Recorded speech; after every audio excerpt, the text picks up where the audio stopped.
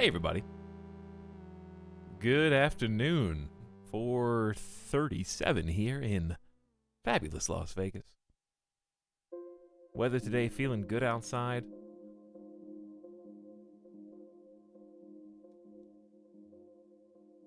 Nice and breezy.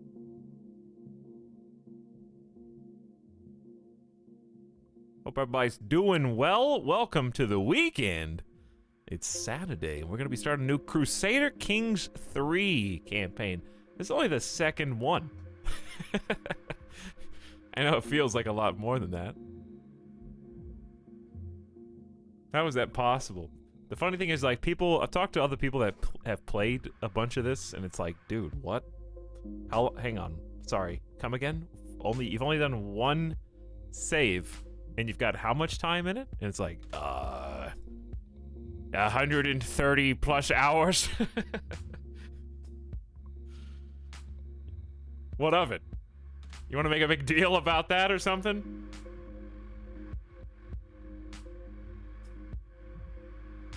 I ate 10 White Castle burgers today. I have not had White Castle in maybe 15 years. It's been a long time.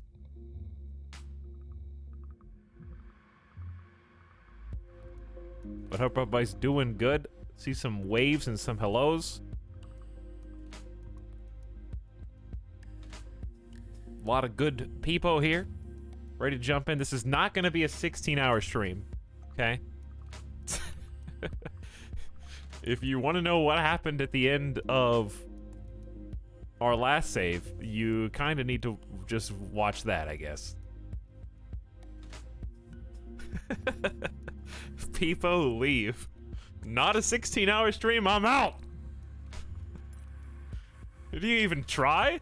Like, put some effort in, man. Isn't this your job? I'm sorry, working 16-hour days is hard. Cracking the whip in chat already.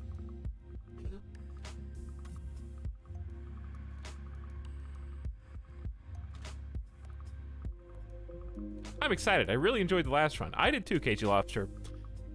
It went swimmingly. Not in terms of, like, easy or difficulty, but just in terms of, like...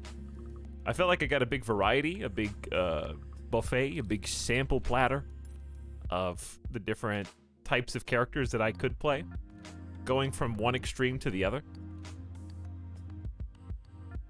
And we've also got, of course, the big patch 1.1, which I haven't even looked at. I mean, I've glanced at the patch notes. I don't know if there's anybody who's read every single patch note in full.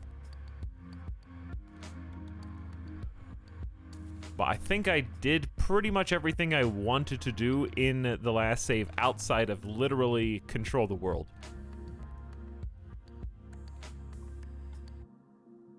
But I think we were on track to basically be able to do that.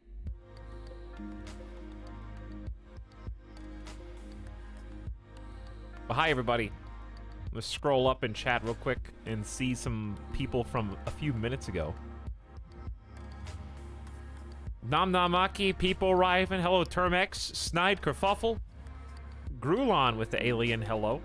Mostly Lost, what's up? Hello Captain Squirrel, and Zard, I am still on the stream start screen. I am. Howdy Double X, my lord. Gruken Vids. Tim the Sorcerer is here. Howdy Garlic Salt. Cobra Samurai, Bow Tap, Amamelia Screaming. Yep, time.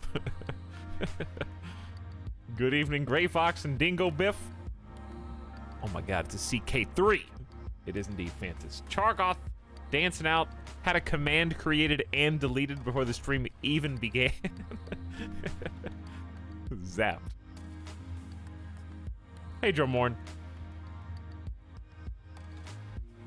Rule Juror and Eveline. Hello. Or Evelyn. I think I said both of them last time as well. What's up, KG Lobster?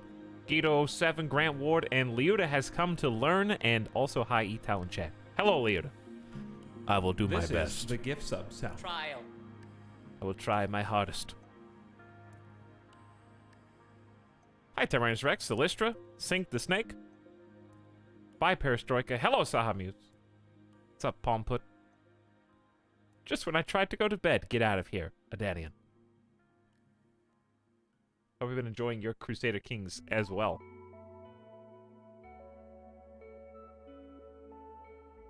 Roguy may have got you, but what up, Auxilia? Wazer Rifle in the house.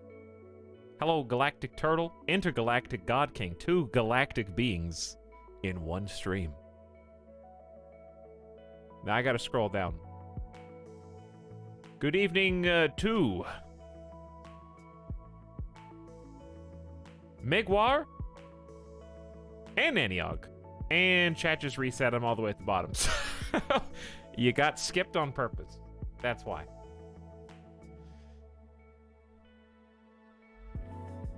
Not game-specific sub-notifications. True, but it is just my voice. You know, I could just do whatever I want. It's just me.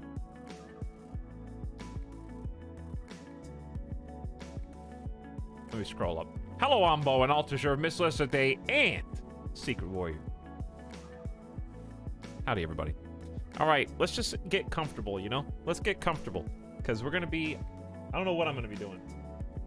I'm going to be on the character creator. That's all I know. It's the only thing I know for sure. Oh, you see that? That is a pylon sensor thing for virtual reality. I found my cables and cords last night, so I now have virtual reality is a reality. I don't know when we're gonna do it. I just wanted to try out before I didn't want to uninstall Squadrons without trying VR.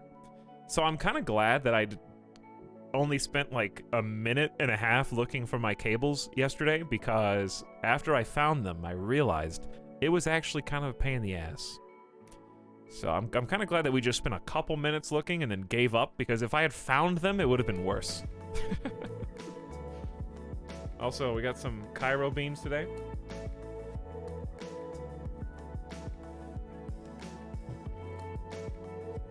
Freshly brewed. He didn't say hi to me specifically. That was on purpose, Primo. Please learn your place in our community. But yes, after the stream, I decided to try virtual reality with Squadrons. And I have to say, as far as single player goes, that elevates single player from like a 6 out of 10 experience with the joysticks. Okay, I'm talking about without like joysticks. I would say the single player Star Wars experience is like a 5.5 out of 10. With joysticks, it's like a 6.5 out of 10. Because I'm just so used to it from Microsoft Flight Sim. With virtual reality, it was like an 8.5, pushing 9 out of 10. So it actually was significantly more immersive and insane in VR. I did like 2 missions with the headset on. I looked at what it would look like, and it was just, it would have been a terrible streaming experience because it was all fisheye lensed.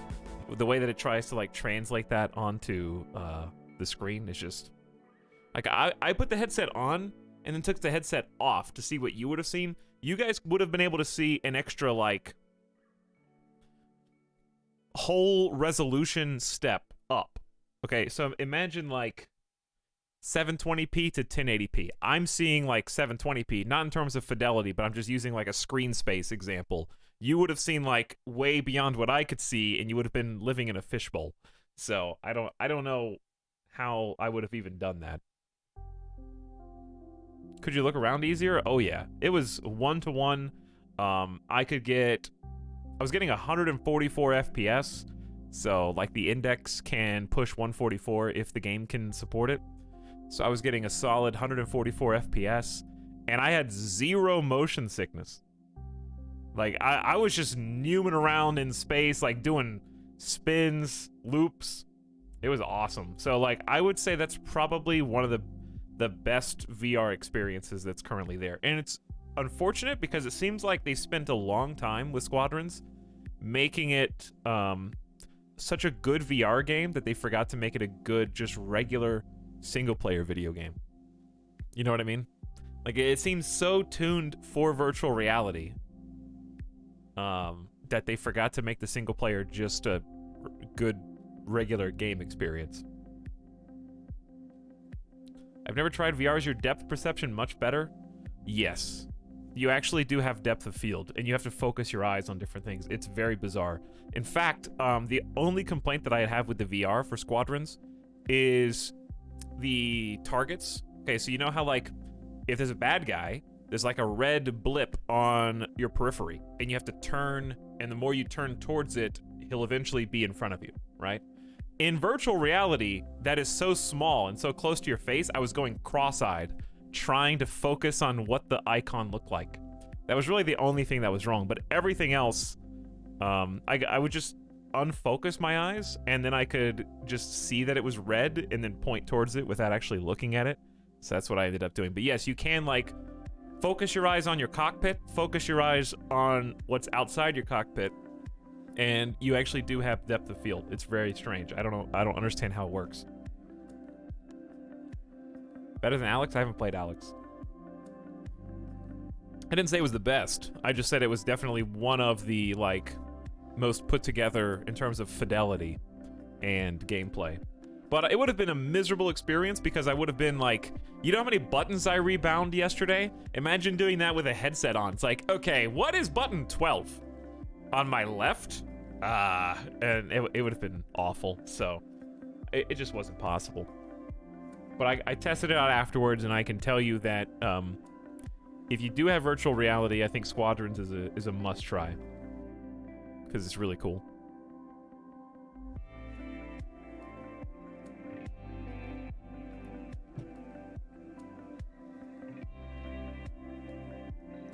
That's cool that you have to focus your eyes. When you put on a headset, do you need to adjust some sort of lenses for your eyes to focus? Yeah, on the headset itself, there's about 3 different sliders that you do, and you set that up before you get into a game. You go into, like, the Steam VR kind of hub, and there's, like, a thing on the right side, there's a thing on the top, and you have to, like, get them, and you have to, like, tighten it just so, and it has to be angled correctly.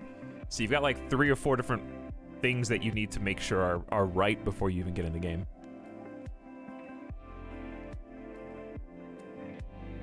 Elite Dangerous VR is excellent. Yeah, that's what I've heard. I would like to try and do an Elite Dangerous VR stream.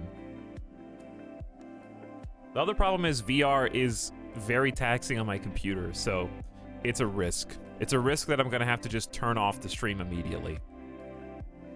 Because I do have to have at least 90 FPS, and the way that I can skirt by on single PC streams is locking my frames to 60 most of the time.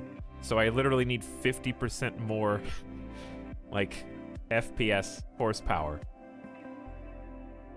and it's risky.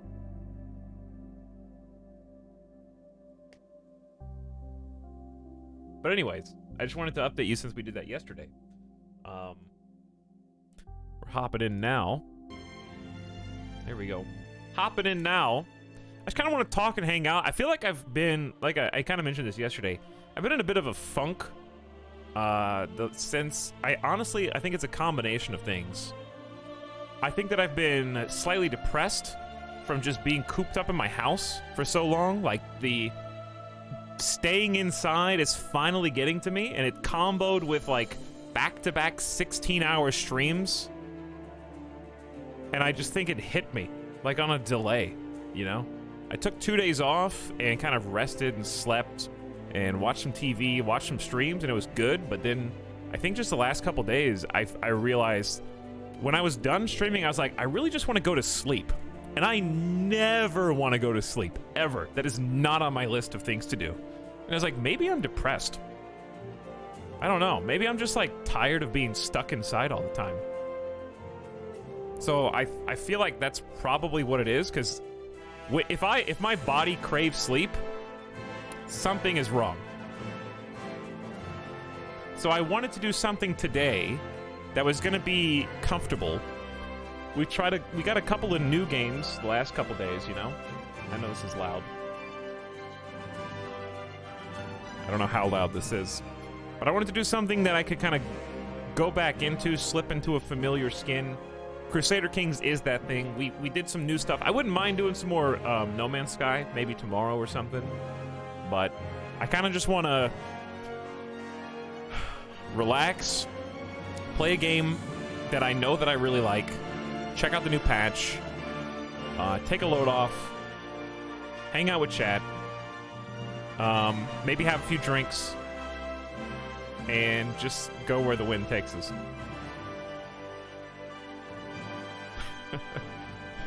Sometimes, like, trying out a bunch of new games can be stressful, just because there's this fear that the stream sucks if the game's not good. And I didn't think that was the case over the last couple days. Like, I really did have fun playing No Man's Sky, and I did have fun playing Squadrons, but I don't want to get in a situation where we kind of got spoiled, chat. Let me turn this down for a moment. We kind of got spoiled, dude. We went back to back with Microsoft Flight Sim and Crusader Kings coming out, and I kind of just dumped my life into them because I was just so smitten by both the games. And so we're kind of like coming off of that high to some extent and realizing that I do still enjoy both the games, but we're coming off of like the honeymoon phase of both of those, right? And now that I'm looking around at the other games and I'm like, damn, like I knew that what I had was good, but I'm trying out these other games and I'm just not getting that same like feeling, you know what I mean? That same addiction where I could do this for 24 hours straight. And I'm finally coming to terms with the fact that like that's okay. You don't have to, because most people, most normal people, just play games for like an hour or two, and then they go about their day doing everything else. You know what I mean? That's how it's supposed to be. You're not supposed to play a same game for 8 to 16 hours and just lose yourself for an entire day, deleted from your life.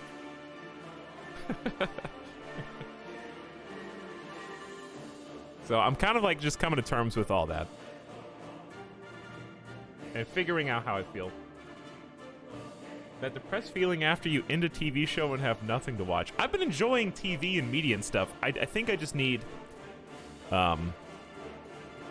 I think I know what I need, and it's you can't just fill your life with stuff and things, but in this case that's exactly what I need to do.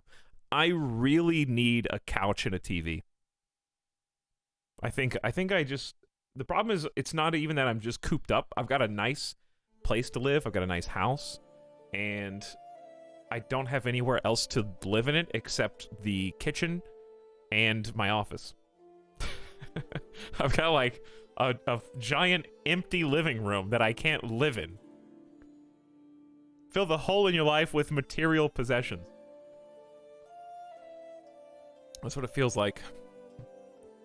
Sometimes. But sometimes that's what you need to do, because you need to stretch your legs, and you need to live in different places, because everything's material at the end of the day.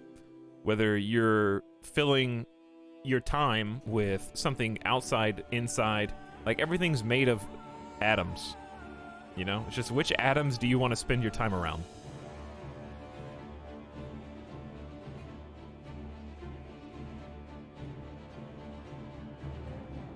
Sit on the TV and watch the couch. Working at home changes home to workplace. Yeah, it's hard to like stop working when you only have one living quarters.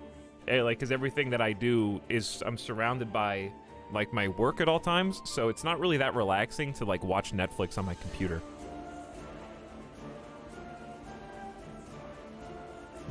For example. War of the Worlds, thank you for gifting a sub to Lucage. Welcome, Lucage, who's here for the first month ever. But yeah, I think that is what I came to the realization of. Also, can I just say, I really like the new graphic here. Not that I'm going to see it that much. What year did we end in? And I like all the new graphics here as well. I love you, Suckberia. I miss you already, but I had fun. We ended in the 16th of October, 1200. So here's what I was thinking. I was thinking, what if we started a new game in 1066 instead of 867? Also, I like these little buttons. This is not okay. This is not supposed to be an insult if there is an artist out there who made these, but it reminds me of slot machines, but like in a good way. I know that sounds bad, but it makes me want to like touchscreen push that button in order to choose what like multiplier I want to gamble with. And I like the way I think it's the fact that it like glows gold every so often to let you know that you can click on it. Vegas gambling addict. This is gonna sound bad out of context, so I need to speak fast so I don't get clipped out of context. Because I haven't been to a casino for the purposes of gambling in about 9 months, I do miss occasionally for fun spending a little bit of money on the slots and or 20 games of blackjack in order to play video games and enjoy myself out of my house.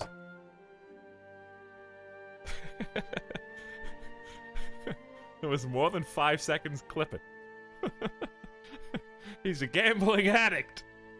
Okay, you can't be a gambling addict if the reason you want to go is because you haven't been in like 10 months. Do you understand how that works? It's like you can't just be a... Hey, I kind of feel like having a drink tonight. Last time I had a drink was like a year ago. What, are you addicted? Do you have a problem?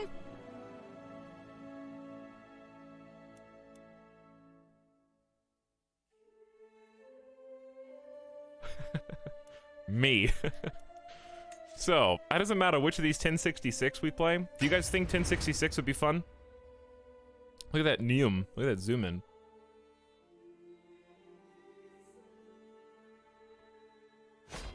Since we did 867 last time, try a completely different time frame to begin. Kind of reset the board and see things from a completely different perspective. Because look at this, we have the Holy Roman Empire here that just exists.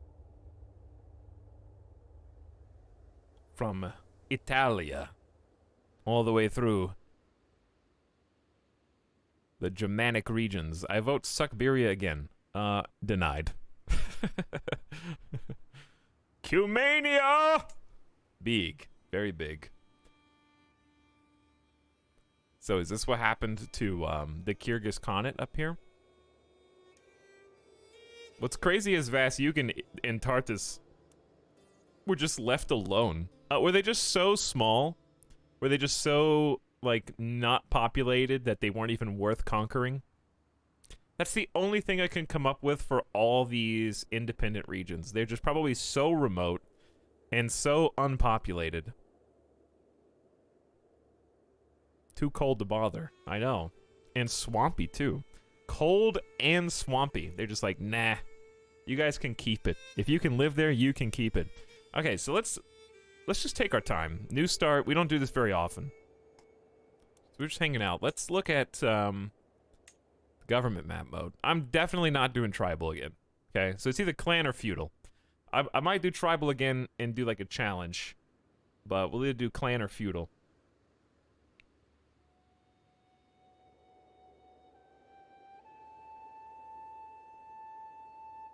Would you want to conquer that land? I lived there. I lived there for hundreds of years, for many generations. There is a part of me that does want to do something in Western Europe, chat, because it's where the most stuff goes on. It's the default, but I've never done the default. We've done Siberia in the northeast, and we've done Scandinavia. So we've done very far north, right? North is out. I would not, like, I do think that India and tribal Africa, or feudal Africa would actually be really fun, because isn't that Ghana? I think this is Ghana. Yeah. Feudal Ghana would be interesting, but there is a piece of me that does want to just conquer, like, Hispania. and just hold, like, is this the Strait of Gibraltar right here? Yeah. There is a piece of me that wants to do Hispania, because it is very fractured. There's another piece of me that just wants to be a vassal in a larger empire, like even a France, which is the France in Crusader Kings is, I think, as default as it comes, and do some vassal gameplay. Or I've never even interacted with the Holy Roman Empire. I don't know, there's so many good choices that there's not really a wrong answer. Could also just be a Byzantine vassal and try and get control of Constantinople. Just do the memes.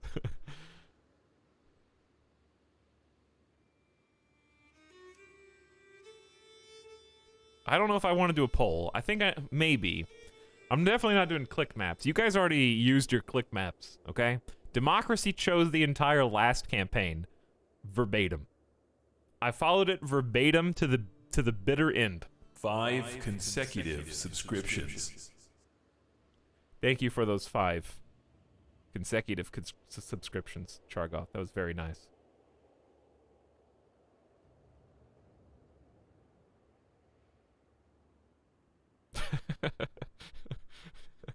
Welcome, all first monthers.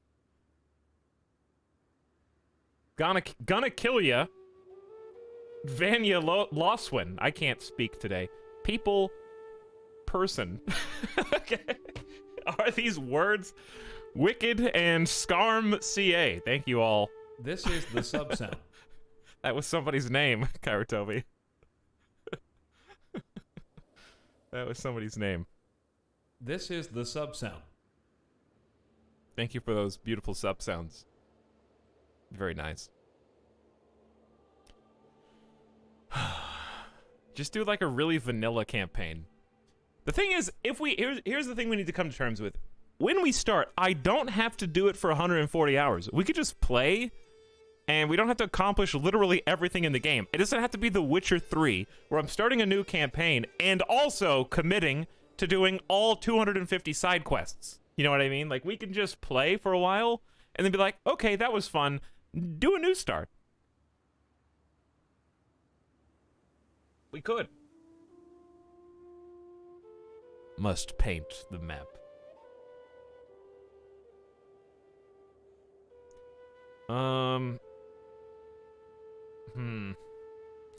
How? Okay. Here, let's do a poll. Let's just do a poll on one thing. Can we get a poll going that just decides between vassal or independent start? The benefits of a independent start would be, of course, that we just it's arguably more challenging because nobody is. That's not to say that we would never become someone's vassal, but you're a small fish in a big pond. But you get to make all the decisions and stuff. Being a vassal is more challenging, but you get to war against your other vassals and conspire from within. So it's kind of like, do you want to conspire and do diplomacy from outside, or do you want to do conspire and diplomacy from inside? Can you just pick to be emperor? You could probably pick somebody who considers themselves an emperor at this point, yeah. Like, if I just wanted to be Kaiser Heinrich of the Holy Roman Empire, I could at 16 years old. Or I could break it down and pick an individual state within. Can we be the Pope? You actually cannot be the Pope, because the Pope is a theocracy. And you cannot play as a theocracy.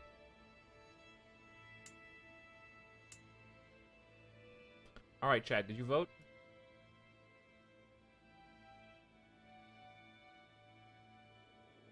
Chat only has 100 votes, and that's a decent sample size.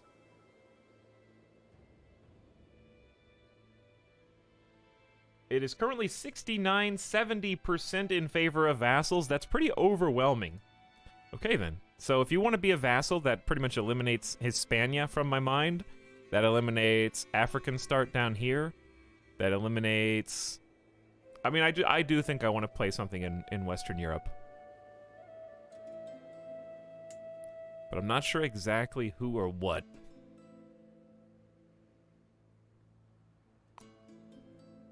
Chat, why do you want to bend the knee?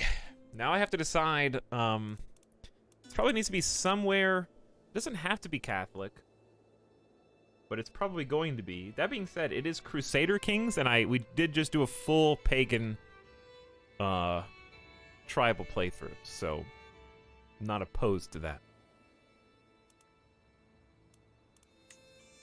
Who all do we have here? How big is this?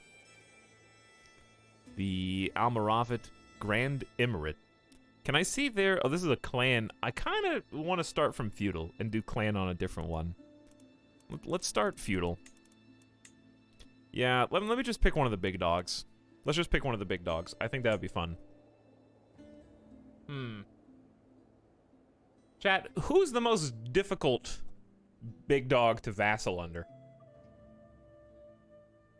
Chargot, thank you for the 5 gift subs once again. Anonymous, thank you for the 500 and then 100 bits. It could be the same person or two, but much appreciated. Next to mine for the Fresh Prime sub, chat says me.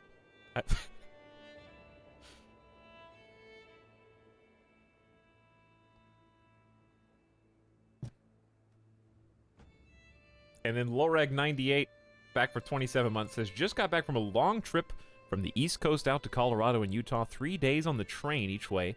It's good to be home and back in chat. Dude, trains, I've only been on a multi-day train ride once. It was going into Spain when I was 18, and it was honestly one of the most memorable experiences. I don't know why. I think it was because it was before I had, like, left the nest of my parents, and it felt kind of... I felt responsible for the first time. You know, like I was just kind of somewhere else. I didn't have... the only people that were there to look after me were the chaperones from school, and, It was interesting just being in an overnight train and sleeping, and the gentle noises of the train and kind of the bumping along, I found very relaxing. Just to go to sleep, wake up, and be in a different place was, for some reason, mind-boggling. Trains are fun, but right now you have to wear a mask for the entire trip. Yeah, I can imagine that's not great.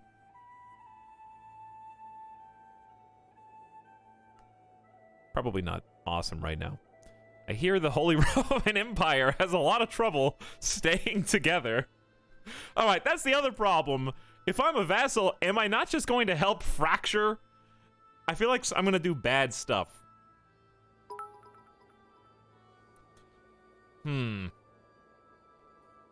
Okay, let's just take a look at who's here. Let's just look. We don't have to commit.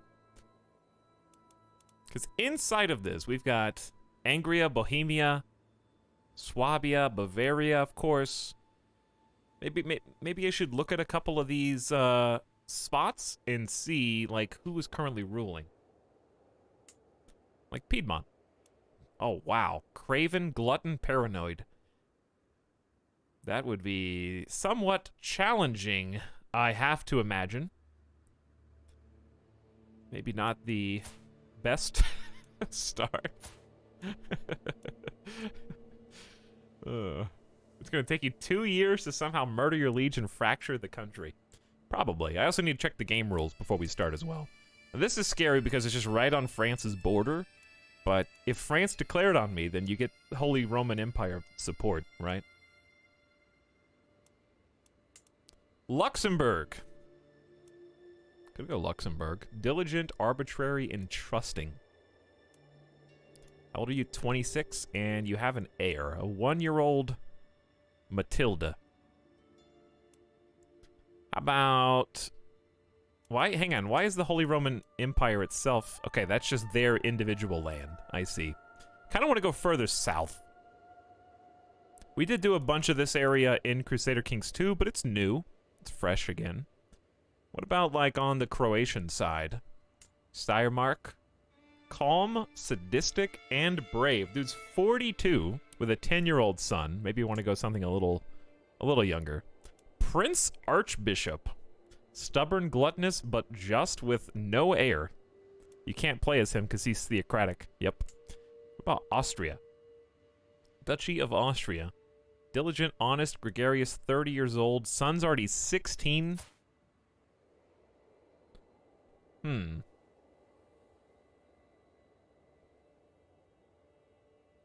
Chat. Tough call. There's so many options. Island start?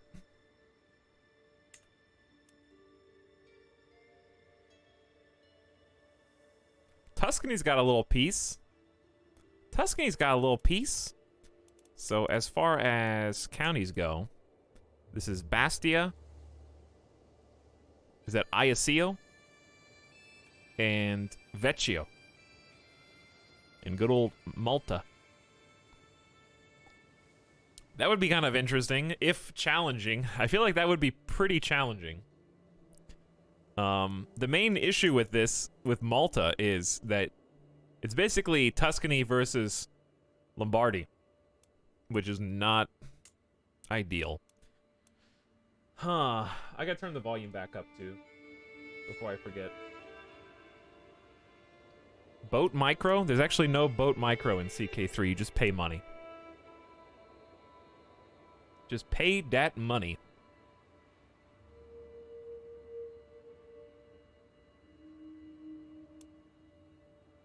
So we don't have to worry about, like, raising boats, collecting them, or anything like that.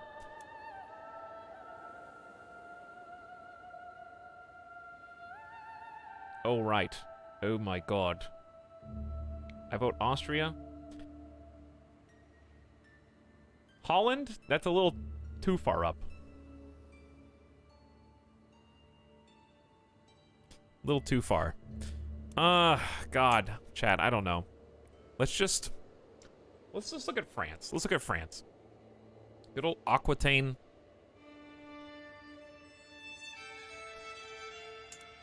Bourbon. I did say we were gonna have a few drinks tonight, didn't I? What if I just picked my Crusader King start based on my beverage of choice tonight? Start as Count Archambaud of Bourbon.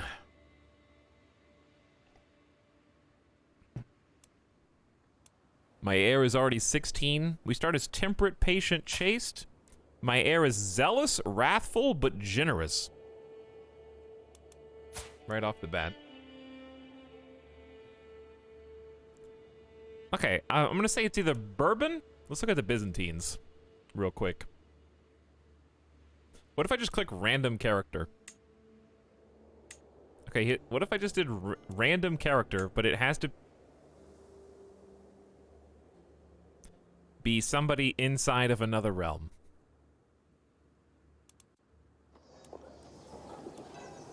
Count Dietrich.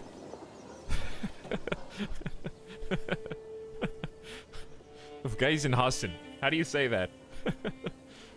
There we go. Only 16 years old. Vassal in the Holy Roman Empire. A bold lackey.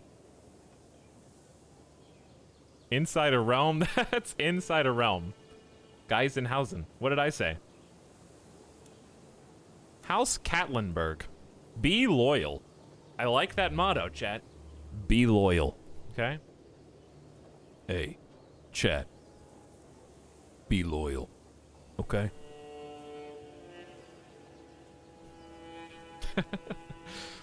Of the Katlenberg dynasty. Level of splendor, obscure. Househead, Dietrich. Living members, 1. Okay. I'm down. You know what? Generous, wrathful, gregarious. I can make that work. Good diplomacy. Despite the -1 here. Get a martial perk. +2 diplomacy from being gregarious. That's a +5, -1, so +4 overall. I love that monthly income, -10% comboed with, actually, I thought there was a second income one. Never mind. No combo. But we've got natural dread, +20, quick to anger and fury. People are going to be scared of me, but also like me, which is an interesting combo. Okay. let's check the game rules, and I'll just be this guy, so we don't have to stay here all day. What I was gonna say was click random until I get a vassal either in France, HRE, or Byzantine, and just go with that. And the first one that I clicked was a vassal of the HRE, so that's what we'll do. Let's just try that out. I'm still scared to enable Iron Man just because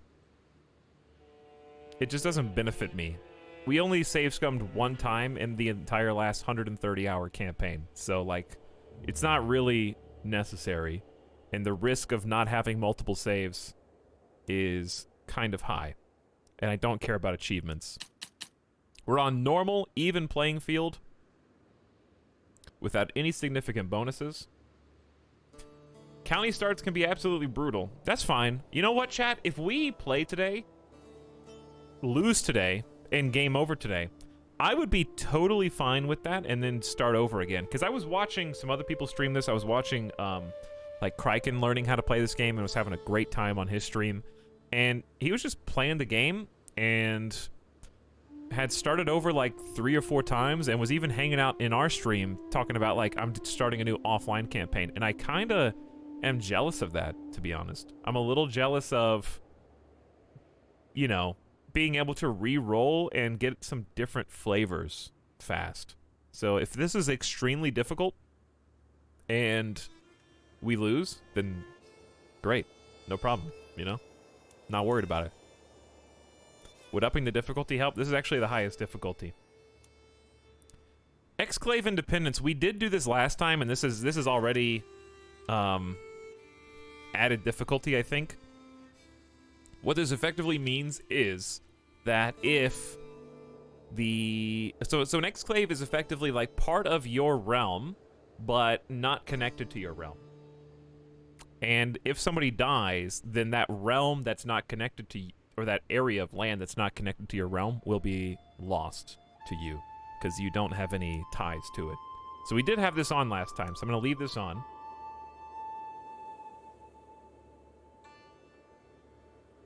Murder schemes default. Come on, bring it on. I did see some comments on the new patch. I saw at least 2 people say, I played Crusader Kings 3 for 170 hours and not one time did anyone try and kill me. Since the new patch, I have died 3 times to murder plots.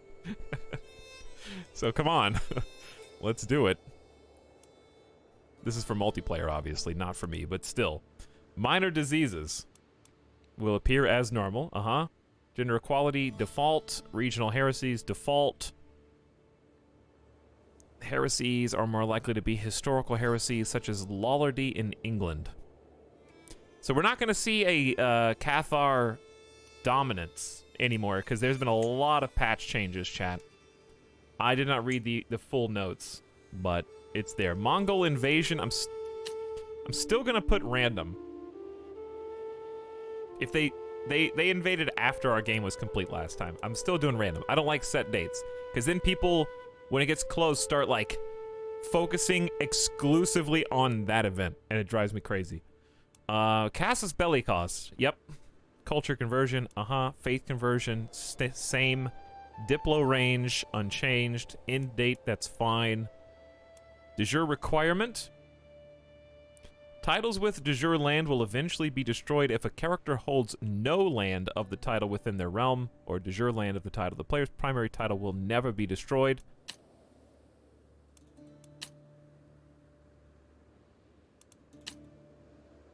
So this is just like, you can keep your so unlimited just means you can keep your primary title even if you don't have any of the land that belongs to it. What is de jure? I have played 100 hours and still have no idea. I'm going to explain everything from the beginning, okay? So when we start here, we're going to go full tutorial mode, chat. I'm not going to fast forward 5 times.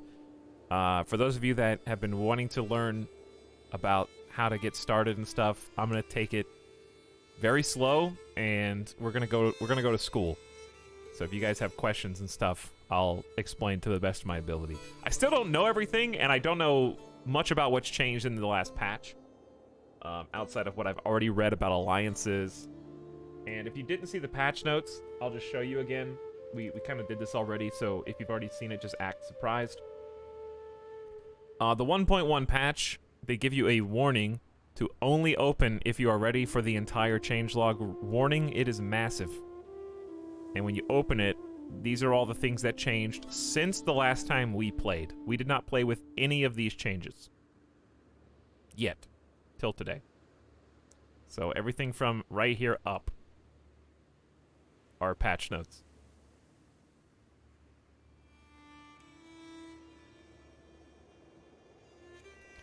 So, pretty big. They did all that in one commit. They did hotfix a couple things as well.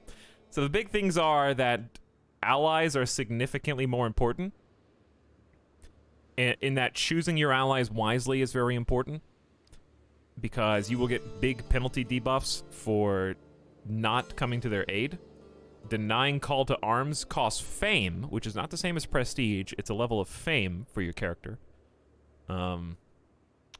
Mostly tweaked for denying defensive calls, because, you know, you want, when you make an alliance, the most that you want out of it is for them to help defend you in times of danger. Less offensive based. And there's significant other changes as well through this, including diplomacy is no longer the god tier, everyone likes you that it was before. They cut it in half. Heresies cannot spread as easily. AI will now demand conversion of heretical vassals if their refusal will result in them being marked as criminals. So if heresy is criminal, they will try and change them over. And you can also not instantly abduct people.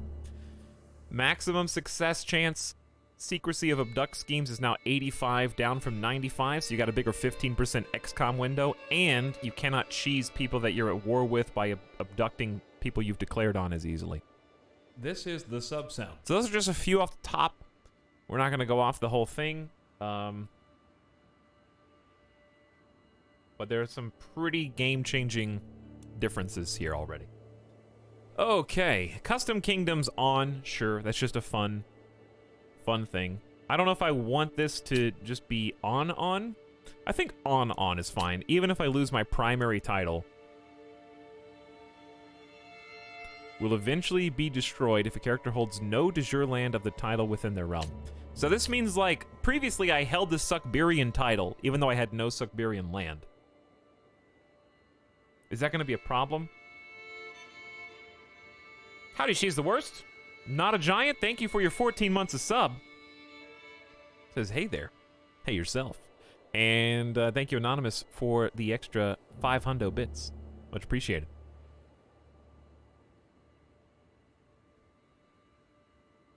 Hopefully they don't request defensive assistance across the known world. Well, hopefully you don't make an alliance with someone across the known world, right? It comes down to you.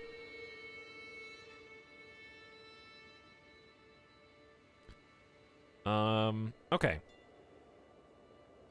So, where were we? Should I leave this on limited or on?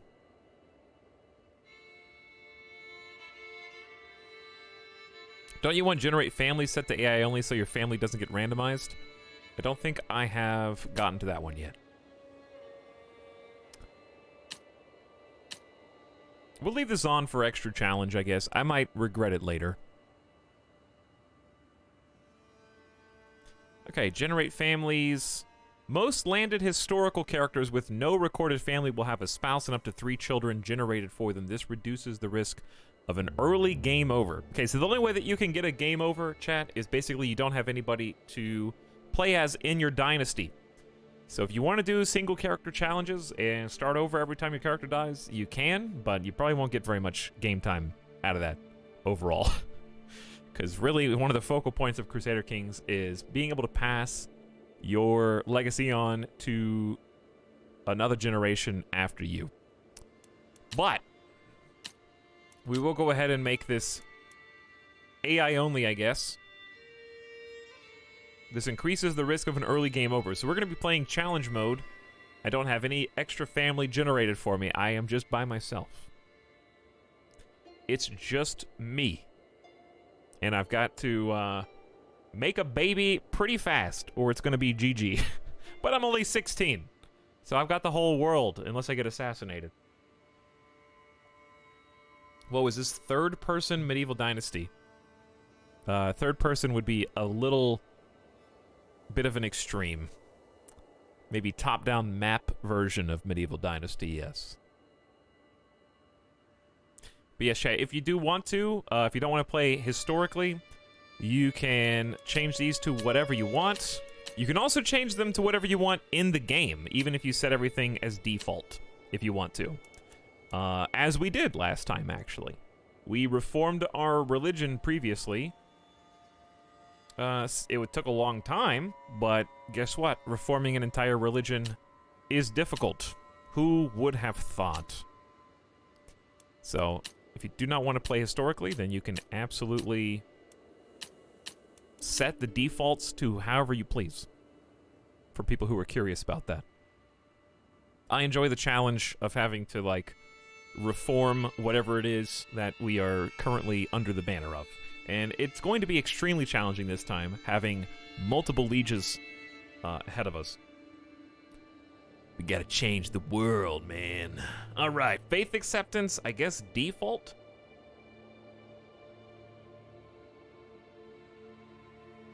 Random faiths and random ruler placement. Yeah, that's a little too crazy.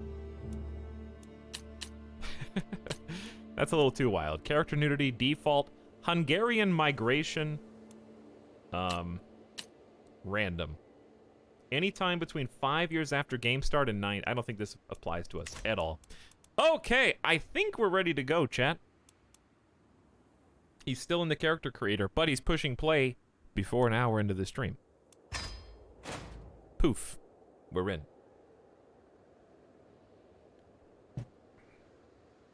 We are in. The holy... This is the Subsound. Subsound Empire. So we're starting from scratch. Inside HRE and specifically inside Bavaria. So we've got a Bavarian count. This is the Subsound. 2 for 1. Just a little bit north of good old Italia. Let's take a look at the duchy titles and see what's around here. So we are in the Duchy of Bavaria, which is going to be even more difficult. Got the Salzburgs, Austria just to our east, Augsburgs, lots of burgs going on. Nordgau and Carinthia. Time to do some learning in an area that I really is the Subsound. have no knowledge of whatsoever. I don't know anything about this space. Obviously, we're in the Kingdom of Bavaria. I could have told you that. And that it is inside HRE, which has grown outside of its de jure territory by quite a large margin. But we are bordering Carpathia, southern Baltics, France, and Italia. And then, of course, the Byzantines are stretched really wide. So, I guess, okay, chat, his history question. Who was the Byzantine Empire before they were the Byzantine Empire?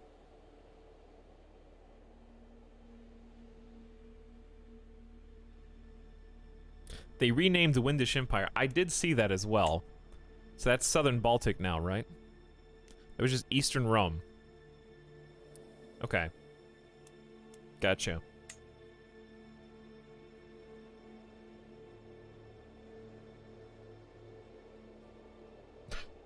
I like how the other people writing Rome like 5 minutes after. They still call themselves the Roman Empire.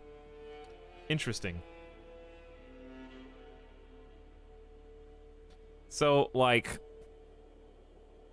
in terms of west to east,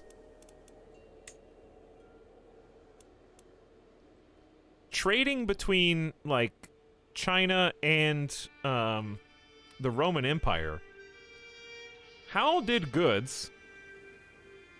Is this why Britannia was such a piece of shit for so many years? Is it because, like, they were so far away from everything?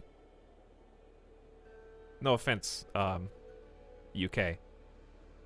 But, like, it seems like being on the west end was not good for being part of the Roman Empire. You know what I'm saying? Because, like, the Silk Road was hitting up east to, like, this section, right? We even had a piece of the Silk Road in our CK2 down here in Egypt. We still are. Oh, that's so funny. But yeah, the I watched a video like not long ago that was basically like what about the Dark Ages? Like, did the Dark Ages really suck as much as we thought they did? And it was like, well, if you lived in Britannia, yes, people forgot how to read, like, basically in a single lifetime. And I thought that was hilarious.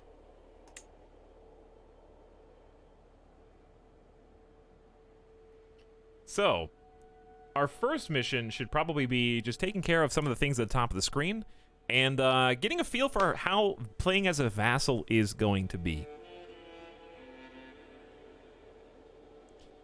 I have no clue. This is a first time. I've never started in 1066 either. This is all fresh for me, so I'm going to be doing some learning of my own. I think step one is let's just take a look at ourselves. So I am 16, Count Dietrich of Geisenhausen. I have one title to my name, a single Dutch or county. This could be a very fast playthrough. I have pretty good intrigue, average 11 intrigue for a 16-year-old especially. Diplomacy is an 8, martial is a 9, so poor diplomacy. 6 ages, or 6 stewardship. Not very good for our age. Learning 2. Not the smartest student. My father is dead of unknown causes at age 31. Dietrich von Katlenberg left me in charge. What was that about not being able to read?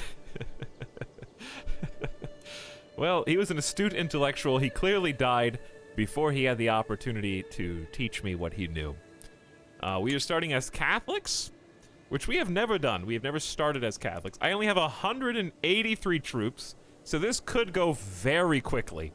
We're going to need to get an alliance before we unpause, period. Luckily, I'm an available bachelor, and should have no problem with that.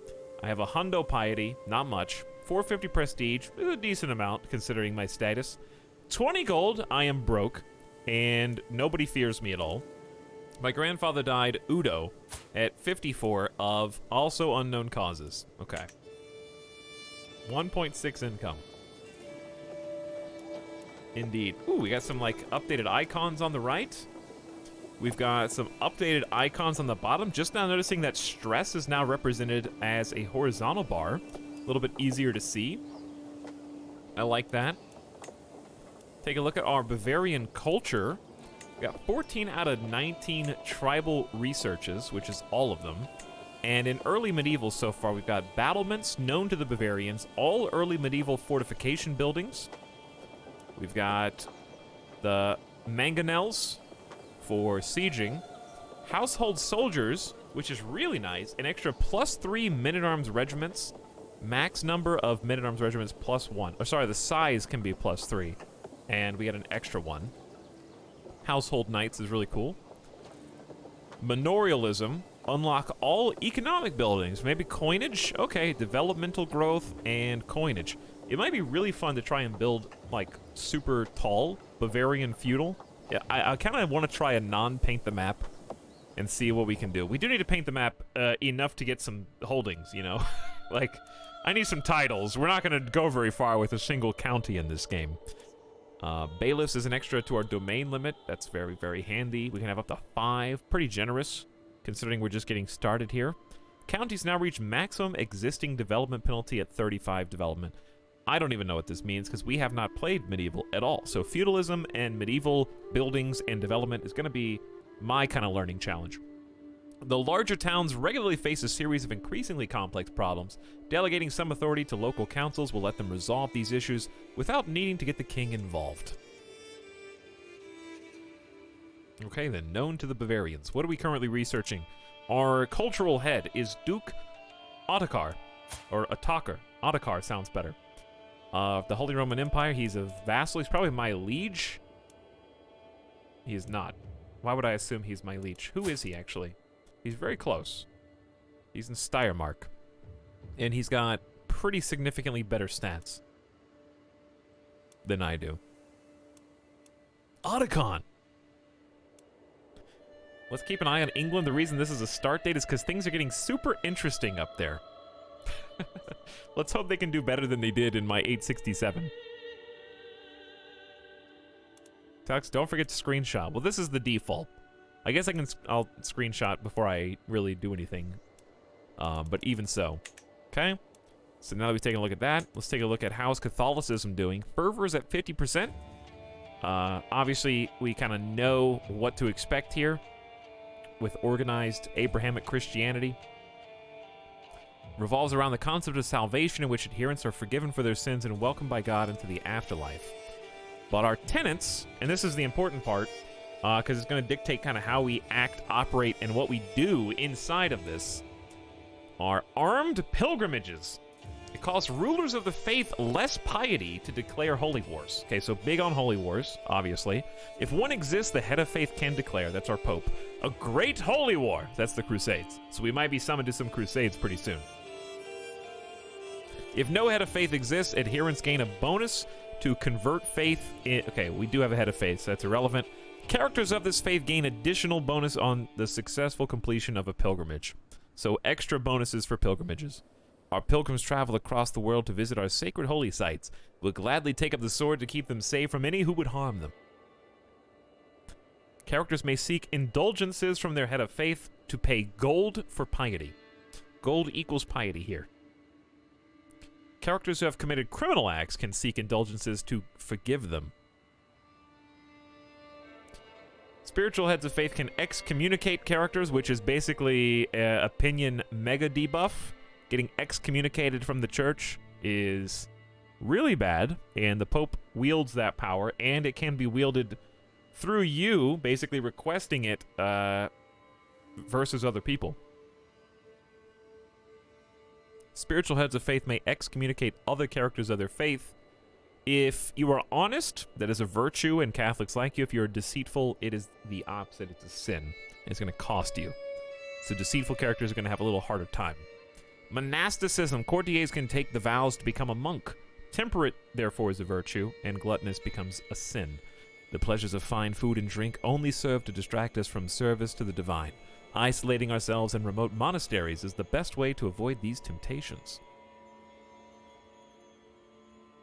And, of course, Catholicism believes that the rituals invoke the very presence of the divine itself. Those who cannot or do not join us in their practice cannot be true believers. Lot of sins.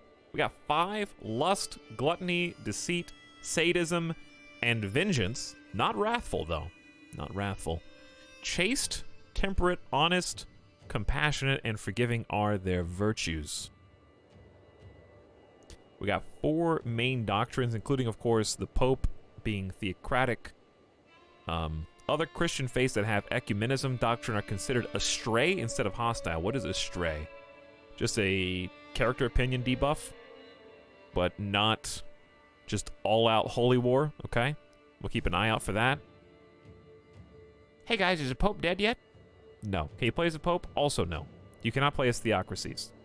Theocratic government types. Pretty much what you expect from their doctrines.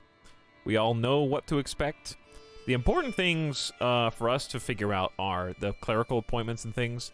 So they are spiritual and for life for realm priests. So we are going to maybe have to do some assassinations and get our hands dirty if we have a bishop that we do not like, because we cannot revoke their title at all. However, they already fear me, which is interesting. And of course, clerics cannot get married. What you expect.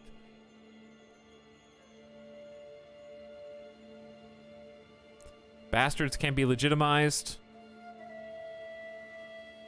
And they do have cousin marriage allowed.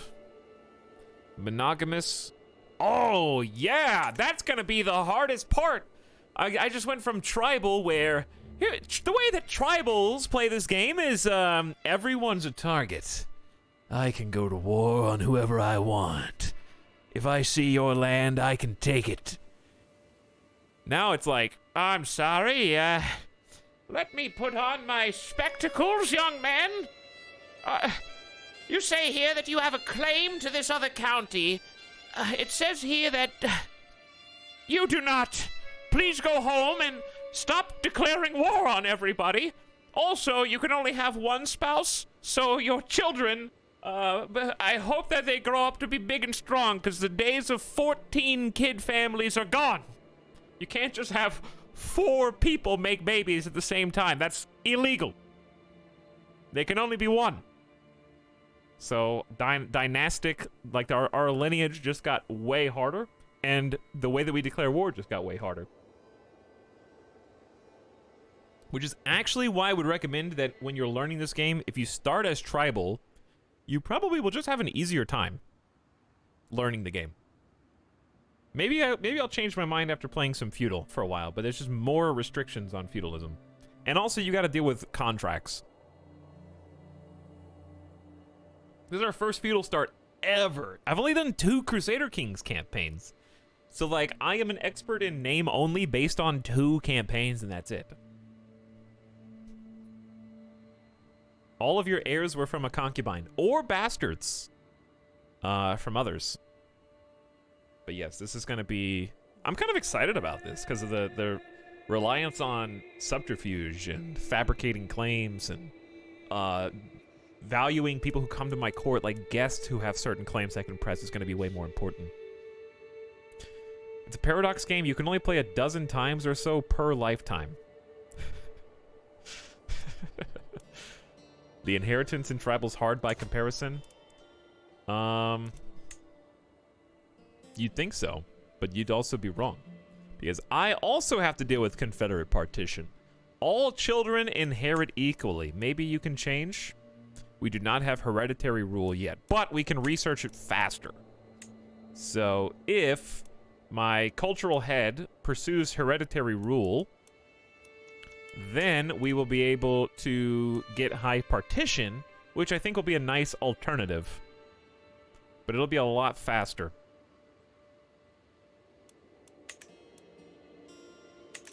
Okay, so it's nice to see our succession. We have no heir, obviously. No vassals to our name. I love this. I have been so excited to start fresh and get a completely new campaign, new challenges, new government types, new location in the world. We're no longer just in the far distant north. I'm right in the thick of things.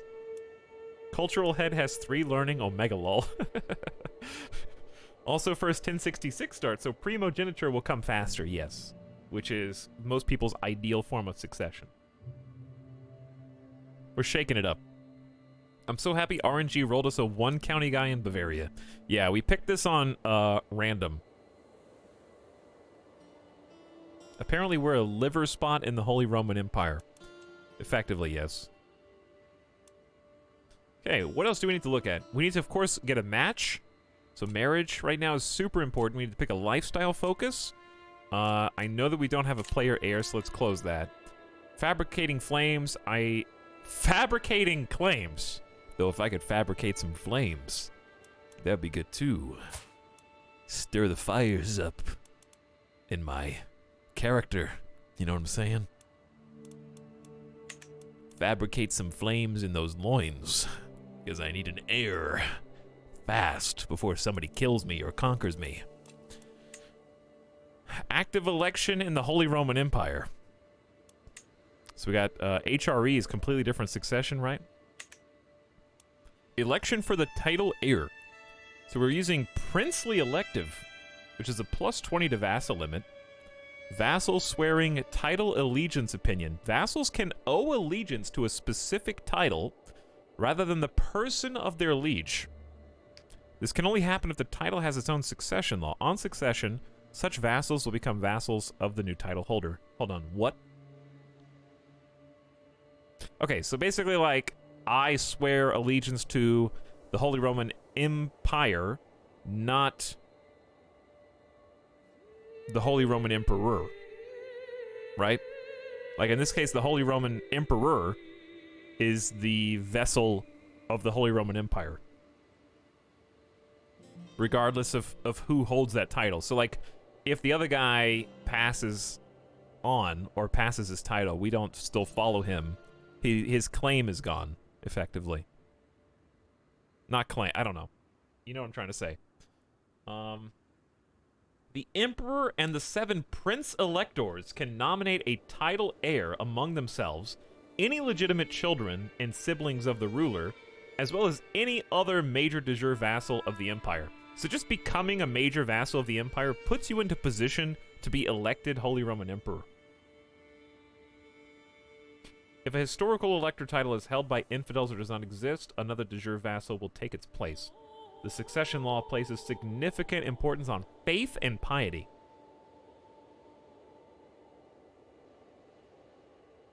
So who can vote? You are not one of the electors and thus cannot vote. Okay, so only the ruler?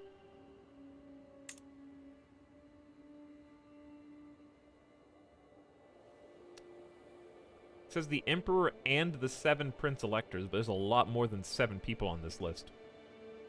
Vote for me! Hey, vote for me! So what are these numbers? 11, 15, 4, 12, 9, 5. Is this like in order of power? Like is Duke Berthold the most powerful with 1,500 men? Or has the most votes? Those are candidates. Ah, okay. Gotcha. Okay, electors is the voters, so the 7 plus 1. My bad. This is all, this is all new to me. But it looks really cool. Rank 14. Candidate. Oh, this is their candidate rank. This is their vote strength, which should be equal. The leader gets 3 votes. When does the election happen? Like, is this is it after death? Or how does that work? So he's leaving a posthumous vote. Am I understanding that correctly? Like Kaiser Heinrich is voting for someone who would take over after their death. Almost like you're voting on your will. So he gets 3 votes because he has to die to make it happen.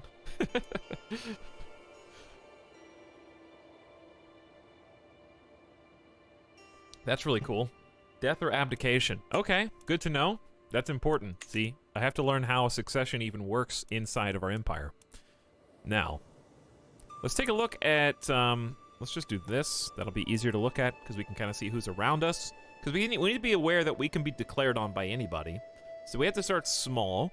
Now, no one outside of Bavaria can declare war on us, to my knowledge, without Bavaria covering our ass, basically. Like, we are Bavaria's vassal. So if Bohemia declares war on us, we have the strength of Bavaria behind us. And as far as I know, how do you see the crown authority of my liege? My lieges is feudal, just tier 1, like us. So, at tier 3? What, yeah. So if we ever get to high crown authority, vassals cannot wage war against other vassals. So as long as you're under tier 3 crown authority, we are fair game for anyone inside of Bavaria, okay? So we just look immediately around us. These guys are all fair game to us, and we're fair game to them. So you need to be focusing on the micro first. So because of that, we really don't want any alliances. We really won't be able to get any alliances outside of this, but it might be nice to pick the meatiest person inside of Bavaria and then try and get something going with them. That would probably be my first, and or the king can't help me. If I ally with or the Duke, excuse me. If I ally with the Duke, I don't think anything good comes of that, really. He can't help us in wars. It's possible your liege wages a war on you without inviting you. Be warned. We'll see, but is that a feudal thing? Because he can stop vassal wars. Yeah, he can, like, ask you to stop, but you don't have to. Yeah, your liege can't declare war on his own territory. He can declare war on other lieges, but he can't declare war on me. But he also can't help me. So we're looking at something like this. Fellow vassal. Oof. Vengeful, but he is just. Okay, so this is a sin. But other than that, he's fine. He has no one that we could... He has a sibling, but she's already 32 and married, so that's not really possible. Okay, let's look again.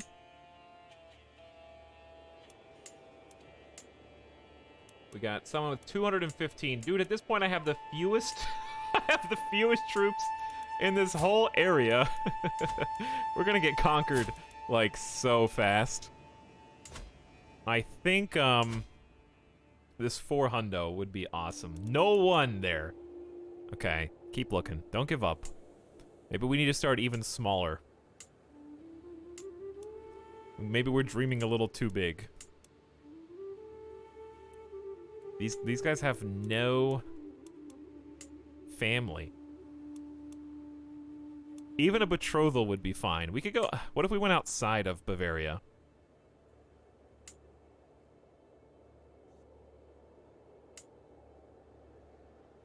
Okay. Fellow vassal, covetous villain, 482. He's sneaking down here at the bottom of Bavaria, right at the south. He's got a daughter. This is probably the best that we could do within our own borders for an alliance. And he would accept. They have 400 troops. The downside is, I have to wait 7 years with no heir and hope that nothing bad happens. Okay? Not great. Not the most successful of starts, but that is like an early alliance. And it's he has 400 troops. Sister, not daughter. Oh, well, either way, family member, excuse me. It doesn't matter for our purposes.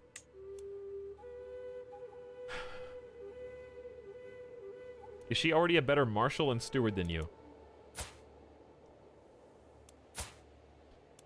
No, but she's as good as a steward as I am. You can have bastards. Yes, you can. Like, we could seduce some people on the side with my 11 intrigue skill and legitimize some bastards immediately. Get excommunicated by the Pope as an 18-year-old on my first life.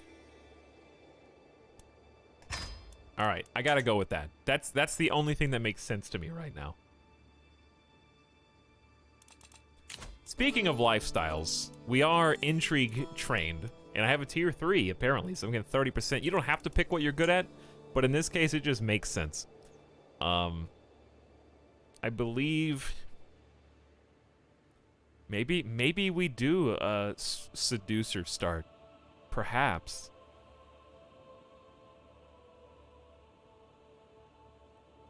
Maybe we do.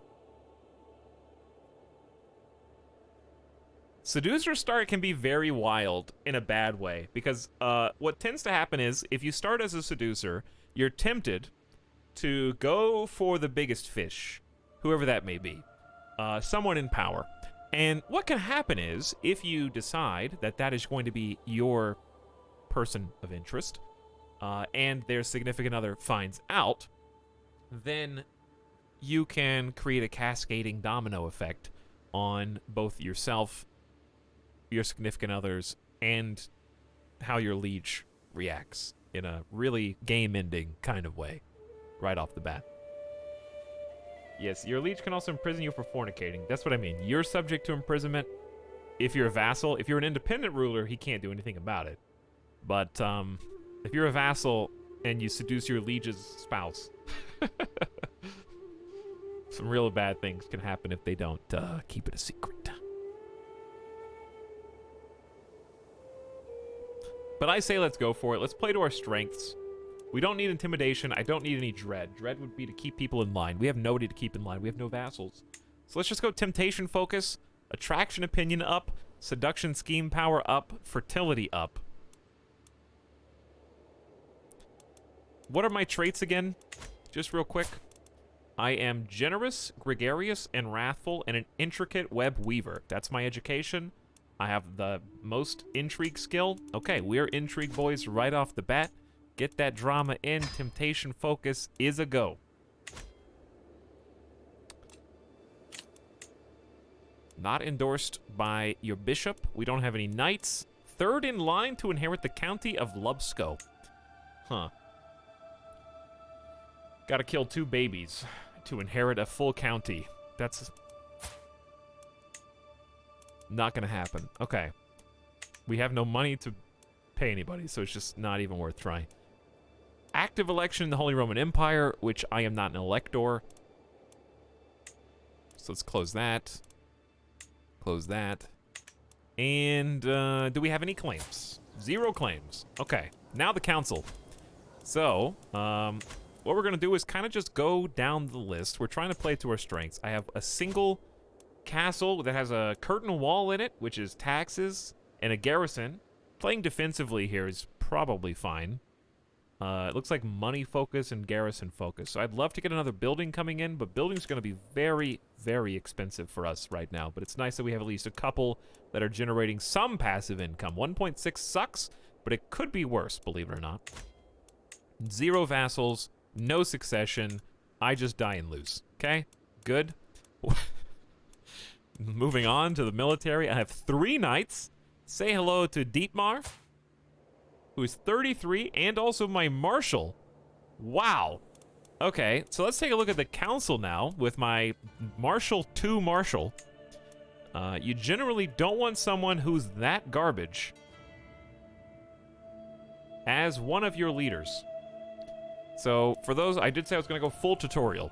So the stats here coincide with the council positions, and they are color coordinated. So blue here, diplomacy, coordinates to your chancellor. So the more skill in diplomacy your chancellor has, the better they'll be at their job. Same for marshal, red. Same for stewardship, green. Same for intrigue, purple. And same for learning, white or gray. So you generally want people who have good stats to be in those positions. Now, sometimes you do need to make sacrifices in order to appease particular vassals that you may have who are strong, in order to keep them in line and stop them from forming factions. We'll see if factions are any different in this playthrough compared to the last one.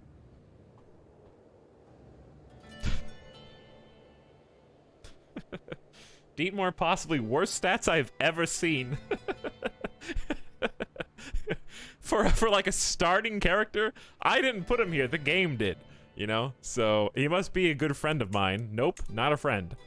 This is the default. This is why you need to check your council before you go. So we are going to put an none of these guys are landed, but Tassilo is ambitious, which I think it's not a big deal. People who played Crusader Kings 2 are like, no, never do anything for people who are, well, both of them are ambitious, so you're going to have to get over it one way or the other. This person also likes me a little bit more and has more martial skill. They are, additionally, paranoid, which doesn't really affect us, stubborn, and a tough soldier, and an open terrain expert. Unfortunately, their prowess is so bad. I am really interested to see how fast we burn through, so I'm going to go ahead and swap these, my champions, because they are all garbage fighters. We're just going to have to try and stay out of a war for a little bit and see if we can go. Dietmar, wait, I just switched you. Oh, he was the steward. He was the steward. Okay, well, the good news is I didn't upset anybody. Wow, this is awful then, huh? We don't have anybody to choose from. Who do I want to suck?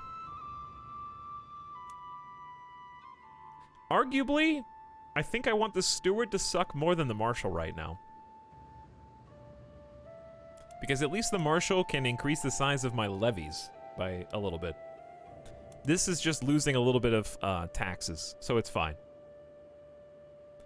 The reason you want a good chancellor, especially when you're a one county having individual, is because we can focus on foreign affairs, which is going to increase the opinion of our other neighbors and just generally any one that we talk to that's outside of our own realm. So I think foreign affairs, this is my first time playing as a vassal, but it should probably apply to my liege and their liege and so on. So having like a little opinion buff modifier for the people around us, it's kind of nice to have. So we want to have somebody who's okay at this, at being a chancellor in that position.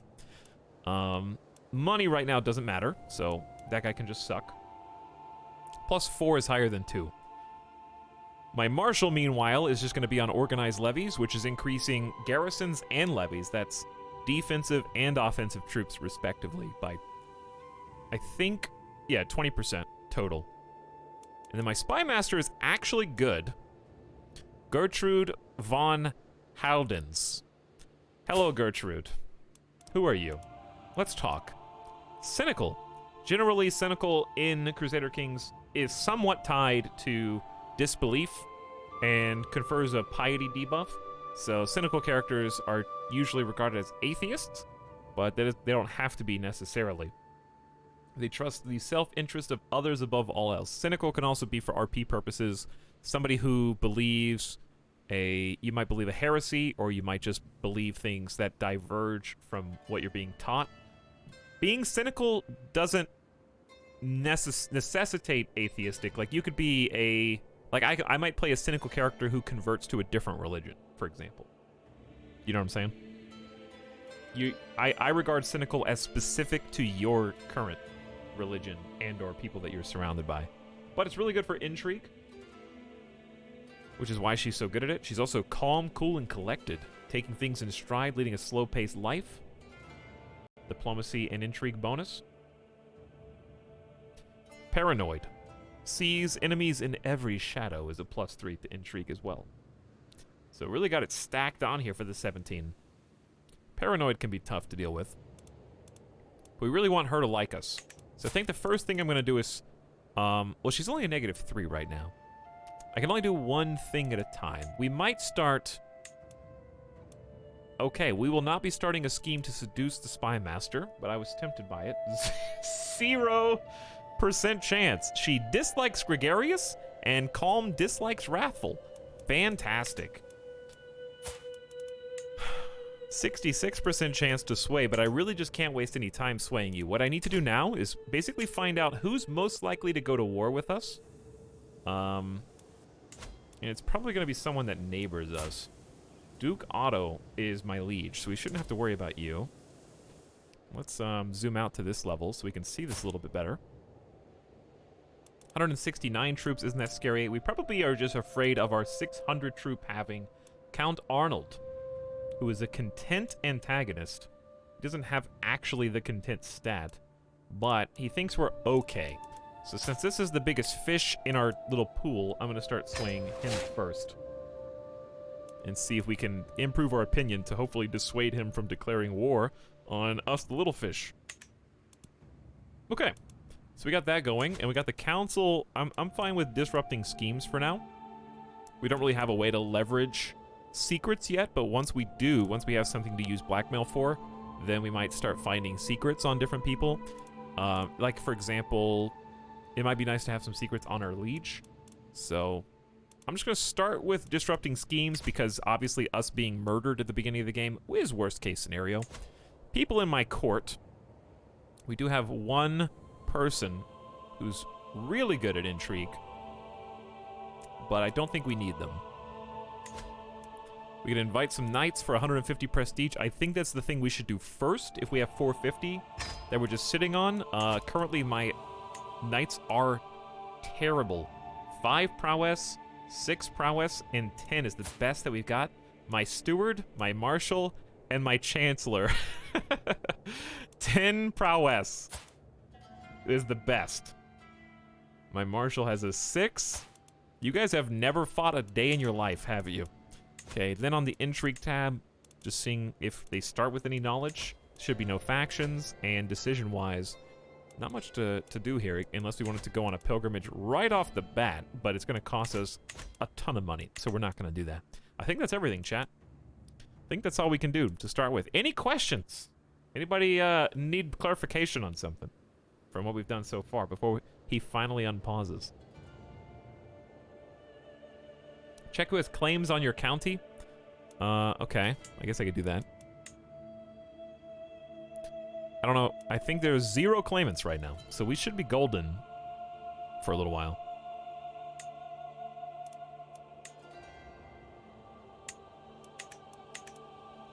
Big 0.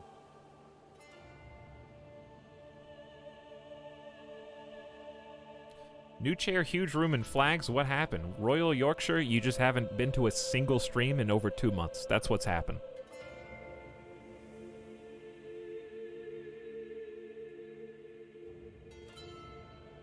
Tox, can't you get her a husband with good martial skill and use him instead of the +2 turd? Yeah, I could recruit the guest, and I would have... The problem with that is I have to do a matrilineal marriage, and I think she's unlanded.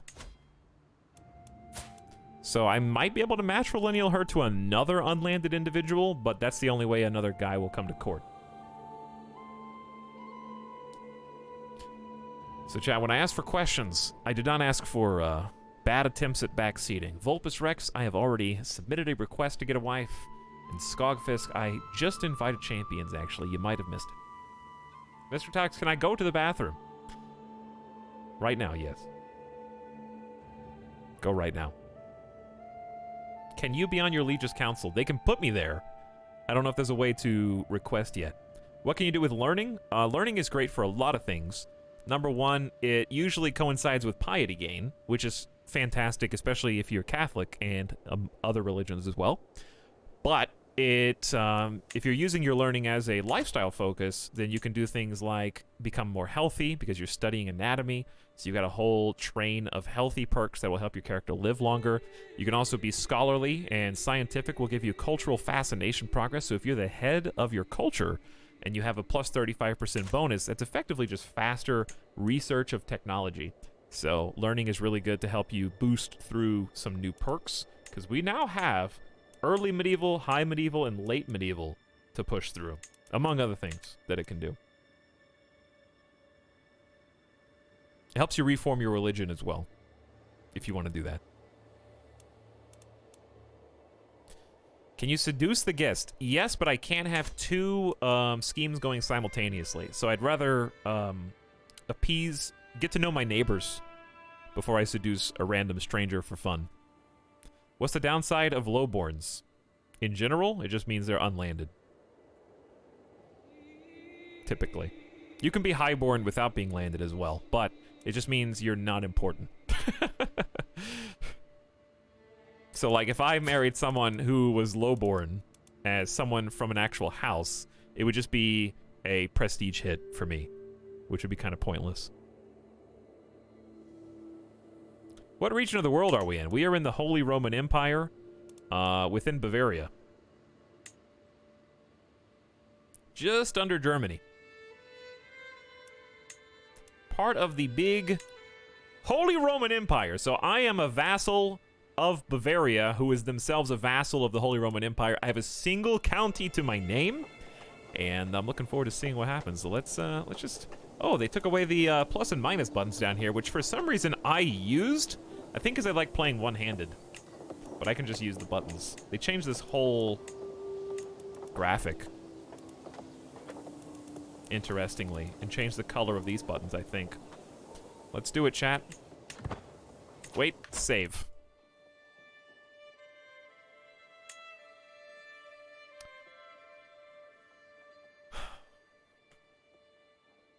A Bavarian baby. A Bavarian baby bottle. One single little baby county. You know how many people are going to come into the stream and be like, whoa, Alex, you got the whole Holy Roman Empire? That's crazy. You know how many times today I'm going to say, no. I'm actually a vassal of Bavaria, who is also a vassal of the Holy Roman Empire. I'm just a little baby. Greetings, Count Dietrich. I gladly accept your betrothal proposition. You will be betrothed to my sister, Adelheid. Excellent. Okay, so we should be able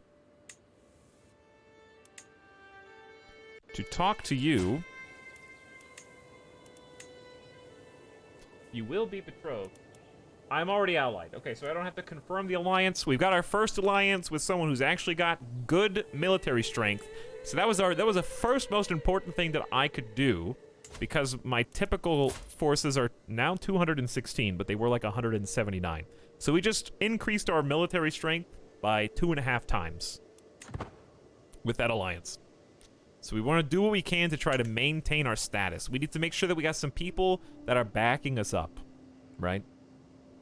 Because who can say what will actually happen here? And I'm scared to go to an early war because I just don't trust my forces right now. Like, I know that we have equal troops. So one thing that you can do to get an early advantage if you have good prestige build, which we do not, is go ahead and make a men-at-arms regiment. We also have no money. So once we have enough cash, men-at-arms are really going to be the game changer as far as our ability to fight other people. Yeah, we have no claims anyway, but I'm just kind of explaining like what you might want to do if you wanted to get those early wars, and you want it to be like, how can I know if I'm able to stack up against my neighbors? Having some good men-at-arms is one of the ways that you can do that. Speaking of money, we're going to have to kind of choose our potential champions fairly wisely. So the nice thing about inviting champions is it is kind of worth that initial prestige, because if we can just find one person who's worth recruiting to court... This is the subset. Oh my god, this guy is so expensive. For only 13 learning. I mean, 13 prowess. Trusting arbitrary chaste. He's not good enough at any skills for me to want to spend my entire, income on. So we might end up wasting it here. I'm kind of gambling. There's going to be 3 champions arriving. I'm hoping that one of them is good at both fighting and another office.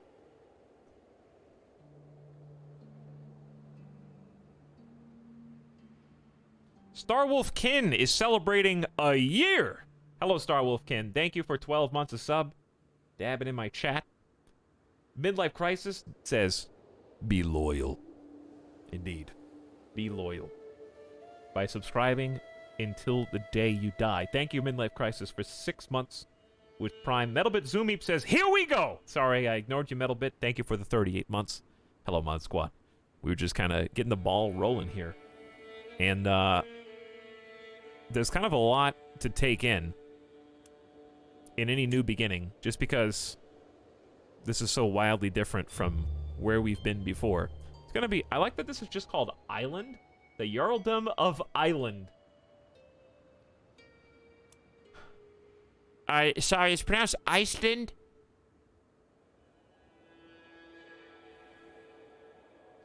England and Scotland is having to share a little bit with Norway. King Harold. Who's King Harold? Chad, does anybody recognize, like, some Norwegian herald? Probably not. Some nobody, I'm sure.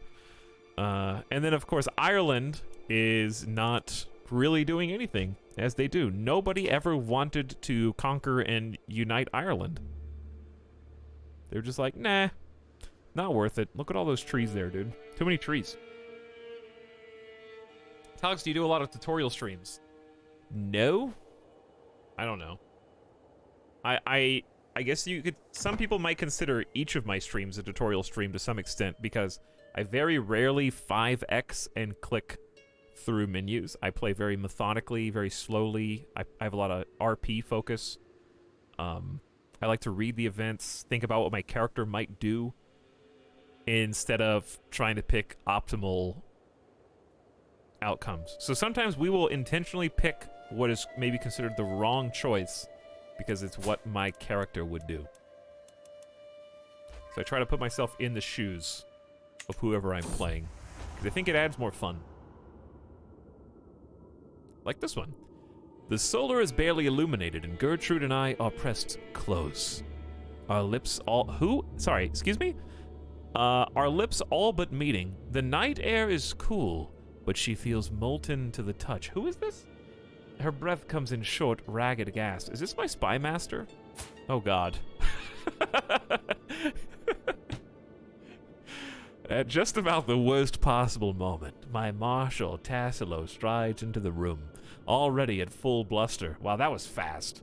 Literally, my first action as new ruler was secretly seduce my spy master. I didn't even know that I was doing it. That's how secret it was. Great Count, we must discuss my Oh, I didn't see you had company. Tassilo, please. Get the door. 19% chance you take them both for a tumble. Ah, yes, I had forgotten. My character is bisexual. Right from the get-go. So he has the option of trying to make a miracle happen. Literally from the beginning. However, there's a much larger chance, 81% chance, that they both dislike you. That is an extreme XCOM scenario.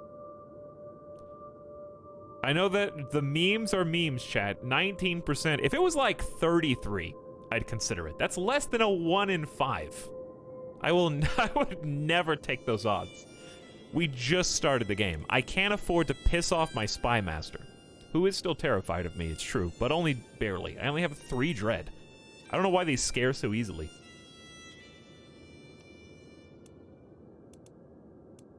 Also, I'm worried about the possible repercussions of picking this, because they'll both definitely deny me, and I am wrathful, which would make me angry that they made me embarrassed. 60% chance we were just leaving for somewhere more private. 60% chance Gertrude smirks and follows you. You lose 20 stress, have some fun. You grow closer to forming an intimate relationship with your spy master, or 40% the mood is ruined. It's still a pretty big XCOM potential, or you can pretend.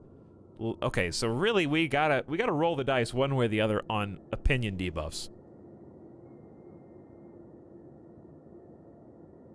Quick thinker, diplomacy and intrigue would actually be very useful, but I can't afford to piss off my spy master. I think I need to go for the 60% XCOM, because think about it like this: if we fail the 60%, then we're all but guaranteed. I know this is not how it works, but we're all but guaranteed. We would have lost this 3 times over if we lose this one.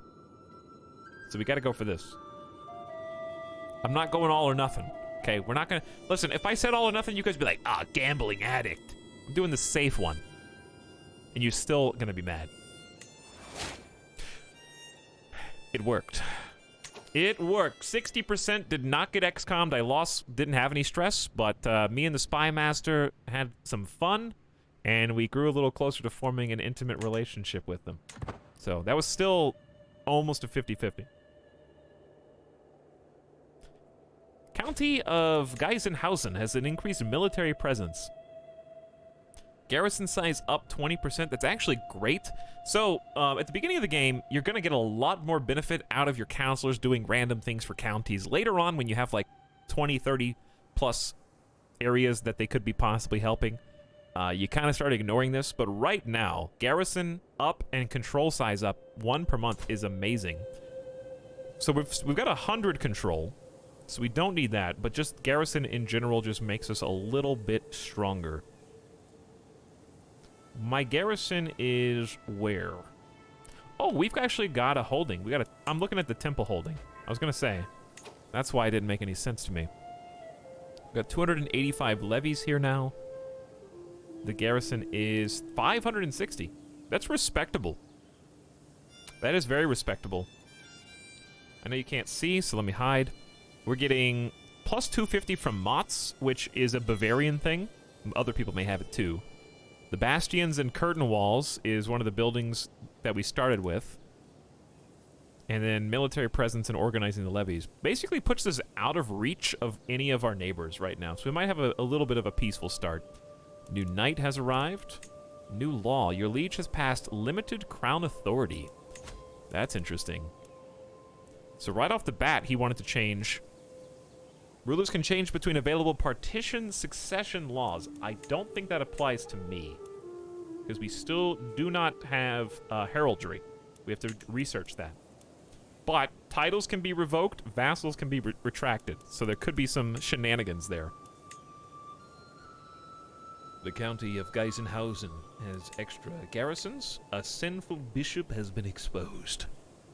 Catholicism's fervor decreased by 10. Ooh. Right off the bat, huh? Down to 40. So, I need to learn more about fervor, I think. The actual effects of a faith's fervor is always relative to the fervor of opposing faith. So if we sort by fervor, you can see we aren't even. We're at the bottom of the list. That's bad, right? Yeah, it's gonna make some heresies. And then, oh! A new knight has arrived! Look at this sinful guy. 25 prowess, though. What a god. You gotta take him. He's got 13 martial. Could make that the new martial. He's quite the sinner, though. Lustful and deceitful. And arrogant. 4-star brilliant strategist. Good education. And a legendary blade master. He's 30 years old, so he's got a long life to live. Very aggressive as well. Hello, Anno. How much do you cost? Oh my god! Hang on. Crusader Kings devs! What did you do while I wasn't looking? Did you actually balance how much people cost to recruit?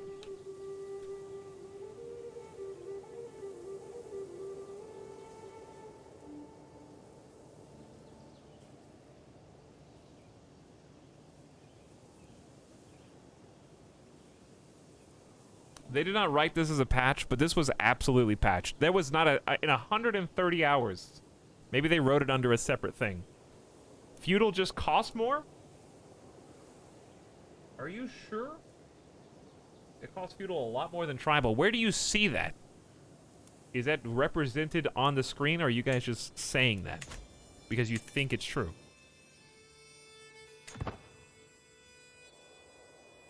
You can't just keep writing feudal cost more over and over again, chat. I paid 120 once, but that was emperor level under feudal. Can you hook him in some way and then recruit him? Not easily, no. Yes, I can. We can.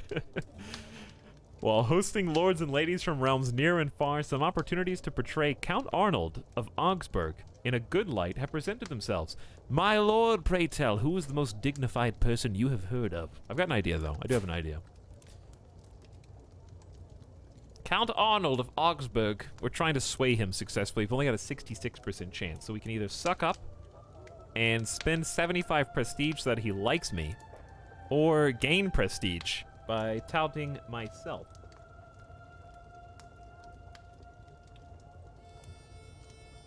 Count Arnold gains 10 opinion. I think this is worth spending some prestige on, because he is the biggest fish currently in Bavaria.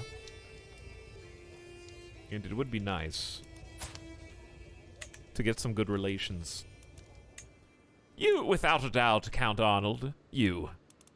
I am gregarious as well. And generous, so that predisposes me to picking that. I haven't seen any CK3 since launch. Did we march across Europe? Let me hit you with that exclamation title, Stoy.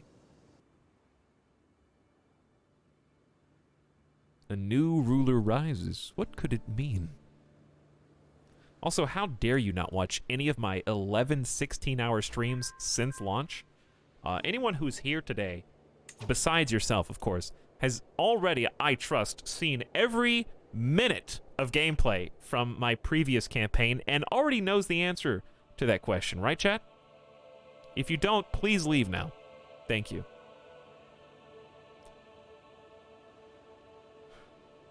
Sugberia down to a single county. Count Arnold gained 25 opinion of you. And you continue swaying. Okay, so we got a plus 40. How does the council feel about me? Still, at least I'm glad that my spy master is intimidated. So that's why we don't really need to focus on that. Oh, my idea. We do have some people here. If I was to say arrange a marriage with Rich God, can I do that? No, they have to be someone in my court. Could I recruit? Okay, chat. Look at this discounted knight. Do you think I can make this happen? If I recruit my guest to court for 20 gold, she'll stay. She's lustful, ambitious, craven, a flamboyant trickster, but attractive. Pay 20 gold for you, then arrange a marriage via... I don't think I can do this. What if it doesn't? If it doesn't, then I'll just seduce. And, before she leaves. Which I could have done for free. But it's okay. This is a learning experience. I don't think he'll be able to do this. I think it has to be someone in my family. No! Your candidate is lowborn! Oh my god. House scam! This is house scam! Will not accept minus 126. We were this close, dude. This close. I had the right idea, the wrong execution. Okay, if it's such a big deal that she's lowborn, why does she still get 100? Marrying unlanded, still a hundo. They're basically the same age as well. Well, what about this guy? Maybe he sucks. He's landed too? Where are all these landed knights coming from? Give me some hedge knights or something, dude.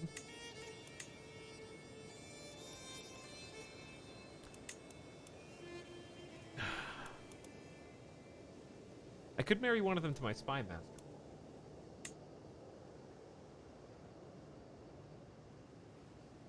Kuno von Rab's own marriage. I don't know what that means. Like he doesn't want to get married?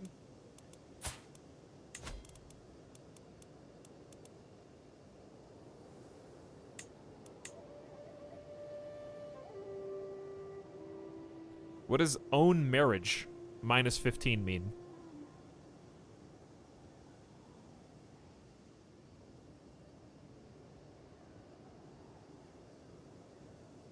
Gotta go matrilineal. It's already negative. So no, you don't. Because they don't have any home. They're in my court. I don't think that they go any... I think they'll stay in your court even if it's not matrilineal. In this case, because he's in my court right now. He has no land. So he has thus nowhere to go back to.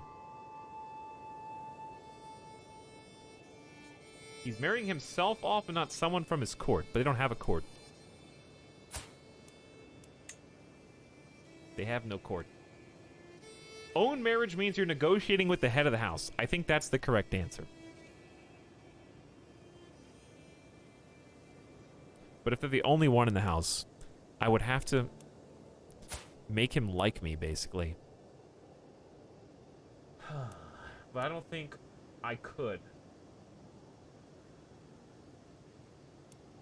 This is tough. I forgot, dude, all these, like, early game challenges. Let's go ahead and abandon our other sway scheme. And see if we can make this happen or not. Try swaying the guest.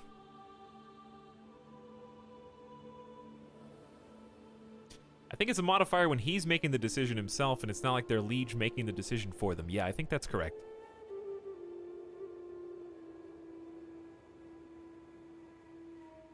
All this work, watch him die in the first battle? Well, so far we're hoping that there is no battle. At least at the moment.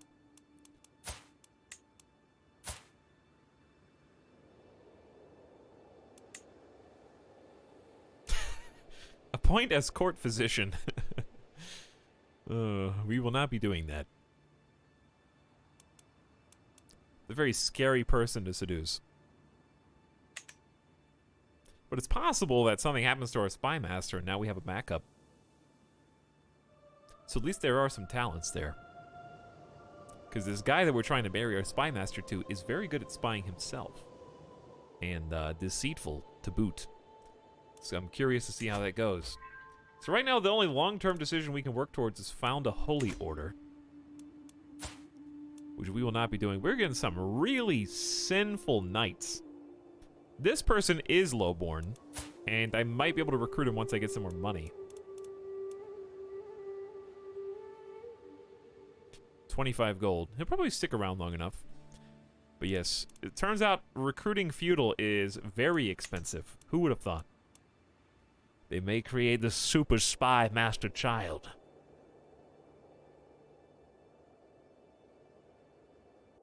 So let's see what the world is doing. I can see Croatia is already embroiled in conflict.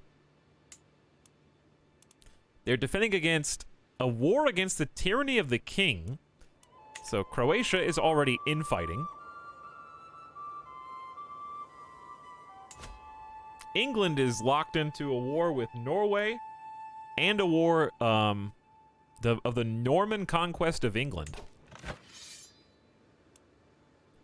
Duke William, the bastard of Normandy. So, France wants a peace. Norway wants a peace.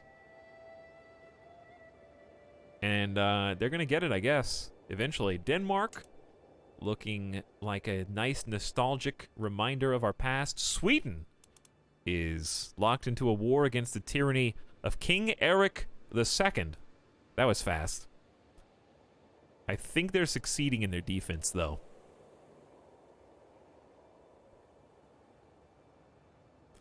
So, what happened to Estonia and Finland in this time frame? They don't look like they're feeling too good. Lithuania as well. Novgorod, very well put together. Ruthenia, Hungary. And then, of course, we got the East. Who's got Jerusalem right now? Fatimid. The Sheikdom of Jerusalem. With 4,000 soldiers, so there's really not that many, like, huge... Kaiser Henrik IV has declared war on King Philip of France. Holy Roman Empire versus France. That was real fast. Attacking in the Holy Roman War for the claim on the Duchy of Normandy. You want the Duchy of Normandy? With no land connection whatsoever? Bold. Here he goes again. Poor Normandy, so many wars over it. Norman conquest reversed. Yeah, Normandy's like, yeah, we'll go take some of England. Holy Roman Empire's like, oh, really? Not if I have anything to do with that. Let me just step in here and show you guys how it's supposed to go. So I don't have to do anything, right? I can kind of just chill. Like, I don't have to... He's already getting levies via my liege. I can help if I want to, I guess. But I'm not going to send my army of 200 men across the world. But you can see them already on the move. The one downside of picking Holy Roman Empire is we got to look at the white screen from this zoomed out, just like Siberia. Big white screen. We should look at what kind of, like, land is around us. I haven't really paid attention to that at all. I think we are already basically in that map mode. I don't know if there's another... There is another one. So this is all plains. All the tan is plains. The burnt orange is hills. Red is farmland. Green is forest. Okay. Gray is mountains. That makes sense. So really like a lot of plains, forest, some scattered hills, and a few mountains here and there. A lot of impassable terrain, but Bohemia, dude. Bohemia kind of lucked out. You know? They have some of these awesome choke points, these natural defenses. Their biggest threats are from the east, but like they've got this whole western block like locked in. Those natural borders. And they do have some mountains on the east as well. Poland, between them and Poland, they've got more mountains. Wow, they really are just encompassed. But these mountains are passable. Whereas these are impassable.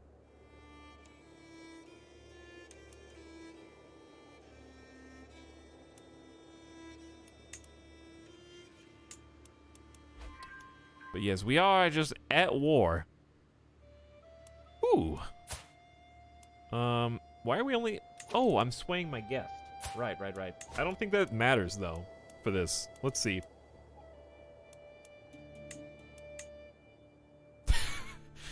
Oh, yeah, that was a low-born guy. His opinion of you is a plus 18, though. So let's try the... Where's the other guest?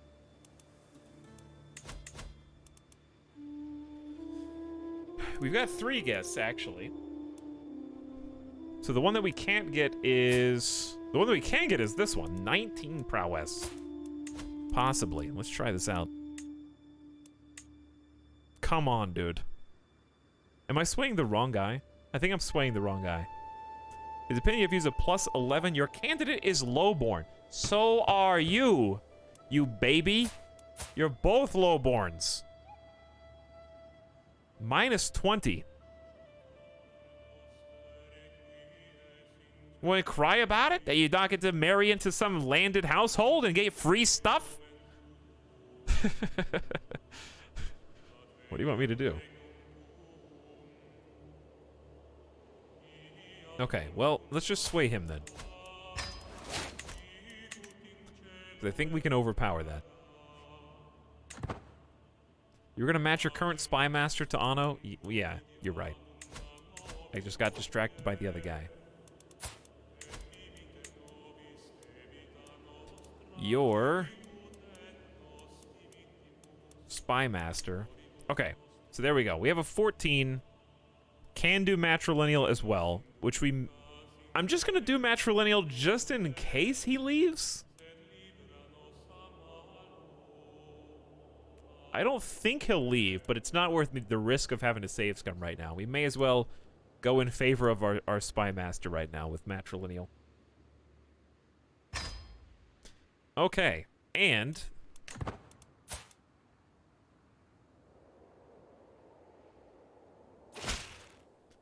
I will gladly accept your marriage proposal. I will graciously take the hand of your courtier Gertrude in holy matrimony. May God grant us long life and many children. Good luck, Gertrude. If anybody can handle this lustful and deceitful spy guy, it's you. What's matrilineal? It basically means that any child born of that match is going to be of the wife's house. So they will take on the Haldensleben name. And also, it is a way to get people to stay in your court, because it's almost like their title supersedes their spouses. If that makes sense. It's not something that was very common back in the day. Certainly not as common as it is in Crusader Kings. But for the purposes of the video game, it's a method of, like, for example, if you were playing as a queen or an empress, and you did not do a matrilineal and you did a patrilineal marriage, then all of your children would no longer be of your dynasty, and you would effectively, like, lose your heirs. So that's something to be cautious about if your leader is a queen empress type character. Make sure all your marriages are matrilineal, and for your children as well. Because that would be bad otherwise. Okay. So now that we got that going on, why are you not a knight yet? This is the sub sound. Oh, he is. He is. He is the guy. I'm forcing you... I mean, you were already going to be a knight, but I'm forcing you to be a knight. 25 prowess. decent fighter. That might carry us. That might carry us. It's possible. So good job. We did not waste our money after all, I think. We basically just having to go the roundabout way. We just got a knight who cost over 80 gold, I think. Was he the 120 or the 80? For effectively much, much less than that. Just a little bit of swaying. We got him for free. That guy was free. We just had to marry him to someone that was in our court already. So we convinced him to like us just enough to trust us with the match to the Spy Master. So first job is done.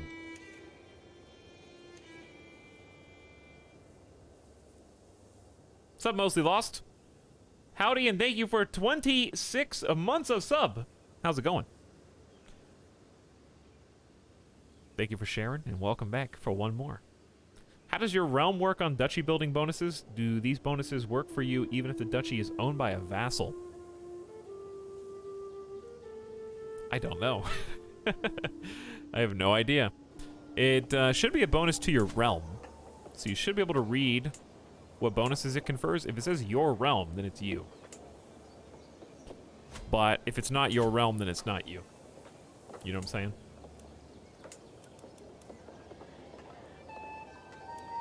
So like in this case, I have a prayer hall that says your realm plus 0.1 piety.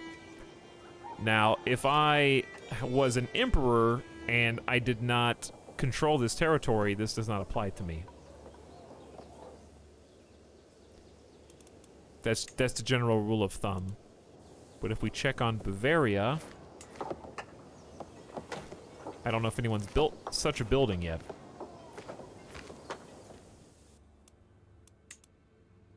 So I don't know. But if it says your realm and you own it, then it's you. And when I say own it, I mean control it.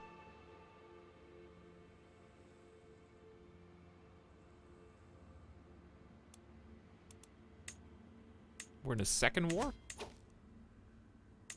My liege. My liege. Duke Otto of Mazen. I don't know how to say that, but currently fighting. I guess I could help this, but it just might weaken me so much. We really just only want to defend our own land.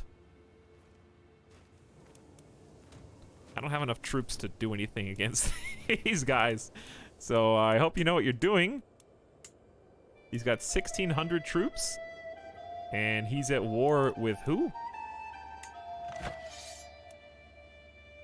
Chat, does that say 3,200 versus 4,200 soldiers? That's not a great match there.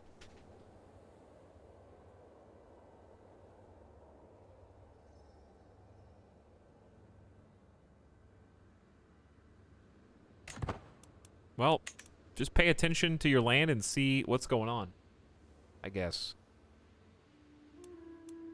Because I don't want them to come invade me. We have a 500 garrison, but that's all I can really do. It looks like they're at war with multiple... This is an Austrian war. Duke Otto's kids hate him!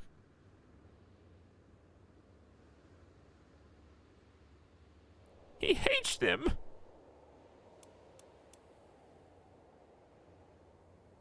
What else? England. How you guys doing? Oof, negative 52, negative 20%. Norman conquest of England.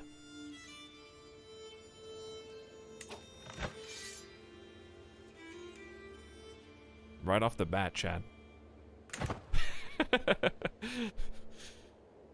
Can you as a vassal attack another vassal? Yeah, but I would need a claim. And I'm not super interested right now.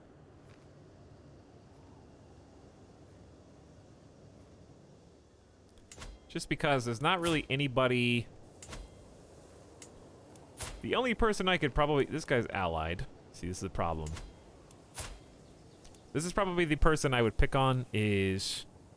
Rothenburg. Count Otto under Duke Otto.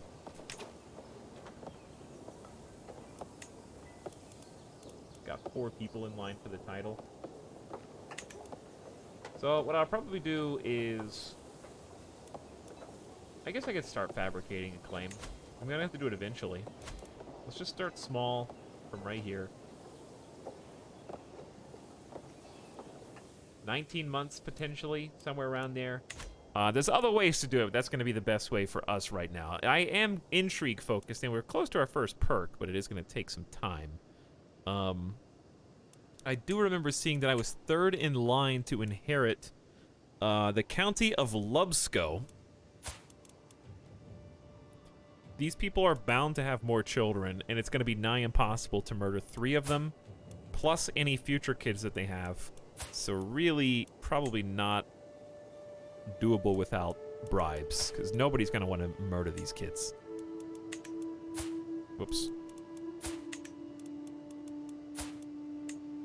18%. So it's really not a situation that's worth pursuing. I'm just happy we didn't immediately die. Not yet. Give it some time. Just give it a little time.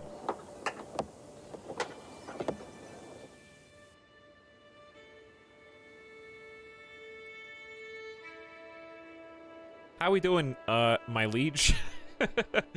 You guys feeling good in 1069 AD?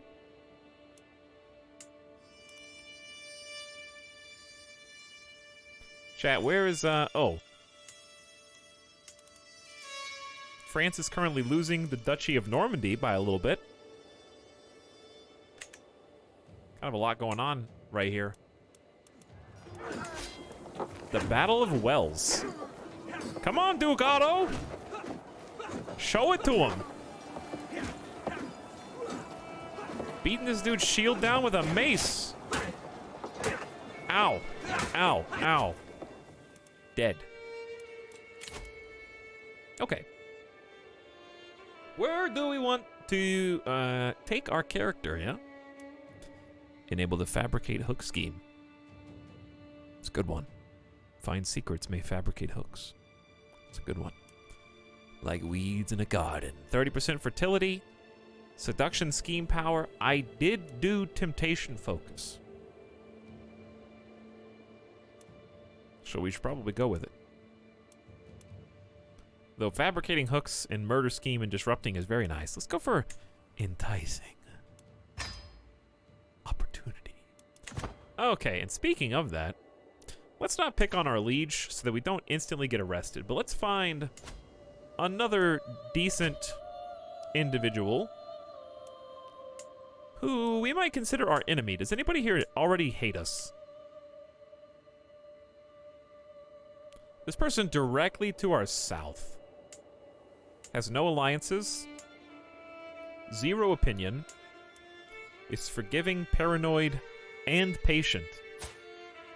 They do have a child together, but I'm curious, is there any match here that doesn't already have children?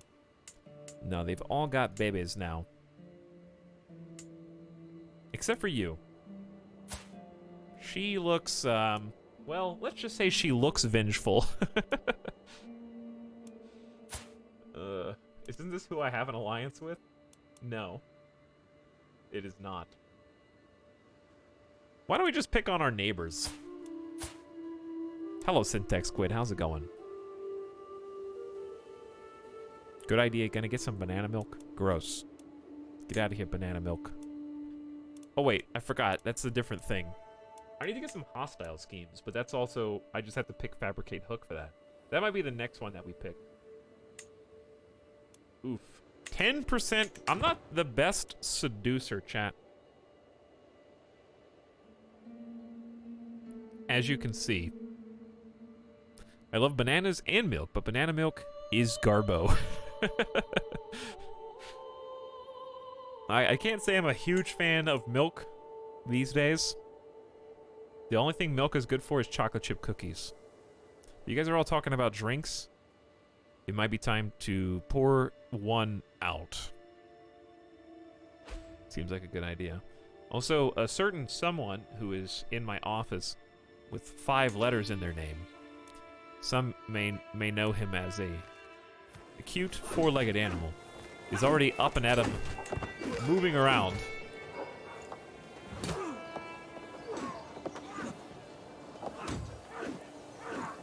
Well, I don't think this is going well for our friends here. Our knight, Dido, wounded Mayor... What? Excuse me, who? Our knight? Okay, I think it was my... It's not my knight. It was just because I clicked on... I was like, why is my knight fighting here? That's what I was concerned about. But yes, we're about to do the thing that some might know by various acronyms. Away from keyboard. The standby. You know, words that I can use that my familial friend Doggo does not understand, so that he does not get overexcited at the prospect of what I am saying, if you catch my meaning. I'm going to be stepping away from the electronics in front of me and visiting the exterior of the house in order to allow the young one to use the facilities outside. You know what I'm saying, Chad? Talking like an alien. Snide, shut up! Don't yell that, okay? He's gonna hear you! God. Why are you guys trying to ruin it?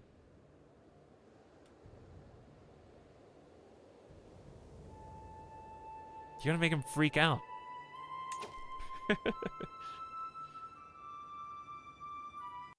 So read the thing on the screen. Okay. And then people leave, and then people arrive. I'll see you when people arrive.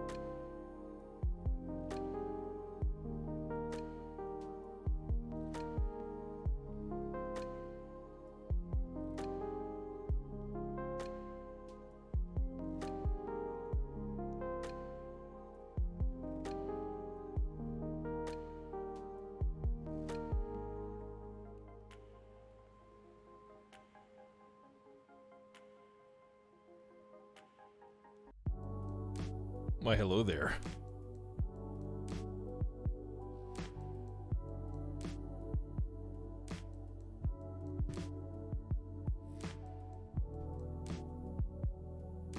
Monka.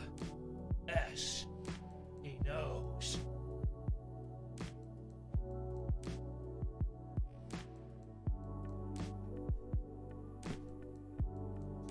Ooh, all right.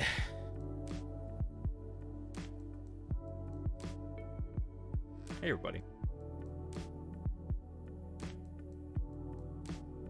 You thought I was back, but now I am.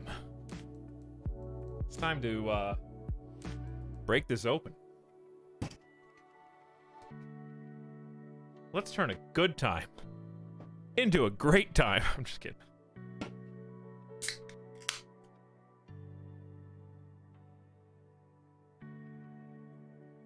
The potion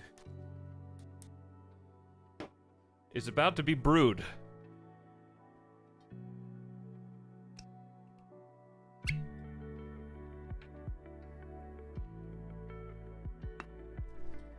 How much should I get? Let's do...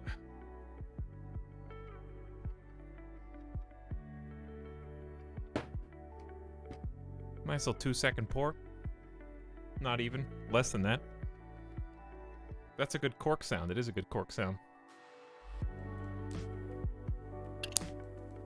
That peaked the microphone. Sorry about that. There's not a lot left, chat. That's what we got left. Luckily, Wild Turkey is only like $18. You could go to the movies and get 2 large Cokes for that much money. You know? So when you compare it, if you compare anything to movie prices, it's a pretty good deal.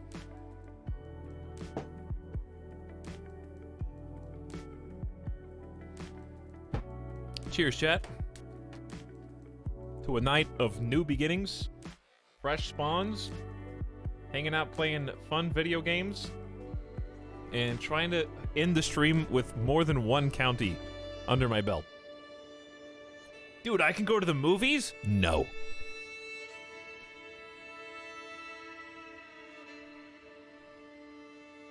Two large Cokes, but no movie. Honestly, if movie theaters die,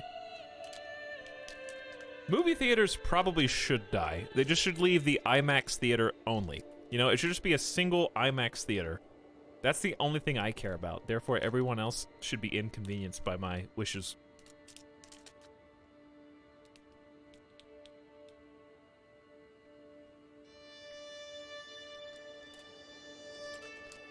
Can we all agree, though, that there's no reason for, like, 30-plus movie theaters to be that big? I have been to some of those movies where they've just been showing for, like, 2 months, and you're the only person there. It's just like, that can't be sustainable. They hit critical mass.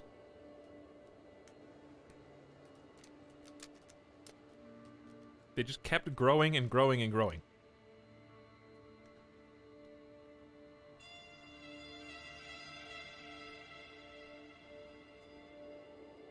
Tux hates employees.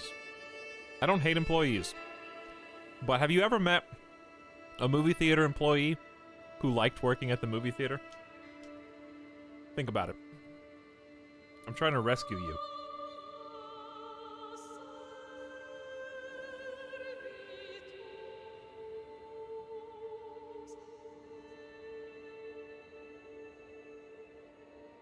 Trying to free you. Hold on. I just gotta make sure I don't get ants.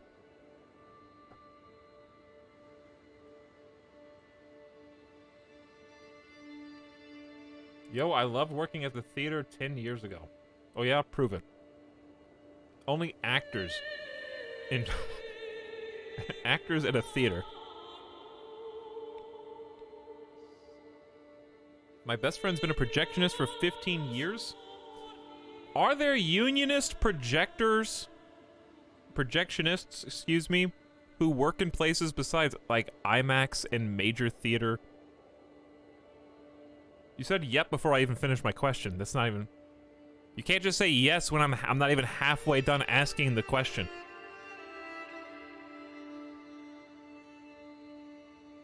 Yep. Yes, everyone say yes.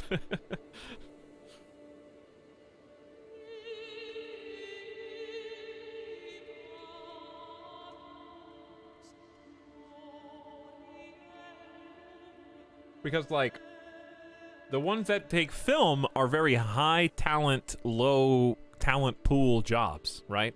Like, actual film projectionists are doing something that is not easy to do, and it takes a lot of care.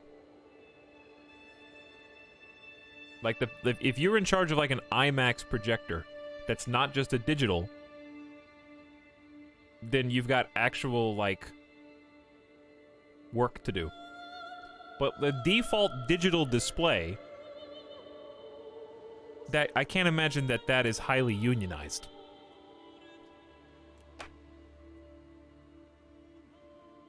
Have you guys ever seen that YouTube video on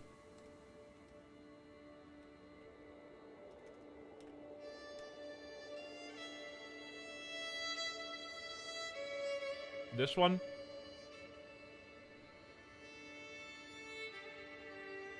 We'll just look at it. I'm not going to watch it all because it's 8 minutes.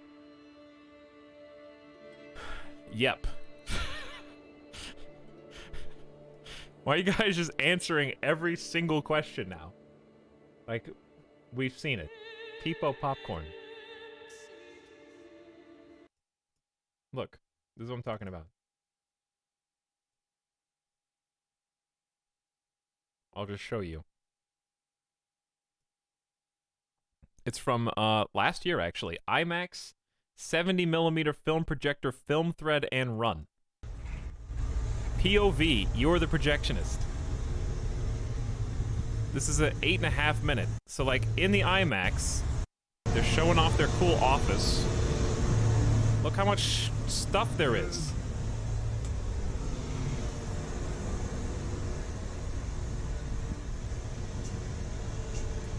Look how gigantic 70mm IMAX print is. This is not just plug it, push play, and then forget about it like a VHS.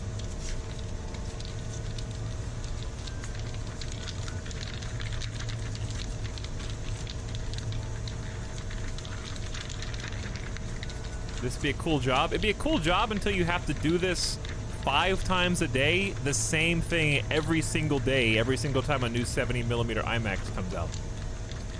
This guy's just making shit up. Like, this isn't even his job, he's just doing this for fun.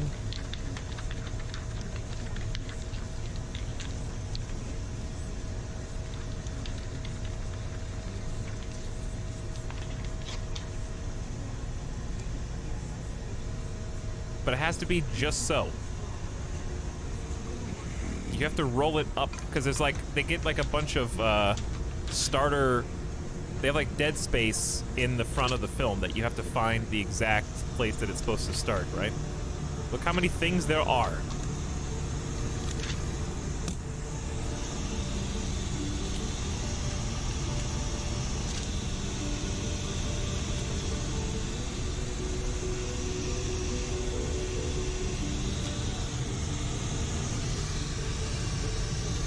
Getting my finger caught in that is my nightmare.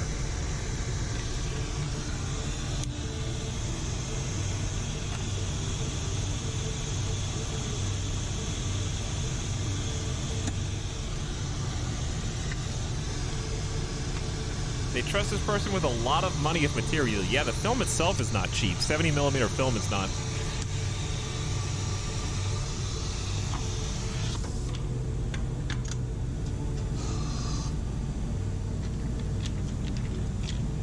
I said I wasn't gonna watch this whole thing, but now I'm like,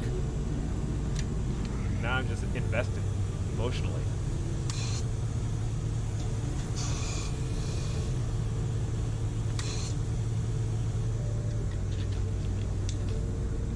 Fascinating. And it goes all the way back here. So like that same strip of film has to come all the way through this. And this is where it goes. Like as it's played, it plays, starts from the right side and then finishes on this side. So it goes all the way around the projector and then rolls itself up over here.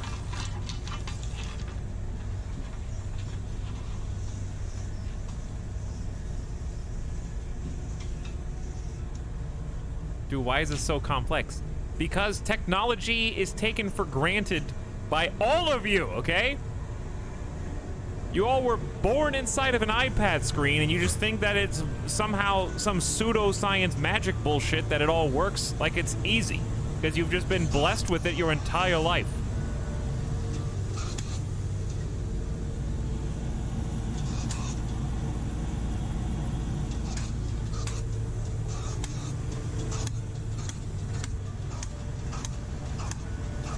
So when you go see, when you finally see Tenet, or the next Tarantino movie, this is why, this is their preferred, like, viewing format. Like 70mm film.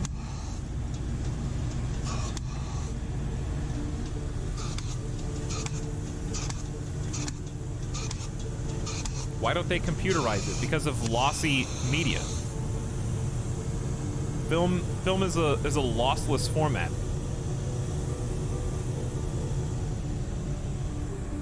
So when you're watching your 4K Netflix, it's actually not as high definition as you pretend it is. Because you've got bitrate to deal with. And also viewing angle and the way that it's filmed matters. You know that you can't just film stuff with a computer screen, right?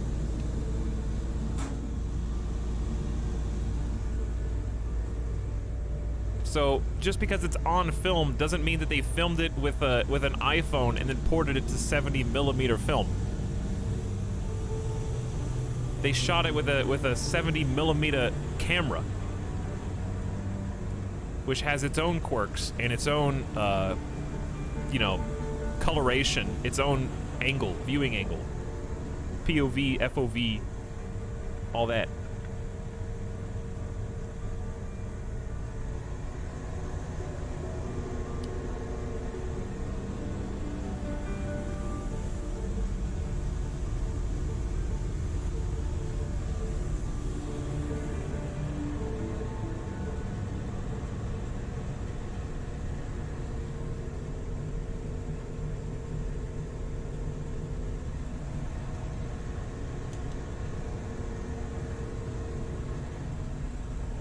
Why isn't the person wearing gloves? Because this is rotating like 24 frames per second. If you touch one frame, literally nobody, even if it left fingerprints, which it probably doesn't, you would never, ever, ever see it on this entire reel. And also he's touching the pieces that come before the actual movie itself. He's not touching the movie. He's touching like the IMAX logo and like the dead film that comes before it. Double checking again. Yeah, because you see how many gears are on this? Once you press go, if you screwed up one thing, that film is going to get congested around a single point and become unsavable. It's gonna screw the whole thing up, and you just lost thousands of dollars of equipment. Mind-blowing images. Listen for the clarity and power of our like a single roll of one of these movies is extremely expensive. Experience. Watch a movie or be part of one. IMAX is believing. There it goes. Like a train. Like a lawnmower train.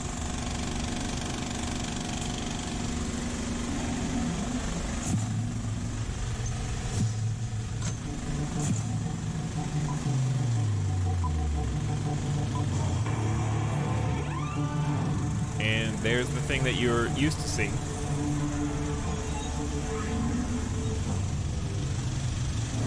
He's got to walk all the way around the thing to make sure he doesn't step into the film.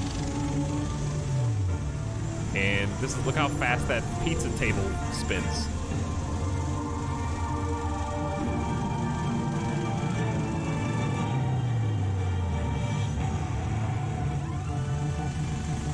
And there you have it. We watched the whole thing. I didn't even mean to, but I wanted to see it because it's really cool. So you can't just go in there and push play, chat. I just had to prove a point.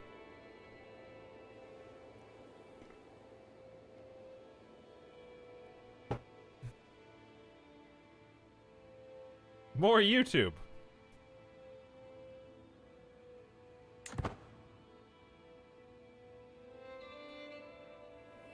Hey, I'm back. I lost 2 CK3 games already.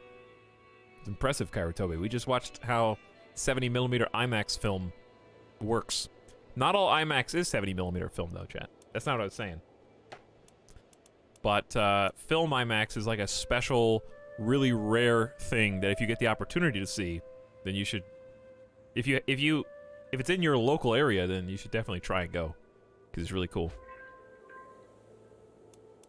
I don't know if there's any IMAX film theaters in Vegas or around Vegas. I've been to one.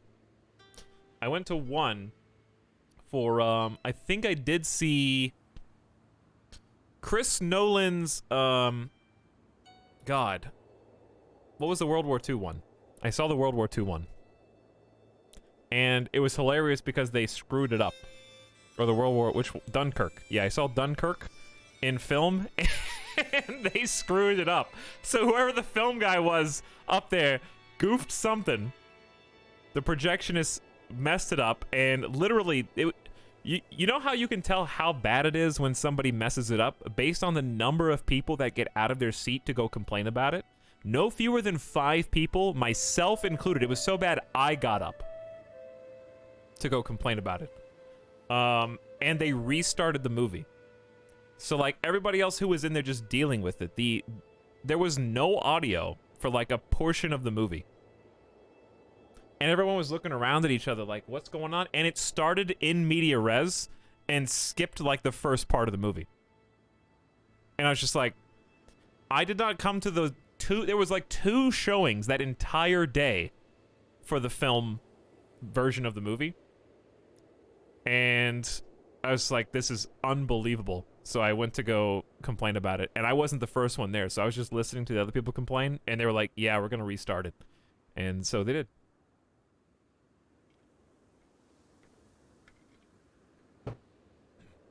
I was like, I did not wait all day to come to this special film showing for you to goof it and me to just sit there and, like, let you do that.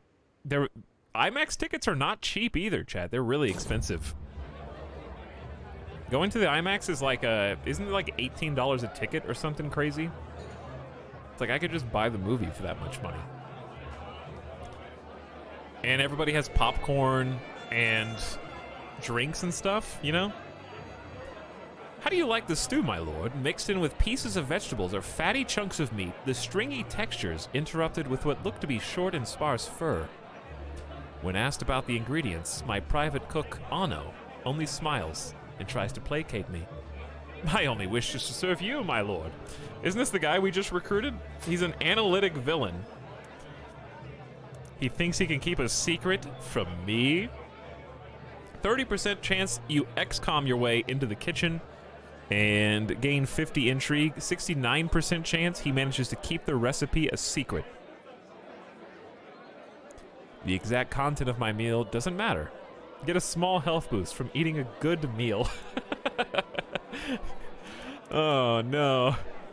I do... Wow, he's got so much intrigue now. He went up to 20 after I recruited him. He thinks he can keep a secret from me? Come on, XCOM. 30% chance. This is completely unrelated. Hello, chat. I'm 21 as of today. Hello, Icer Joker. Cheers to you. You know? Phil's birthday, man. Yet again, Tassilo is late for a council meeting. This time, I will not let it pass. When I arrive at Tassilo's chambers, I do not give him the courtesy of knocking. Tassilo is seated by his desk, writing furiously. As I clear my throat, he jumps out of his skin. He quickly stuffs a roll of parchment into his pocket and turns towards me with an uneasy look on his face. These are both new events for me. This one and the last one I've never seen before. What are you hiding? Show me at once! I will find out what Tassilo is hiding, good or bad. Return later and search his chambers in secret. Intrigue challenge 50-50, or respect his privacy. Why am I surrounded by people with fantastic intrigue skills? I went to go see Beauty and the Beast live action in 3D. We're like, man, this 3D sucks. 30 minutes in, the movie stopped and the theater owner came in and said they were switching to the 3D version and gave us free tickets to a future film. I had such bad 3D experiences in the past, I thought that's what it looked like. That's pretty funny.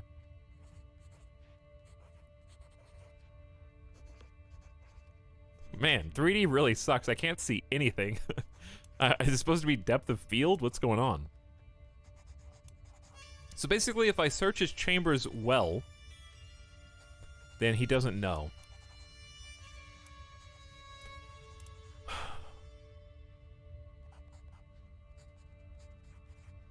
This time I will not let it pass, and I am wrathful, quick to anger and fury. Show me at once. Did he think I would not see that? Give it to me, at once! With a shivering hand, Tassilo offers me a crumpled parchment. I skim the letter, horrified. It's a convincing accusation claiming Tassilo is a practitioner of witchcraft. Written proof. How considerate. You learn of Tassilo's witch secret. Right off the bat, huh? Strong hook, too.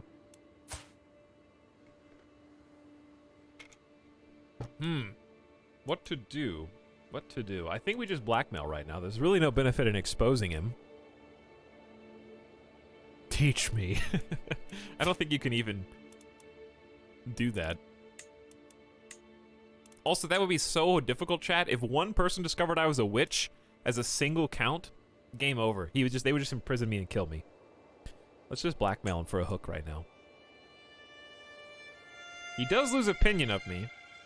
We'll just hang on to that secret for a little while. It's not going anywhere. We're getting 3 wars. Not even me, bro. Let's look at our wars. Number 1, the Bayesian de jure war for the county of Naumburg. We are on the attackers, technically. We got the Holy Roman War for Normandy.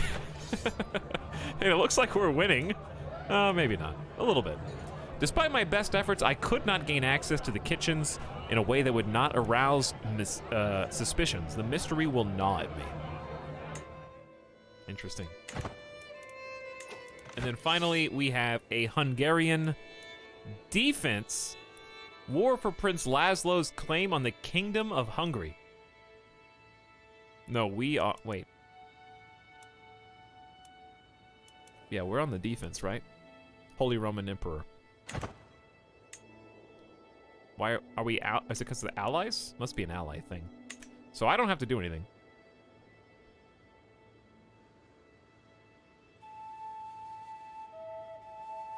You gotta go easy on him. I bet he got tricked into a few weird rituals by some hot-ass witch girl he was pursuing. Isn't that a Keanu Reeves movie? Are you telling me that my marshal just opened the door and, like, 2 attractive people just came into his house and started taking showers in his house and then tried to kill him later? Is that what you're saying? What movie is that? I don't remember. Knock, knock. Isn't that, I remember that movie specifically, even though I've never seen it, because the trailer, I remember watching the trailer and being like, oh, that was the whole movie. I don't need to watch this now.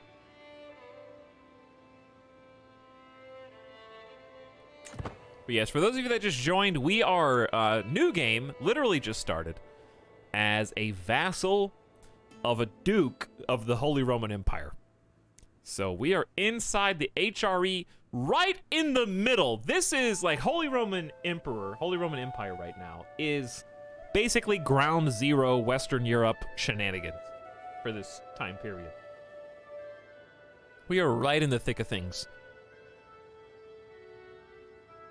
France to the west, Poland, Hungary, and Croatia to the right. England having its own troubles. We got a formed Norway, Sweden, and Denmark. New time period. We've never played as a vassal before, right off the bat.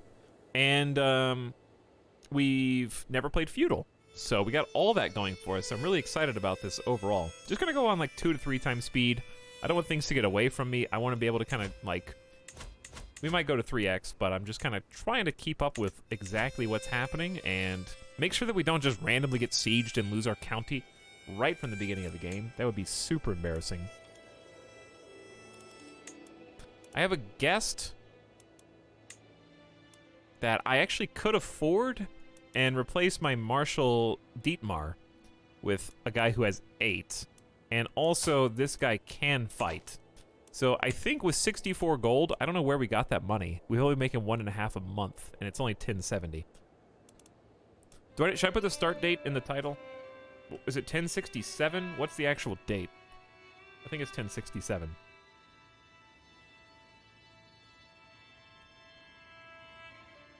I'll update it.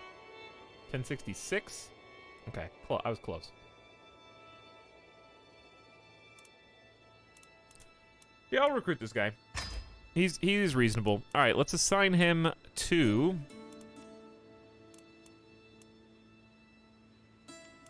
There might be some weird swaps that we could do here.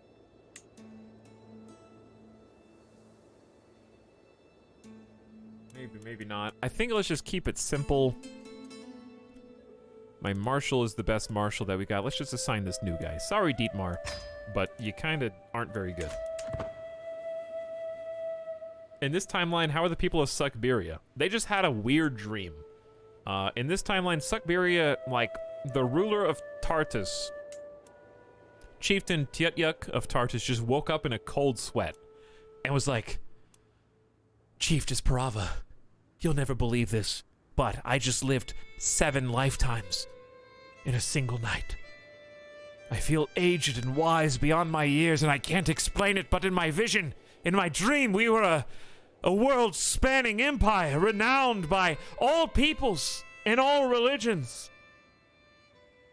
We were respected far and wide. Our children were kings and queens and emperors. We could do anything we wanted. Nothing was beyond our reach. She's like, honey, we just had a new baby. Could you get back to, like, changing the diaper? He's like, yes, honey. I'm sorry. It just felt so good to dream a little larger than ourselves. This morning I had a delightful encounter with a charming young servant. We joked, we laughed, we parted with glad hearts, all because I made the effort to be somewhat more personable. Perhaps I could apply this bout of flirtatious confidence to more than just my own personal affairs.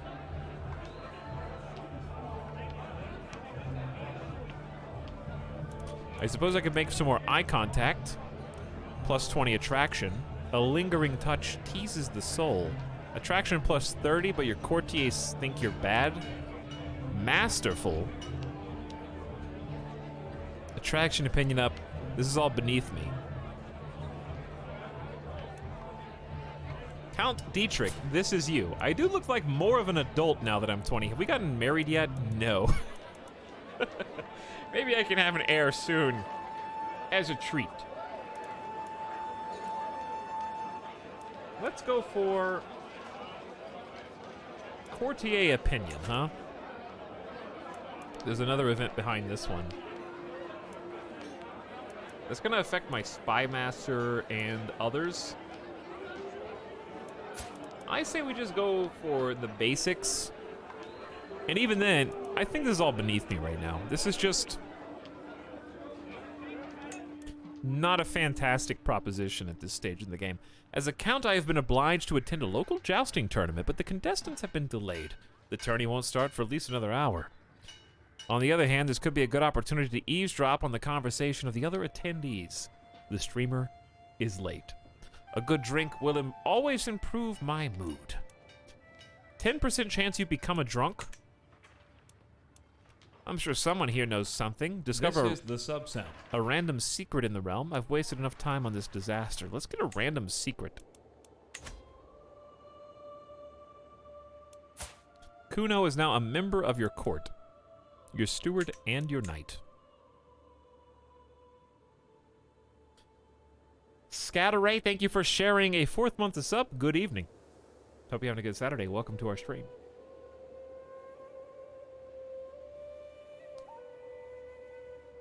I'm doing an Iceland run from 867 and want to conquer the British Isles just to fight William when the time comes. Well, the Isles are locked in infighting.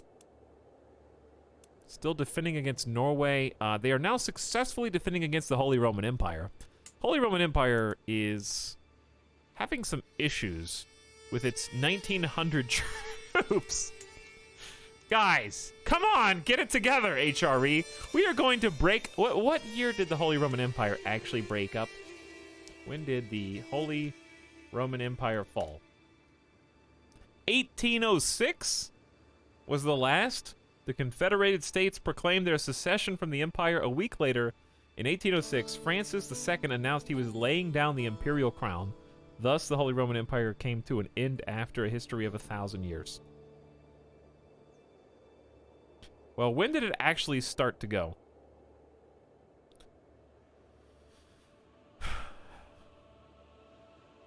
Because it may have reformed multiple times. I don't know history, chat. Napoleon? Napoleon destroyed it. What did it look like just before it finally fell for the last time?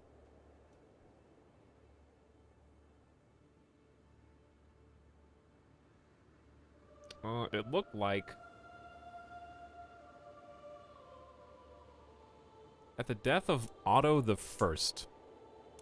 I don't know if we've seen Mr. Otto yet or not. When was Otto the First? The final? I don't know, chat. But it looked like this. The last emperor? Otto the First was in 900. Oh. Well, I don't know why that was the first image result that came up. Google is not very good now at finding what you're actually looking for.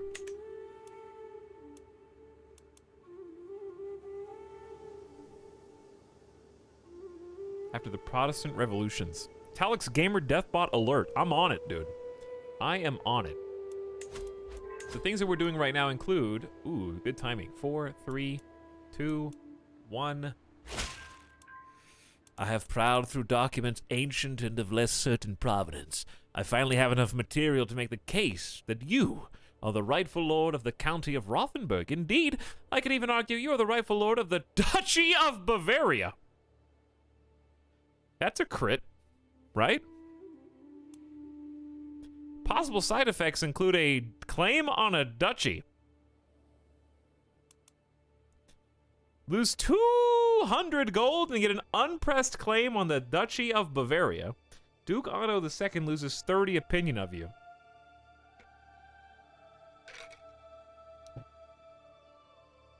I have to go way into debt. Way into debt. This is in debt either way. 150 gold in debt is a bit much.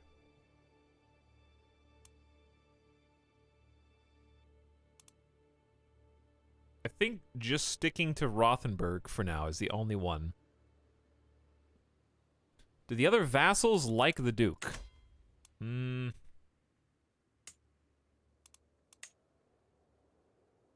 I can't tell. I can only see what they think of me. Oh, there it is. Never mind. Sorry. Plus 21, plus 31. Opinion of Liege. Only 2 of them don't like him. So no.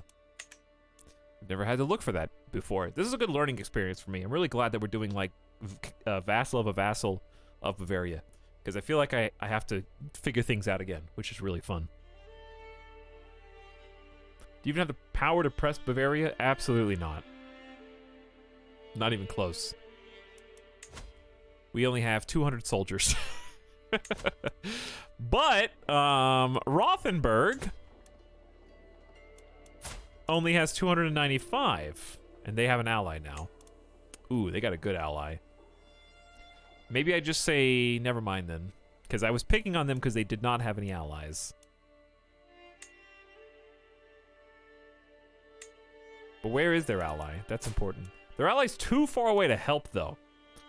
So we might be able to just deal with it. I say let's go for the claim on just Rothenburg alone. You're out of gold! This is very bad! And you must cut your expenses to fill your treasury up as soon as possible. Being in debt prevents you from doing many things, such as declaring wars or reinforcing men-at-arms, and will give you county corruption. Do not let your debt spiral out of control. The most obvious thing to do is end any wars you might be fighting, as when you're at peace, you do not have to pay upkeep for armies. If you're losing a lot of gold, you may want to consider disbanding men-at-arms. I have 0. If your faith permits, you can ask for gold from the head of faith or borrow from the Holy Order. Maybe a good idea to switch to the wealth focus. No. I don't think I will. Hello, Pope. Can I have some money? I need 250 piety. It's so nice being back, not having money, not having prestige, not having piety, not having renown, not having soldiers. It's like, I just like being this. Every single thing that happens in our game could be the last thing we ever do. It's a really nice change of pace. I felt like I was so powerful before that nobody could really stand in my way. And also, starting in 1066, we've got a lot more formed, less border gore, more actual entities. The simple life.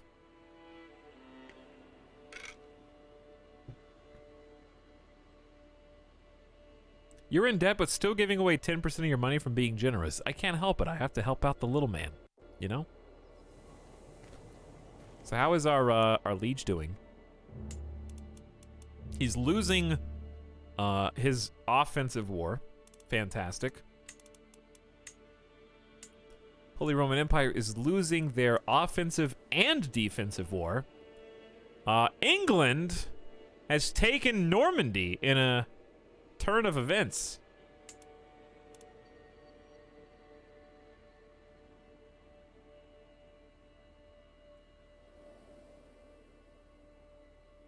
No, Normandy took England.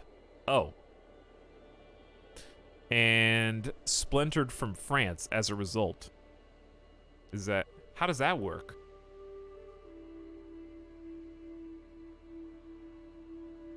Is it because of the same rank? This is a king and this is a king? So he couldn't be under the same umbrella? Because he's not an emperor? If King Philip was Emperor Philip, I think England would now be part of France. I think it's a special event just for this case. I don't know. I think it's just because they're both kings. But yes, you are right, chat. Normandy has become England. King William the Conqueror of England with 25 martial, 12 prowess. Got wounded in the war. So that's interesting. He's currently wounded. Brave, diligent, and ambitious is now King of England. There he be. There he be. I think a Hispania start would be kind of fun too. 3 kings so close to each other. Galatia. Or Galicia. Galicia. I don't know how to say that. Leon.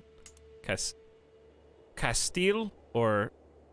I guess it would be, is it Castille? But it would be Castile for us. Wow, who could have seen that coming? Who could have seen that history coming? Then we've got Aragon and Navarra right there. 5 kings vying for control of Hispania. Why do you start in 1070? 1066, but we just did our last playthrough in 867. Karvakabeb. So we're trying something new.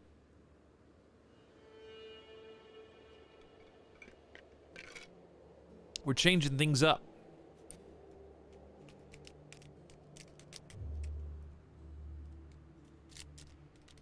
Checking out feudal, checking out a different time frame. And so far, it has been really cool. Just keeping my eyes peeled. I didn't take a screenshot at the first, so.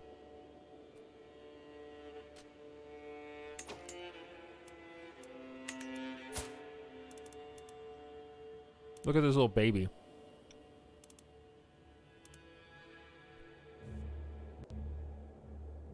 I'm trying to zoom out far enough where we can. There we go. Look at my little baby, Count Dietrich. Take a look at the status of the world. Oh wait, you can do this in the game. Didn't they make a way for you to do this in the game?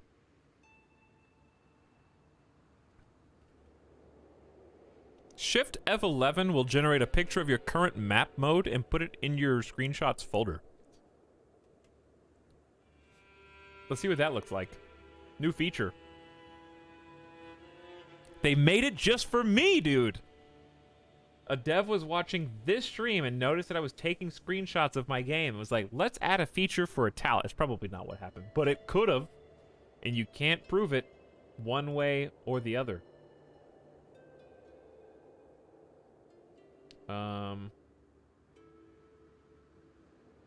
Put it in your screenshots folder. Let me sort by date. Where does it go?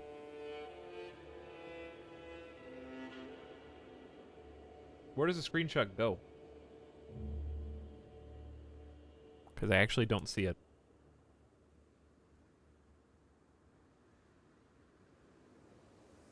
Chat, today is October the 3rd, yeah? Indeed, it is. It's crazy. October the 3rd already. I have no idea where's my screenshots folder? It's not in the same one as all my other ones, so I have no idea where it went, but there you go. Doesn't go anywhere till you exit the game. Oh.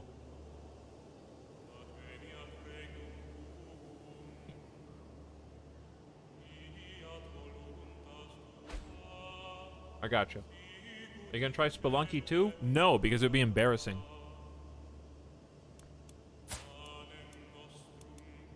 I was watching somebody play it on stream, and I was just watching them go, and chat was omega lolling them the entire time. Seriously, like literally start to finish, omega lolling. And I was like, I don't even know what you're doing, dude. I have no idea what you're doing. You're picking up a cat. You just, like, some guy just jumped in lava. I don't have a clue. I don't even know what these things are.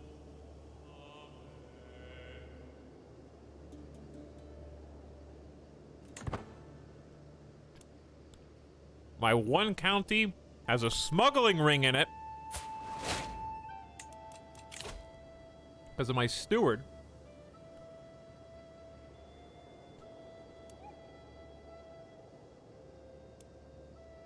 Seduction scheme chance against your own courtiers and guests is 50%.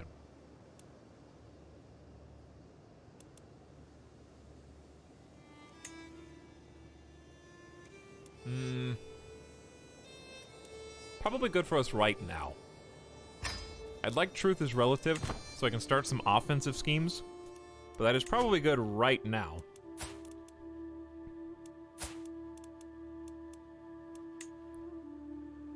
For these reasons. Because I have found a gay knight, and I am bisexual. Therefore, I can seduce you, Nicholas. All I have to do is stop swaying you.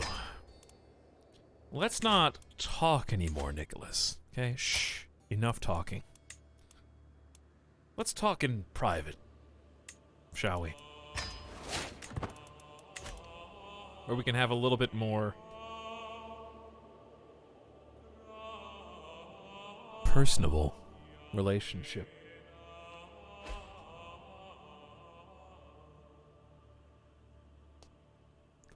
Let us discuss matters of state over banana milk. No banana milk.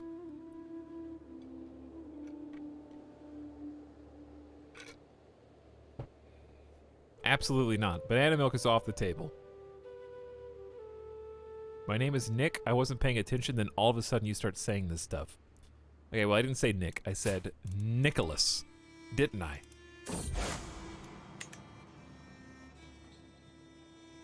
Duke Ostmod of Jomtaland has announced to the world that he and his vassals have converted to Catharism. Having become disillusioned with the teachings of the Catholic priests, the nobles of Jomtaland no longer consider the clergy righteous and true. As Cathars, they believe their new faith properly aligns with the will of God, and they are distancing themselves from their former religious institutions. What twisted mockery of our faith is this? Catharism appears in the Duchy of Jomtaland. We got Cathar, Norway. Tox, how did you name your past run of Sugberia? You just have to click on your title and you can name it. If you have custom kingdoms on.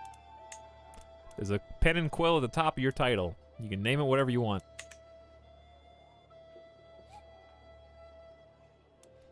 You know, they do have some good points. Catharism appears in the Duchy of Jomtaland. You convert to Catharism. Close family may convert with you. Vassals may convert with you. Spend 250 piety. Can't do that. But that would be interesting to try and be the heresy. Not every gift has to be a grand statement of wealth. Small things can make a far greater impression as long as they are chosen well. What would Nicholas appreciate? A silver locket always close to his heart. A stuffed fox would certainly be unusual. A flower display. Vengeful, diligent, and lustful. A silver locket with a picture of me. I received the silver locket you sent. I am unsure why you sent me a gift like this, but I took note of it. Bad impressions. Scheme success chance -10. Oops. Sinful bishop exposed? Fervor down again! Who is exposing all these bishops? They're trying to take a... wow, Catholicism shot up to 100% fervor somewhere along the way. I don't know how. My lord, it has been a pleasure to be your guest here, Nicholas stammers as he readies for departure. I got to meet you. That alone made my stay worth it, but still I beg you, would you spend a night of passion with me before I leave? Nicholas has fallen for my subtle manipulation. How should I capitalize on this opportunity? Chat, you guys see Mr. Robot Season 1? I could pull a Mr. Robot Season 1 here.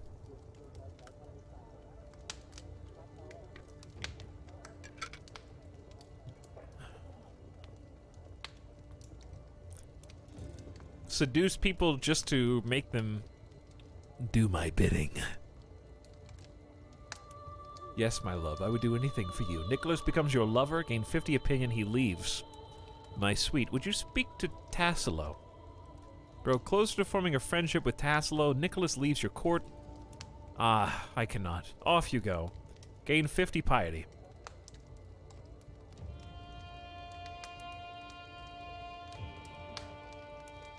Well, if you're leaving, why would you leave me?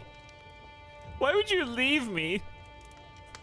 Well, if you're going to leave me, let's grow closer to forming a friendship with my marshal and knight, Tassilo, who is also bisexual. Hey, you know what? I will spend the night of passion with you, but could you hook me up with my marshal before you leave? Just put in a good word.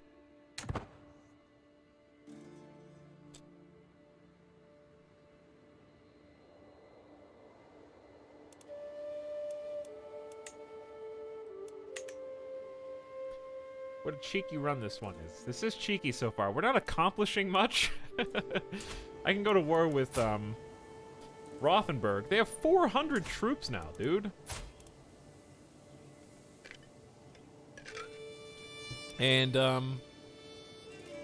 if I declare war, I basically rely on my allies.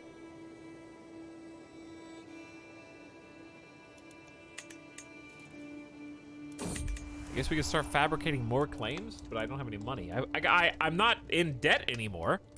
The celebrations had come to an end, and the evening's entertainment seemed over when Nicholas suggested a reading. The clerk arrives, wondering what the guests would like to hear, and I see my chance to impress Nicholas.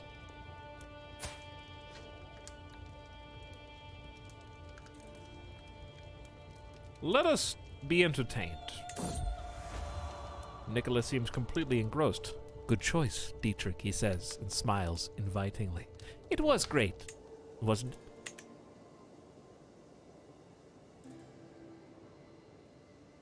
Did you read the patch notes? I read some of them.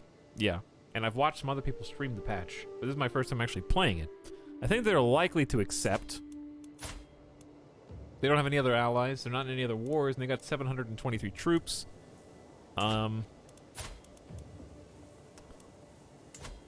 So for that reason, I think it's fairly safe. I do think it's fairly safe. It's interesting that men-at-arms cost money. Everything's money, money, money now, yeah?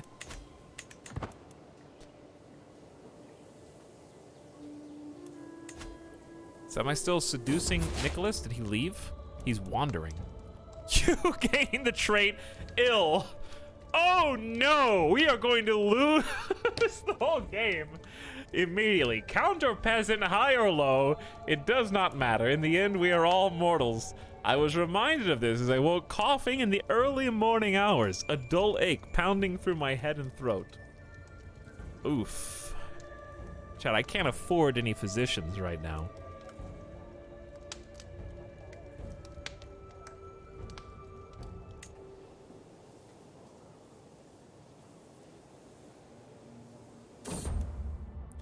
My servants have found some people who may be fit to serve as my court physician. I cannot afford to be picky now. Wow, we have a lunatic physician who is zealous, wrathful, and lustful.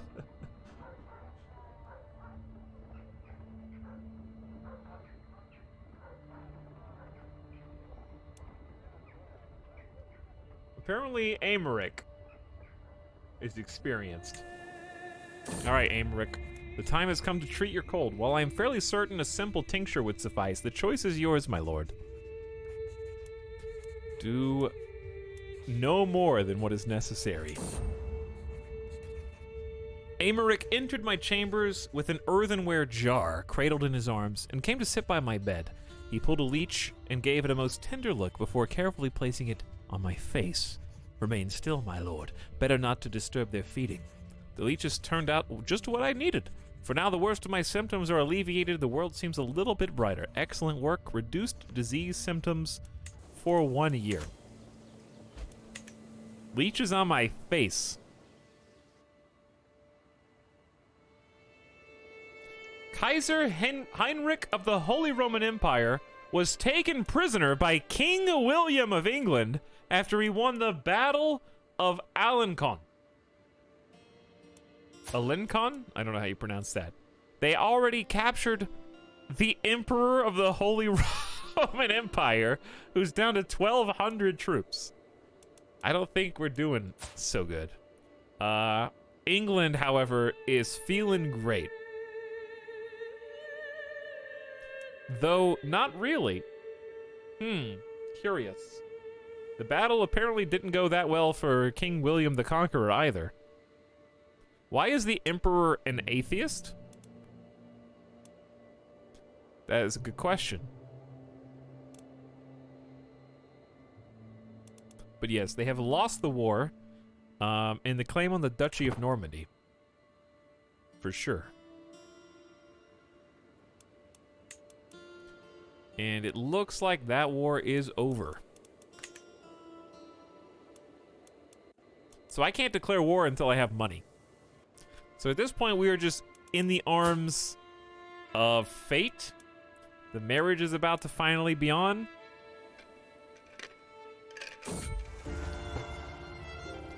You came all this way for me, my rose. After searching the hallways of Nicholas's castle, wait, you got a castle? Clad in servant's garb to avoid notice, I find Nicholas in a secluded garden. He lights up as he sees me, and the sight of him lights me up in turn. The ratty shirt I had donned soon lies forgotten on the floor as we spend the whole night, making sure my journey was worth the effort. You have a castle, bro?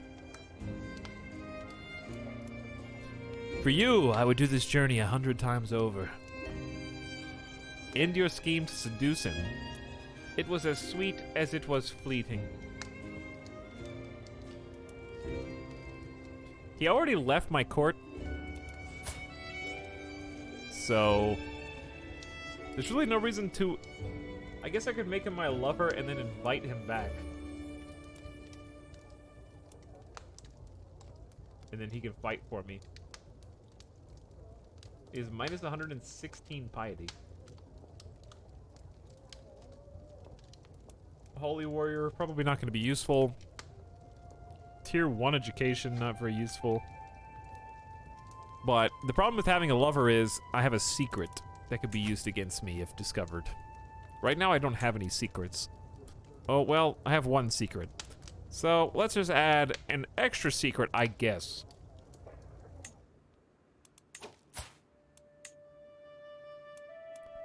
Nicholas, please, come back for me.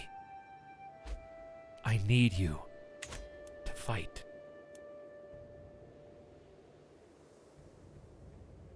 Will you fight for me, Nicholas? Will you use your sword for the good of my single county? I hope you do. Choose wisely. Oh! How we doing, Duke? The Duke is currently winning.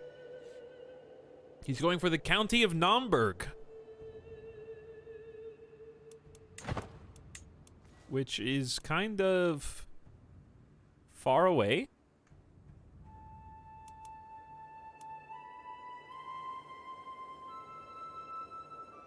Indoors says, do you use iPhone or Android? I have Bixby. Does that answer your question?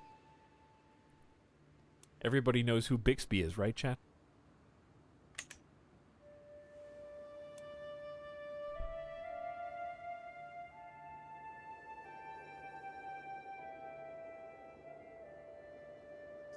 Yes, it answers it. Oh, Bixby! Help me out here.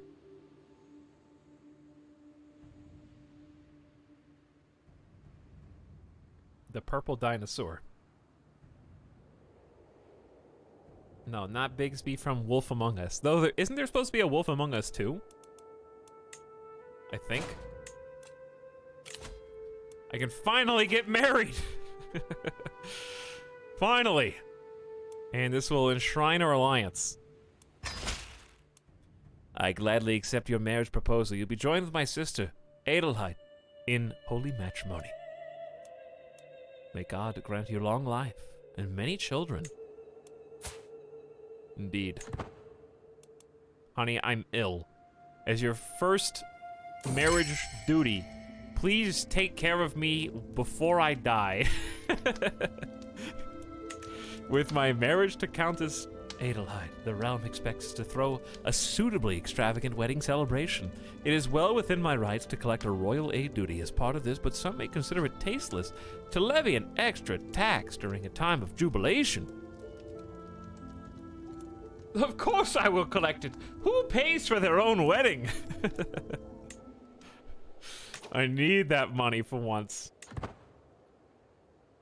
Hey, what's up, signing to use app? Thank you for the kind words. Good evening and welcome to the stream. Glad you enjoy and have fun. Yeah, I actually do need that sweet, sweet cash for once. Generous, by the way. Generous doesn't mean, look, I'm just taking the money so that I can give it back via war. The people want war, right?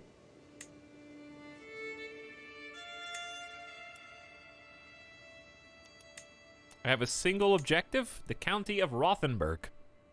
And I have a actual claim on it. I get a county, a bishopric, and a city. That's actually pretty big. That is really nice early game to get a city. Gain some fame. They have about 8 hundo troops.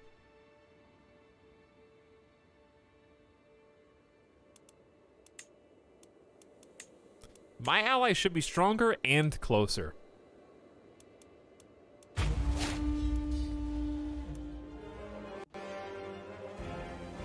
It's time. We must act while we can, lest we want to be a single county forever. So, we start with a rally point in our capital. We're just going to click that, raise everybody, and check our commanders. Oh god. Am I really the best that we've got? And I'm ill? Probably not a good idea. Let's let our open terrain expert continue to lead. Advantage in plains, farmlands, and steppe. And we're going to be fighting in plains. You can see the third line down says it's plains. And you can also tell by looking at it, but I'm not good at visually identifying that yet. But it's pretty obvious. I mean, these are all plains. This is forest, hills, or mountains. These probably are hills.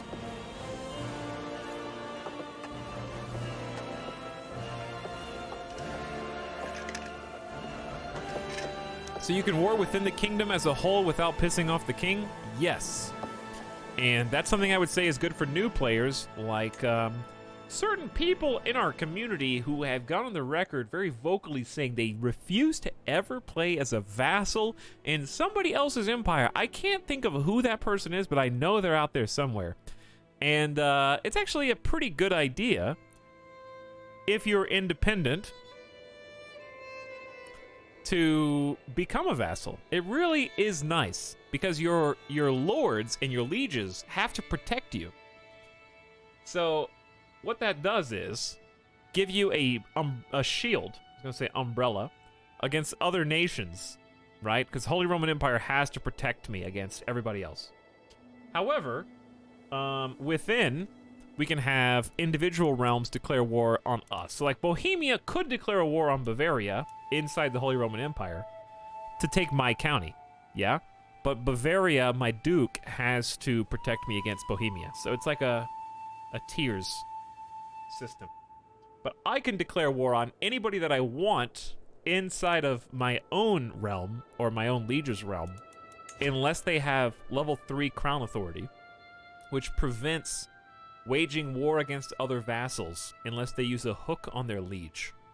So if you're the liege and you need peace, then you need to be feudal crown authority tier 3, and you can prevent internal conflict.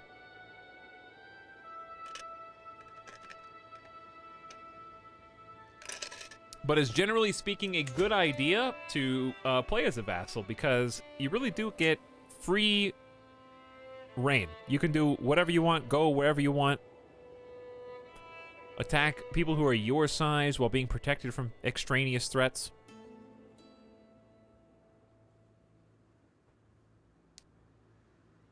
How reliable are liege protections?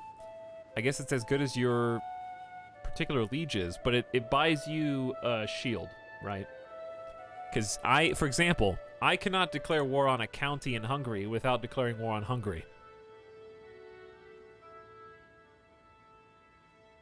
I can't just be like, you know what, Hungary, you stay out of this, but I'm going to go ahead and declare war on Poland.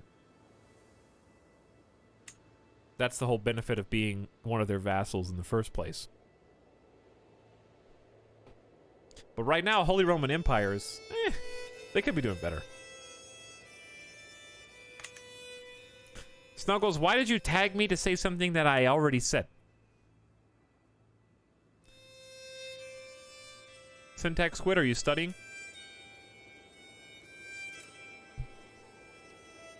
If the Empire goes under, you can hard bail out. Oh, we call that a Jeff. No, we call that chat. You're too. Sometimes you get too antsy to clarify or correct something while I'm in the middle of saying it. So now we're gonna unpause. And it looks like we got some friends coming over. They've got 200 archers. So the first thing I need to do is call my ally. I have to spend 75 prestige to do it. We're actually gonna have a probably lose. But I am defending a river crossing and I have better knights. And I get the defensive perk. I might just fight this out.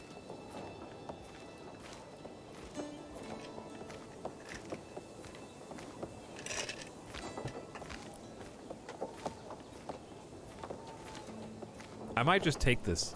Tax, did you notice how chat sometimes says what you just said? Listen, I've noticed that sometimes chat says what I just said. Is that what you just said? I might duke this out. I don't think we're gonna win. But we have a lot of advantages. We have a 15 advantage commander. Commanded by your ruler. Huh, we could even wound him.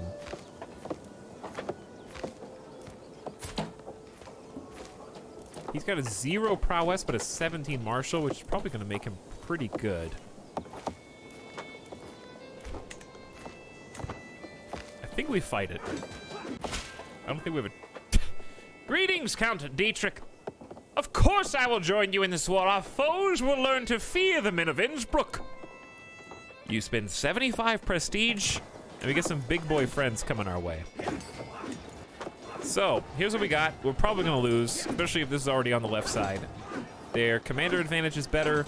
We have higher quality knights, I think. And just general advantages. The river crossing's a +10, and my open terrain expert is a +4. So it's a +14 advantage in our favor. So every few seconds, combat, when I unpause, is going to roll, and the roll is not going to necessarily make us win. They definitely have the advantage of having 200 bowmen. Like, that's really good. And the bowmen are 32 damage, which is really high. They have a bonus from his martial perks. But their forest taiga bonus is not coming into play, neither is logistician. But if I can continue to use my advantage, look at that. Our troops are dwindling in number. So, even though we're doing fine, it's basically going to amount to a Pyrrhic victory for them. So we're still losing. My soldiers are getting routed, though. Our knight Anno wounded Eckert. Our knight Dietmar was maimed! Uh-oh. Uh-oh. So we are going to lose, but it is a tasteful loss. And we got 631 allied troops coming in.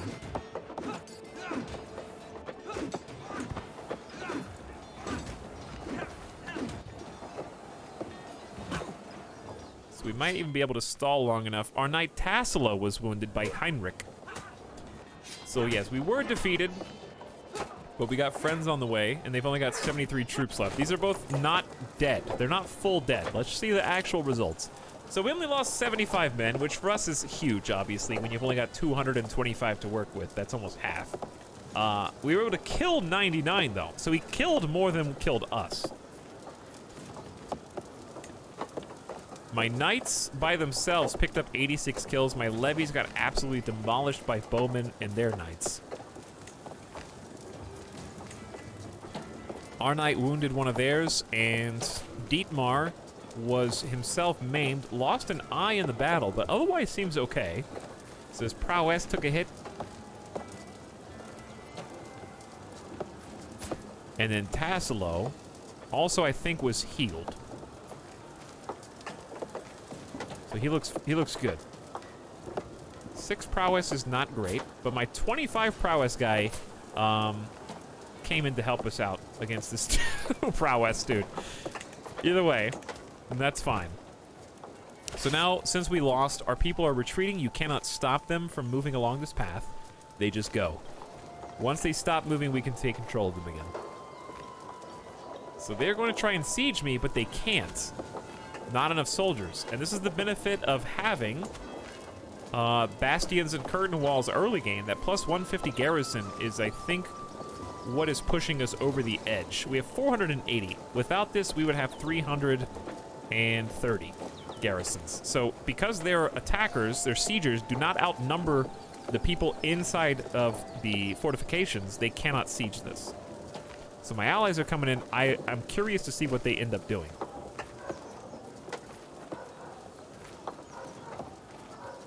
And then their allies may be walking across the entire map. I have no clue, but I'm gonna be interested to find out. It looks like they're now fleeing and trying to run away. Maybe my allies will siege.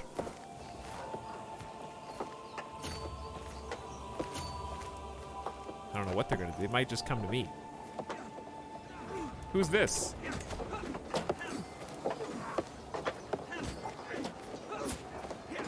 Who's this guy? As I woke this morning and saw rays of sunshine falling through my window, it took me a moment to realize I had slept soundly for the first time in weeks.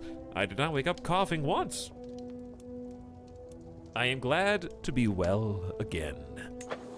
Going into debt to hire a court physician was well worth it.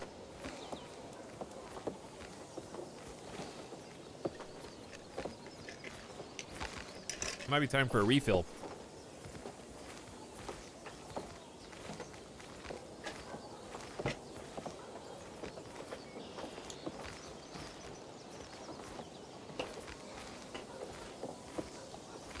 Curious to see what their armies do. Looks like with... Ooh! You will probably lose. I can wait for my allies to get here and then head over and see what they do. Will the allies follow me or not? I think they will. Wow. Allies are sticking to me.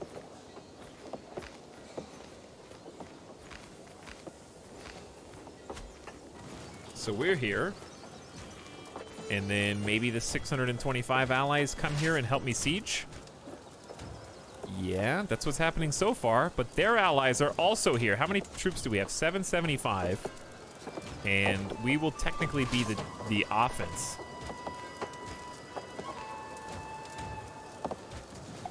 Hold on. I gotta get a refill.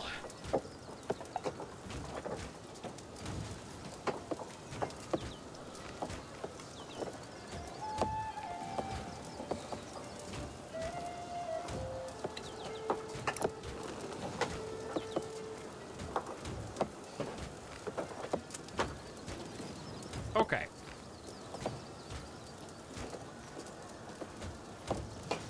Might have to get another Coke.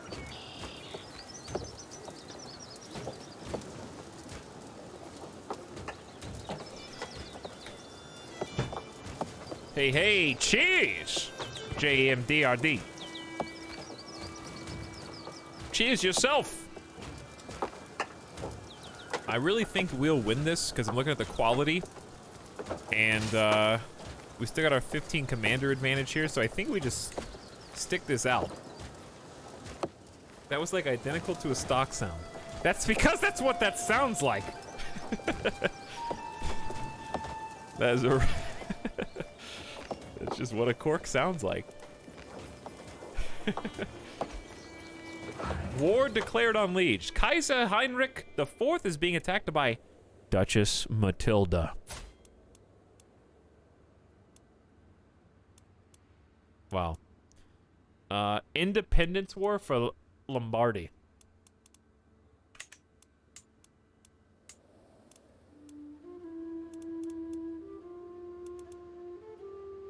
Where's Duchess is it how does Duchess Matilda factor into this?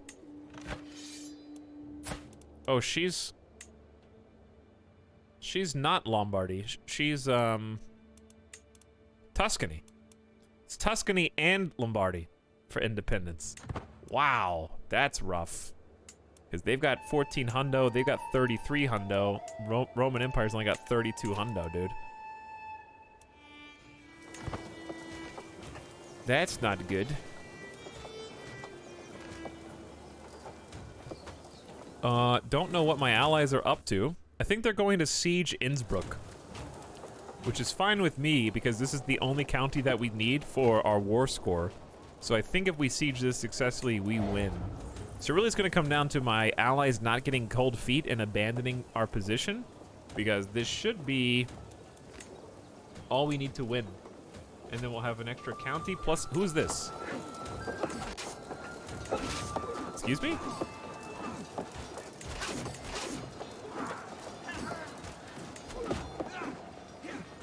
Who is this? Who is this one dude? And why am I not fighting? Defeat? I don't understand. How? What? No, that's the old one. That's the old one. That wasn't, I didn't even get, okay, I didn't lose anything. I have no idea, chat.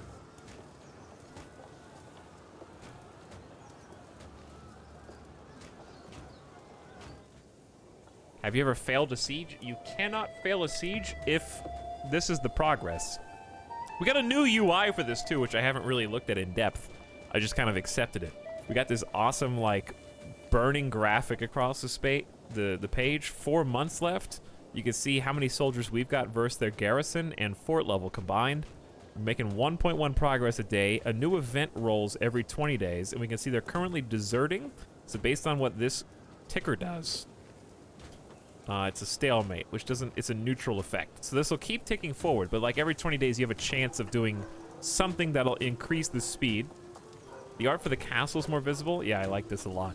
So right now they're starving, the sickness is spreading, but the walls are completely intact because we don't have any siege weapons. So hopefully, okay, another stalemate. They're actually sieging pretty fast. And your counselor Kuno died. Under mysterious circumstances. Oh no, my steward got assassinated.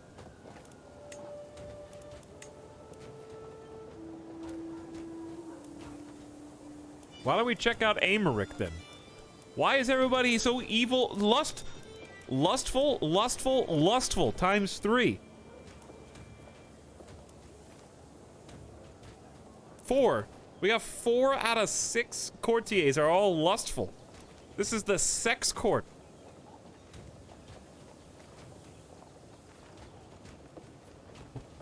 I'm sorry, is my playthrough of Crusader Kings 3 an HBO original?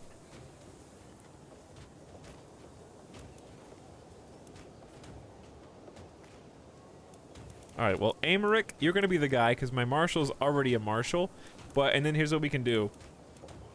So since Americ has a 13 marshal, and my marshal has a 15 stewardship, they're better, like it's a more even spread, so we can just swap these dudes around without firing them. Because if you fire them, you give them a debuff, and they don't like you for firing them, okay? So try to avoid hiring and firing unless you're okay with them having a negative opinion of you.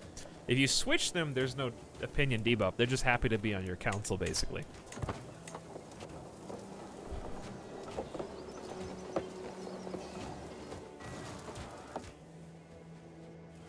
So I'm hoping that they don't catch up because they're sieging pretty fast, actually.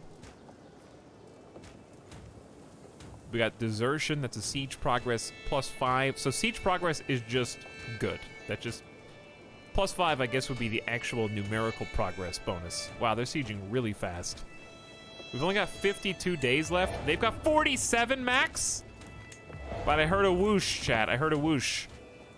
They might actually beat us. I don't know if it matters, though. We'll see.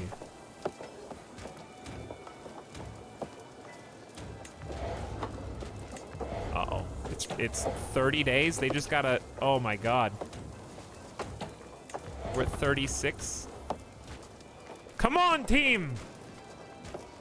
Sickness has spread. They're out of supplies. Gotta go fast.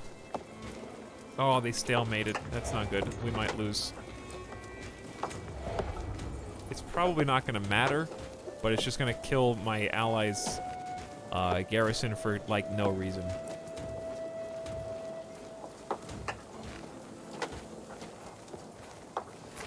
They did it. They sieged it. But let's see what happens when we siege. Because this is the war goal.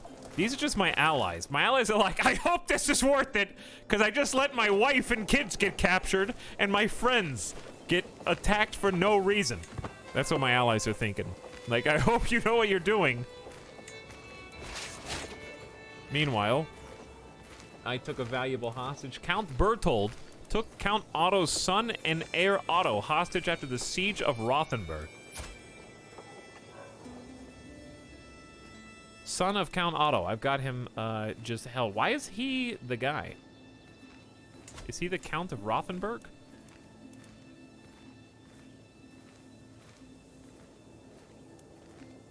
So we're at 89%. So if we didn't lose the capital of Innsbruck, we would already have won. So we have a choice now. We can either try and go fight these guys, or we can just keep sieging. Let's see. We can try and go siege the city and see what the AI does.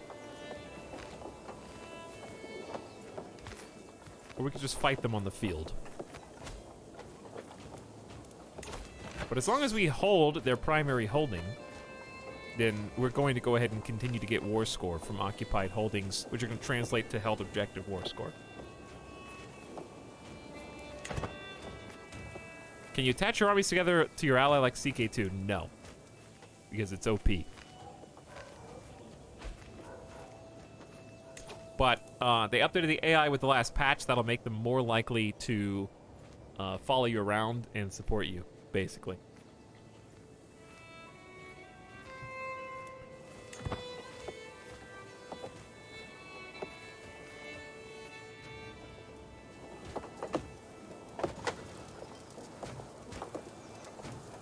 Alex, they built walls in the city and temple. You have to siege 3 times for the war goal. Why war score is 0? My war score is 89%. I believe you are looking at the wrong war. Thank you for tagging me, though. Chat, what am I gonna do with you?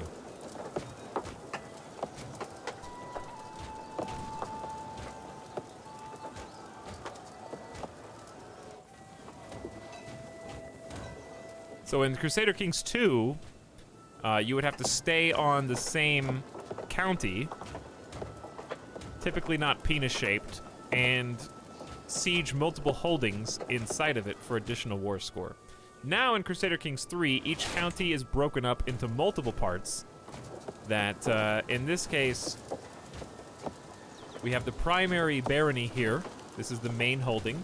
And then we have its subsidiaries in completely separate locations that you actually have to travel to, which makes a lot more strategic decision making when it comes to where do you want to position your troops. Because right now I'm in the county of Rothenburg, and if these guys came up to the county of Rothenburg, they would have fought me in Crusader Kings 2. But in Crusader Kings 3, they can actually go around me while being in Rothenburg by just avoiding my specific section of the tile.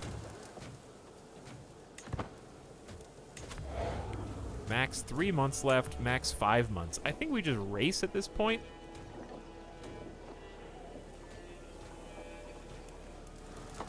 I think we just race. If we're already at 89%, because we're at war for the entirety of the county, which includes the city and the bishopric. So sieging either of these two should increase our war score from occupied holdings. And that captive was a really good one, too.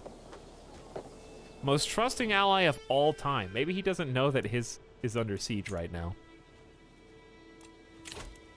Meanwhile, I say we go ahead and start being able to fabricate hooks.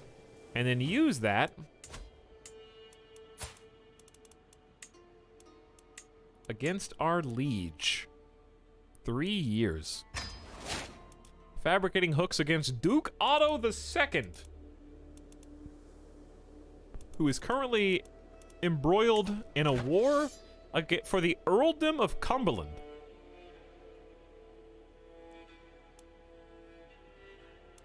As a defender. Wait, is he allied with Scotland? Is my Duke Liege allied with Scotland. Yes.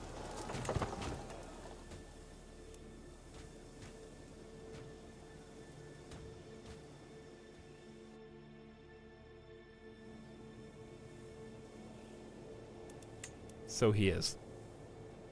All right, let's see if this is enough. 3, 2, 1. They're all deserting. Bam. That's all we need. I like the new graphics down here. Surrender white piece. Enforce demands is glowing. That's what we want. Though sometimes if you're on defense, white piece is good enough. Okay, you don't need to enforce demands if you're on defense all the time. So we get the county, the bishopric, the city, 20 fame. My allies gain some fame, and also we continue to stay best friends. To the ratling Dietrich, may your humus rot in your living body. You are a greater foe than I imagined. To put an end to this bloodshed, I will comply with your demands. Not only is the first war won, but we grew our little county into 2 counties, and on top of that, basically eliminated my friend Rothenburg from the game, effectively. Now, the Duchy of Bavaria is kind of a big ask, so we're just going to be content trying to increase our county holdings right now. And getting the second one is so good. We have actually vassals. I have 2 new vassals, a bishop and a mayor. So they are considered powerful because our county is very weak. And because we now have vassals that are considered powerful, we may want to consider putting them on the council. I don't know how to make a bishop my counselor, but what a god of martial he is. This is the part where we probably just fire Amaric and say, sorry, bro, nothing personal. And fire Warrigan. They're both unlanded. They're just knights. They're not really doing anything. They don't have anything that we should be concerned with. And also, it just helps these guys are better at what they're supposed to be doing. So welcome Mayor Berthold onto the council. He's intimidated by me, but we brought him up to a -9. We have a -20 short range modifier that effectively just means I'm his new liege. And over time, this is going to deteriorate back to 0. So we can anticipate being in the positive as short reign dissipates. Likewise, we need to get Amaric off. And I guess I'm going to put this bishop boy on. Sorry, Amaric. Nothing personal, bro. But they are better than you, and I want to keep my people happy so we don't have any early game factions. That'd be super nice. So we have some nice replacements there. I'm hoping that soon I see that I'm going to have a BB. And we might want to even fabricate more claims, because we do need to take advantage of the early game situation, which is land for the taking with very few alliances that we need to worry about. So these guys right here next to me, good targets. This is a good target. This is probably not a good target. 734, even though they don't have an ally. Probably want to focus on the ones that are directly next to us, and we definitely cannot declare war on our Duke Bavaria. So that leaves us with only a few. So we got a second county already. Now, what we want to check as soon as we conquer is to see if the control is good. Control's at 100, which seems very generous. So we did not lose any control, even though we sieged this land, which is somewhat surprising to me. But I think I'm going to go ahead and start fabricating a claim. This guy actually approves of us now. We're getting a dude plus 0 taxes out of 0.4. Levies, 5. Hey, sick. Dude, levies, 5 dudes? Wowee. Thank you guys. 12 people coming from this bishop. 7 coming from this mayor. Fantastic. We are making a lot more money though now because we got Rothenburg, which itself has a crop field, the backbone of the feudal economy, each manned by a small but generous family of peasants, all but willing to surrender most of what they produce in tithe to the crown. So we get 0.5 there, and we also get a 0.2 from hunter lodges, good defender advantage, and light cav bonuses, which we may or may not end up using. But we are getting way more money now, like 50% more money almost. So very good. Now we can kind of disband our troops, which is going to make us even more cash, so we're not having to support them. 5 dudes, not as awesome as 20 good men. That is true, yes.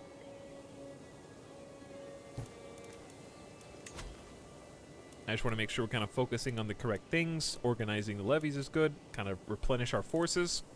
And you should notice that our total soldiers goes up significantly now that we got that extra county. And I may go ahead and fabricate some claims on my next neighbor. The old-fashioned way. Doing it the old-fashioned way. Checking out feudal. We could hold a feast. Dude, money is tight right now. This is a precious thing. Imagine having zero issues.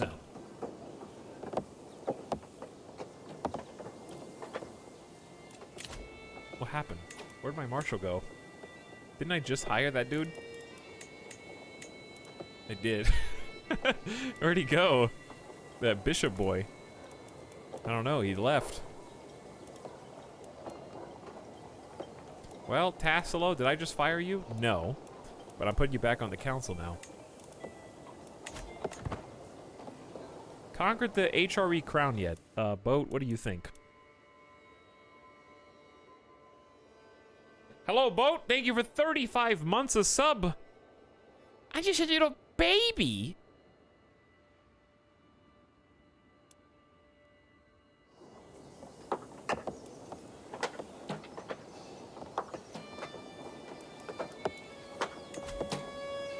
You moved your steward? Oh, I did move my steward to marshal.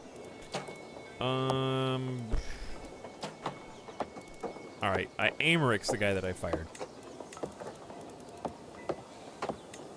There we go. All right, you're back. Sorry for firing you. Hey, you know what I like about Crusader Kings 3 instead of Crusader Kings 2? First of all, it's better. And second of all, if you re-employ someone that you fire, it erases the fire debuff. So, GG devs, thank you for that. Big deal. That was super obnoxious before. I showed up to resub and got an ad. Get destroyed. Thank you for the 1 penny, you know? Which is way more than I would have gotten if you resub to my channel, slight inconvenience. Also, sorry for the slight inconvenience, but it's kind of in your name. Kaiser Heinrich is being attacked by leader Hartmut, a foreign ruler. Is this a peasant rebellion with 1,100 troops? That may be enough to challenge the Holy Roman Empire, who is currently at war for a Tuscany independence, already trying to fracture the Holy Roman Empire. Fantastic. It seems like we chose well, chat. Definitely with random chose well. Defending against France in the France de Jure War for the county of Vaucouleurs. I don't know how to say that. I tried, sorry. They have a chance. Your allies kind of suck. Are you allied with who's allied with Denmark? It seems that Kaiser Heinrich is allied to Prince Salomon of Hungary, who only has 200 troops. Wow. HRE, not doing so good, dude. I'm loving the new AI. Is this part of the new update? It is, Boat. Yeah, they did some. Did you see the patch notes? I only read some of them, but there were so many. The one big takeaway for me is alliances are very precious now. We're not gonna go insane with them.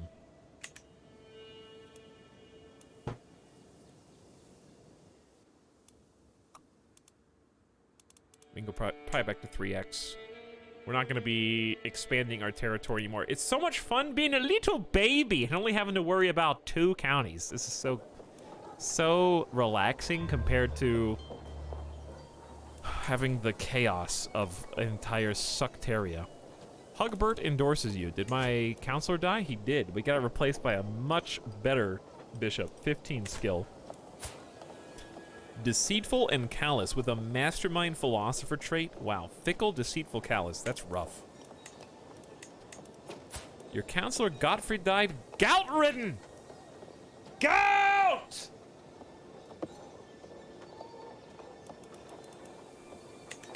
It's come back for us again.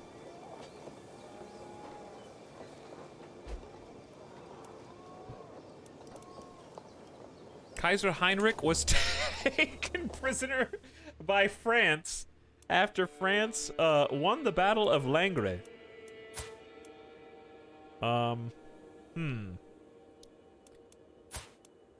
Kaiser Heinrich. I'm just thinking that maybe things aren't going that well. I can't help but believe that you could be doing better. I like being in Western Europe, though. So far, it's just we're in the thick of a whole bunch of chaos with the Holy Roman Emperor. He's got captured twice. So I assume he lost that war.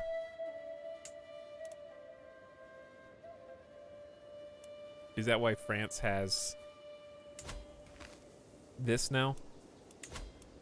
So chat, if you want to know and you're like, I don't remember France having this, you can click on a county, click on the shield for that county, click on the book. This is the sub-sound.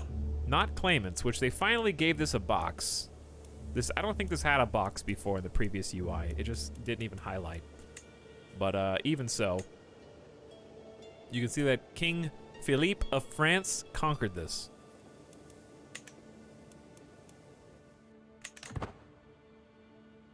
If you wanted to check out the history of the title. That way you can kind of see at a glance how things have been going, how did they get there, how did they become like they are. Oh, I didn't know that. Peepo comfy. Etal while the Holy Roman Empire burns around him. Peepo comfy. Etal while all of his friends declare independence wars. Peepo comfy. This is fine. By the way, Soupset says, good evening, Etal. Hello, Soupset, for 11 months. How you doing? What's up? Slight inconvenience. People arrived and got an ad for 10 months. Thanks for your 10 months of sub. Slight inconvenience and appreciate the support. And then Ninyu is back for 38 over 3 years. Thank you for the 3 big ones. Much appreciated.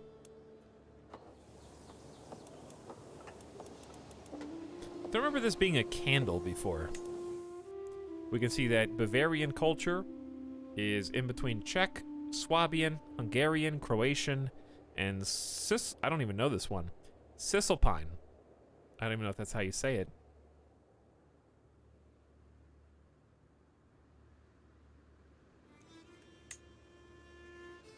Press W, start in Ireland.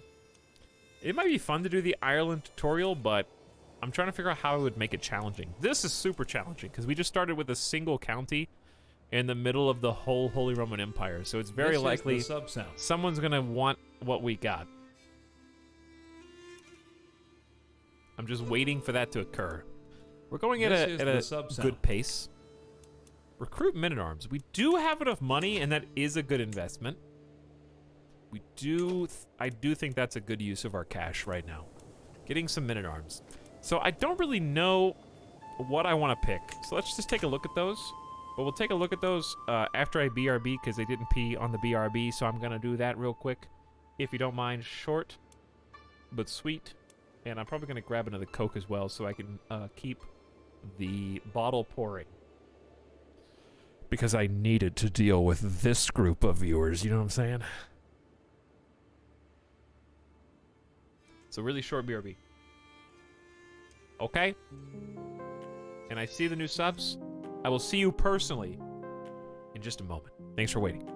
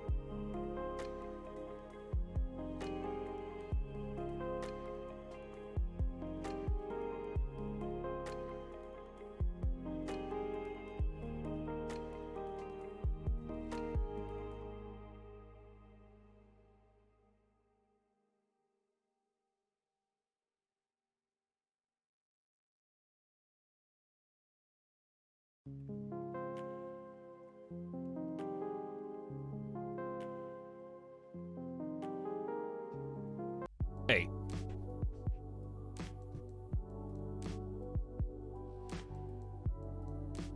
Welcome back to Mapstream.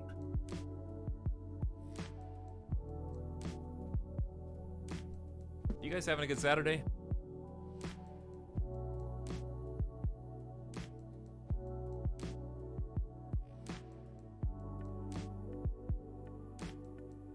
I, A.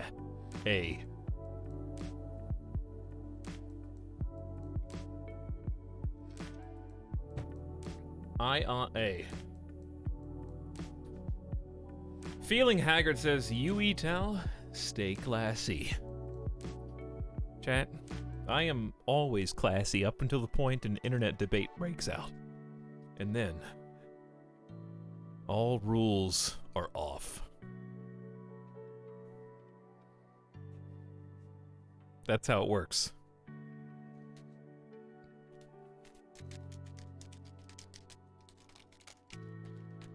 Work was pretty slow, but I had a meeting this morning. Meetings on a Saturday. It's been an awesome Saturday. Thank you for streaming. My pleasure. This is just what I needed. Your peepo aren't comfy. I think they are. You guys look pretty comfy to me.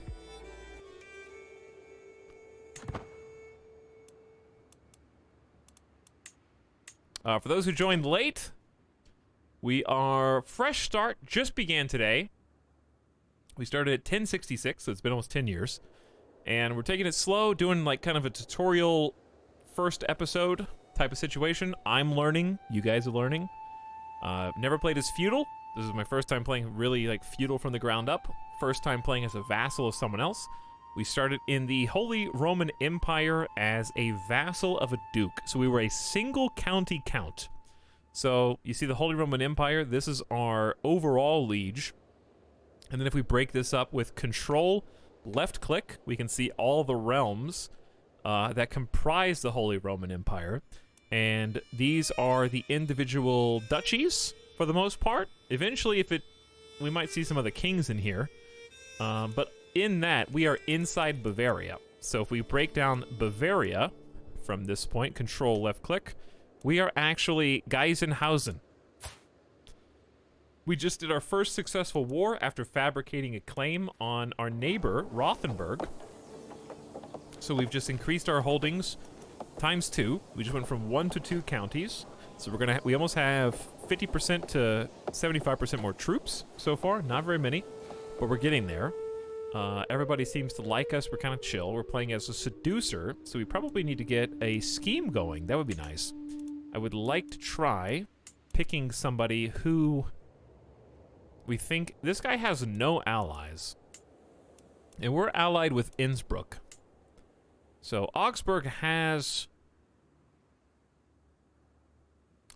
nobody. I'm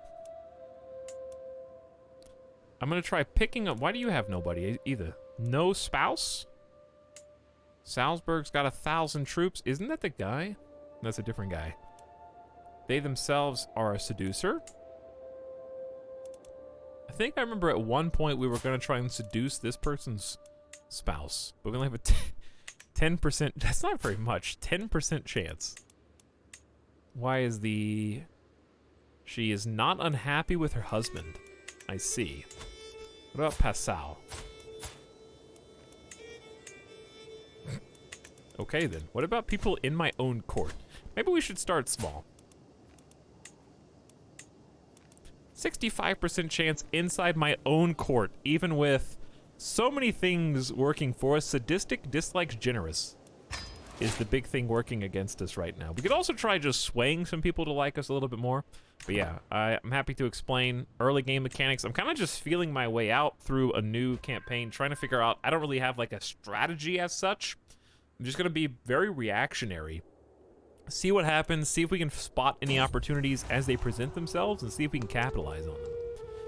A long evening of state business with Tassilo has slowly degenerated into both of us deep in our cups. Cheers to that, Tassilo. Slurringly. Swapping saucy stories. That is a great sentence. I have just finished my retelling of a tale of mournful lust for one's unreachable reflection, when I see an untoward gleam in my companion's eye. Thoughts of blackmail race unbidden to my mind. Perhaps Tassilo is actually a little keener on this subject than he knows. Your steward and knight, who is bisexual like ourselves. I have a few other stories like that. 46% chance Tassilo becomes a deviant. Wait, what? 53% chance he is repulsed by my lewdness.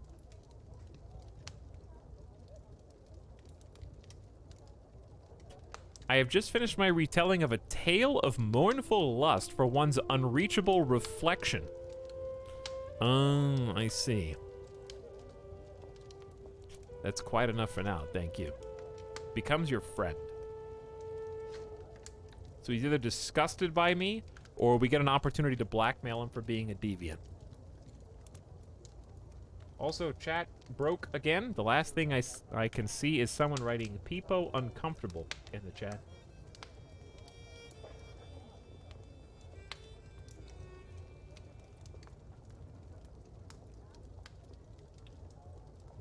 There we go. Now I can see you again.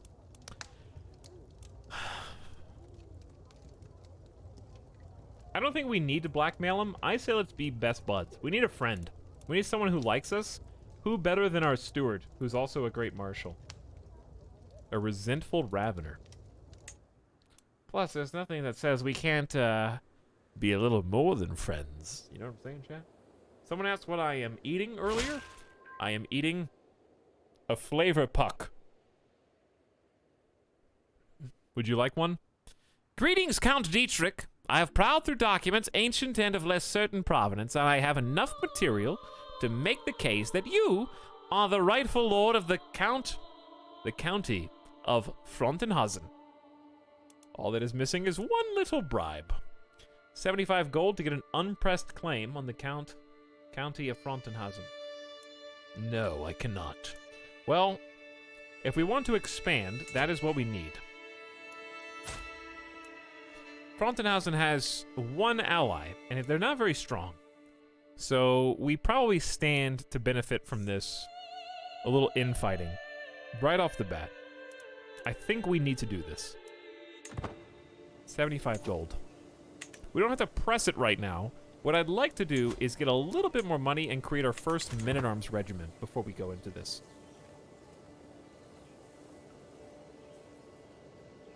What flavor? Almond butter. It is an almond butter biscuit.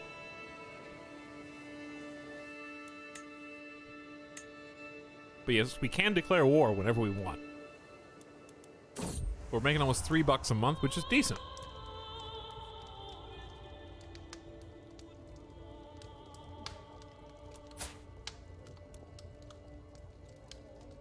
A troubadour will soon be performing for the court. A simple request would be to have him change the performance to dedicate it to Gerbert, the target of my affection.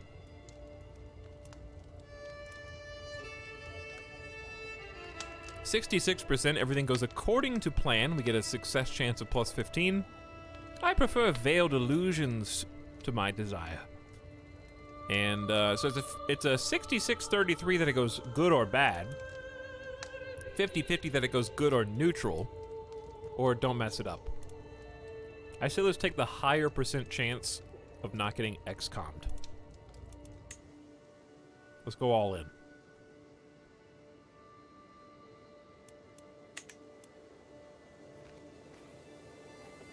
Could you share with us? No.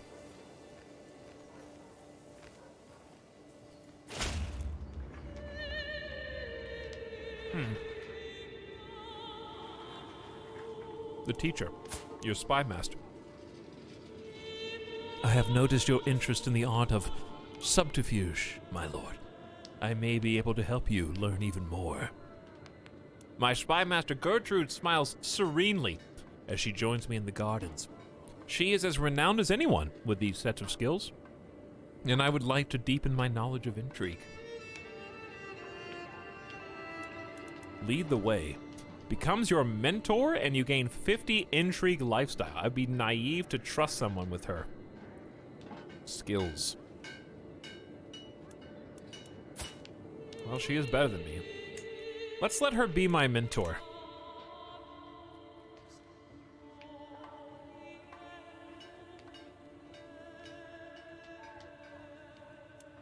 The troubadour's performance was greatly appreciated. I knew you were a man of impeccable taste. Perfect. And who are you, Tassilo? And what do you need? As Count, I have been obliged to attend a local jousting tournament, but the contestants have been delayed. The tourney will not begin for another hour. Looking around, I noticed my friend Tassilo sitting under a nearby pavilion, typing in all caps, "Late streamer." On the other hand, this could be a good opportunity to eavesdrop on the conversations of other attendees. Spend time with Tassilo under the pavilion. Lose stress because you're gregarious, and Tassilo becomes your friend. I'm sure someone here knows something. Discover a random secret, or I've wasted enough time on this. I haven't gotten any stress so far. Let's learn a random secret. We know that Tassilo himself is a witch. We know Count Walram, your neighboring vassal. Neighboring vassal. We know that he is a non-believer, which is enough to blackmail, which is only a light hook. I don't know what I would want to use that for.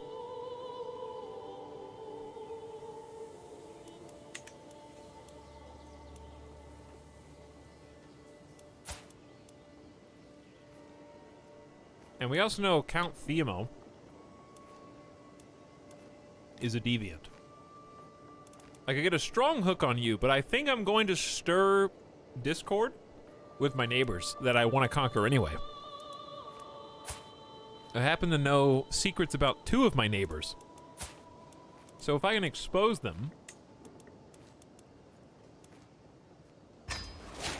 I've exposed Count Theamo's sexual deviancy. Expose my secret -30. And I can do the same to you. So I'm creating some enemies, but I'm creating enemies that I could possibly handle. But most of all, if I tell everybody I have exposed Count Walram's doubts about God, then others will be less likely to like them and less likely to work with them. So I'm trying to keep them down at this stage. Like, I am an intricate web weaver, and I am wrathful. So I'm trying to ensure that nobody else ever allies with them. I'm hurting their chances at making friends, and I'm also hurting their relationship with their lord. Our lord. That lord and this one. Hey, God, do you know this guy? Did you know that this guy is a deviant? He's like, I didn't know that. Thank you for telling me. That's plush piety for you. I'll tell the Pope to hook you up with some cash right now, actually. Holy Roman Empire is winning the Peasant Uprising, and they're actually still losing the Independence War. An Etal Discord, you say? Indeed. Chat, join the Discord. If you haven't already. We need more people to meme and post stuff. No. Then get out. I don't wanna. You're already in. A reading in Geisenhausen. The celebrations had come to an end, and this evening's entertainment seemed over when Gearberg suggested a reading. What would you like to hear? Humble, sadistic, and forgiving. I would probably say something pious. Well, I figured your forgiving, humble nature would let you lean towards that. But it did not work. Dietmar came in and saved me. But it hurt my chances of success. Ah, well. Alright, at what point do I want to declare war on you? Let's take a peek, chat, at possible Men-at-Arms regiments. Light footmen are pretty default, but they get the job done. Bowmen are obviously a favorite of mine from the last time. Let's try and do a different thing. We have tier 2 siege weapons, and I would like to pause real quick just to kind of see the difference. I know onagers are the first one. They're the same size of soldiers, but it's a difference in 0.2 per day and 0.3 per day. Also, onagers are limited by fort level. So especially in feudal, we're going to find that they're not as effective as far as we need them to be if we come into contact with forts above level 5. So these are just tiny little baby catapults. Mangonels are traction powered, easier to operate than the onager while boasting a faster rate of fire. But you're also going to pay for that. So the maintenance is higher, and they're more expensive up front, but definitely worth getting. Armored footmen counter spearmen, and are themselves countered by light footmen and skirmishers, I believe. The only skirmishers that we have access to are light footmen. So these are the typical what you think of feudal. You think of knights. Full armor.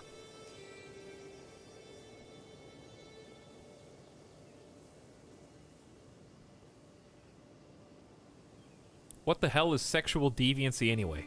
Probably don't Google sexual deviancy.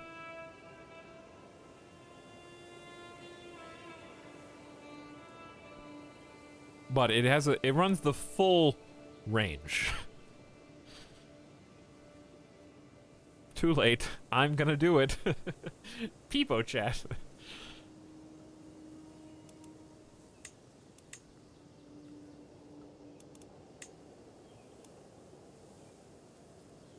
So I kind of need to figure out what I think we're gonna run up against. Light horsemen are specifically good in plains, and I think they're the only one that excels in the plains. So it makes sense for us to get them, but we know that light horsemen are countered by other pikemen, right? So I think a combination of light horsemen and armored footmen.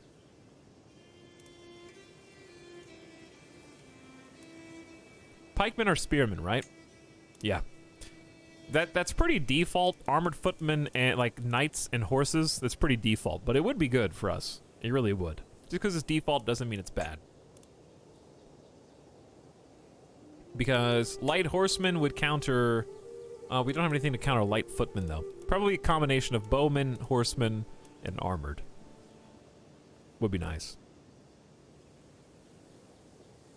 I just turned in an assignment due at 11:55. At exactly 11:55, someone give me a medal. You've got it. We did a really good job last time with the focus on bowmen.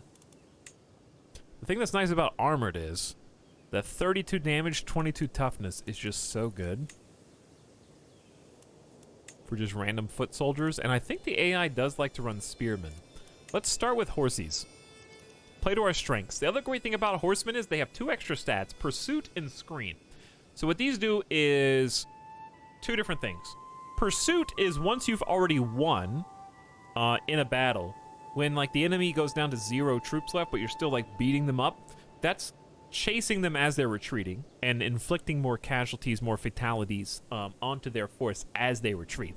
Whereas screen is the reverse of that. When you're trying to leave, when you're trying to get out, or if you choose to retreat in a battle, this is how well your units will cover that retreat. So screen will protect your lives and let them live to fight another day. I say we just go light horsies first. That'll probably give us a nice advantage. I don't want to go too crazy because just building these up is going to cost us a gold a month. So let's just start there, and I can't really afford any more anyway. But you actually can retreat in this game even before you go down to 0, once you get to the 3rd phase of combat, which has a little sword at the bottom middle. If you want to try and minimize your casualties or you know you're going to lose and it's pointless, then you can do that. Gerberg welcomes me with a mischievous smile. Her eager hands immediately get to work on buttons and laces. Within a few heartbeats, I stand naked and shivering before her. But when I attempt to return the favor, she pushes me away and screams, "Guards! Guards! There's an intruder in my chambers! Guards!" Bare as a newborn babe, I bolt across the room and crawl out the window.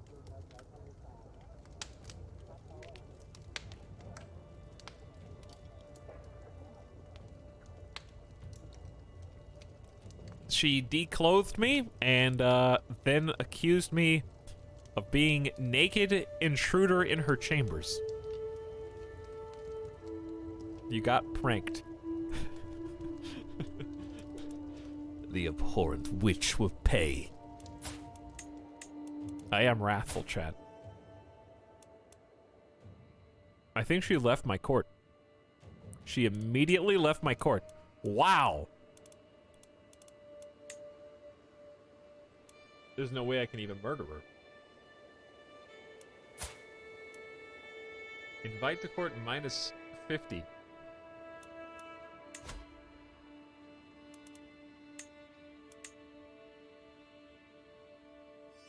What if I married her back into my court, then arrested her and executed her? That's some... I mean, I feel bad for doing one of my knights dirty like that.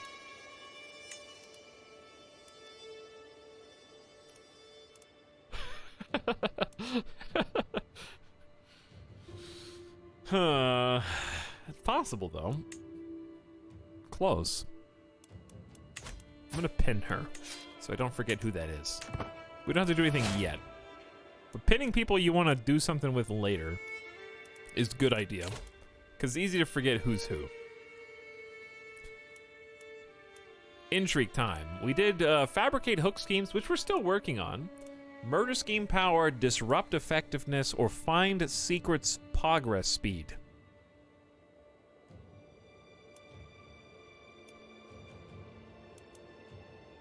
Huh.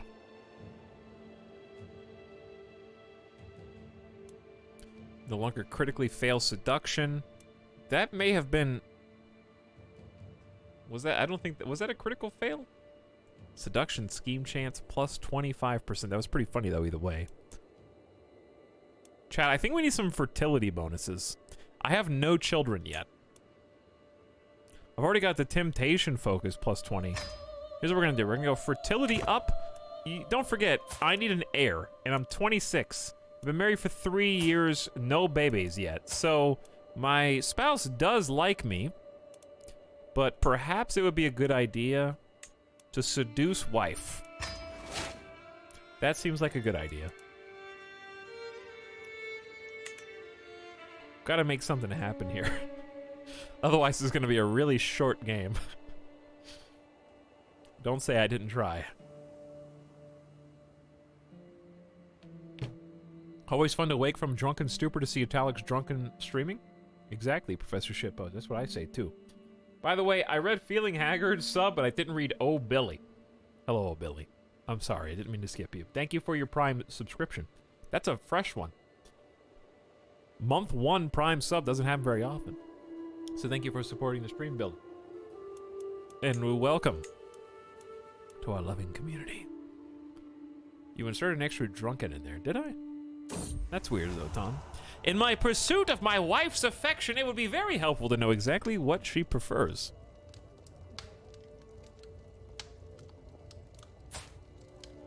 I am sure I could convince her to tell me. Diplomacy challenge. My spies will uncover this in no time. You know what? I'm just gonna ask her. Face to face, this character is practicing saying what they want without ever saying what they mean. I am generous and gregarious. I think a gregarious person might just ask directly. They're both wrathful. Good for you. Let's just ask direct. +1 diplomacy's not ever bad anyways. Hi chat, what's up my cactus? Greetings denizens of twitch.tv. Hi Mary Skipper. What's up? Everyone appreciates a gift, but perhaps I could come up with something truly unique that will make a real impression on my wife. An embroidery featuring her house crest, commissioned poetry on the joys of life, a wood carving of a castle. Maybe not. What would I do? I am generous. And gregarious. She's temperate, ambitious, wrathful, and a skilled, aggressive attacker, but she can't fight.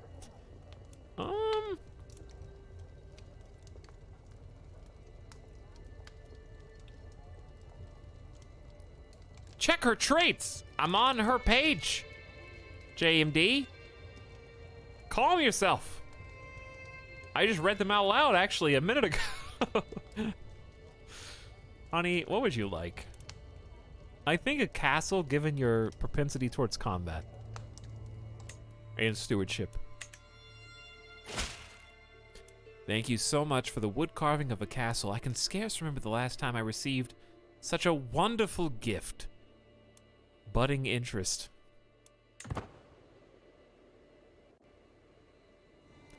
How is my liege doing?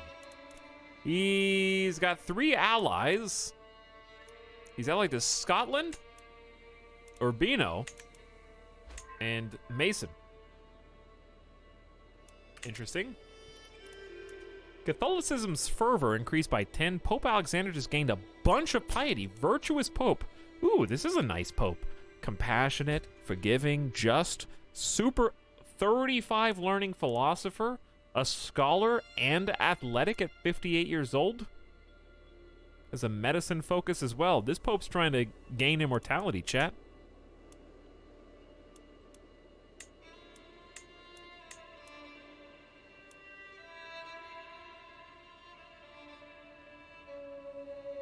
What do you think of the game, Italics? Hi, Buttercup. I think it's really good. Of course, you have to keep in mind, I did get the game code from Paradox. But even with that, I think it's really fun. And I like it a lot. I think it's a good time to jump into the game for first-timers. What's up, antagonist? Sellout mode active. And if you really like the game, and you want to buy it yourself without getting it on Game Pass, because it is on Game Pass, then you can scroll on down to the only panel that's on my Twitch page and check it out there if you'd like to buy it and support the channel that way. Which, of course, I do directly benefit from. For your own Steam key. But it is on Game Pass. So if you do have Game Pass, check it out there. He played it for 16 hours straight, though. Yeah, I did do that. Count or peasant, high or low, it doesn't matter. We're all mortals. I was reminded of this as I woke coughing in the early morning. A dull ache pounding through my head and throat. You seem to be under the weather, my lord. I know a fair number of suitable remedies. Do more than what is... No, do no... I always read this as do more. That's my bad. My court physician came to my chambers and offered me a draught, yellow in color. He told me to pinch my nose as I drank it. It tasted like piss. It didn't say that. When the tepid liquid passed my lips, I almost immediately spat it out again. I demanded to know the contents of the cup, and he revealed it. It was fresh piss. I said that as a dumb streamer joke, and then the devs actually made me drink piss in the game.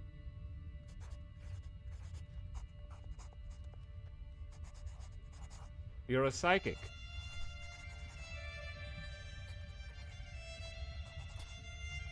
A pregnant sow.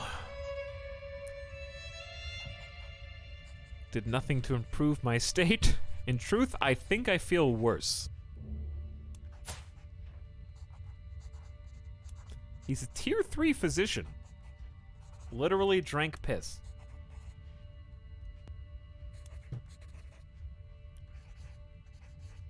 Go away, I want to rest. Worsen disease symptoms for a year. Moderate health penalty. Guards, put them in lock and key. I can decide what to do with them. This is an act of tyranny.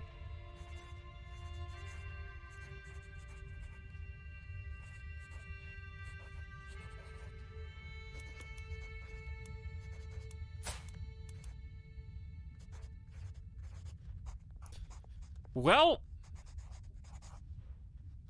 I gotta do what I gotta do. This traitor deserves to die.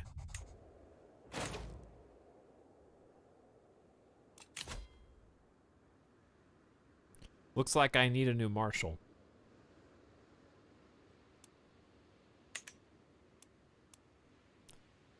was executed on your orders.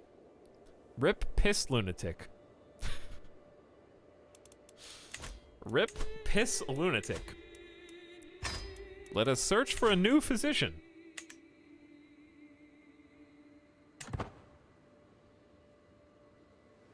And see what we can find.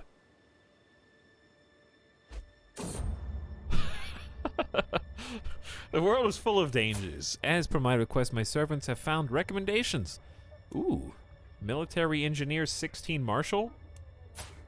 Or adequate bargainer. I guess let's just see if we can afford you. 50 gold. I think it's worth it because we do get a brand new Marshal who's also a good military engineer. That's a nice perk to have early game.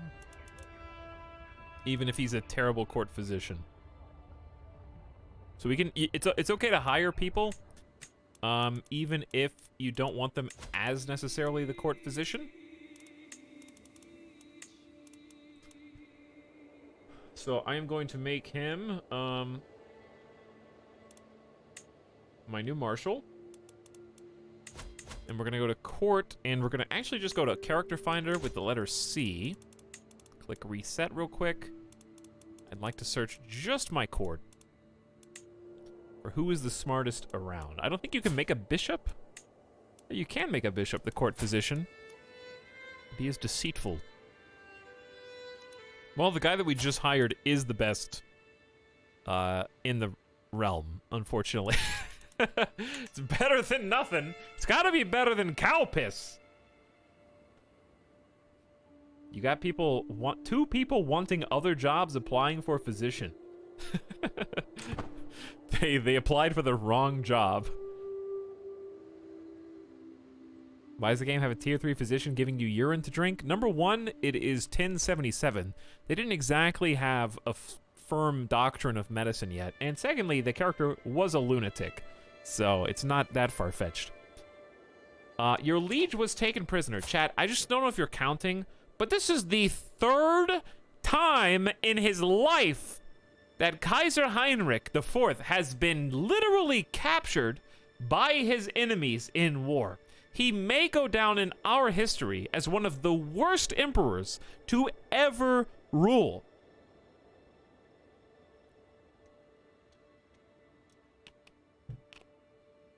How do you get captured 3 times? Oh, this is for the Independence War. Oh, God.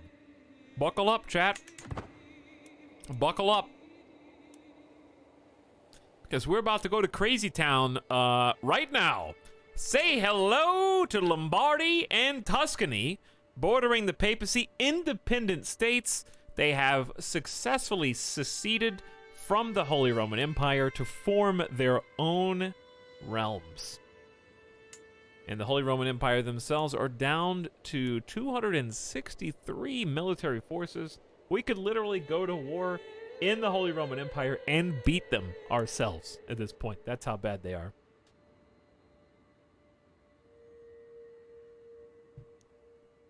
The most captured emperor.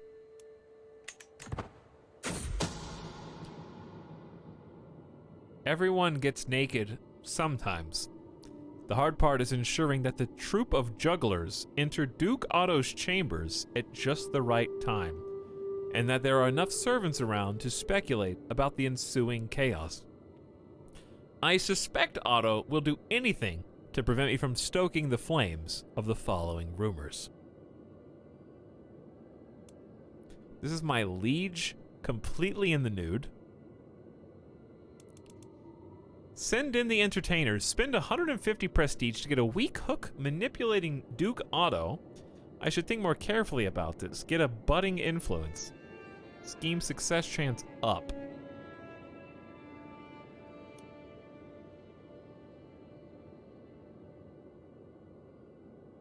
Hang on. So we spy to figure out when he gets naked, and then we know when he gets naked, so we send in a troop of entertainers at the exact moment he's full naked?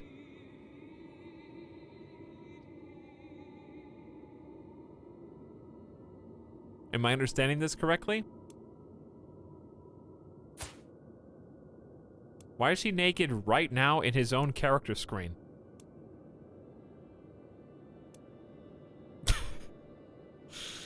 Okay, I guess send in the entertainers. You got a weak hook manipulation on Duke Otto II. He's 57. So we should realistically use this pretty fast. I could demand a council position. I don't even think I'm on his council. I have not great stats. How do I see his council? I guess I could just look at his vassals and guess. Can you see Liege's council somewhere? Oh, bam, there it is. Yeah, his guys suck. Let's demand a council position, chat.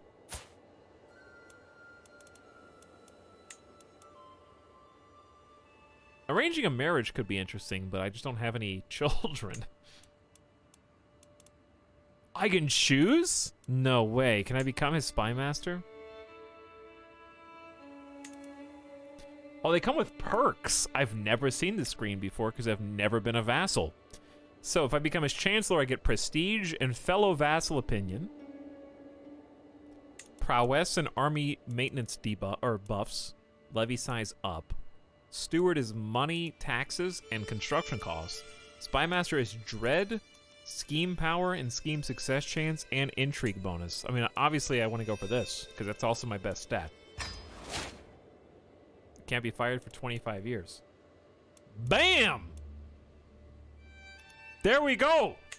We schemed to become a counselor. We're going to use that temptation, or that intrigue buff as well. Liege Spy Master. That's me. And I'm also better than the last person that was there. A little bit of natural dread will, of course, be helpful. Keep my own court in line.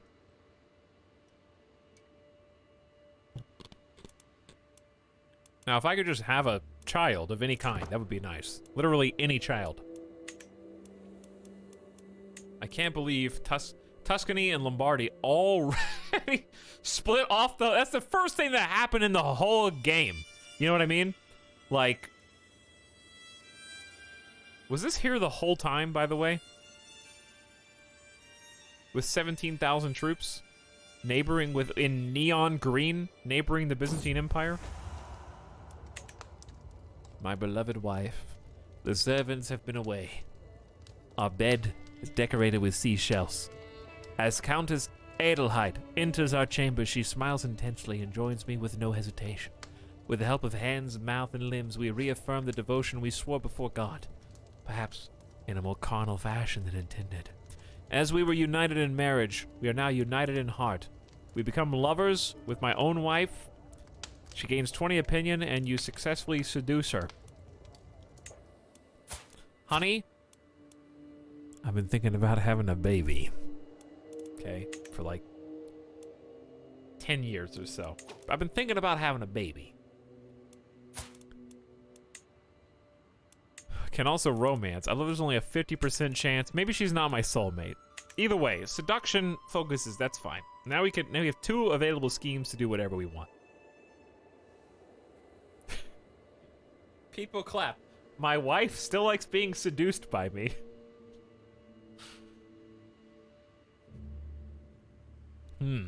Who else should we focus on hooks?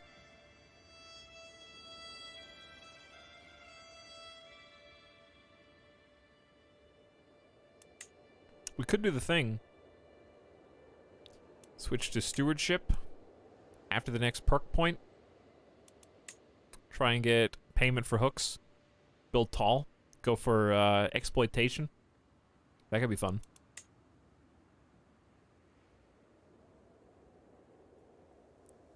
Find secrets may also fabricate hooks. Okay, so digging for dirt would be ideal in that case. Why don't we go digging for dirt into stewardship, into golden obligations. Extort subjects. We really only have a few subjects, and that's the hard part.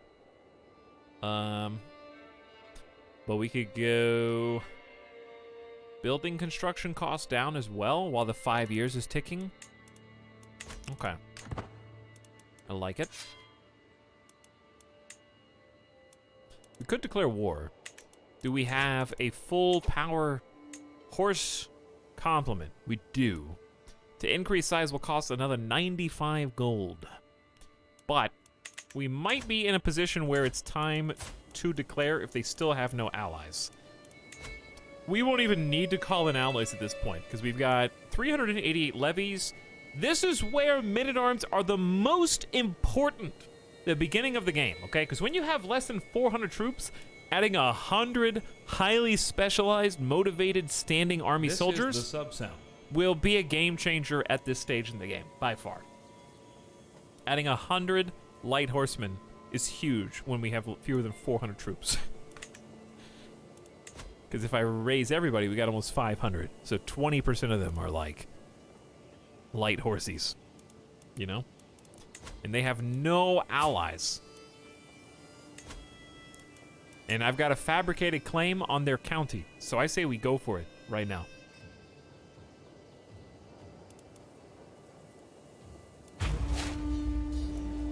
I see literally nothing stopping us. Let's go ahead and raise up. Muster the Rohirrim! I'm looking forward to learn this game from you, sir. Well, today was the day to do it. We probably already explained some stuff that we may skip over now. But I've been trying to kind of keep that going the whole time. I don't know where they're going first, but maybe they're running away. Liege goes to war. Duke Otto has declared war on Duke Alberto of Lombardy. Really? Bavaria's like, Lombardy, I see that you're not part of the Holy Roman Empire anymore. Guess what? I still border you. What are they going to war for? The county of Grisons. Right here in the mountains, chat. Right here in the mountains north of Italy. How strange. Where could that possibly be? Is that like a place with a lot of backstory and history, perhaps? No. Couldn't be. Let's do a little bit of teaching / learning. There's two games that this app is very good for.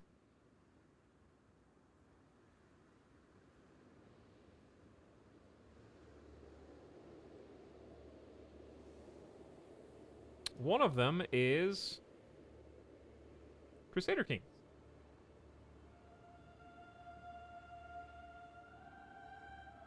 So, you can see that where Switzerland and Austria, I think where they meet, is basically what we're fighting over right now. Dude, there's Liechtenstein. How does Liechtenstein even exist?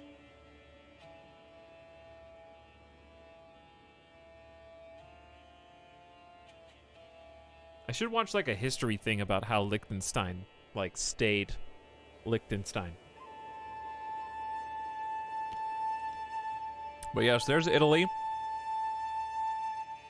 The big boot kicking Sicilian dust on Malta. I think I called Corsica Malta earlier. That's my bad. Sardinia, right there. We almost started there. I did not know the capital of Switzerland, I'll be honest. Beautiful. The capital of Switzerland, Bern. I know about Zurich. Zurich. I would have... Wasn't there a Bourne movie shot in Switzerland? Or did I have... Or set there? Or did I just make that up? Anyway, the map is a little curved right now. So if we look at just terrain... Switzerland should be, like, right here. Right? And we are effectively... Wait, okay, so there is Zurich. Right there. What is this map angle? This is just the default map angle. But you can see where it is. So Liechtenstein is... What's the capital of Liechtenstein? Vaduz.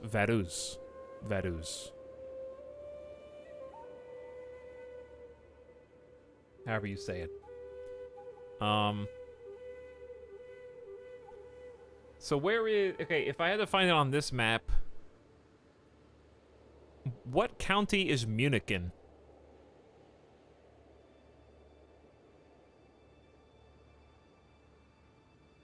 It should be like right around here, right? Oh, is it right here? Is this Munich? That would make sense. We border it. Dude, let's take Munich. Let's become Germany. Wait. Just kidding. For the third night in a row, I am sitting at the same table at the same inn. Has an excellent view of the bar and the captivating barkeep behind. My daydream is interrupted with my friend Tassilo slams his tankard on the table. I have seen you gawking at Udo all night, he whispers with a sly smile. I don't blame you. He is an enchanting man. Do you want me to make you an introduction? A wandering, honorable, handsome adventurer who's also honest, arrogant, and diligent. You know him? That would be perfect. I will wrap Udo around my finger. I will be able to decide how to proceed and gain 300 intrigue. I want to do this myself. 76% chance.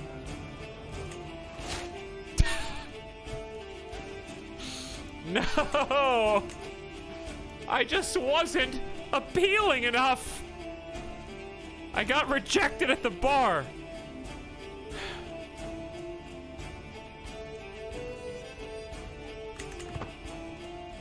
Well, turn off the music.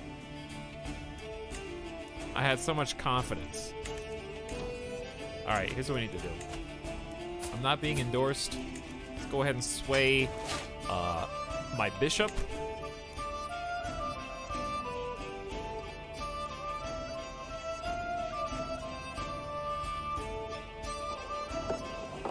You guys want to try, like, finding secrets?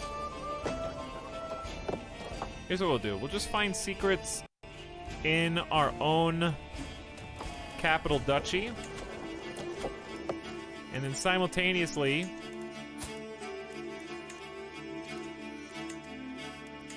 fabricate hooks on Kaiser Heinrich for as long as he's in power. Take 4 years. It's a little long. Some good music, dude. The whole soundtrack for this game is still amazing.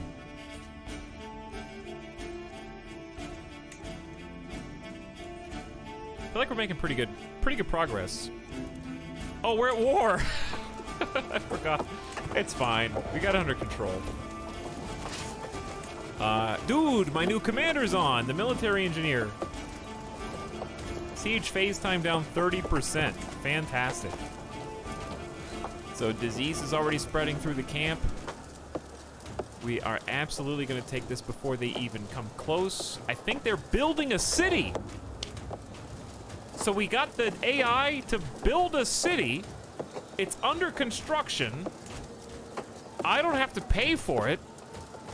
It's just gonna exist inside of our holding. Like, I haven't had to buy any upgrades yet. So that works for me. But look how much faster we're going. 1.2 progress a day. 30% is still, like, well worth it. So they're deserting currently. So that's a nice big +5. Forgot about the war because he was in the bar hitting on Udo. Yeah, you caught me. You got me. Hey, as I woke up this morning and saw rays of sunshine falling through my window, it took me a moment to realize I'd slept soundly for the first time since I drank that cow piss. I didn't wake up coughing once.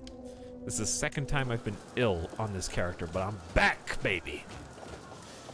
And I'm ready. They are sieging. Why does everyone else seem like they're sieging so fast? Why are they sieging faster than me?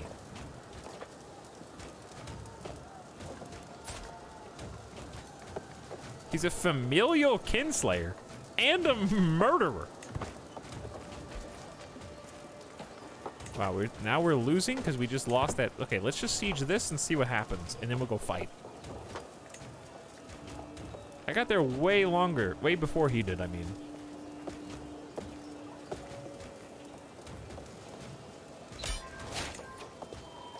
Well, I took the enemy leader's son hostage during the siege of Frontenhausen.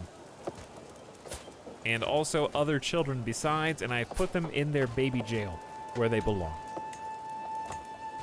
Well, we sieged what is effectively their capital, got 24 gold, which for now is fantastic for the monthly income, and that is enough to enforce our demands. A little bit of fame, a new county, a new city. Rattling Dietrich, may your humors rot in your living body. You're a much greater foe than I imagined. I will comply with your demand. Okay. We did it. Geisenhausen is now 3 counties wide. 3 counties wide. It's all for naught if we don't have a baby sometime soon, though, chat.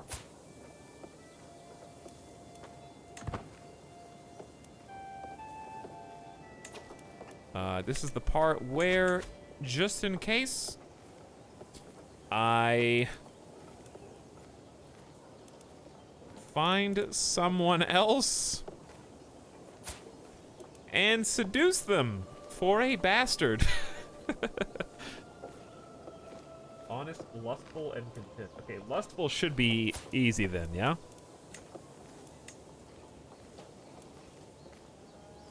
Plus 10. She also thinks I'm pretty cool.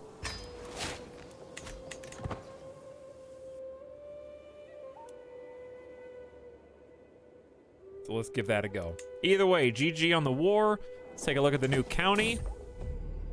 The existence of my plot to fabricate a hook has been discovered. My involvement is not yet known, but this will make it a lot more difficult to bring my plan to fruition. Wow, that went way down in success chance, to the point where I'm just gonna straight up abandon that. Think we got lucky there. And next thing I want to do is find another target. Maybe, I mean, we did use our medium or our light hook on our liege. He is 58. But what I can do is, oh, I have to wait till the 18th of August. Okay.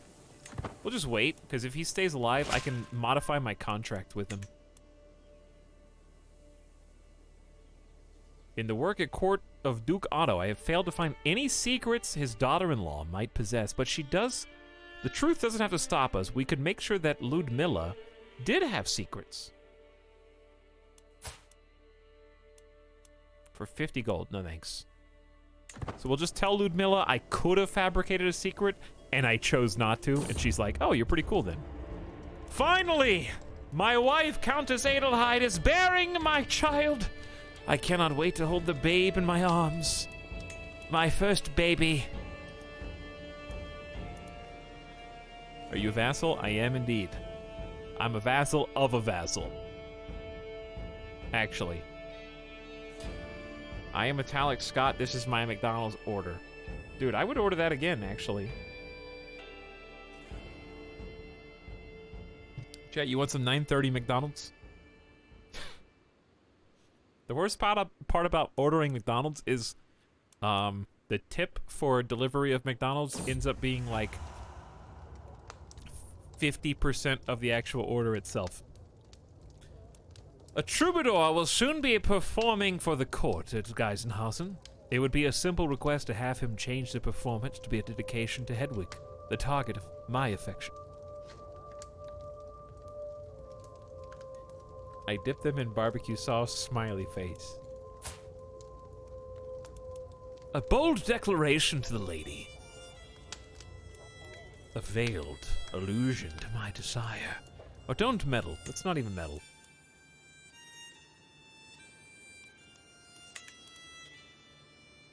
But yes, we have we've conquered rather. We only have 60 control here, so about this time I like to just jump on the marshal. I like to check control after I conquer, because sometimes it goes up and sometimes it goes down and sometimes it stays the same. I haven't been able to figure out when it does one or the other. But when control goes down, your levies are lowered and your taxes are lowered. So if we want to maximize this, I enjoy using the marshal. Even though this is slow, it's still nice. Send your marshal with the control county task, and they will assist you in bringing it back completely 100%, especially when you only have a few counties in your domain. Very important that they're all under your control, because you will get significant bonuses in terms of money and troops this way. And it's going to be better long-term than just short-term organizing the levies.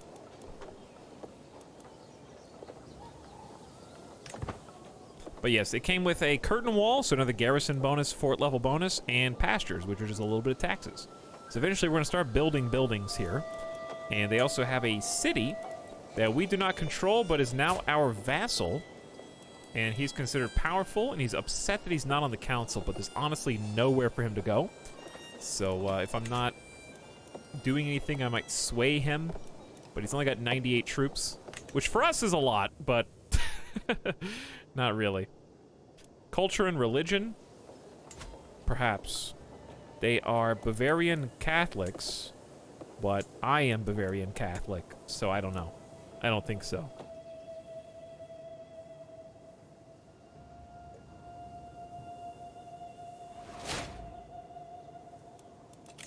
Okay. I think this is the last intrigue perk we're going to grab for now, which is going to forfeit my fertility bonuses. However, I would like to find secrets faster and then switch over to stewardship to demand payment for hooks so we can start getting some money and start building a little more tall. Now, we don't really have a need for extra domain. I've got 8, and since we do have a spouse, she is assisting. She's actually really talented in martial pursuits, so she could give me either a general buff to everything, or we could focus on one or the other for a slight bonus. Actually, a pretty big bonus in chivalry. She can help me take care of an entire extra holding as well if I want. But assist is fine for now. My beloved balcony. Hedwig's windows are lit by a warm glow, and even from the ground I can see movement inside. My pulse thrums loud in my ears. I might be within my own castle, but when vying for her desire, I tread new ground nonetheless. Hedwig! Look outside and shine up my night! I try to gain her attention unobtrusively. If she responds positively, up I go. Surely she will be happy to see me. If she responds positively, we get a plus 30 relationship romance. I will leave a rose for her to find. Well, she is lustful, so let's go see her. Hello, Celestial. How's it going? I am doing well. Thank you for saying so. Having a lot of fun with Crusader Kings. As soon as I reach Hedwig's balcony, she steps outside with a laugh. Why would you pull such a stunt, Dietrich? Just use the door like a normal man. You act as if you have intentions. You want to keep secret. The playful joy in her eyes makes it all worth it. No barrier can keep me from you. Sorry, honey. I know that you just told me you were pregnant, and I'm already finding someone else.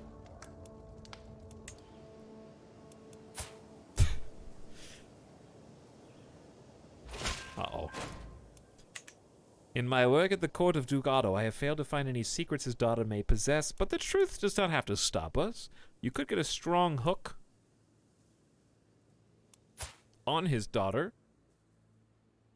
who has no money. I just don't know what I would do with that, dude. So let's just be friends with his whole family.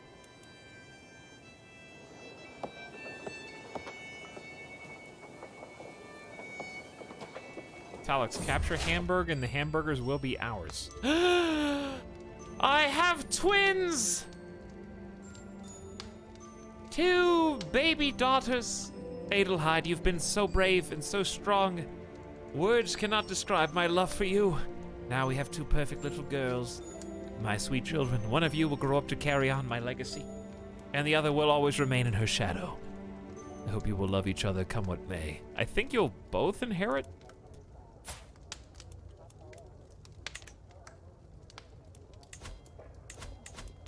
Okay, so the way you can check inheritance, chat, you go to Realm, go to Succession. This is very important. Realm, Succession, then you click the down arrow here until it shows stuff. And what this does is it shows you your primary heir, what they're going to inherit, and your secondary heir. I don't know how it's chosen when they're twins. I guess which one was grabbing the other one's ankle. But you can see that one title will go to my second daughter, Christine, until we rename her. Name them Mac and Cheese. I am not going to name them Mac and Cheese, okay? Why would I steal Liuta's children's names?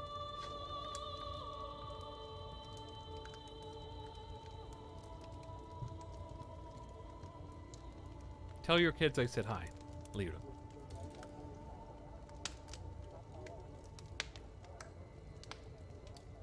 I'm gonna come up with a unique name for both of them. Give me a letter, chat. C.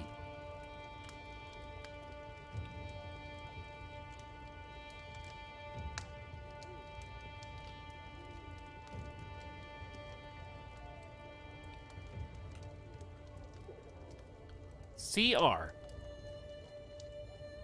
O. F. Uh-oh.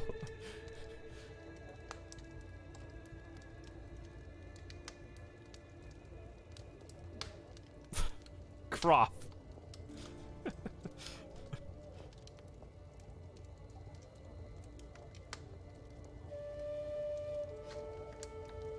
Croflin.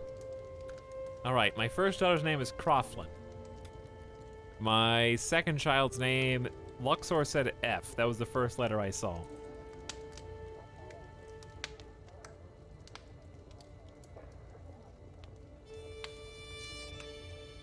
F-U. Fur. Uh-oh. F-U-R. F-F-L-E. Furful. Croflin and Furful. Those are my two names.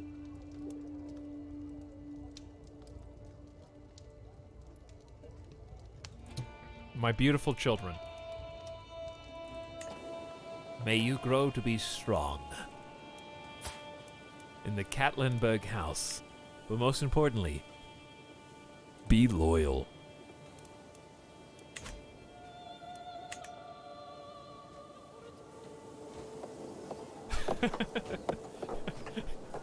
Croflin von Katlenberg.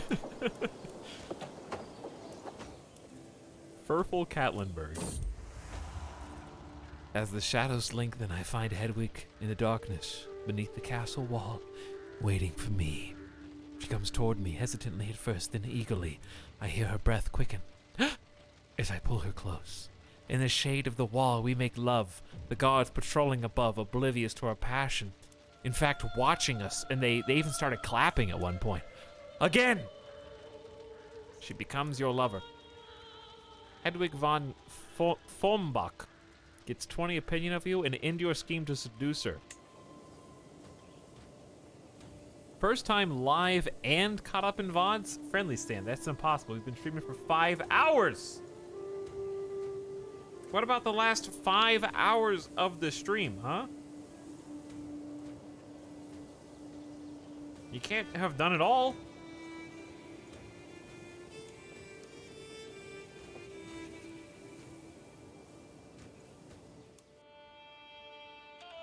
What's this, bacon?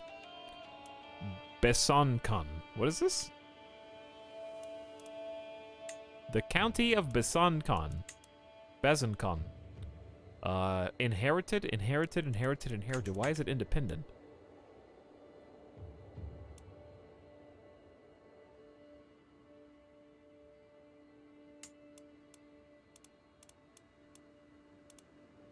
Anything else major going on?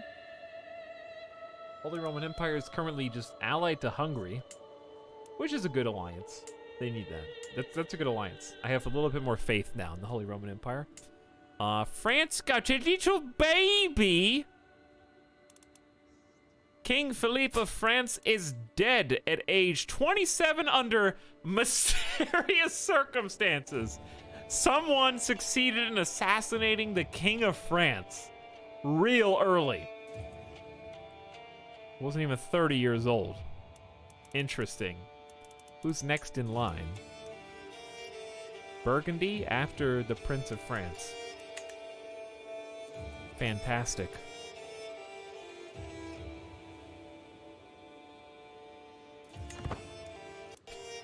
All right, so we got a nice thing going on here, chat. We got 740 troops, a far cry from the 200 we started with. We've got a nice men-at-arms regiment, which I would like to add on to.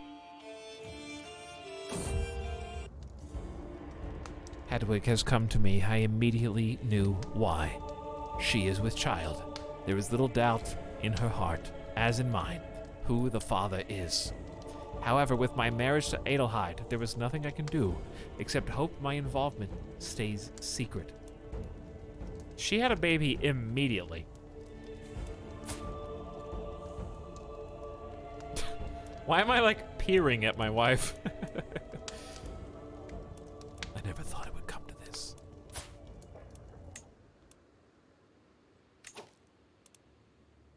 Drama is unfolding. Okay, I do think, where do we get all this money? We just got like 90 bucks. I would like to make a group of armored foot boys. 0 terrain bonuses or debuffs. They counter spearmen and they are countered by light footmen. The thing I think is scary about armored foot boys, let's just take a anecdotal example here. They've got archers and cav. They've got cav. Lots of cav going on here. So pikemen actually would be pretty good at countering neighboring cav. But it's going to be hard to do everything we want to do. Because it's going to end up with a light horseman, pikeman, armored footman, mangonels, and then one extra. Eventually. But, I mean, I'm looking around. I see a lot of horsies. So as much as I want armored foot boys, I don't see any spearmen.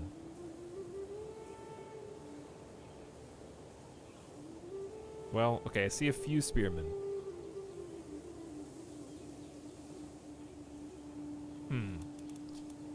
I guess we could end up getting both. It'd probably be nice to have armored footmen and pikemen. No rangers is a little scary.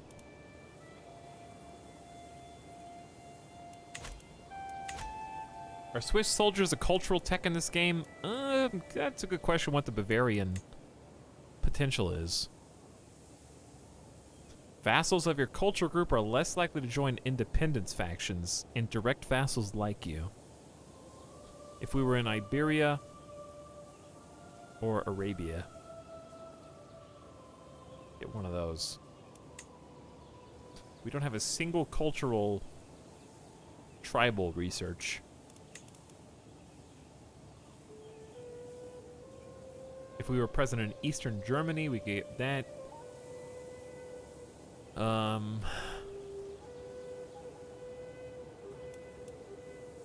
don't see any cultural perks.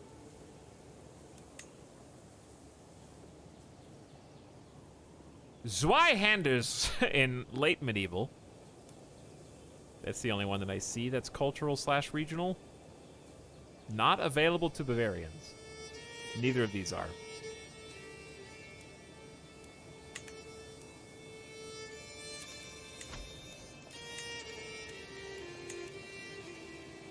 But yes, we've got the choice to make here. I think pikemen will go the furthest right now. And we can always delete them later. It's only a small investment. Let's go pikemen with light horsies. Because I see a lot of other horsemen who I'd like to counter. I have failed to find any secrets on their heir, but the truth doesn't have to stop us. Getting a strong hook on the heir of Duke Otto could be really good.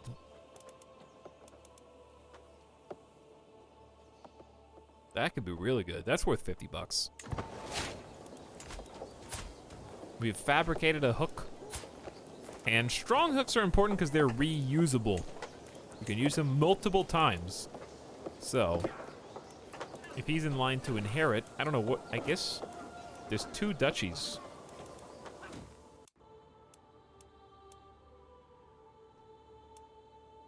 Hello, Syntax Squid. Yes, I am actually king of the whole world. Thank you for asking. I did it. I won.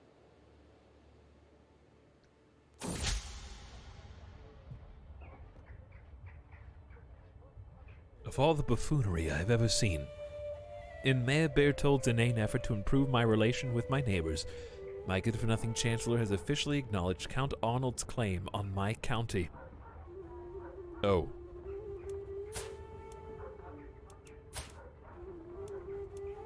Well, that's not good. Giving somebody a free claim at this stage in the game is bad.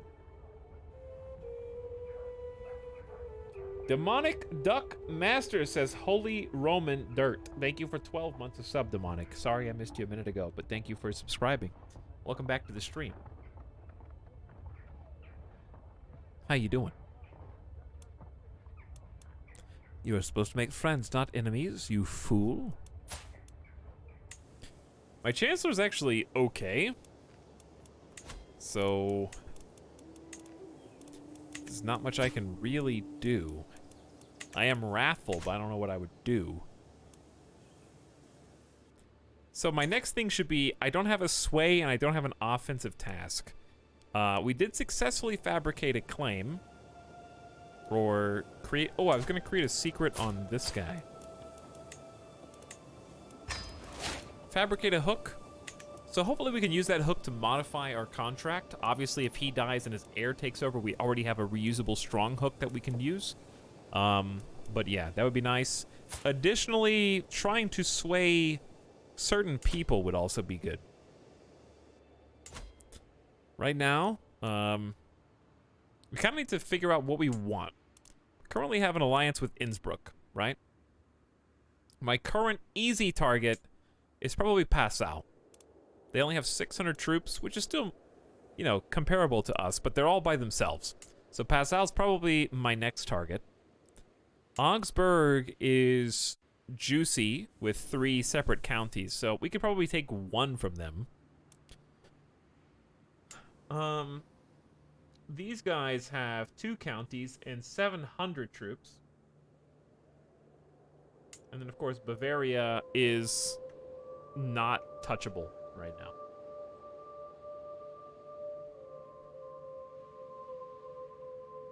How far does the map go to the east? Not that far. It goes to, like, Tibet. Right? Yeah, it goes to Tibet. And just east of India, Bengal Empire. Mongolia, way up here. But if you'll notice, the map is very... I love the map, by the way. I think the wood grain table is fantastic. I kind of wish there was more over here. Maybe they thought it was distracting. It'd be cool if there was like a whole scene, you know, like floor and stuff. I don't know. Maybe people would find that annoying, but I think it'd be cool. You'll notice that the map is very straight on all sides, except the east, where it's been torn. So people have taken that to be kind of a clue that they're planning on adding like an eastern expansion to the game. And I've seen some people get pissy, like, why wouldn't they put that in the base game? It's like, bro, it's called Crusader Kings. Let me know the last time the Western Protectorate crusaded for the Catholics. It's like beyond the scope of the normal game. Right now I could marry my daughters off for alliances. Is that the best move? Depends. Only you know the answer to that. But you have to be aware alliances are a two-way street. If you think you might need help, then alliance is really good if they have a lot of troops. But also, you have to help out the people you ally with, or else suffer the fame penalties. So just be prepared to answer the call.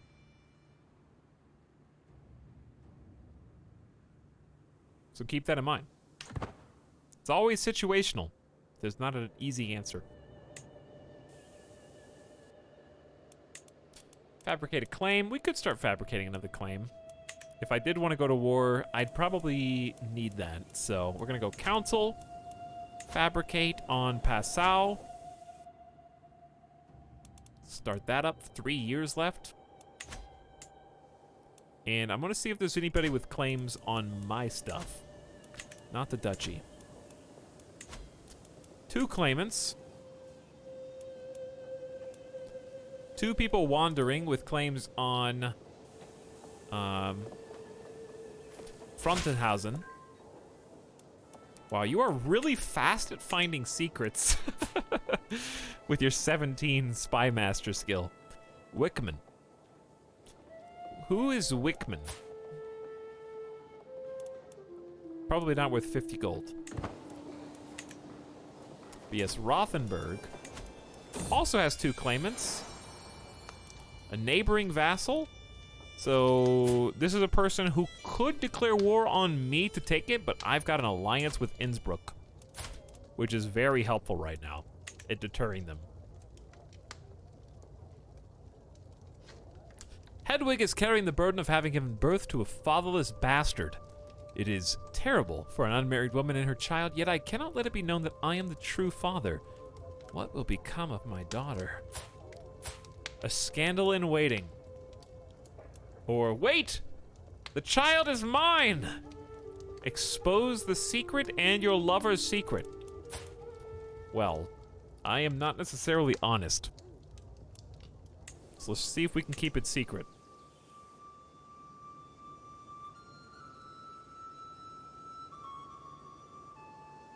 What difficulty am I on? I am on normal difficulty. Basically what normal does is it puts everybody on the same footing. As far as I know, in normal difficulty, chat, correct me if I'm wrong, I don't think that on normal difficulty the AI gets any secret bonuses. It just means you don't get any secret buffs. I think on the easier difficulties you get advantages, or maybe that's via the AI being disadvantaged. But I think on normal, everyone's on the same playing field.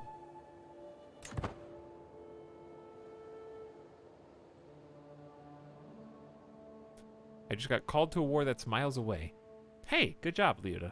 Did you help them? People run and help them out.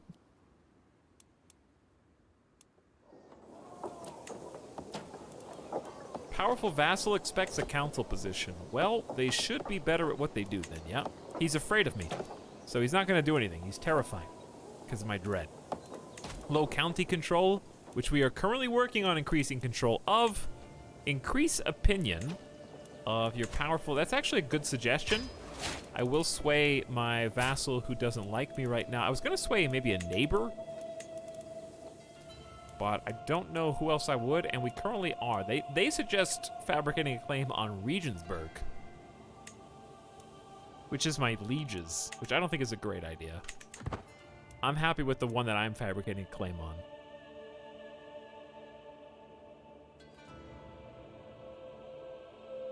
Is he actually wrong, or is chat just being a Jeff? I think chat's just memeing. Chat's memeing right now. You can put this game on hard. Normal mode is considered hard. If you start this game for the first time ever and you play on normal, you're probably going to be challenged. Your wife is pregnant! That being said, I started on normal, and I did okay.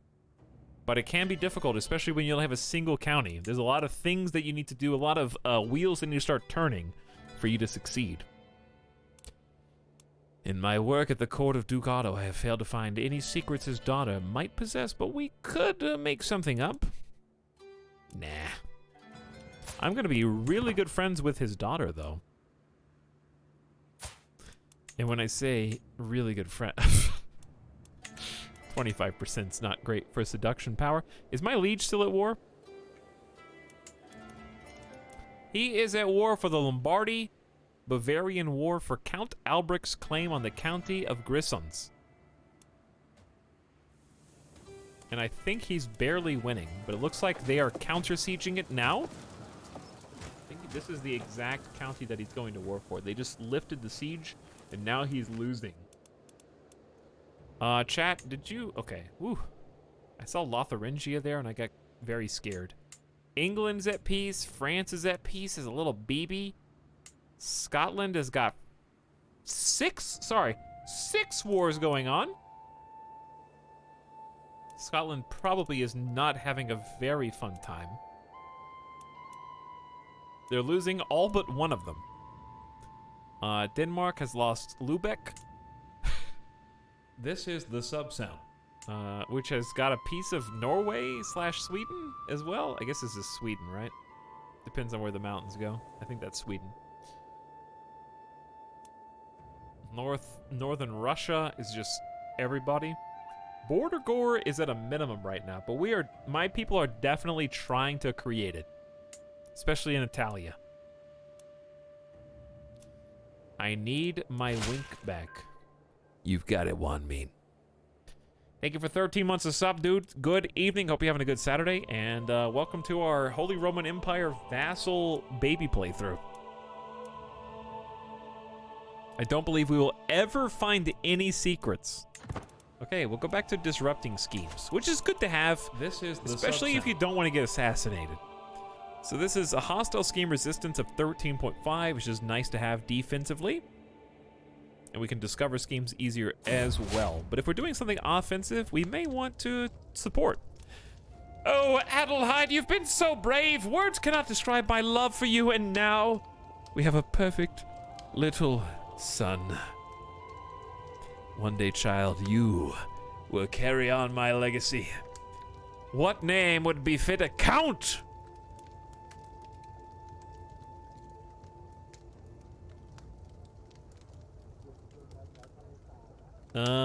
That's a good question. What name would befit a count? Chat, give me some help. Snowy says H.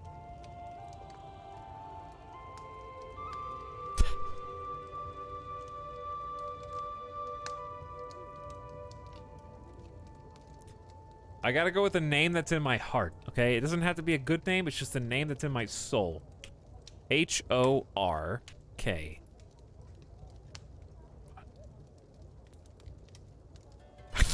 Maybe just stop there. Hork.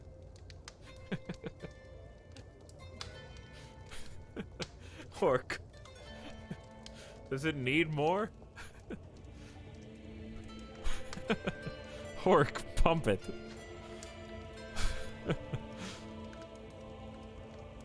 It's perfect the way it is. Sometimes you don't need 7 letters and 3 syllables. It could just be Hork. Baby Hork. All right, Hork it is. My baby boy. Your son and heir.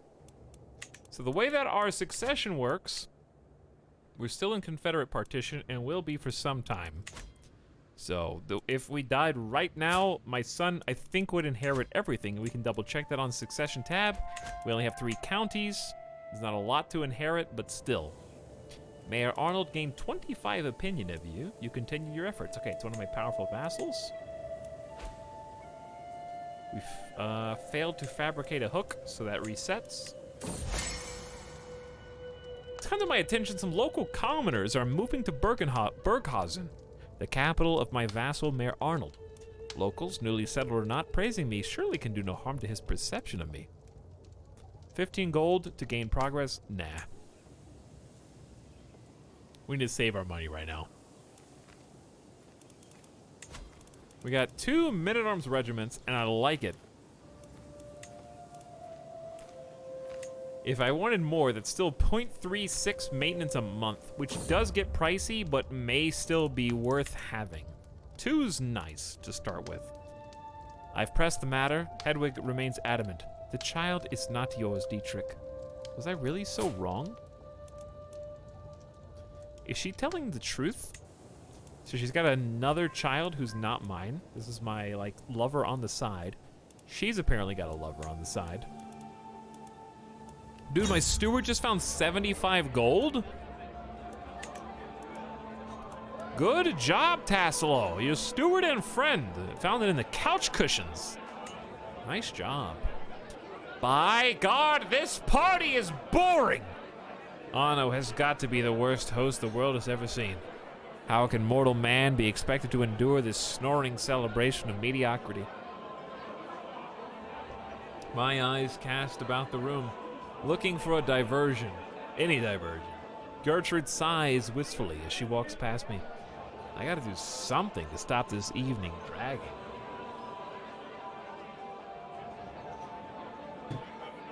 Gertrude, would you care for a nice moonlight walk? I guess I'll just make the best of things. You gain inured to boredom. You become used to social drudgery. Oh no, you are a terrible host. Gain prestige, she doesn't like you. Or he does, Anno Von Champ, is this my friend? No, he's just my knight.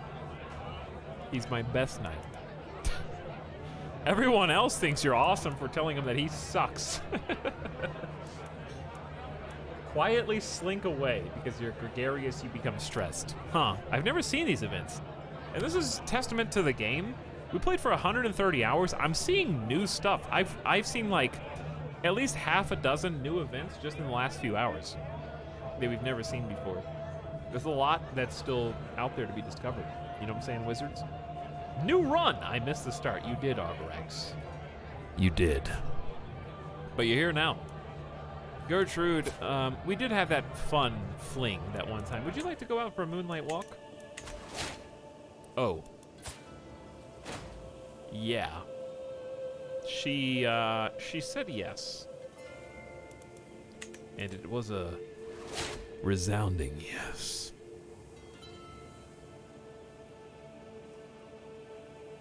That was a good walk. Isn't there a DLC pass? There is, yeah. They're planning on 2 small flavor packs and 1 expansion already. And I'm really anxious. The flavor packs are actually, I'm more excited for than the main stuff. I want more events, more options, more scenarios, more RP, and I feel in my heart that's what the flavor packs are gonna do, but we'll see. It could be, here's what I expect.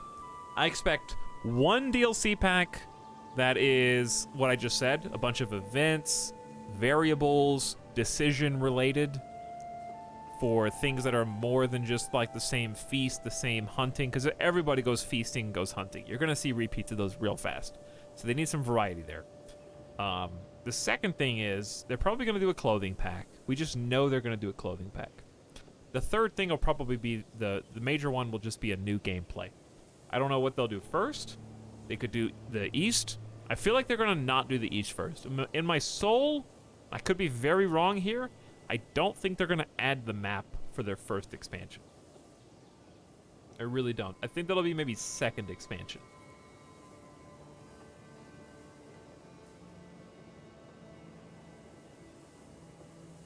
Flavor packs are the powder you get with packaged ramen.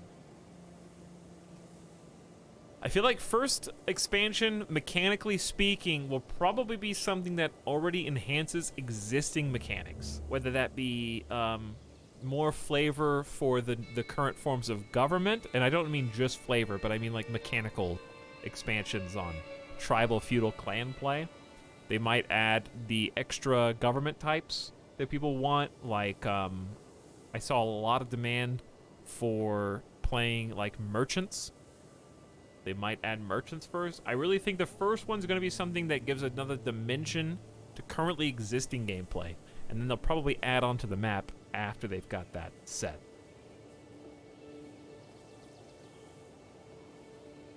That's my guess. Fox, what's your end game for this run? I don't know. I don't necessarily have one.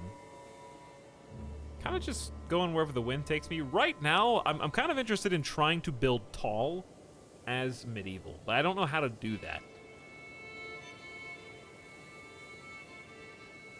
If I became the ruler of Bavaria, that would be fine. You know, like right now my goal is to get a duchy. There's not a lot you can do without being a duke. So I would say short-term goal is become a duke. Long-term goal, I do think being a king is still worth it. Like, we can't do a ton as just a duke. But I don't necessarily need to be a world-spanning empire. But if I get the opportunity, I'll take it. Howdy, Agaris. Society's diseases, the possibilities are endless. Yeah, the possibilities really are. I'll be happy with most things. I just don't think I'm going to use abduction right now. I don't know what I would use it for outside of memes. I haven't murdered anybody. It hasn't really benefited me. Attraction penalties down. No longer critically fail seduction. Dread gain up. If anything out of this, murder scheme power is okay. I just don't know who to murder. Strongest lifestyle? I don't know if there is one. I think it varies depending on what you need and what your character is good at. I've enjoyed the only one that I've done a lot in Scholar. I've done a fair bit in Intrigue. We've never gone really that far down Intrigue. We've always done like a little bit of everything. I've done Seducer, but not like efficiently. We haven't done Marshall in a long time. I would like to do some Marshall early game.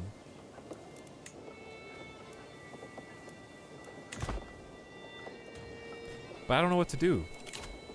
I gotta put a perk in something. I don't feel like I'm gonna be assassinated, but nobody ever does. Court of Shadows is a tough one to put a point in.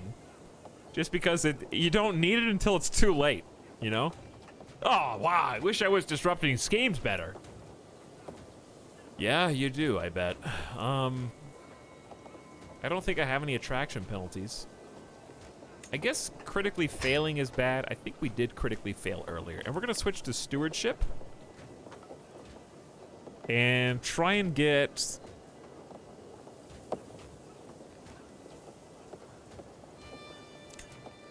monthly income 10%. How much does that actually help? I think it helps more than 3 stewardship right now, because we're not even at our max domain. So let's go wealthy focus. War, honor, and loyalty are all a means to an end, and the goal is to become avaricious and be able to demand payment for hooks, which is absolutely something that my web weaver boy would do. The only people I can murder are these, like, 4 people between me and Lubsco. But I don't even want that. That's way up there.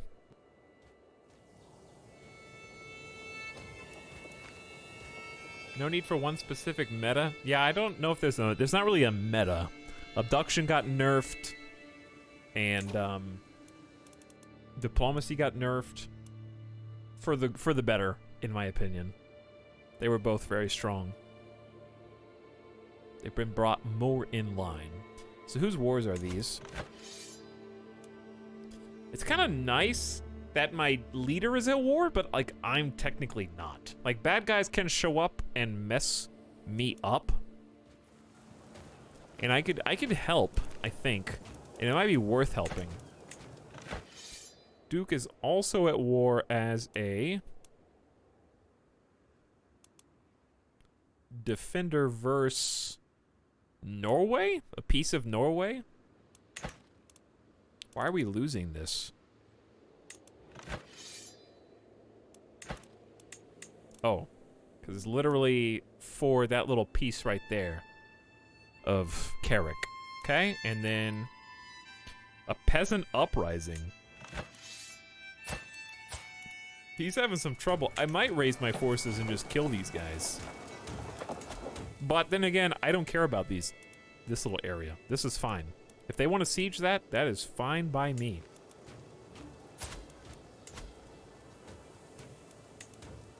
So does Duke Otto own this?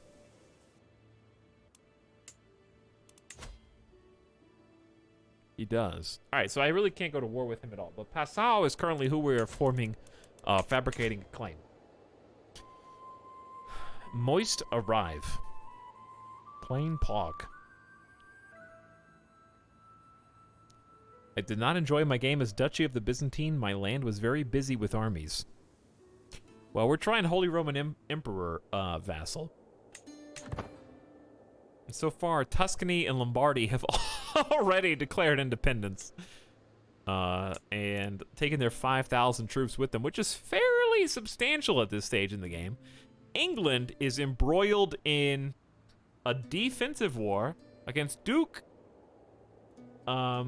Etienne of Champagne in the Champagnian War for the Earldom of Maine,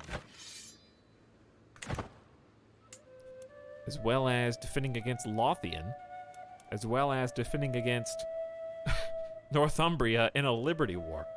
So we might see some England fracturing soon.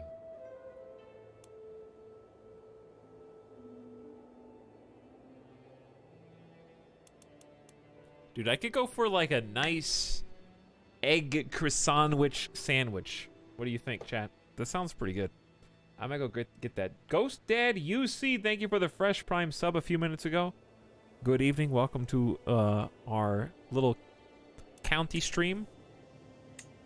I want to get some more plans in, but getting this control up is nice. We're approaching 1,000 troops. We got good men-at-arms. We're at 4 monthly income. I feel good about making another maybe armored footman.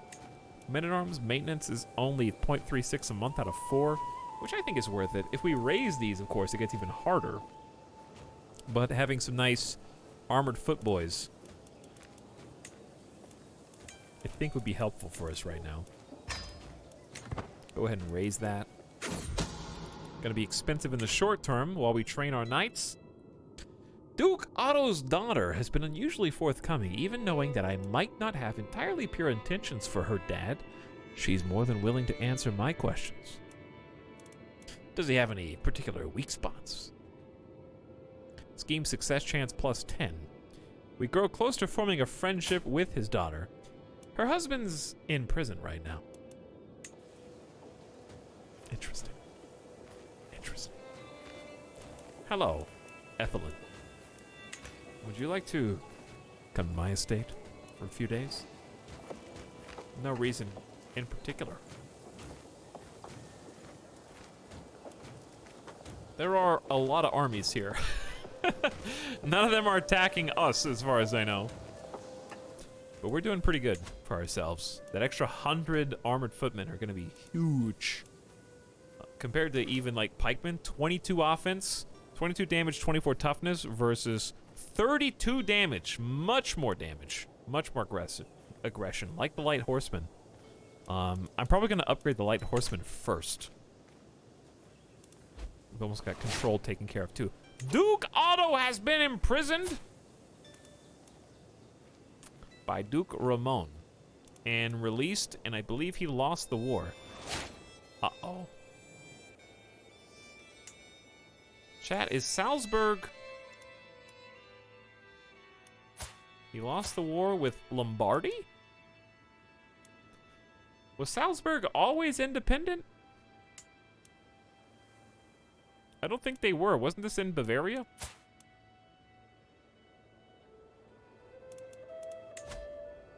We might fabricate claims there right afterward.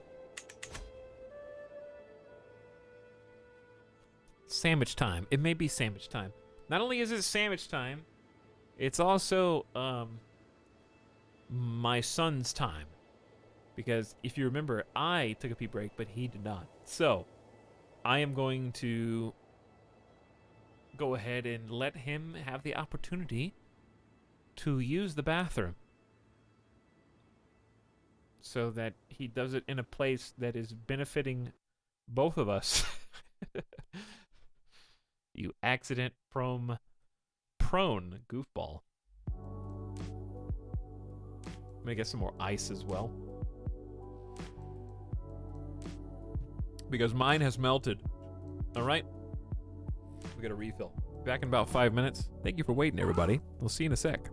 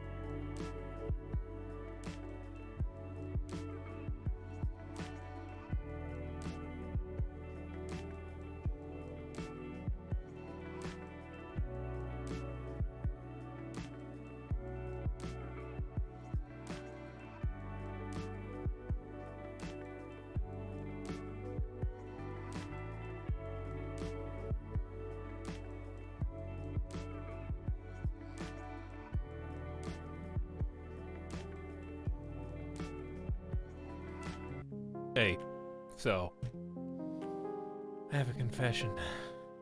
The reason I took so long to BRB is because I may have ordered McDonald's. I did it again! I'm so I couldn't help it. I need it.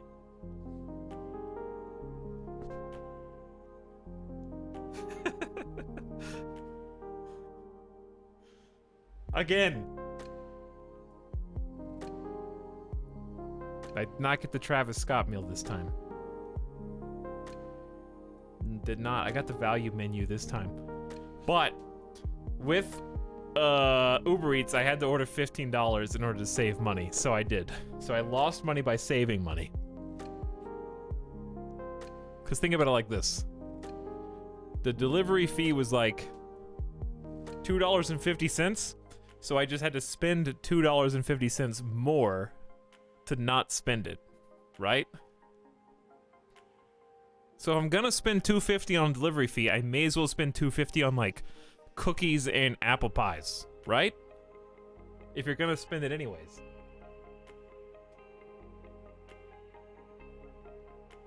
Because then you don't spend it, but you get stuff instead. Bought 15 McDoubles. I did not buy 15 McDoubles. Gamer Deathbot, I got you.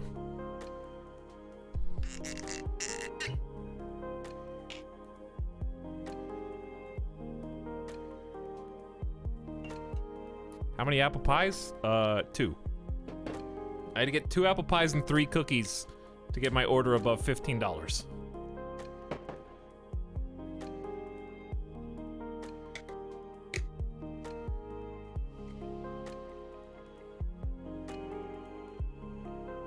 But I got mostly like cheaper stuff this time. The Travis Scott, I can't even order the Travis Scott on Uber Eats. To be fair. But the closest thing they have to the Travis Scott burger is just the bacon quarter pounder. And the bacon quarter pounder meal was good. It was, but it's $8.30. Which I don't need a drink. Like, I've got a drink. I don't need one. So it's just I'm paying for a burger and fries.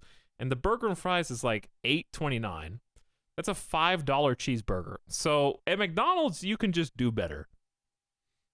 Travis Scott's gonna burst through that door behind you. Probably. But that would actually be the best thing that could happen to my stream.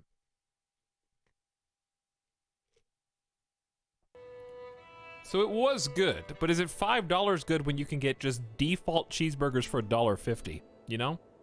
Like, what would you rather have? A tasty Travis Scott burger or nearly 4 regular cheeseburgers? Think about it.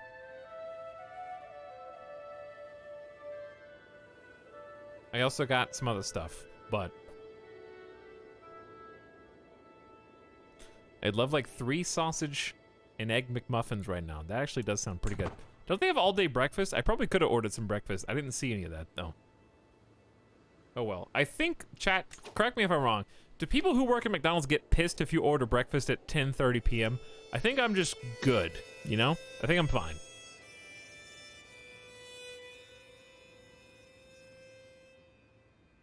They stopped all-day breakfast during coronavirus. Okay, well, I didn't do it anyways. But hello, Daniel. What's up? Might as well In-N-Out? No, I hate In-N-Out. In-N-Out sucks as far as I'm concerned. I would rather have McDonald's. Duke Otto left prison. Hang on. None related. My lover Hedwig gets to hear many things during her coming and going at court. Lately, she heard some very interesting stories about what my lover Gertrude does in the shadows. Uh-oh. My lover is getting to know... Wait, whoa! My lover Gertrude got a secret on my spy master. That is kind of cool. And it's a murder secret. She murdered Kuno von Rabs Wasn't that the guy? That was my dude. He was my knight, and he was my the sub sound. chancellor. I'm pretty sure. Are you telling me I have my other lover got a secret, which is a strong hook on my own spy master? Getting a strong hook on my own spy master seems like a fantastic idea. Let's go for murder. She grows closer to forming a rivalry. Well, she's my lover, so good luck. You gained blackmail hook on Gertrude. Well, still lovers, but I'm just letting her know that I know what she's doing. Your Duke Liege has been taken prisoner and released. I don't know what's going on with him, but he's defending against a peasant revolt. I don't know, he's defending against 2 peasant revolts. I don't know what happens there, but I'm good, you know? And we're almost done fabricating claims on this county, which will probably land grab. Probably. I could be fabricating some secrets on somebody. I think I tried on the overall liege before, but it did not go well. It says 60 and 70, which is pretty good, but it went way below that last time. Also, Kaiser Heinrich is wounded and an adulterer, famously. So let's just see what we can make happen here.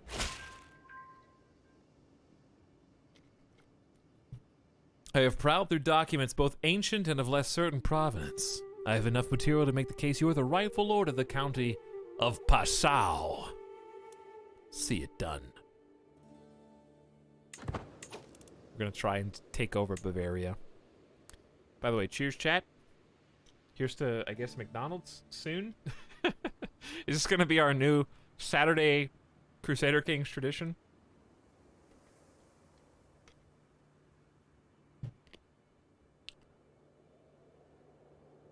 Yes, that is the idea, Sax. They cannot do any hostile actions against me, which they weren't already, because they're terrified of me.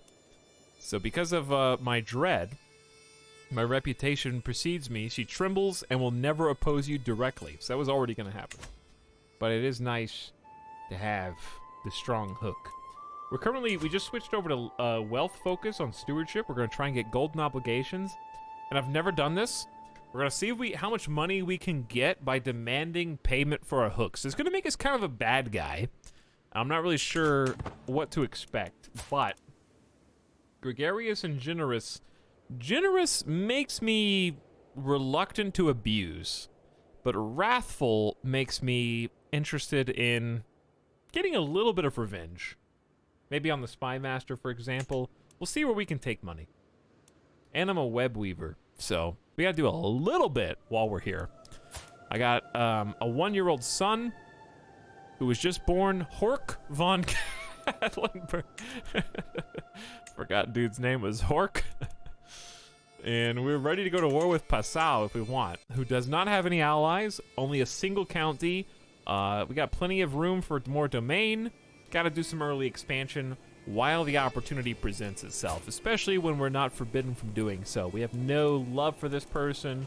We have no RP reason not to do this. It's just a good play overall. The problem is we do not have enough prestige. So prestige is actually our current holdback right now. So we'll just hang tight for a little while longer. So being able to build up some more prestige would be ideal. My powerful vassal, who does not have a council position available, is liking us a bit more. And this is what always happens. When I start fabricating a hook, it starts very promising, like 60%, 70%. It always goes down to this. I don't know how it dips from one to the other, but it does. And this is the second time this has happened in a row. So I'm not really sure what goes wrong here, but I'm gonna go ahead and abandon this plot again. We literally have already done this. Just got here. Was there a command to see general information about the run? There was not, Onion. Thank you for asking. But this is brand new. We just started today. We're a vassal of a duke of the Holy Roman Empire. So we're someone else's vassal. Times 2. Fresh start. We're in 10 82 on a 10. I've never done a 1066 start either. So we've never done feudal. We've never done 1066. We've never been someone else's vassal from the get-go. We've never been single county on top of that. And we've never been in Western Europe. So we got a lot of firsts. I really like this start so far because it's just giving us some new gameplay that I haven't done. And HRE, Holy Roman Empire, is the dude, you know? Like, them in France, those are the two dudes. So it's kind of nice trying a default start and seeing what we can do to maybe impart our own personality, our own decisions onto this. We'll see how it goes.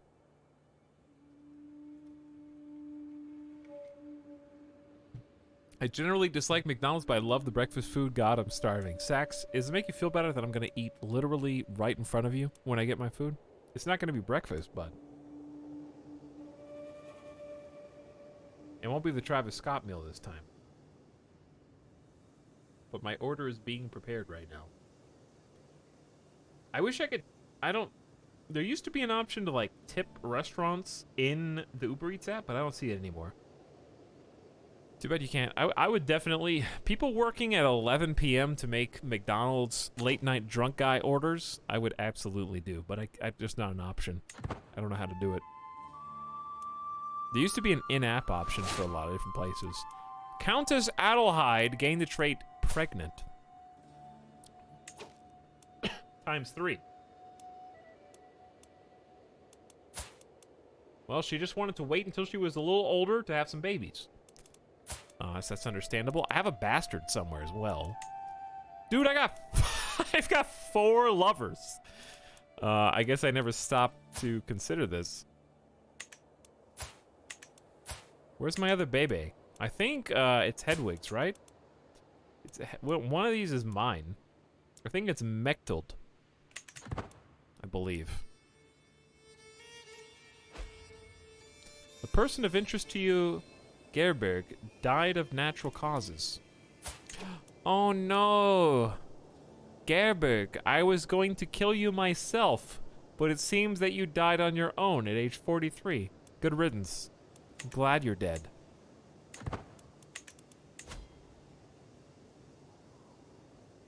I got 1 hundo gold, 3.6 monthly income. My options are, I think I'm good on my men-at-arms regiments. We got 3 full-formed regiments.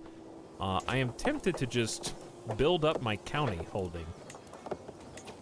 Got a few things here we could do. I haven't really looked too much into feudal buildings, except what we did at the end of the last stream. Let's just take a preview of farms and fields. They start with just a simple tax increase, but they end with taxes, levy reinforcement rate, all holding tax up, development growth up, which is very slow. Very slow. We're only at 10 development growth right now. And each time it grows, it has to go to 100. So from what I understand of development, this is now very important to us as feudal. Every time we get to 100 here, it goes up 1 here, right? And every time it goes up here, the levies, taxes, and supply limit goes up. That's my understanding. So the faster we can get this one to grow, the more this number will go up. So for that reason, development growth is good. Temple buildings are cheaper. There is a temple here. I don't know if it affects that, though. The other options, of course, are hunting grounds, which begin with taxes and defender advantage, light cav damage, which is good for us. And then eventually, I'll just hide myself in case you can't see. Eventually, a little bit of taxes, big defender advantage, hostile raids are worse, levies up, slight development growth bonus, slight men-at-arm maintenance down. But really, it's all about this light cavalry damage plus 8, which is a lot. That's a big number.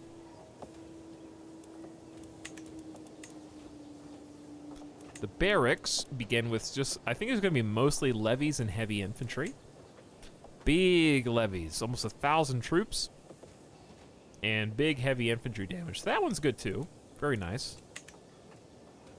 And then finally, military camps, which start as levies and end up with a little jack of all trades, it seems like. A little bit of light cav, a little bit of heavy infantry, a little spearmen, little levies. I say we specialize focus on barracks for heavy infantry and that light cav. So if we're gonna do light cav, that was hunting grounds? Okay. Let's fix that first. Skirmisher pursuit isn't really appealing, but everything else about this is good. If we're gonna try and play tall, defender is nice, the cav for the planes, and a little bit of levies, a little bit of taxes. Got a little bit of everything. So I would very much like to go ahead and build the hunting grounds.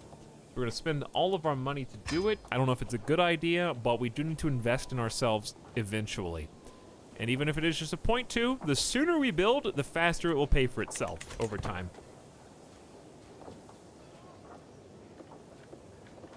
Eventually it will.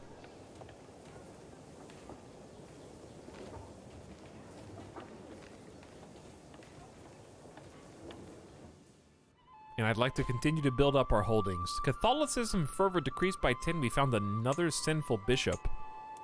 How are we doing here? 65% in fervor.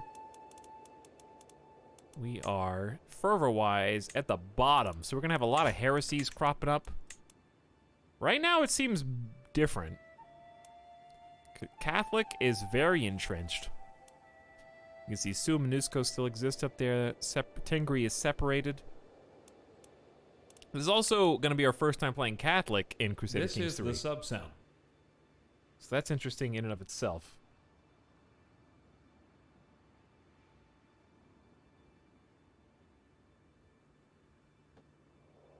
But I don't know how tall I'm going to try and build. Okay, so when I say tall right now, remember that last time we expanded our borders all the way from like here all the way to Scandinavia, right? So this is wide, literally the definition of building wide. When I say tall, I mean maybe one empire, something like that, and just see how big we can go. Maybe we'll go more. I'm not gonna put strict restrictions on myself, but like, obviously we do want to be an emperor eventually, Holy Roman Empire or our own empire, whatever the case may be. Just one little empire as a treat. Adelheid, you've been so brave and strong, words cannot express. You've made a perfect little daughter. Who will you become, my child, and what shall I call you? Just a little Bertha.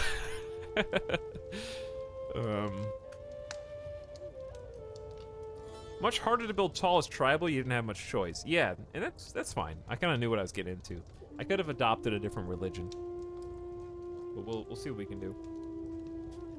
The first letter is V from Friendly Stand.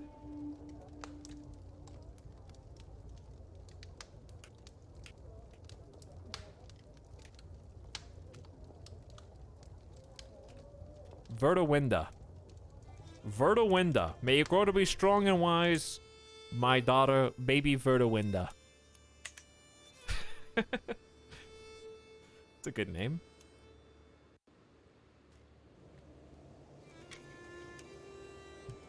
I like that name. Kaiser Heinrich IV has declared war on Count Gerhard, who is just a baby. The county of Strasbourg. Oh, well, this would be a very short war for you, my friend. I don't know how you even exist right there. Mayor Arnold has gained a good opinion of you. Okay, so here's what we want to do. I want to use my perks better. I want to appease somebody.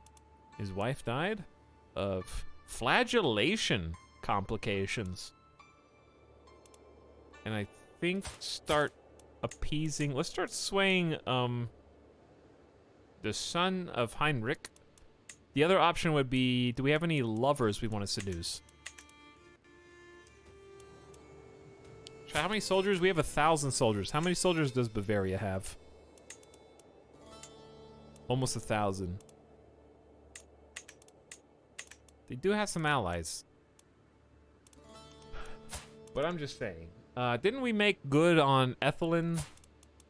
What if we seduced our current liege's daughter? She says no. Reclusive. Who do you guys want to seduce? I thought this person's name was Lustwind. Possessed. Amateurish plotter, generous, callous, and just. Alright. Lutzwind. Your bishop. I don't think my bishop is willing to be seduced. That would be not doable. I'd like to seduce somebody that, dude, these guys just broke up into tiny little pieces. I think Augsburg just broke up into multiple counties. Oh, this is up to us now. We can do whatever we want. Do I already have a claim on you? I do. We just needed 100 prestige, yeah?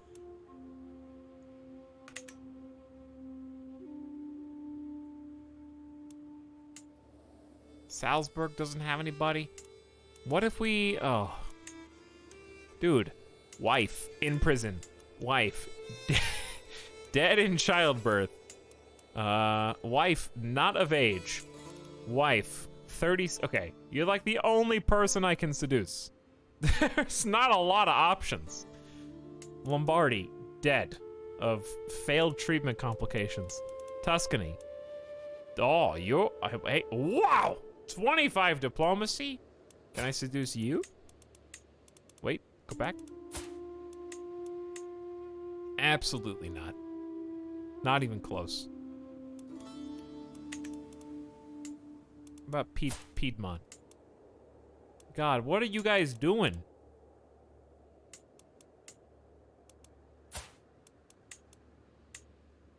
Okay. Not important enough. I see how it is. I'll just settle with my court. I'll just seduce my court member then. Okay, if I want to do that, then I would like to fabricate some secrets. We keep trying to fabricate secrets on you. But I can't ever get it. We could just keep trying Duke Otto. Let's actually go to straight. We already got a hook on his son. How about, well, let's just go neighboring Tuscany. Let's do 74. All right, Duchess Matilda. I may not be able to seduce you, but I can fabricate a hook on you real good.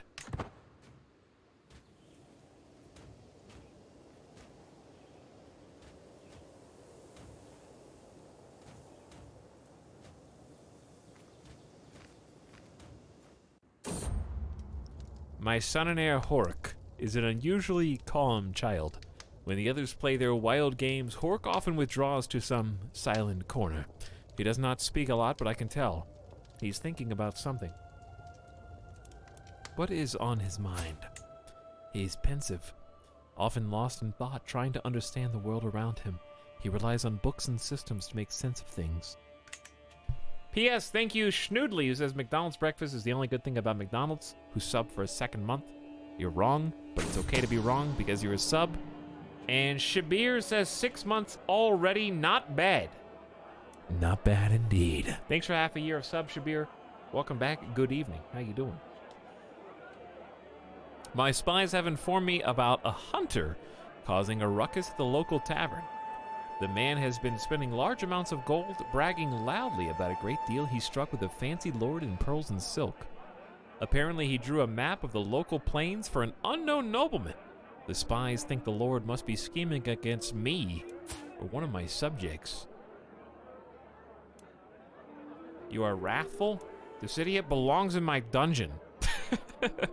I have a fair reason. No one will think me a tyrant, and you become more vigilant. +1 intrigue and 8 scheme resist.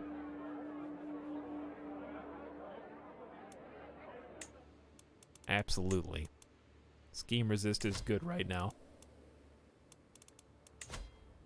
We do have a hostile scheme, but we have such good success chance. I'm gonna keep my counselor on Disrupt, which is working out very nicely for us. Foreign Affairs is still good. We could fabricate some more claims. We do have that claim on Passau. Maybe we'll go to the north for Regensburg. I don't plan on attacking my liege anytime soon, but after I get Passau into our holdings, and we have enough, we're gonna be the biggest fish in Bavaria. So there's nothing wrong with kind of getting a preemptive claim on the duchy capital, even if we can't press it anytime soon. A troubadour will be performing at the court at Geisenhausen. It's a simple request to have her change the performance to be a dedication to the target of my affection, who is herself possessed by unknown spirit.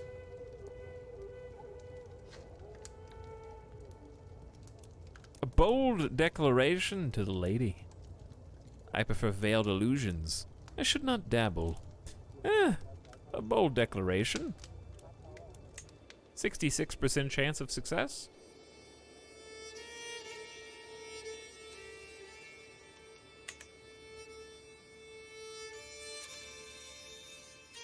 Alright, this dude thinks I'm cool. He's fine. We're not working on him anymore. Thank you for your gift of music. The troubadour's performance was appreciated. I knew you were a man of impeccable taste. Scheme success up 15. Very nice. Seljuk is at 17,779 troops. Looking quite strong here, but their leader is scarred, one-legged, and one-eyed, and rakish. Interesting combination. Africa is not even close to united here, but the Almoravids, right there threatening Hispania over the Strait of Gibraltar. Hispania itself is still very well set in its ways. 1 decade in the future from where we began. Everything else seems pretty chill. Holy Roman Empire is at peace. France is in one war against the tyranny of King Gottfried. We do have a new king. I don't know how this person became king of France, actually. Installed by faction demand. King Philippe is dead of mysterious circumstances. Their child was going to be, but I believe we have a new leader. The Duke of Flanders has ascended to the throne of France.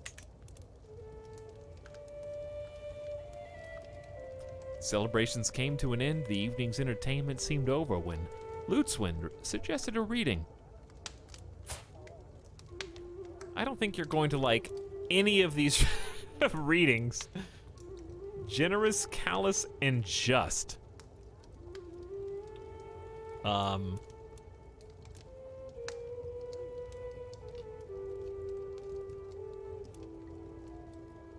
I guess let's be entertained. I don't know, dude.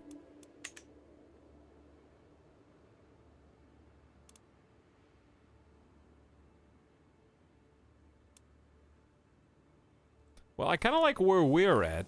We could go to war for Passau immediately. Now that I've got over 100 prestige.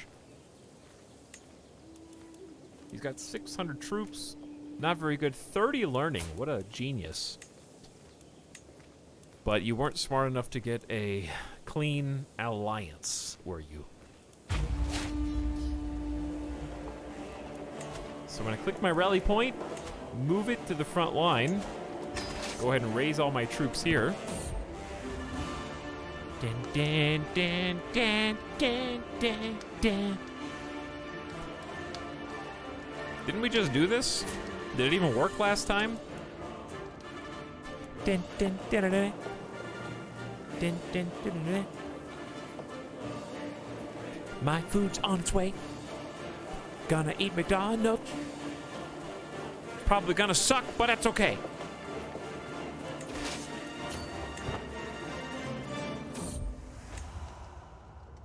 Why does this keep triggering? Is this a bug, chat? This is the 3rd time in a row. Did I find the bug?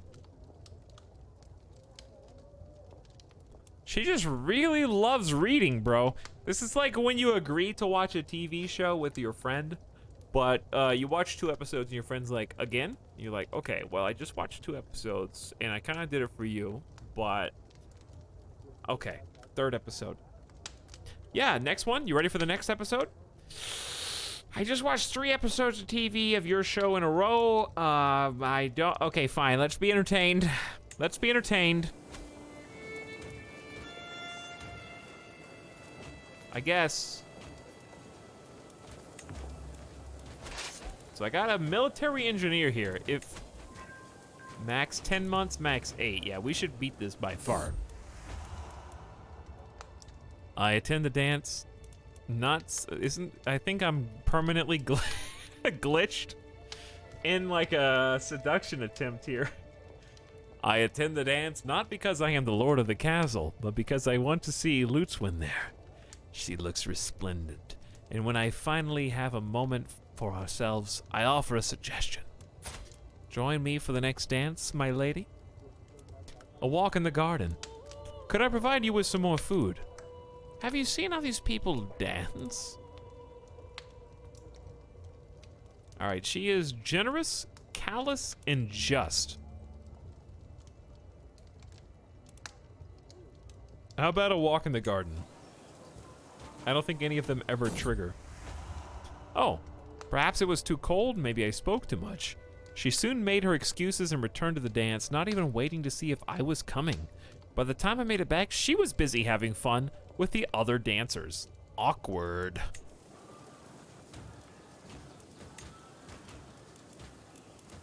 All right, we're in a classic siege race. In Baby's First Stewardship perk can demand hook payments. So then I want to go to Intrigue, check who I've got hooks on.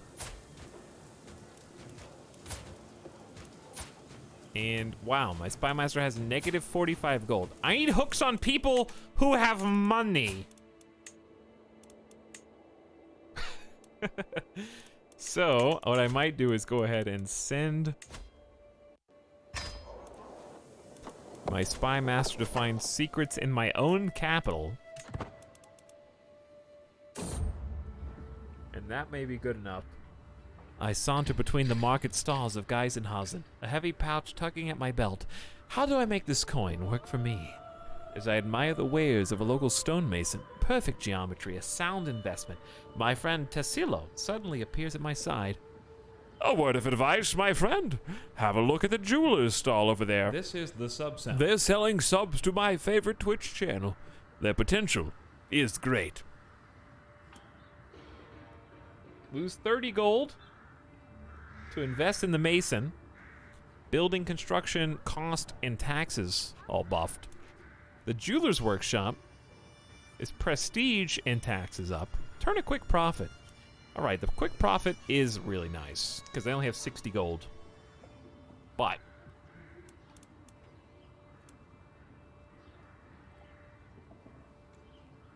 I believe we're already building a building here. I think I'm just going to turn a quick profit. I have so little money.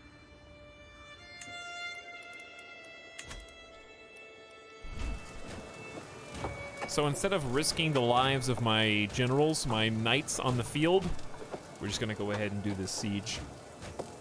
And just, this is the easiest way to do it.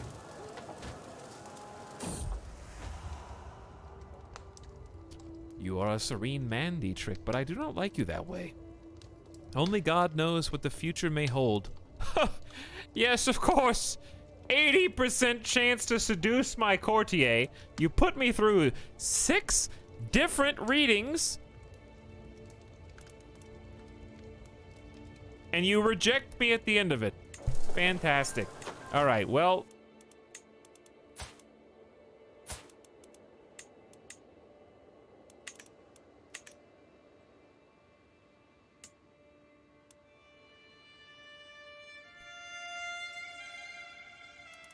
Croatia, you've got 3,300 troops.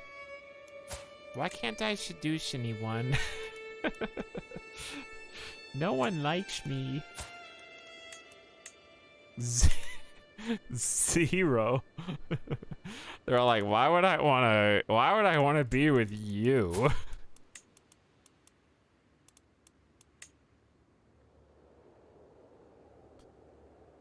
Wait, I can't seduce you? Chat, can we... Is it possible to search by bisexual, homosexual, so I can seduce all these people? I think you gotta find them the old-fashioned way, chat.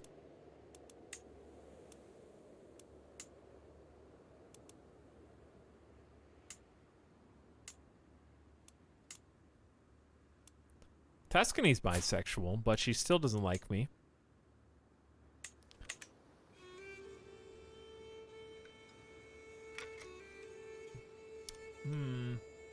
What about this random...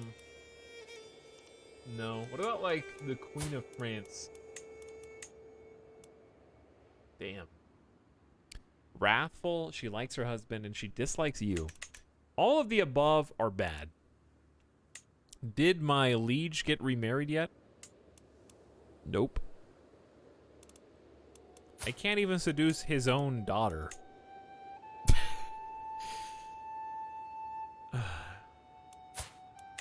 Alright, well then I'm not gonna seduce anybody then.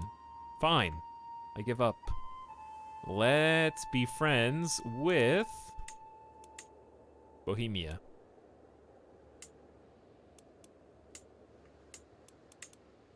I mean, Bavaria's really not that big in our game.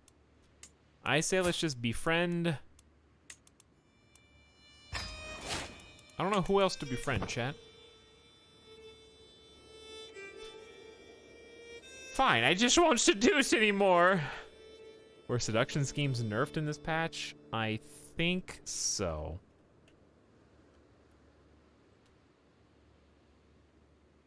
Let's see what it says. You guys want to take a look?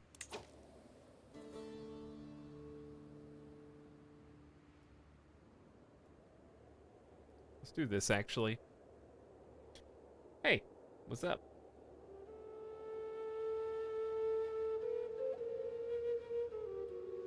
Here we go. Updated conditions for rival in seduction events so they don't bonk you in the head while imprisoned. Blocked the seduction of characters who are imbeciles or incapable. Bonk. Spouses can no longer be both happy and unhappy with their spouse when at exactly minus 20 opinion of them while being seduced. Seduction compliments now only have two outcomes, good or bad. That's all I see.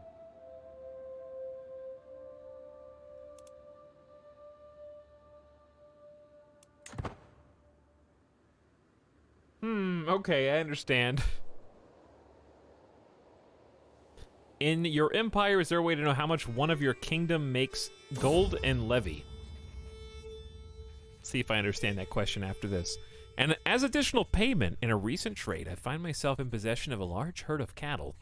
I have been assured that the animals are of the highest quality, and the question of what should be done with them remains. Geisenhausen will prosper from the herd. Development growth up. It is a beautiful herd, but it could be larger. 73% chance you get 20% instead for 15 years, or get 50 gold. Development growth plus 20% would be nice for 15 years. There you go. That would be nice. So here's what you do. If you go to your realm tab and go to vassals, you can see your own vassals, and you can see how much they are contributing to you and how much they could contribute to you. And these will vary. So in my case, Republic obligations are the only thing really giving us any of these contributions. But, depending on what government type you have, like when I was tribal, my fame level, I think, was responsible for giving me the most. But here, you would need to renegotiate, which I don't even know how to do.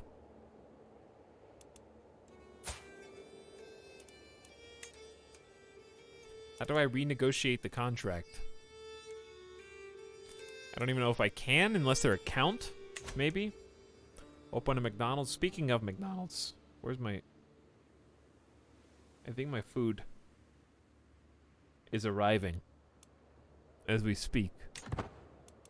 But yeah, you can look and see how much each individual vassal is giving you in the vassal tab of the realm view. I'm only getting 0.3 gold per month, but that's good for us because we're running out. Where is all my money going, actually? Am I, oh, we're still at war. I knew that.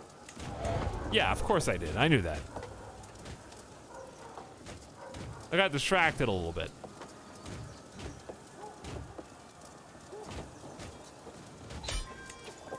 Bam.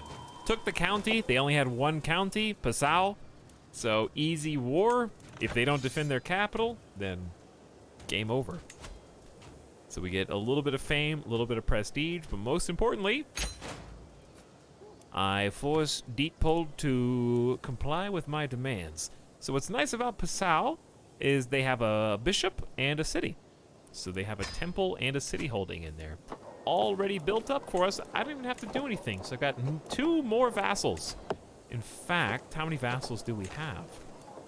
Vassal limit 0 of 1. So luckily bishops and mayors do not count against your vassal limit. Only counts and above do, I believe. But they will basically pay us in levies and taxes a little bit. We can disband our troops. We're making over 4.2 monthly income, chat. We're doing pretty good now. We got 4 out of 5 counties filled. So very nice. That's the goal. And I believe we are already fabricating claims.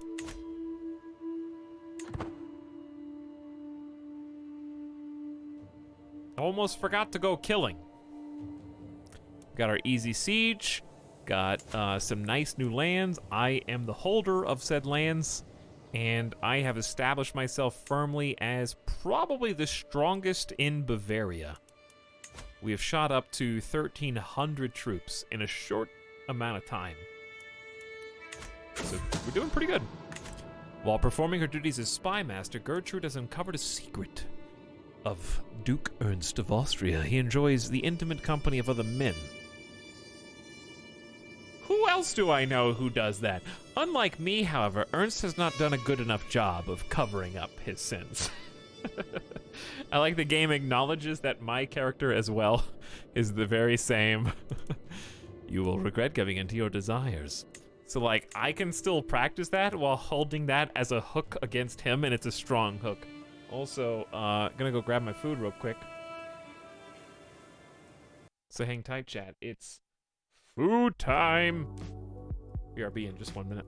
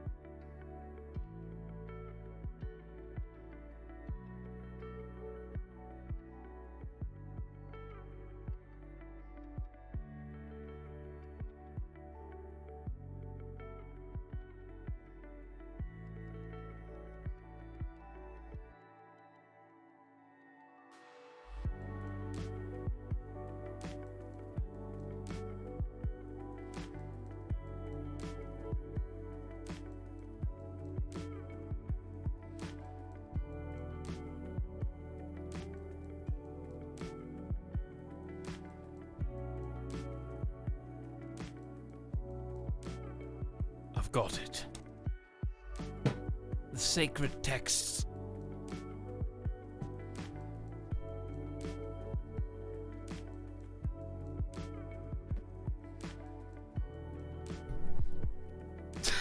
Uh-oh. Oh no. I just zapped my stream deck and literally the electricity turned it off. Also, Midas is here and he won't stop licking. Hello. Got too much static electricity. What are you doing? Are you just being whatever a dog does? What are you even doing right now?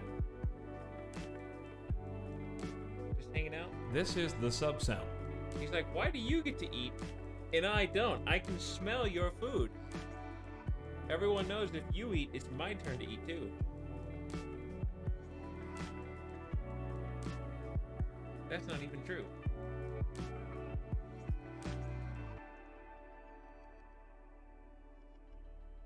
This is the sub sound.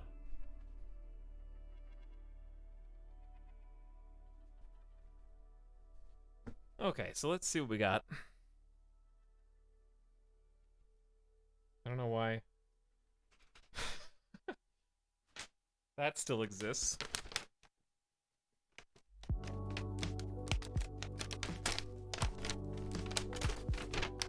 It's a bag. Inside a bag. There's just, it's 2 bags. Why do I need the big one? I just gotta recycle that. Cookies?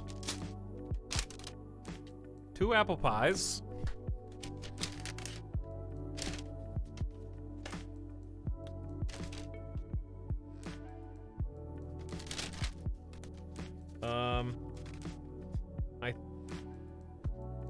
There's the fries. Look like an octopus. Okay. The first bite was not good. These have been sitting out for a little while.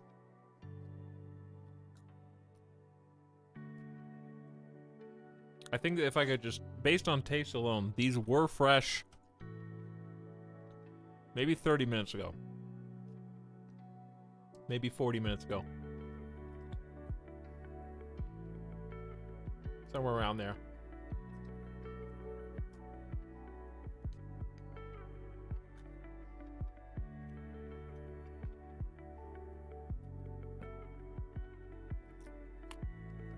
There's like, okay, so it's to the point where part of them is warm and part of them is cold.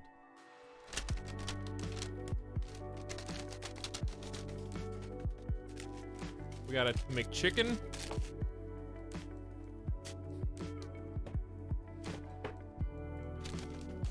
We got 2 regular cheeseburgers.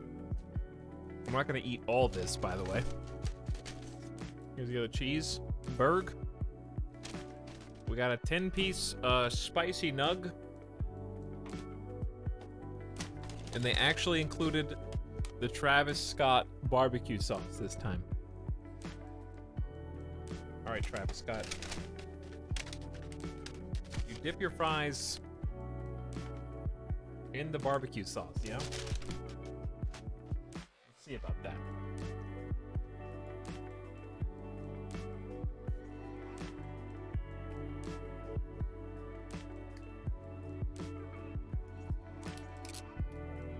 You can't. There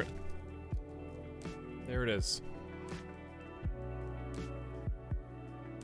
There's the barbecue.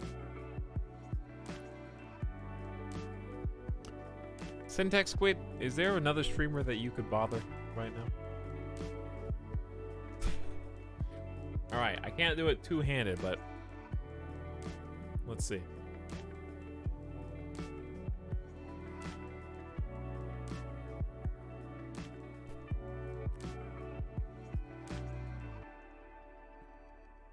I mean, it's fine.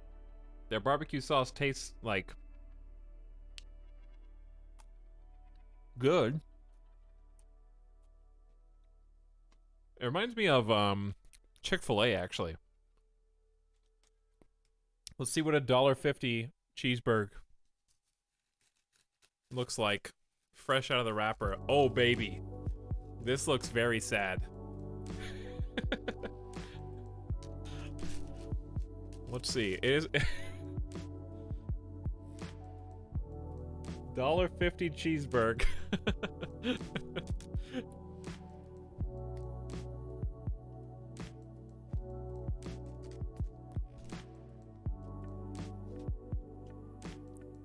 You do get what you pay for. Where's the cheese? Maybe I just got a hamburger? Did I not get a cheeseburger? I gotta look at my order. Let me look at my order.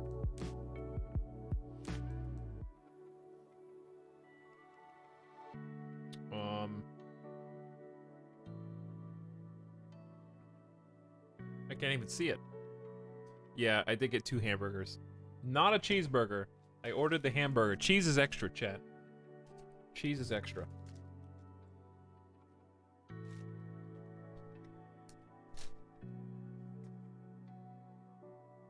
Here are the spicy nugs. Let's see. That looks pretty good. That looks pretty tasty. This looks promising.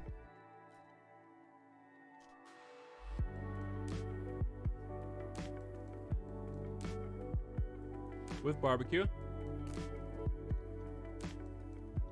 Absolutely not fresh. On a heat scale, in terms of warmness, they're about a 5.5 out of 10.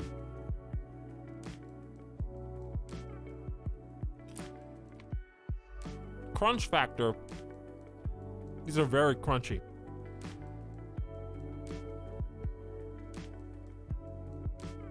Now, I know they were sitting in the car, someone else's vehicle, but these were probably heated up 25 minutes ago. Maybe 30. Maybe when I first ordered them.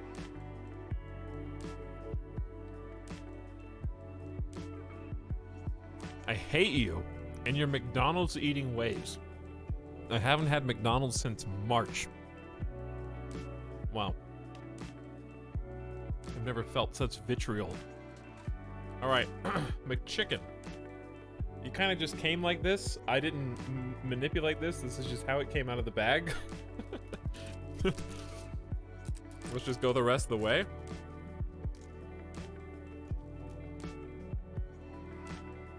That is a lot of sauce.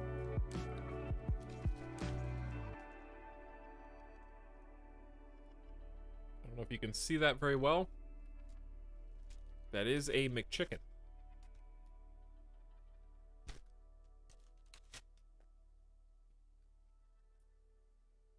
The McChicken is the freshest thing here. No napkins again. This is the second time. Not a single napkin. They always oversauce the McChicken. I don't mind. The McChicken's at least warm. The McChicken is like, was just made. I can tell. That is like a 7.5 McChicken.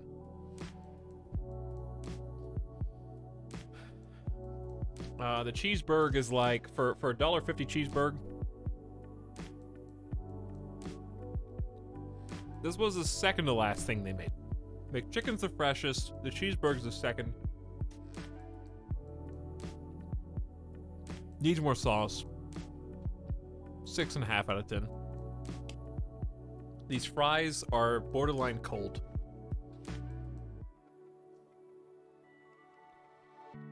But still tasty. These taste better than last time. 6 out of 10.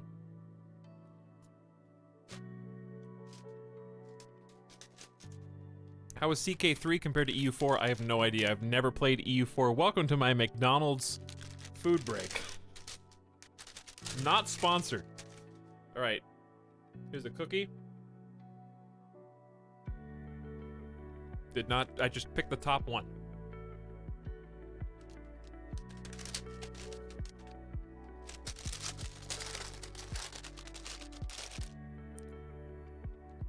Honestly, I don't know if it's the other foods. The other foods are so overpowering in terms of flavor, I couldn't taste that cookie at all. So I don't even feel like I can give it a review.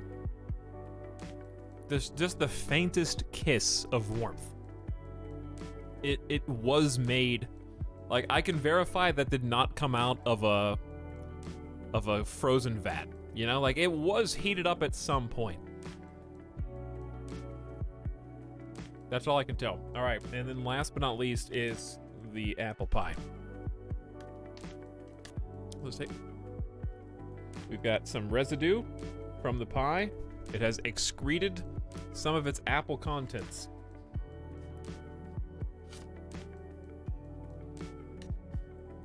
And it's kind of gotten... Okay, this apple pie is, of everything here, the most egregiously lukewarm.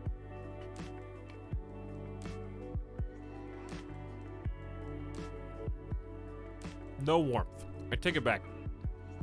It's closer to cold than it is to warmth. This wasn't even put in the microwave before it got put in my bag. They didn't even try to pretend like it hasn't been sitting out for an hour and a half, 2 hours. This is the oldest thing that I ordered.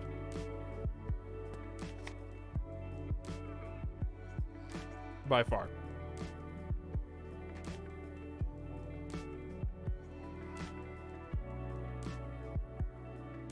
Best thing here is the McChicken. Second place, Hamburg. Third place, it's just sad the rest of the way down.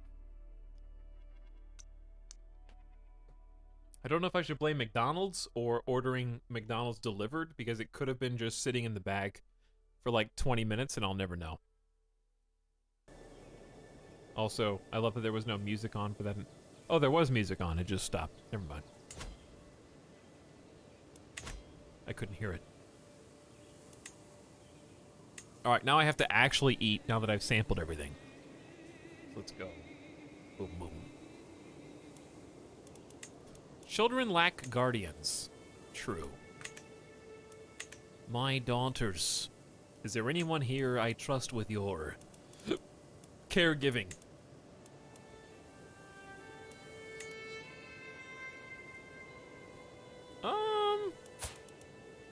My friend has no education in stewardship. We have a bunch of military people. She's got a fortune builder education. Your courtier and lover. How about my wife? My wife's got martial prowess. No one in my whole court has diplomacy.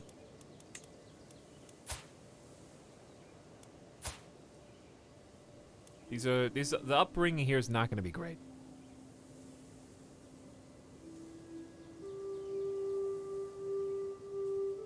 Is there a reason to complain about warmth of food when it's midnight McDonald's and you hired someone to pick it up for you? Yeah. Okay, whether someone picked it up for me is irrelevant, because if you went to the drive-thru, you don't just eat it in the car on the way home, unless you're like a psycho and extremely hungry. I don't just like pull through the drive-thru. Thank you. Okay, and I'm driving out now. All right, where is it? Give me the fries. Give me the hamburger. Like, I'm gonna go ahead and unwrap it and eat it while I'm driving home. You don't immediately start eating the fries? No. I guess I'm an extremely hungry psycho. First of all, okay, clearly none of you have ever dropped a piece of lettuce in between your seats. Because once you do that a couple times, you realize it's not worth, like, eating everything now. Secondly, like Syntax Squid says, I get far more enjoyment out of my food if I can do something while I'm eating. If you stuff your face as soon as you've gone through the drive-thru, then it's over as quickly as it began. You just spent money in exchange for the most temporary and fleeting of pleasures. I gotta have something that characterizes my meal. Something that enhances it. By itself, naked, in the car, is the equivalent of like killing an animal in the forest and just eating its liver right there raw on the spot without even putting any like seasonings on it or cooking it. You just killed something and you have to eat it as fast as you possibly can.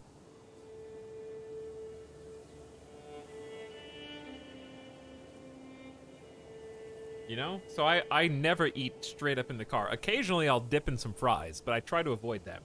Because the problem with eating fries out of the bag is by the time you get home, you have no fries and a sad sandwich by itself.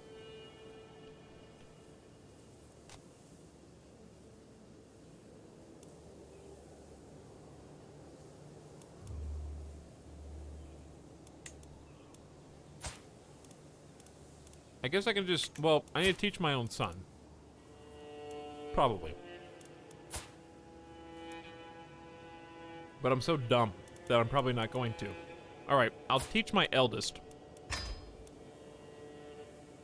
Furful. I'll teach, both of my eldest. And then I'll send my son to be better at martial.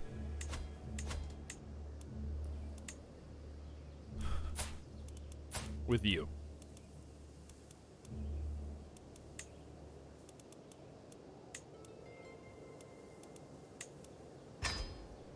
There we go.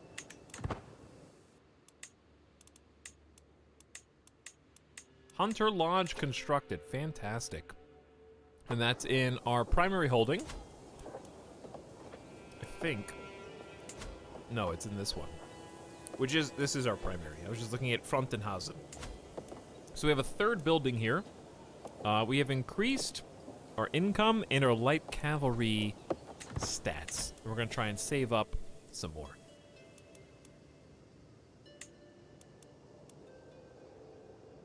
All right, well, I gotta eat the McChicken now.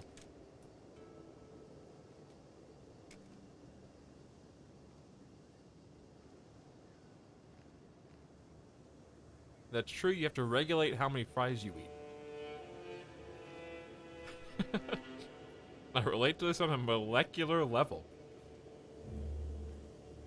I don't think I've ever had a McChicken. It's nothing special, it's just $1.50 spicy chicken. When did they stop making non-spicy chicken sandwiches? This applies to McDonald's, Wendy's.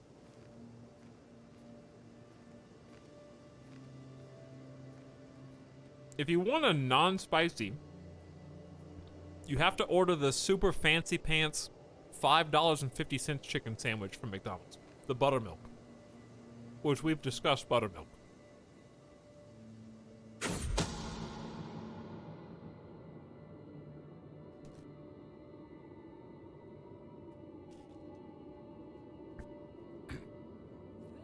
Duchess Matilda of Tuscany. She's got something to hide. Let her know that I know. Or expose her. Let her know what I know. Now guess what? I got a lover hook on Duchess Matilda. She's cheating on somebody. And it's a strong hook, chat. And because of my... Oh no, generous! Alright, it's time to take some stress. Use a strong hook on Duchess Matilda. She gives me 50 bucks. I'm gonna go ahead and just extort the money out of her. I'll take the stress hit. She has to know that I know, that she knows. I am an intricate web weaver. And in my wrath, I have gotten a little bit back from them daring to split from the Holy Roman Empire and declare their own independence. Yeah, right. Like I'm gonna let you get away with that, Tuscany. Not without paying me.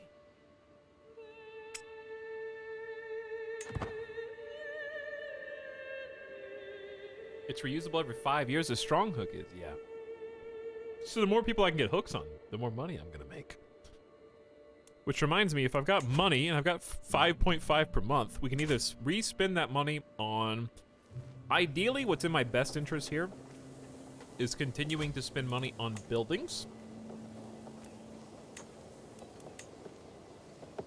Buildings that make me money would also be fantastic. But I think we've got those, except for farms and fields.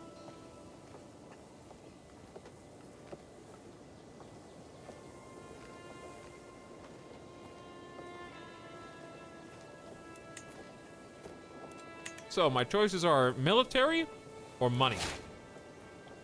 Your wife is pregnant.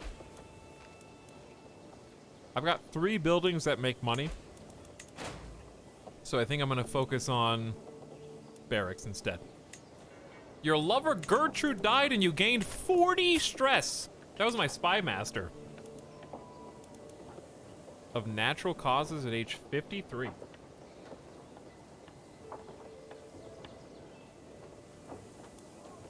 My lover, my spy master, my first flame, and also the most talented in all the land. Wow, we have terrible options for spies.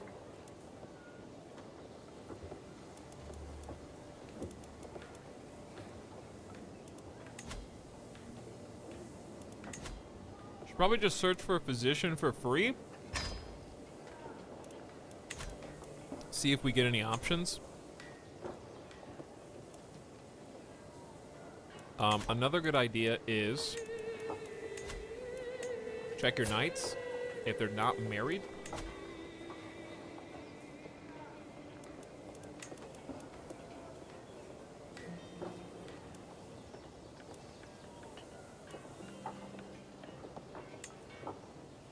Then marry them. So, in this case, women can be spy master. I don't think they can be anything else without us changing the laws.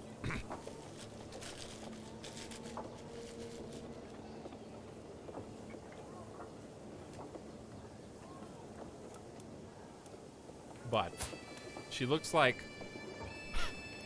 a very zealous, shy, and deceitful Italian Catholic. Okay, let's try that. This is the sub sound. I did. Okay, well, thank you for the subscription as well. I just summoned you on accident. That was my bad. I gladly accept your marriage proposal. I will graciously take the hand of your courtier, Nicholas, in holy matrimony.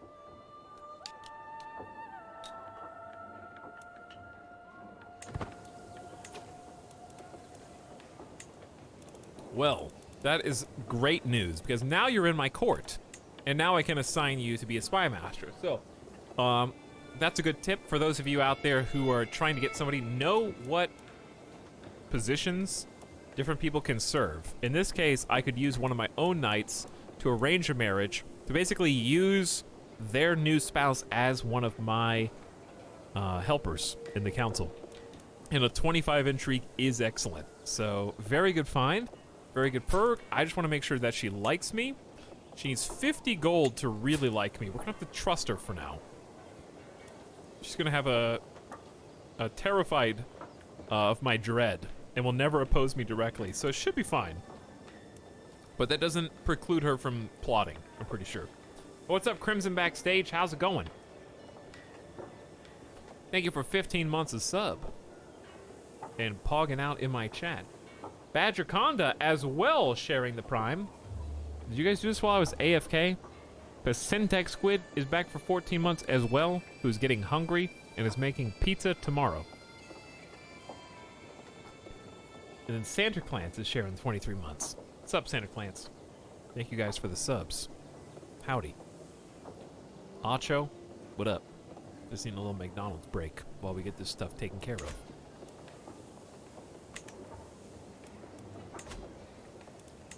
Who else is in my my group? Because we can get some pretty choice people here.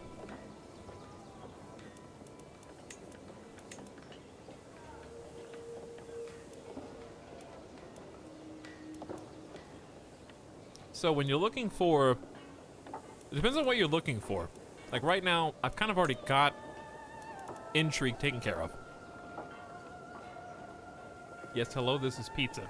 Hello, pizza. I've had such terrible pizza recently that I just don't want it anymore. I might take somebody who is a gray eminence, possibly to teach my own child, unless, I don't know what I want them to be. Do I want them to be martial? Do I want them to be diplomacy?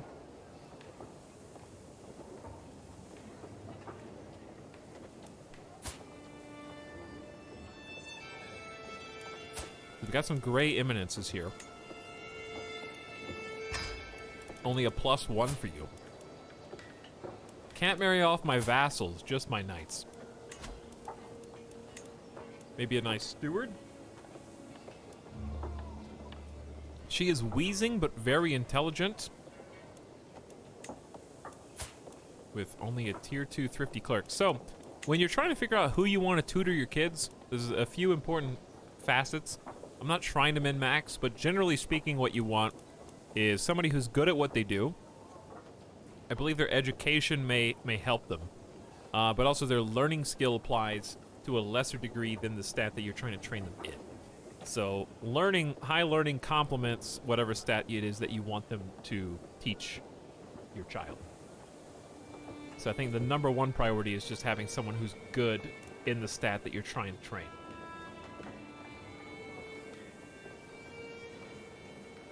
And then 50% of their learning combos on top of that, is my understanding.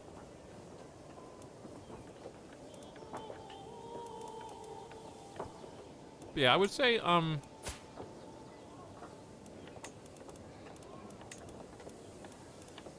this is a good match. Bring some smart people into our court.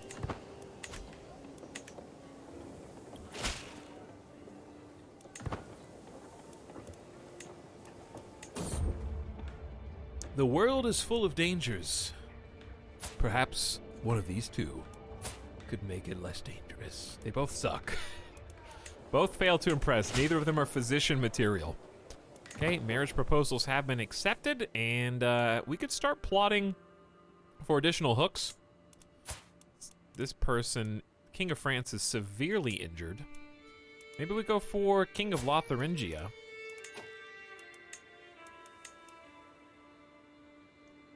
King Gottfried.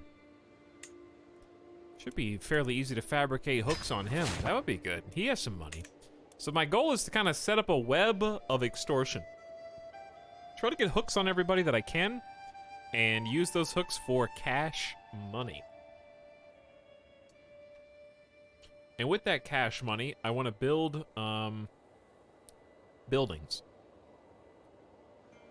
Build buildings because we are feudal now. And we got a lot of buildings we can build. More buildings, more money. Trying to see if we can build tall.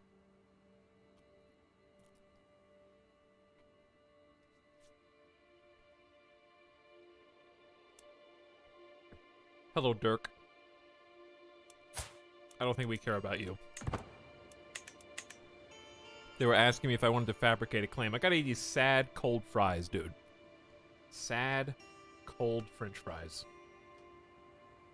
Somebody's got to do it. It's either going to be me or it's going to be future me. Those are the two options.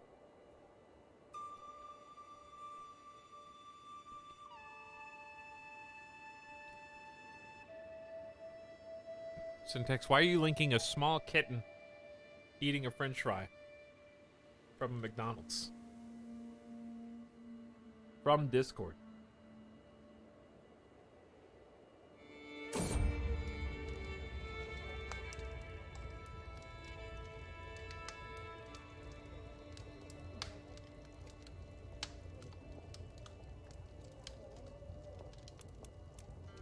As Hedwig's belly grows, there can be no doubt she is with child.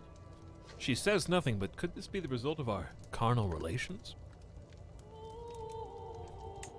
I don't know. It could be. She said the last child wasn't mine. Squib stole my joke. Well, Squib will be banned for it. Of course it's yours, Dietrich. I worry that someone may have heard her, but we remain alone in silence. No, that's okay. How about don't tell anybody?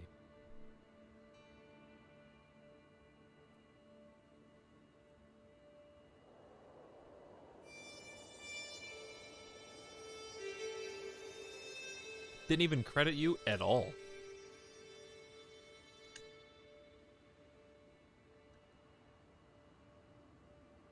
Hey chat, McDonald's has an app? Why would you get a McDonald's app? Like, what's the benefit of having the app? Do you get like a coupon for 1 free cheeseburger from the value menu?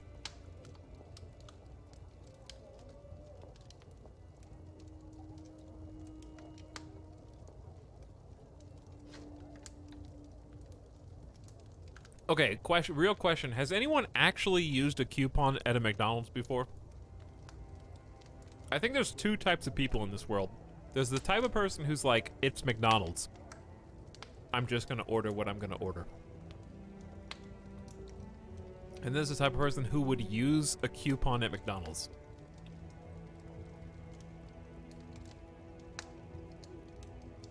That's like, there's 2 types of people in this world.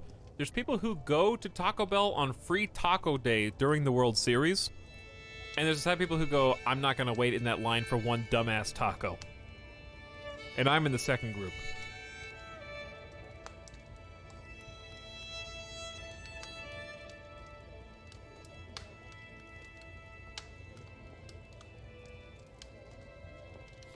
Money shaming?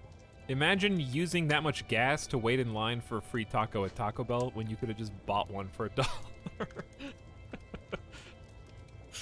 Like, stop wasting gas and time and just, like, buy a taco for $1.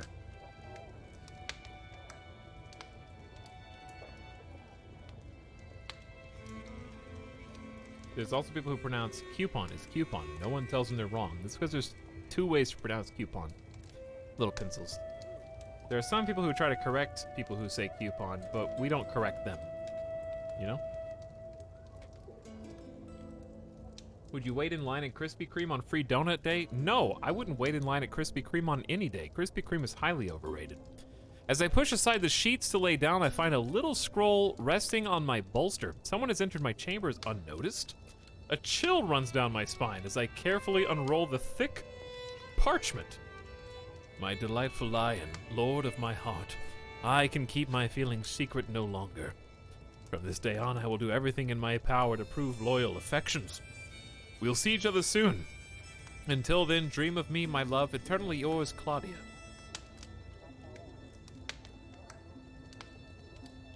I've saved thousands of dollars on McDonald's coupons. Why are you buying McDonald's coupons?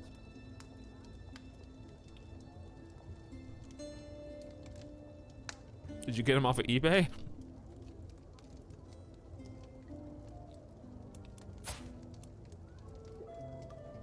My spy master is seducing me. I think let's let my spy master seduce me. We kind of knew this was coming. King Gottfried's sister Judith has been unusually forthcoming. Even knowing that I might not have entirely pure intentions for Gottfried, she's more than willing to answer my questions. Does he have any particular weak spots I should know about? Please, tell me more. He gets scheme success chance plus 10% for this, which I think we don't even need, but it should be fine. First he attacks the theaters, now he attacks free days. Streamer is angry. What am I attacking? I'm just saying I wouldn't wait in line for one taco from Taco Bell. None of y'all ever, in your entire lives, have ever been satisfied with a single Taco Bell taco. Facts. No one. That doesn't exist. Not one person in the history of man has ever gone to Taco Bell, ordered a single taco, and then pulled through the drive-thru and been like, yeah, that's enough. Okay, the reason they have those free stuff days is so that you order more while you're there, because you and they both know that one free taco isn't enough.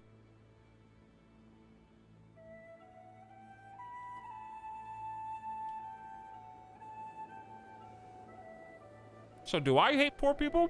Or does Taco Bell hate poor people? Because they're trying to lure you in with the promise of a free taco, knowing you're going to spend more money. Okay? Think about who's the real bad guy. They wouldn't do it if it wasn't profitable. Taco Bell's not like, bro, We love everyone out there in the world, and we're gonna do you a huge solid. We're doing this out of the goodness of our hearts. It's our one charity event per year. Free food for people who are hungry. Yeah, right.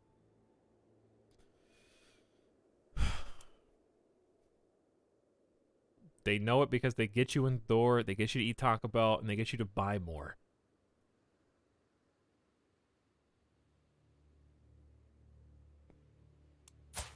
Do I care about this guy? Only, okay, a hook on this guy is only good if I'm planning to murder his liege, and he is an irritable, melancholic lunatic.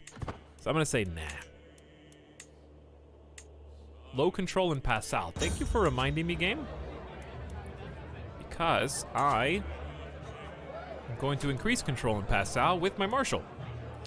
By God, this party's boring. The streamer just keeps eating McDonald's and shitting on Taco Bell.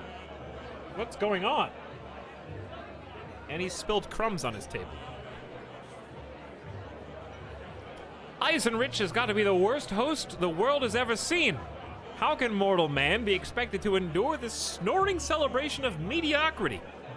My eyes cast about the room, looking for diversion. Any diversion. Ethelind gives me a friendly wave from a nearby balcony. I've got to do something. Hello, Duchess Ethelind.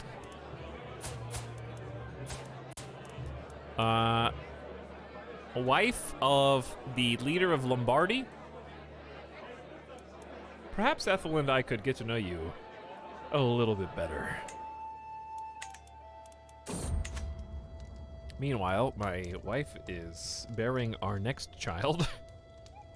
Taco Bell's pretty good. Taco Bell is pretty good. I like Taco Bell, actually. Sort of like buying some extra apple pies to get free delivery. I know what you're trying to say, and yes. And these apple pies were worth it last time, and they were not worth it this time. I actually will not eat this without heating it up first. The cookie, though, I will eat.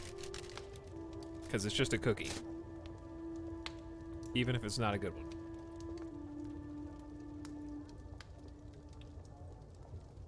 There's almost no such thing as a bad chocolate chip cookie.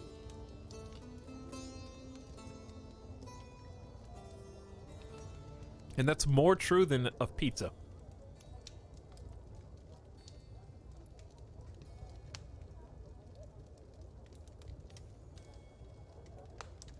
Child named Cookie confirmed.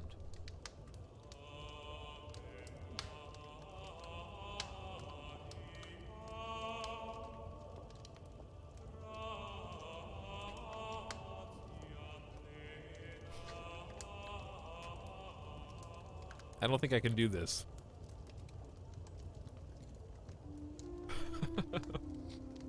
That's gonna be in our dynasty for generations.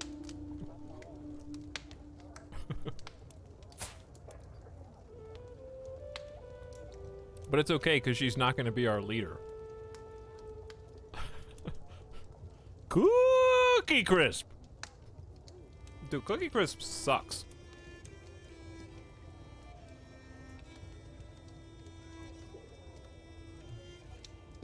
It's really just a terrible cereal that every little kid in my generation wanted because it was supposed to taste like chocolate chip cookies.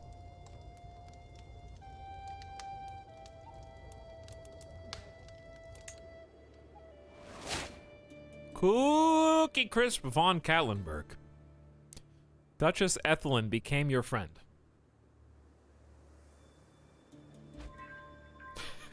Third daughter. The Katlenberg dynasty, yeah. That's a classic. Gain 100 piety. That's actually awesome. Due to your spouse's learning skills. That is great, actually. Okay, so if I wanted to do something against my liege, I can start a claimant faction, but I can't pick myself because I don't have a claim because I didn't take the duchy claim. So ideally, I think we finish our fabricate claim and then go back for Bavaria.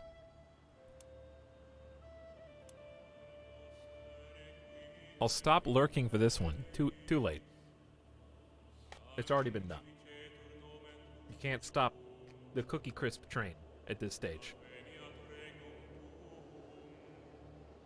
What's the difference between Cocoa Puffs and Cookie Crisp? Really? Cocoa Puffs are actually fine.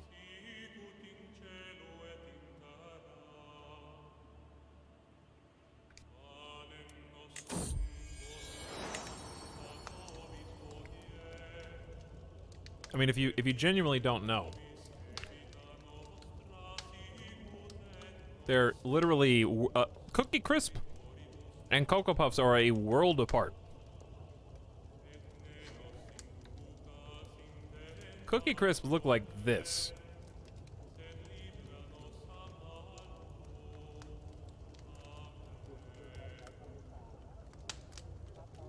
And Cocoa Puffs look like this. So, like...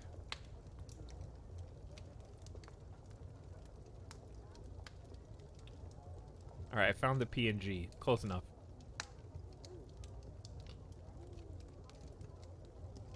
Like, not even close.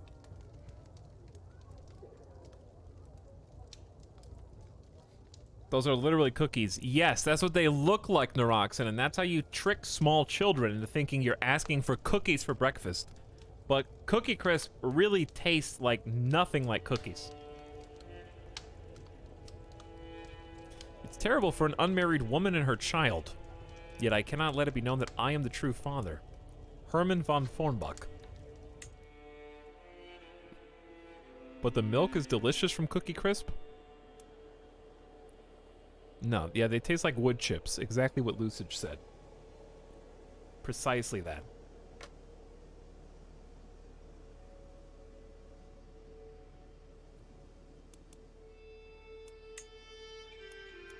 Two powerful vassals expect the council position. They're really not powerful. Everything else is good. Just kind of waiting. We already are fabricating a claim on this county again. So I guess I was doing this without even realizing it. Past Etal accidentally got smart.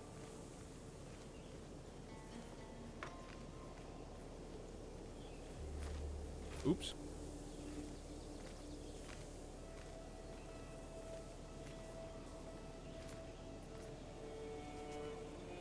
And then I can start putting this up. I'll save a Berg, spicy nugs, both apple pies. I might eat the other cookie. And that's it.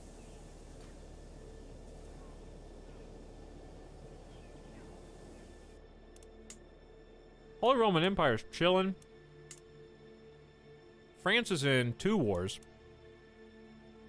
Currently a war against tyranny, which is not good if they're losing for them. And they're also defending against a second Liberty War. I have failed to find any secrets his patriarch Gunthar might possess. Gunthar. Gunthar. You got some decent cash. You want to see a magic trick, chat?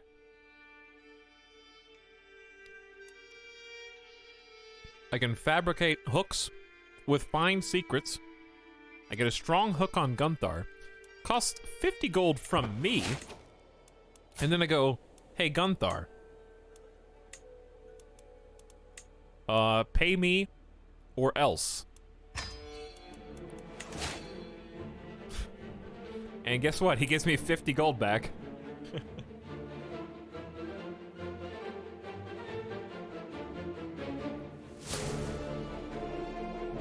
I see.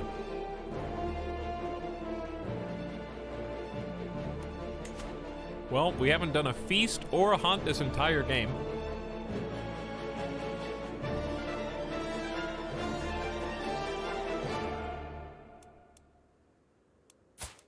I'd probably hold a feast because I'm gregarious. We'll spend that 50 gold that we're extorting, inviting our liege and vassals to a feast. You are no longer overwhelmed by stress. I like the new stress bar. My McFeast is at an end now. I gotta put the rest of this up in AKA the fridge. Duke Otto's dead. Okay, hang on. We got 1 cheeseburger.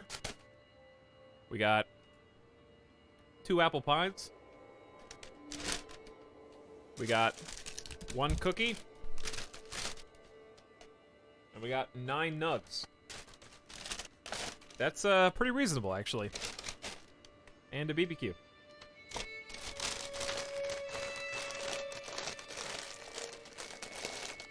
Pretty reasonable leftovers for my own McFeast. Now let's make sure the gnats don't get the rest of this.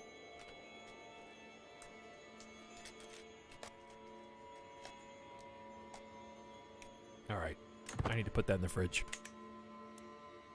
Refrigerated McDonald's. Actually better than what we just ate. In some cases, because what we just ate was already room temperature. So at least the microwave will heat it up beyond where I received it. The guests are gathered in the great hall, lords and ladies near and far. The mood is bright and spirits are high as the feast begins. I like that song. Wait, spend 50 gold, get a hook that you can use to gain 50 gold back. You gain 35 stress, then you spend that 50 gold again to lose the stress you just gained? Exactly, but the big thing is, Rudolus, it's a strong hook, so I get to reuse it every 5 years as long as that person lives. Because I'm basically telling him, hey, pay up, buddy. Or else I'm going to tell everybody your secret. And he's like, no, please, don't do that. Here's 50 gold. So it's a recurring investment.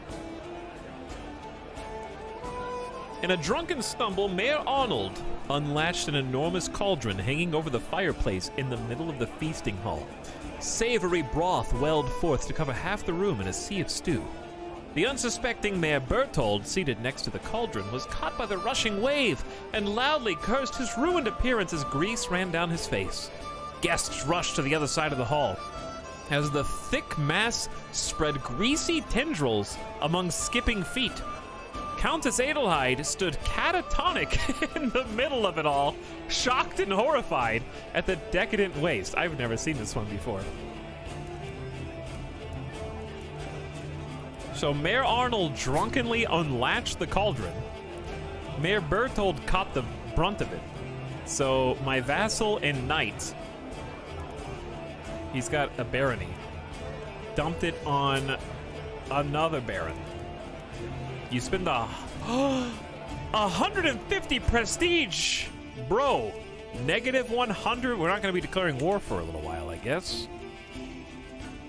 Time to relax. What happened to Suckmeria? We finished it. If you want to see the end, you can check the last 16-hour Vaughn.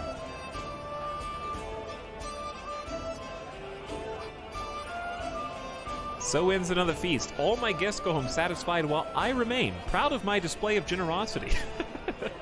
That said, Mayor Arnold might carry more shame than satisfaction after overturning the cauldron. The cleaning up will not be cheap.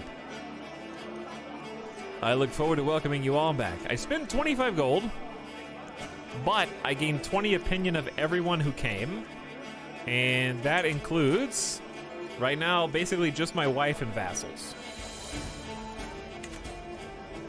And also, of course, I lost stress.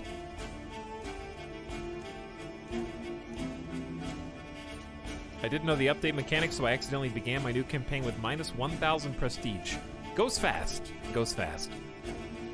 To my vassal, as an influential count, it is only fair you have a voice on my council. In recognition, I hereby offer you the position of Spy Master of Bavaria, as my father offered you before me.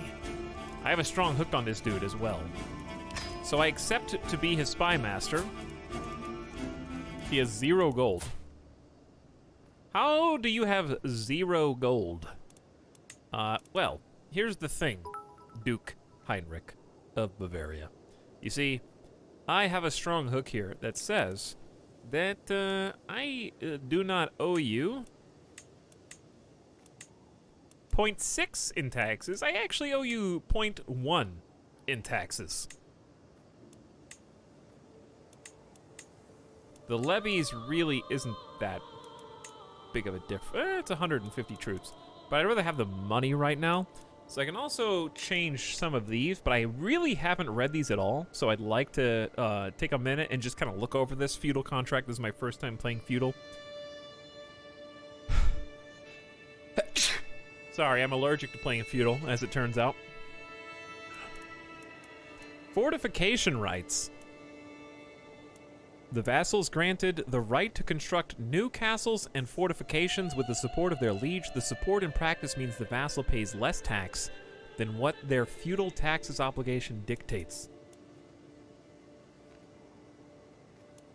So it cheapens my castle buildings and holdings, and increases my fort level. That's pretty crazy, right? Bless you. Thank you. Crimson backstage, pogging out for 15 months. What's up, Crimson backstage? Sorry if I missed you. Maybe I got you, but now I see you. Then welcome to McDonald's CK3 stream. Thanks for being here. And Red Totem says, go win. You got it. This is the first time we've played the save, but I'm already going to win. Like, now. So, GG. Thanks, everybody, for coming out today. Coinage rights.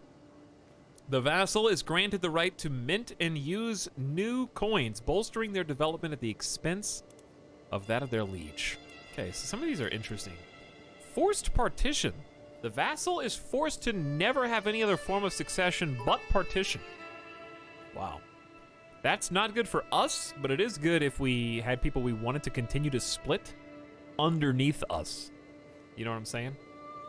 Like if we had a jumbo-sized vassal and we could carve them up into little pieces, then you could force one of your feudal vassals to never get a different type of succession. The vassal can declare war regardless of the liege's crown authority. Oh, I can declare war on my own vassals even if they get a higher tier. Council rights guaranteed. The demand council position can be used at will. That would be really good to use on the vassal above him once we get beyond. And cannot revoke my titles. These are really good. I think I'm just going to stay with taxes for now. Save some money. Strong hook cannot be used again for 5 years. We're making that cash up over 6.2.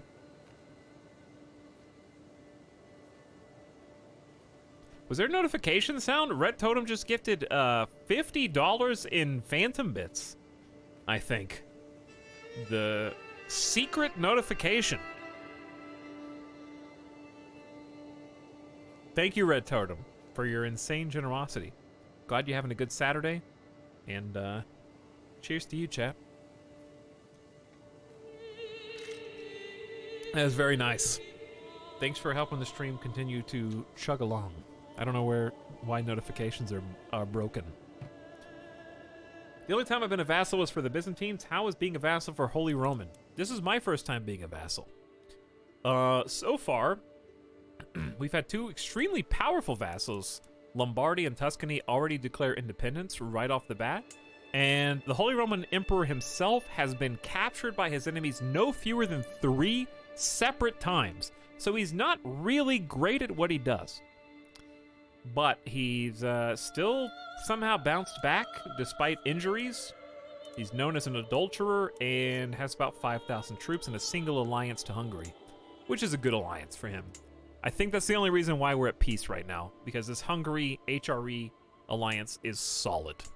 Probably the best one that he could hope to get right now, because France and England are all cowering. So he has an opportunity to bounce back.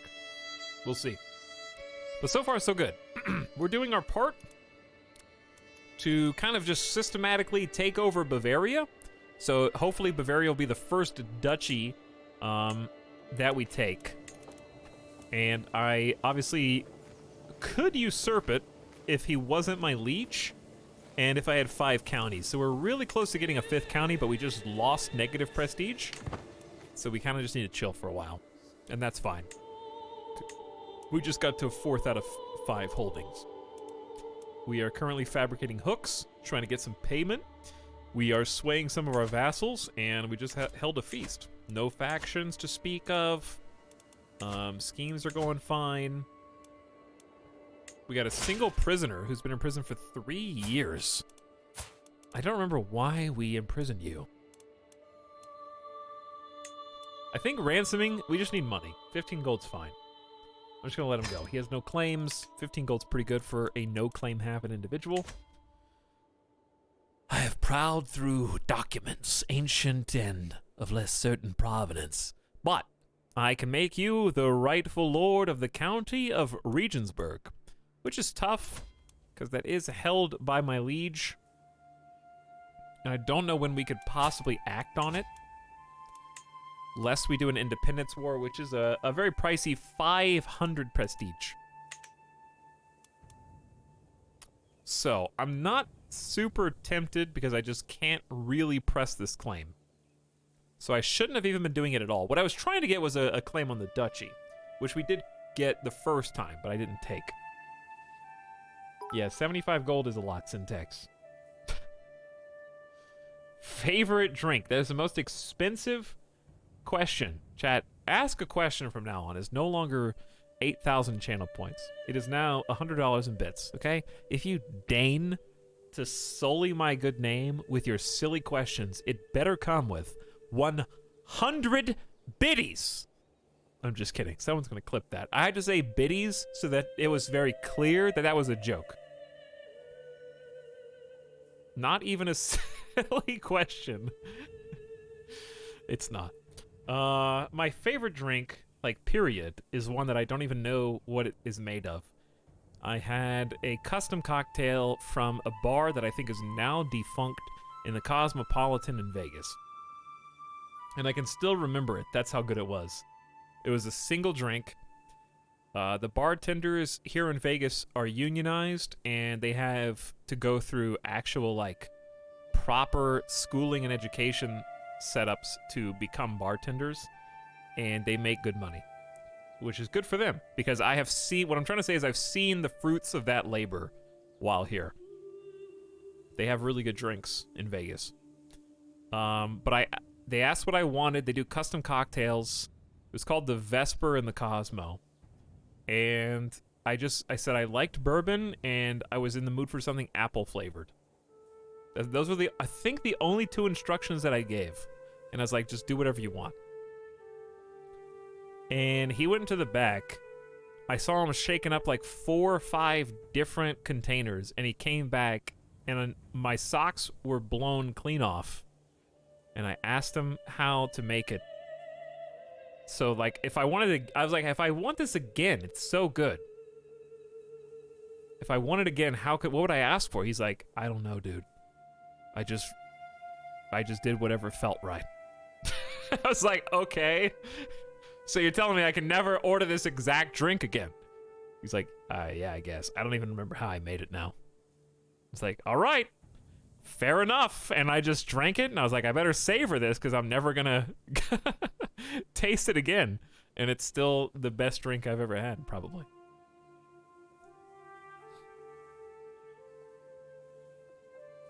God tier bartender, apparently.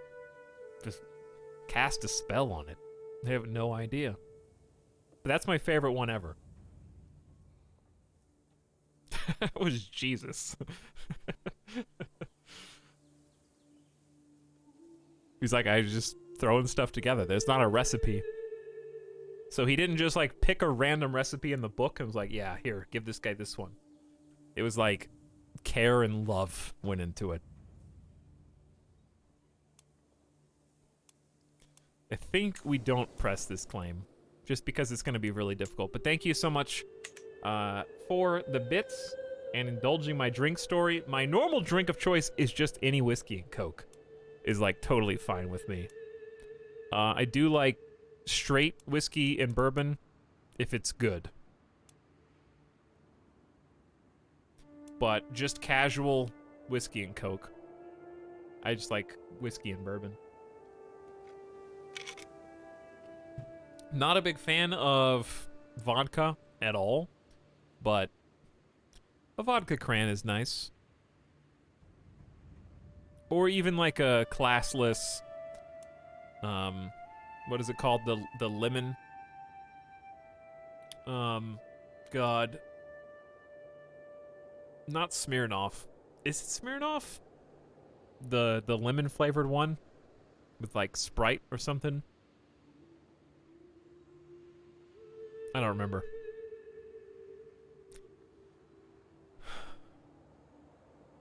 I prefer rum with my Coke. Rum's fine. It's not my favorite. I thought we were on pause. My bad, chat. My bad. We'll go 3x. Our liege has declared war. He is attacking for the chiefdom of Lubeck. Hey, they're heading in. The Holy Roman Empire is trying to take a little piece of Denmark right now. There's something like that in Smirnoff. Yeah, I think there is like a lemon Smirnoff. Moscow Mules are good. I have not had Mike's Hard Lemonade. What's your brand of whiskey bourbon? My casual just at home is just Wild Turkey. But like Wild Turkey is one of those things where I wouldn't order it if I was going out with friends. You know what I mean? That's just like my at home cheap, but I like it. You know what I'm saying? Just hanging out, just chilling on stream. A bottle of Wild Turkey is like $18. It doesn't break the bank, but they also have some pretty good ones. Like the Matthew McConaughey Long Branch one's pretty good straight. That one, I really don't like the taste of it, but in terms of like how you feel once you drink it, that different drinks have different drunk effects. And that one has a really like peaceful one. That one's very, it's like strong, but not gone wild. You know what I mean? It's just like a very head calm.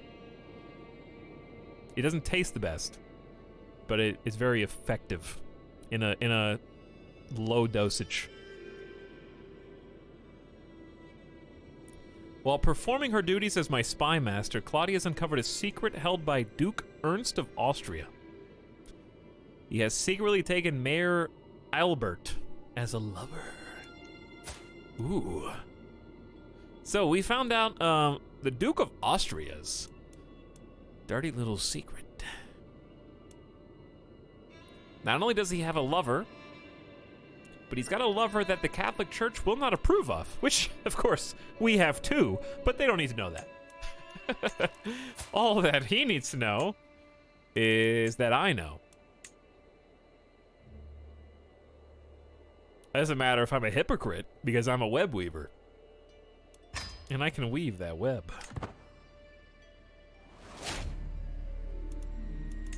So, this is only a weak hook on the lover's secret, but that's okay, because it's enough to get the job done. We're probably just going to use it for money. Gaining a lot of stress as a result of this, which is fine. We can take a little stress without doing anything else. Tier 1 stress, sometimes stress builds my character and gives me a few more RP options. So I think tier 1 stress is fine. Ruling has been such an exhausting work of late. It's like no subject of Geisenhausen can wipe their arse without my express instruction. I was in the middle of planning a small getaway to carouse with some amiable types when a servant comes rushing up to me, babbling about some new trivial catastrophe. I like the new graphics for stress. That's very clear. 1, 2, 3. It's letting you know it's not that bad. You know, tier 1, not that bad. I'll just stop to buy a few things, become profligate. Less monthly income, more prestige. I'm trying to save money to build buildings, so this is bad, but I am really short on prestige, and right now a 0.5 per month is huge. It's 50% bonus for me. Or we can be a confider and trust another individual. I think I'm gonna take the money hit. We are making pretty good money right now. I only lose 10 stress though. But that prestige bonus is so good. We have 5 years to basically de-stress at this point.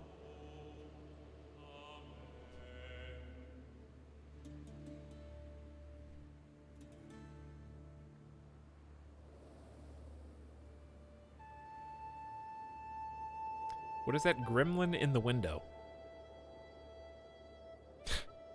Just kidding. Your open RCT2 streams got me back into RCT 1 and 2. Thanks for that, by the way. Glad you're having fun. We might play some Roller Coaster Tycoon 3 in the near future. I don't know. I haven't decided. I don't know what we're going to do tomorrow, to be honest. I'm still kind of just in the moment of CK3 new game right now. Bloodstained cloth, crow feathers, strange-smelling concoctions. Evidence presented to me by a group of villagers from Rothenburg is proof that Eugenia has been practicing witchcraft in her hut on the outskirts of the village. The villagers claim her evil works must be the cause of their bad weather and call for her execution.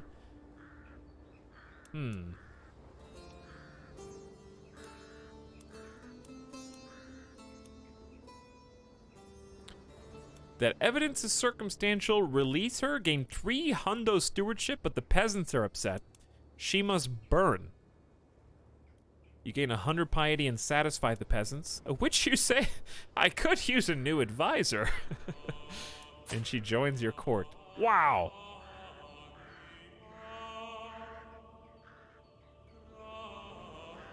Lunatic genius? 20 learning. Huh. That's not as easy as I thought it was going to be.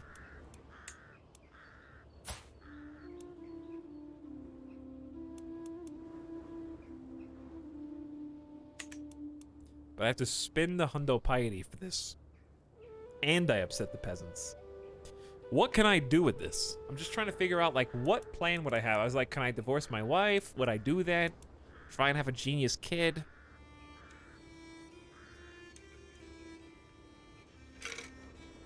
But thanks, Red Totem, for the 500 bits, who says, good night, Alex. Love you. Thank you for all the support. Like $165 in bits. Absolutely insane. Thanks, Red Totem. Have a good one. Thanks for popping in. And appreciate you keeping the stream rolling.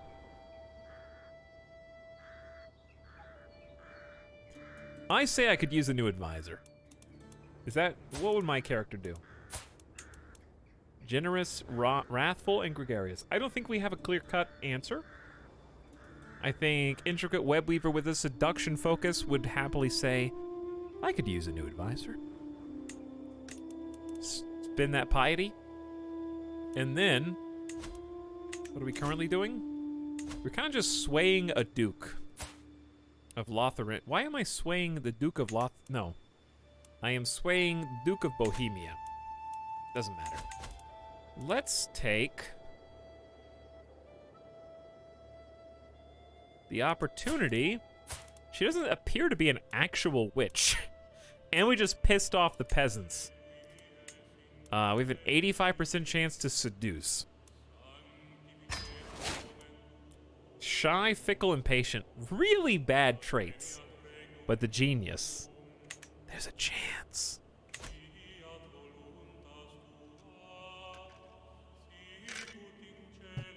There is a chance. Alright, so what did we piss off? Rothenburg. So we're at negative 25 popular opinion. And negative popular opinion is probably the #1 way that you get enemy factions, like enemy peasant factions, forming against you.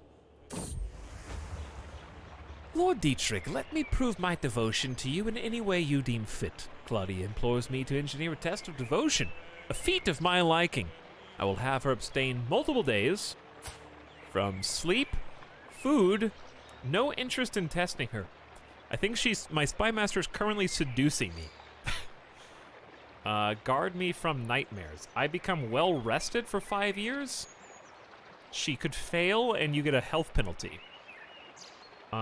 Food. She either proves her dedication and we get 150 prestige, and you spend 75. Ooh, I could use both stress loss and prestige. Either one is good. I think let's go for the prestige. Food. Your love for me should be sustenance enough, my dear.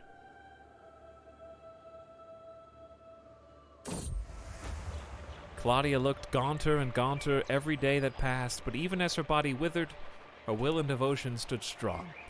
I find her to proclaim the challenge won, and the first thing to pass her lips is another promise of faithfulness, my devoted lady. Back to positive prestige. Hello, Winterin, what's up? How's it going? Child benefits from spouse's tutelage. I did not get to finish reading that, but that's okay. Chat, we're kind of booking it. It's already been over 20 years. My character is already 37. Starting to look like a real dude.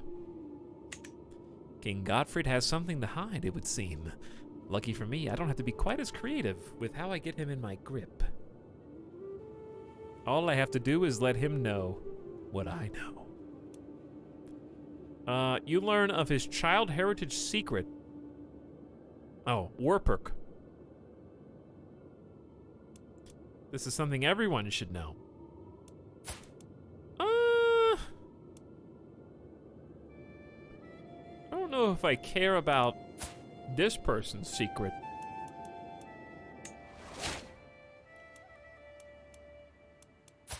So it's like that child is his and her son, right?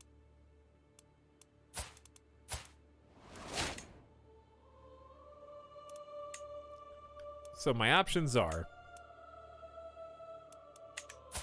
basically either arrange a marriage with his household, which is okay, because Lotharingia is pretty good, but they're just not that strong now. And we have to be careful with who we get alliances with, just because we're going to get dragged in, right? In Bavaria, we don't even border them, so it probably wouldn't be a good alliance. But I guess I could just take the cash. Just keep cashing out for stress and money. The money is harsh, as is the stress, but we'll make do. I'm okay, made some tea. I'm okay, just ate some McDonald's and I need to put it in the fridge. I have failed to find any secrets for his guests. We're gonna ignore it then. We don't want secrets on his guests. We want secrets on, like, themselves. So fabricating a secret there was good.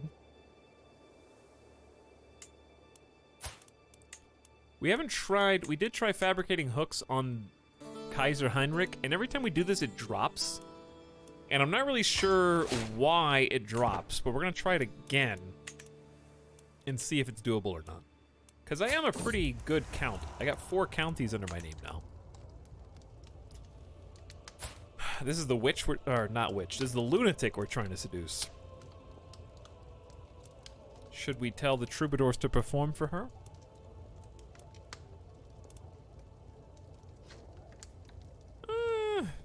Minus 10?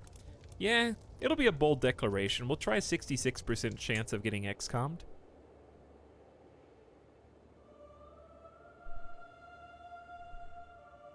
Hello? Well, now I want McDonald's. Well, you should have seen me actually eating it. Thank you for the gift of music. The troubadours were greatly appreciated. I knew you were a man of impeccable taste. So, ideally what we want to do at this point is just get maybe 100 prestige, get that 5th county. We just took Passau, and we could actually go to war with Salzburg if we had a casus belli, so that's a good idea. We're still getting, why are we still getting the county of Regensburg? We're still doing the same one, I think, which is kind of my bad. Let's just figure out where we want to go first. So right now we're kind of just trying to take stuff that's in de jure Bavaria. So Salzburg is kind of just off the table. De jure Bavaria is what we ideally want. So County of Falkenstein, I think we are allied with? No. Nobody is allied with Falkenstein. So that's actually pretty good. I think they have 2 counties. Specifically,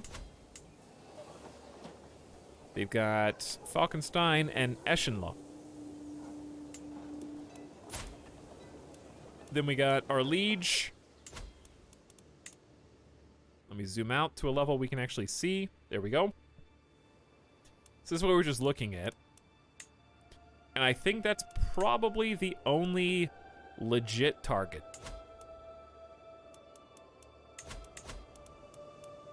So realistically, that is where I want to fabricate. Because if we can form the Duchy of Bavaria and have more of a claim than the Duke himself does, that would be ideal.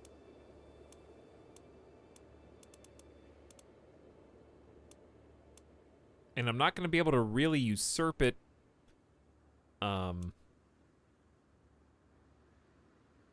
because This he's is the my sub-sound. because he's my liege. So I'm gonna have to get creative. Probably gonna ultimately form a faction. I can create a Liberty faction to lower Crown authority. Create a claimant faction, but I can only create a independence faction if Duke Heinrich is an independent ruler. Look at Tartus up there growing. Good for them. Are they? Oh, they are. Good for them. Tartus is growing. You're right. They took over Vasyugan. Chieftain Tyetyuk of Tartus. Permia and Dulo up here chilling. Mordvinia is there, just hanging out.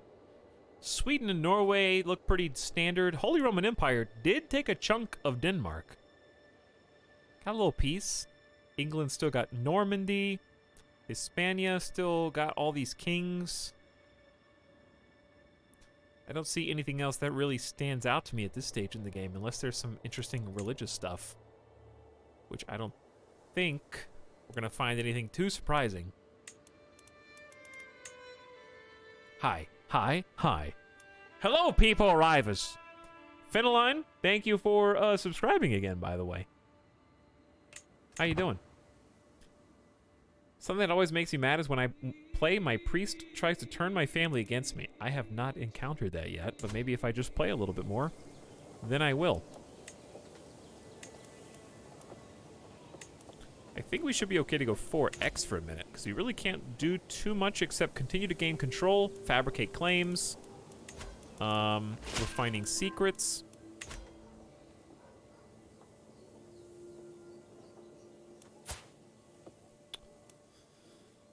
Huh. 50 gold for fabricating a secret on a random courtier. I like your skills, but that's about it. It's probably not worth it. The celebrations have come to an end, and when the evening's entertainment is over, Eugenia suggests a reading. Psychogenius.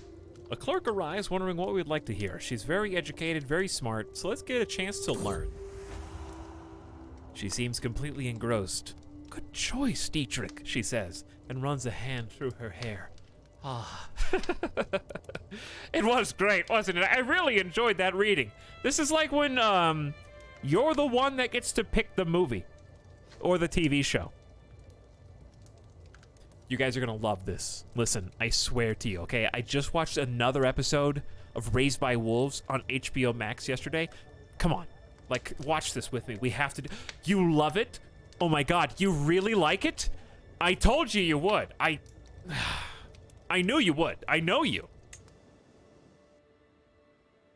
You didn't believe me, but I told you like 16 times you should watch it, and that you really like it, and we finally did, so good job.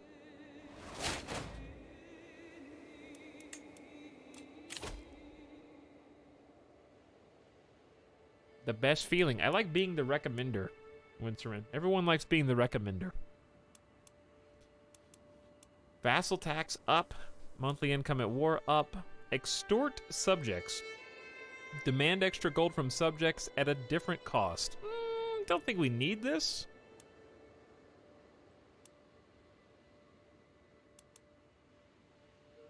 A hostile scheme that allows a character to gain a claim against their liege's primary title. That actually could be really good for us. Let's go meritocracy.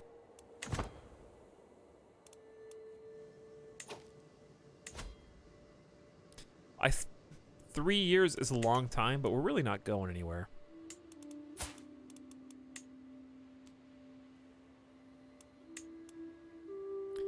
This is 4 years. I think we'll end up using this. Claim the throne of Duke Heinrich. That's really cool. A lot of intrigue options here. Oh no, I missed the conclusion of Sucberia! To be fair, it was 16 hours, but yes. Whoa, the UI looks different. It does, Pickle Man. They just updated it with 1.1, and I like the update. I think it's been really good so far. All right, chat, I gotta put this McDee's up, and I gotta take the pup out, because he didn't get to go recently. So if you guys will just hang tight, we're gonna come back, maybe get a refill, and plug away at this new Holy Roman Empire vassalage start. The privy is a small space, and the air reeks of foul things recently deposited. But it is private. Oh, so private. Eugenia looks at me, hungrily, like I'm a bag of freshly developed and delivered McDonald's, removing her garments, as I do whenever I eat value menu cheeseburgers. I do the same. And as we kiss, a wave of lust rises to make us forget both the spatial discomfort and the dismal views and smells that surround us. Smells like spicy McNuggets.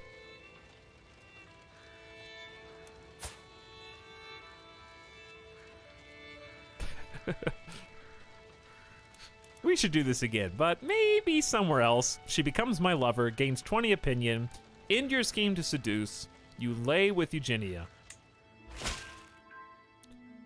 How many lovers do I have now? Well, I think we had 5 or 6 and 1 or 2 of them died.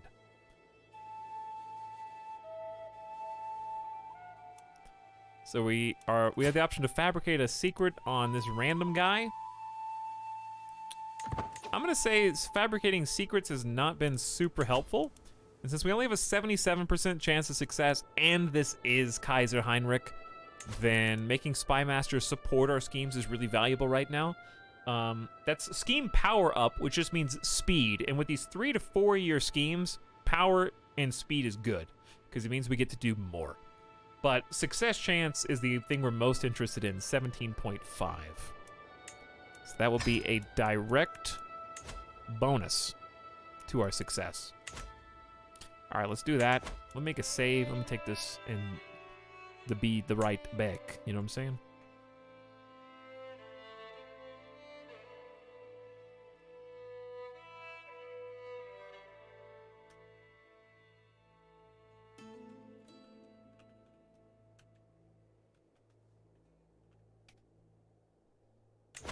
Okay.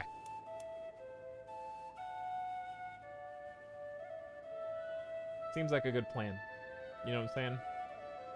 That's the button I meant to click. 2 very different buttons there.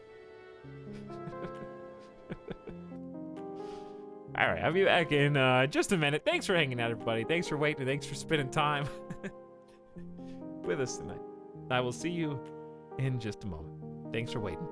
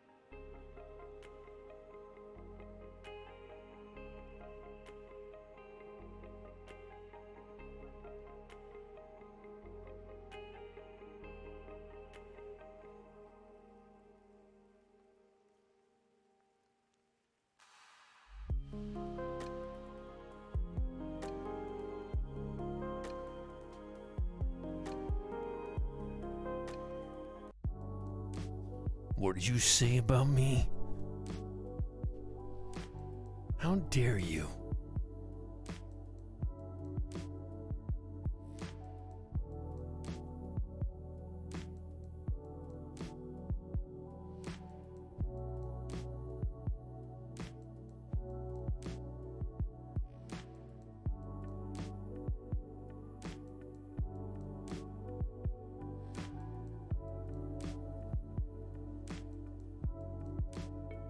Okay.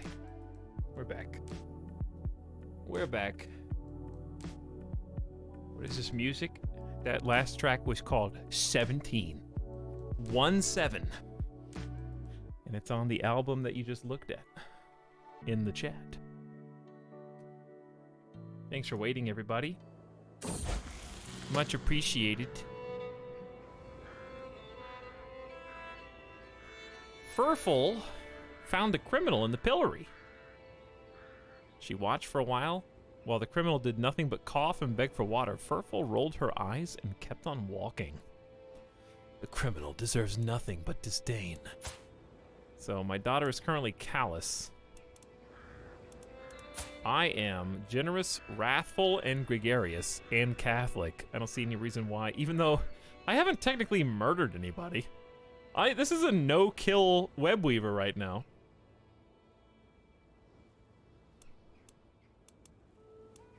I can help her be compassionate and gain some stress. Most people ignore these because they don't want the stress for non-heir children. But it's my baby. My second born. These are twins. I'll help you. Be compassionate. I want you to care for others. Plus, that's a virtuous. Catholic opinion up, piety up. It'll help you out. Let me take the BRB off the screen. And I want to double check that my heir is being tutored. He is 7, so he's just now able to do it. He's got really good learning skill, good stewardship, terrible martial. He's probably going to need some martial, but he'll probably need diplomacy as much. Lots of choices. We really don't really have any... Maybe we could do... Top Realm. Could see who's in the court first. Because Leonore did get married to my marshal.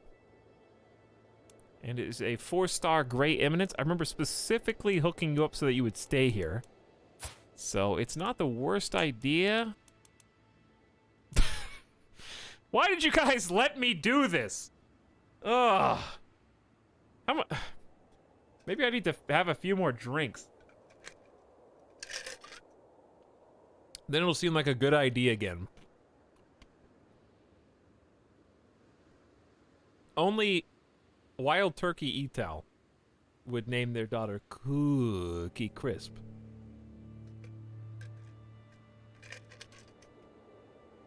It's the only way. We all know Midas is going to usurp Italics. Probably true. Everyone can see you. Where's your bone? You got a? Did you get a new bone?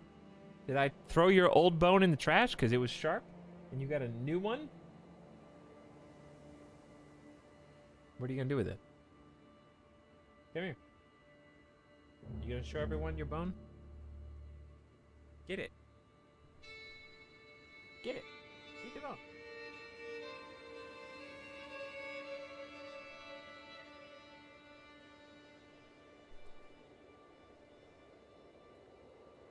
I don't know how well he can hold it like this.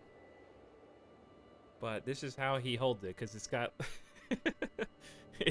the little, like, pieces on the side are what he likes to chew. The little, prongs.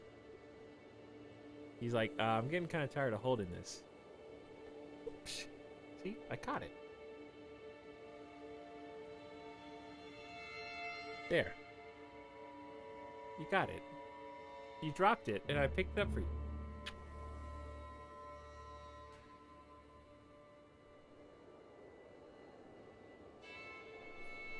Like he's smoking a cigar.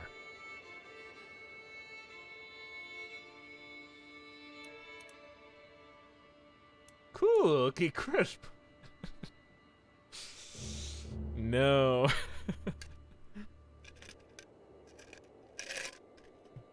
Oh. Anyway, what should we try and train our son to be? That's the question right now. We could go for Marshall if we want to do some expansion. We could train him in diplomacy, which I don't know how well that actually helps him. It just helps him not be hated by his vassals. That's basically it. We do need to expand some, so I don't think Marshall is a terrible idea. But we don't have any fantastic options. Like, even in the top realm, only one 4-star education Tetbert. Wrathful, just, and brave. A brilliant strategist and an aggressive attacker.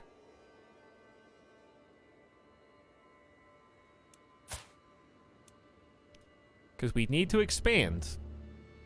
We do. At least a bit. Don't think Marshall Tree early on is bad. If anything, it's really good.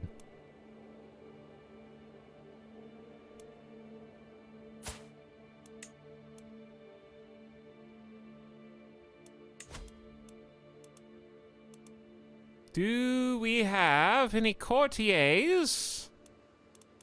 I have 2 courtiers / lovers.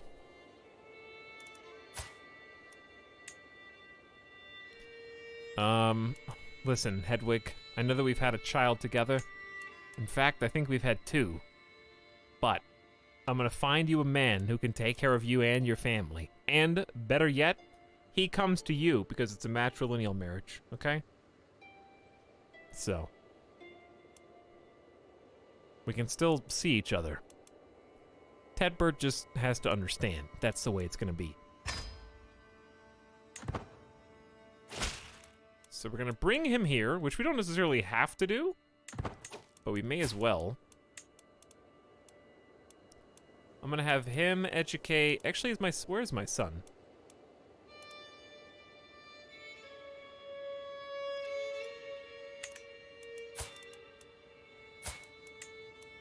He's already being tutored by my marshal. But we're gonna say sorry about this, buddy. This might lower your opinion of me, but you're just not as good as the new guy. If he was my friend, that'd be different.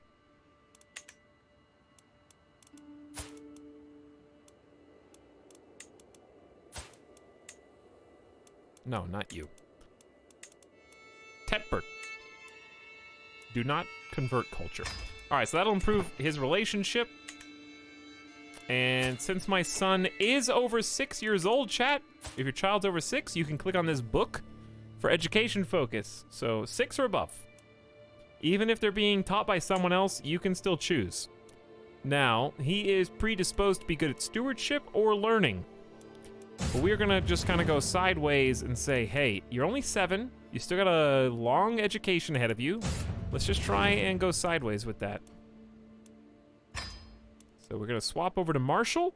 He's being taught by somebody who is an excellent strategist with high martial skill and decent learning. Nice combination there.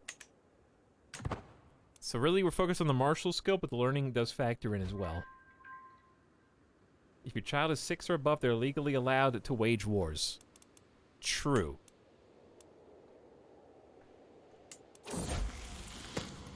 There was a commotion among the children today.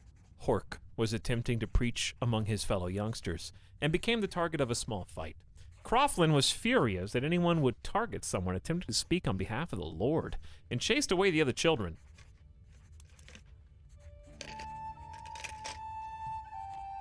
Coughlin stays zealous, could become brave, could become calm. You will serve the divine well, my child. Keep your zeal. Not sure what my son had to do with that. Finished increasing control in counties, which is good, because there's nothing else. Everyone's at 100% right now, so we can just go to organizing the levies, which is good if we want levy size up, but I think right now I'm going to go for train commanders, which not only reduces the maintenance cost of my men-at-arms by a sizable percentage, but gives me a small chance of finding a new knight or improving a commander. And at this early stage in the game, we are very limited on knights, especially talented ones. We got someone serving who's only a 5 prowess, which is not great. Dude, my knight and lover, Nicholas, is fighting for me. Chat. What if, I'm just saying, what if, isn't Claudia, my new spy master, seducing me? Am I gonna have my spy master and her spouse both be my lovers? That's kind of a weird situation.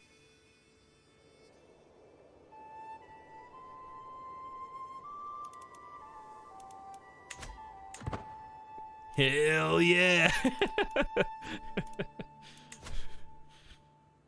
Oh, hell yeah! Whoa, late night stream gang, indeed. Late night stream is about to get a post McDonald's refill here. Whilst the game is unpaused, did I miss any notifications? Tassilo increased his martial skill by 1. Seems good to me. Just gonna let the game roll. Well, goodbye, a bottle of wild turkey.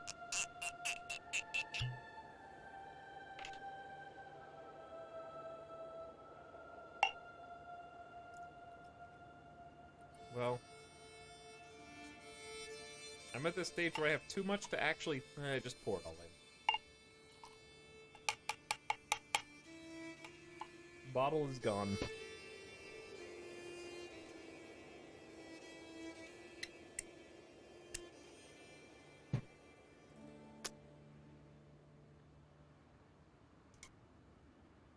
Could use some more ice. Got just enough.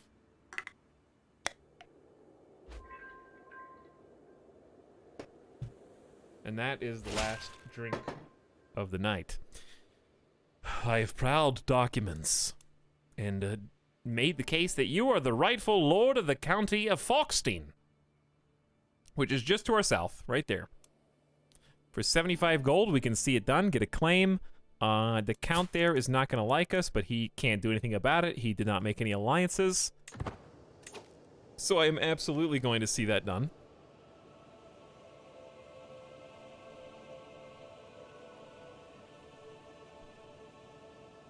Do you marry your irrelevant courtiers off to good knights? That's what I do. Sometimes I do mine.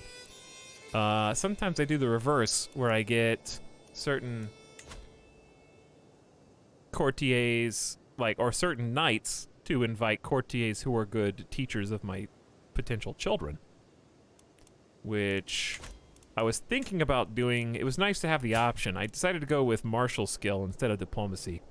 But I have a really good diplomat that I brought in via a knight marriage.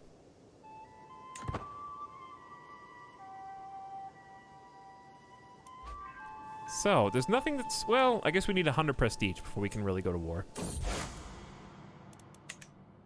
Duke Ernst of Austria has announced to the world that he and his vassals have converted to Waldensianism. Uh-oh. Heresy. Having become disillusioned with the teachings of Catholic priests, the nobles of Austria no longer consider the clergy righteous and true. As Waldensians, they believe their new faith properly aligns with the will of God, and they are distancing themselves from former religious institutions. You can convert with them. Waldensianism appears in the Duchy of Austria. Right next door. In the Holy Roman Empire. What twisted mockery of faith is this? The first cropping up of Waldensianism. Most curious.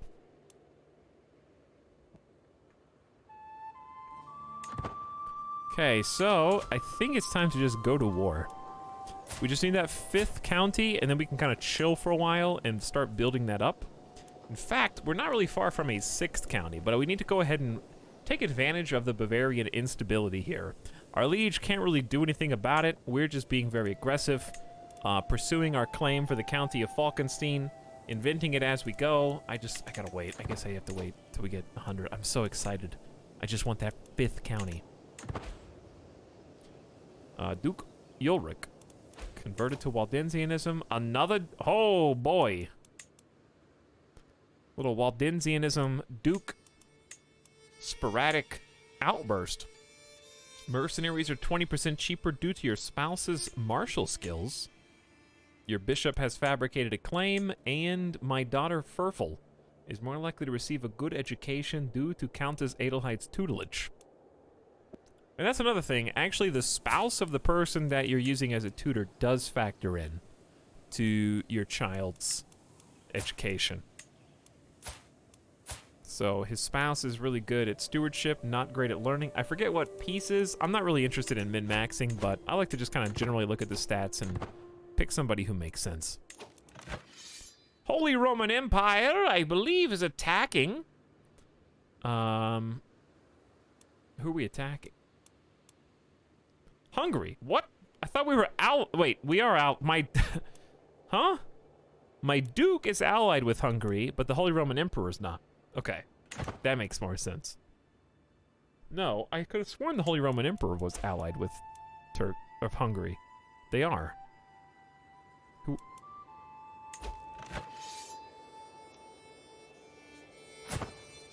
Oh, it's not all of Hungary. It's a vassal of Hungary. So Hungary themselves are not at war. A little cheese. What's up, Dragon Rogue? Yeah, we are a vassal of the Holy Roman Empire. So we are just this little weenie down here. The scheme restarts at 0. Fabricate hook failed. Prince Giza of Hungary has converted to Waldensianism. And the Duke of Salzburg has converted to Waldensianism as well.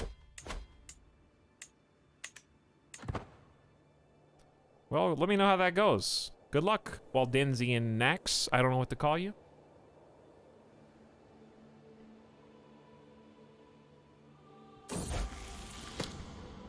The relaxed King Robert of England, his vassals, and his whole family has heeded the call of Albion, embracing English culture. No longer considering themselves Norman. King Robert's wife is imprisoned by a vassal of England. Interesting. King Robert Curthose. Zealous, lazy, stubborn, 4-star strategist. King of England. His father, King William the Conqueror, died 10 years ago of his wounds sustained in battle, but not before he did succeed as Normandy in conquering England, and that's why we have some England on Normandy right now. What's your goal this run? Just kind of feeling it out. I kind of want to try building tall, but I want to at least get maybe a kingdom, maybe an empire, and just kind of keep it condensed and try and build up all my feudal holdings. I can scarce remember what my life was like before Claudia declared her love for me. I am flattered, but overwhelmed by her attentions. I find myself longing for some peace and quiet, yet I cannot help but worry. Would I be throwing away my only prospect of true love? That cannot be right. Can it? I am yours, Claudia. Now and forever we become soulmates. My spy master. She deserves a kiss, at least. For her devotion. She will not become soulmates, but does still gain 30 opinion. This infatuation ends today.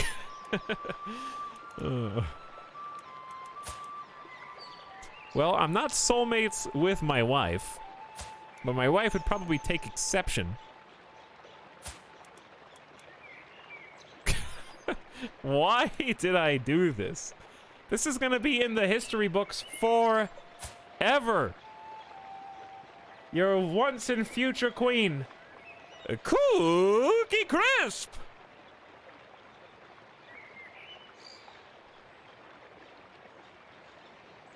Can you have more than one soulmate? Asking for a friend.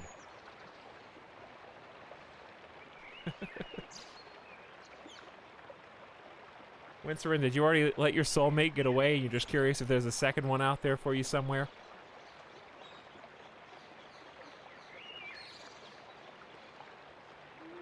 I am being cyberbullied.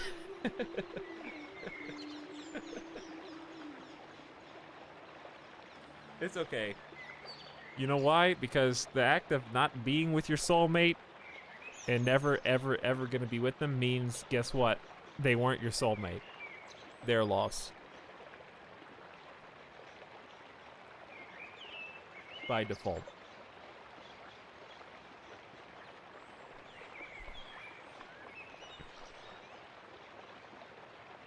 Because your soulmate would be with you, obviously.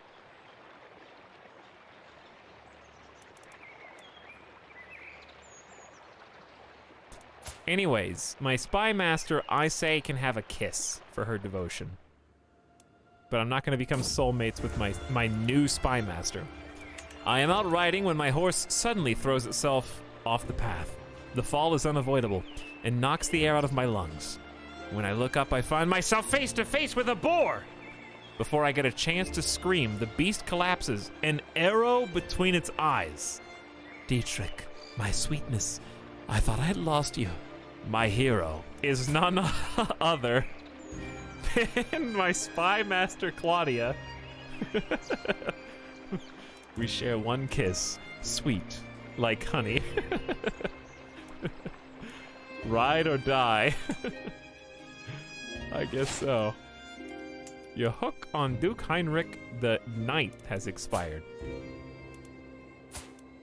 Aw, man. Well, I was trying to fabricate a hook on Kaiser Heinrich, but I don't think it worked. So in lieu of that, I might just go straight for the throat.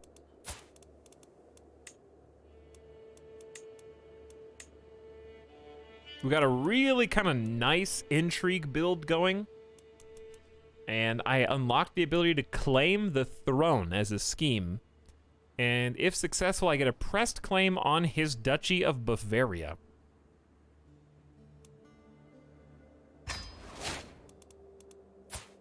He's got 0 intrigue, so honestly, the perfect dumb target to lock this onto. This could be 200 IQ. So again, we are in Bavaria, but his territory specifically is the highlighted white. So we are a vassal inside of that white. That's not me.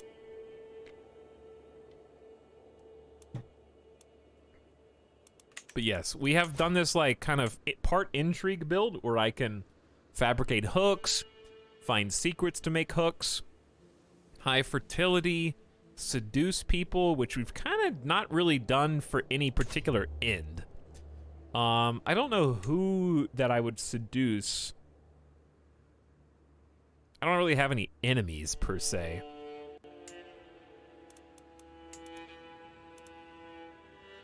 I made friends with Duchess Ethelyn. But, she's not... Since she's an independent faction, I might... Oof.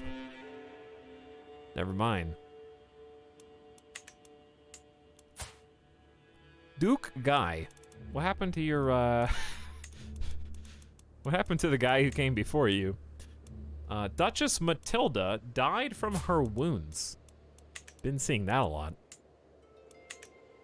Who should I even be trying to seduce right now? I think realistically, just go for the double. Go for claim the throne on the Duke and simultaneously try to seduce my liege's spouse. Oh my god. Why am I so bad at this? She does not see an opportunity. I've never seen that one before. My rank is lower. I think seduction is just not as easy as it used to be, which is fair enough. I remember when we were playing before, we could seduce basically anyone we put our mind to. To be fair, I didn't really try seducing until I was already in power. So maybe it's just that I'm a piece of crap right now. But I'm glad that these schemes are harder than they were. How hard is it to, like, say murder him? Well, how hard does it say, like, murder her? 33. See, it seems like in general things are harder for intrigue, which is good, because intrigue was OP. But I gotta figure out how to use this, like, well. You know, I'm not 100... What if I seduced my ally's wife? Why would you do that, Alex?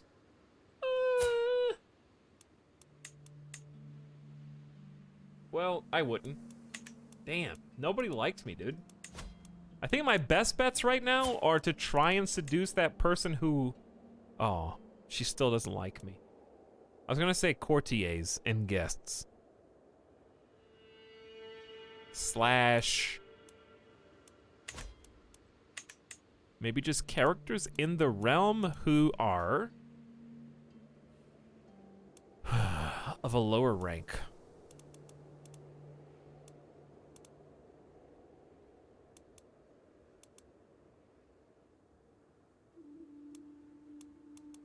Well, we don't have to be seducing literally 100% of the time, you know? It's not like it's not a use it or lose it situation. How do you get concubines? Play as a religion that supports them. We are playing as Catholics, so Catholics do not have concubines. I have been corresponding with your Chancellor, Mayor Berthold. I must say, I have come to see you in a new light. Maybe I would even call you my friend one day, says Count Pilgrim. Your silver tongue is shining today, Berthold. I believe my Chancellor has sweet-talked a neighboring vassal in Austria. Seems a bit harder to recruit agents for murder schemes. Well, it's probably good. It was a little too easy to murder, abduct, and so on. But I like how this is going. I like that we're just trying to start with one county, and now it's just coincidence that my character was intrigue-focused at the beginning with a web weaver, and we're trying to make intrigue work, and honestly, it's working really well. We are combining kind of alliances, one single alliance, with fabricating claims on neighboring counties to take advantage of them. Simultaneously, oh, I was going to show you my combo. So we got the intrigue, right, helping us basically fabricate secrets, find secrets faster, or fabricate claims rather. No, start over. Fabricate hooks, right. Fabricate hooks faster and find secrets faster. And then I switched over to stewardship so that we could demand payment from hooks, make some quick money, and also claim throne, which is an intrigue. So stewardship's got some intrigue on there as well.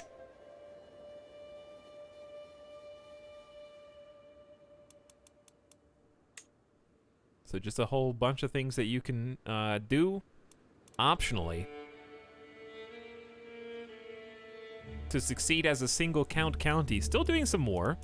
Can designate a guardian for Vertawinda von Katlenberg.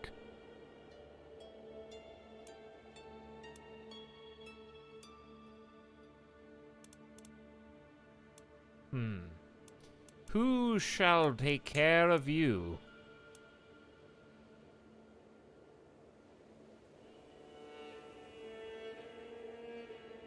Well, I think Leonore is already... No, she's not. We'll have Leonore teach one of my children, at least.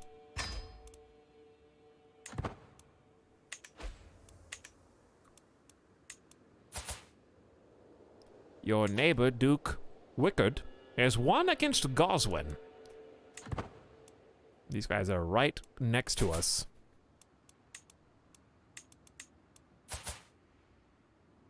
Steiermark has got an interesting border. Duke Ernst has lost against Bohemia. I think Bohemia just took something right in here, because Steiermark is fractured with Bohemia kind of standing in between them. So that's what we're going to have to start being concerned about. Basically, as we scheme against our own liege to take command and control over Bavaria, well, the problem is we're going to be kind of jumping up in terms of there's always a bigger fish. And right now, we're kind of concerned with the individual... God, every single time I'm explaining. Okay, we're concerned with the individual counties, right? But if I become the Duke, suddenly I've got to deal with all these guys. Like right now, this is like not my problem. This is my Duke's problem. If I become a Duke, then suddenly Bohemia is scary. Crane is scary. Nordgau is scary. And so on. The problems grow as we grow, effectively. My daughter Furfel has been impressed with one of the household knights for a very long time. After finally meeting in person, she has been repeating the warrior's words to herself. Give others their due, and you will receive your own in turn. Hey, she's already generous, like me. So, keep on being generous, my lovely daughter.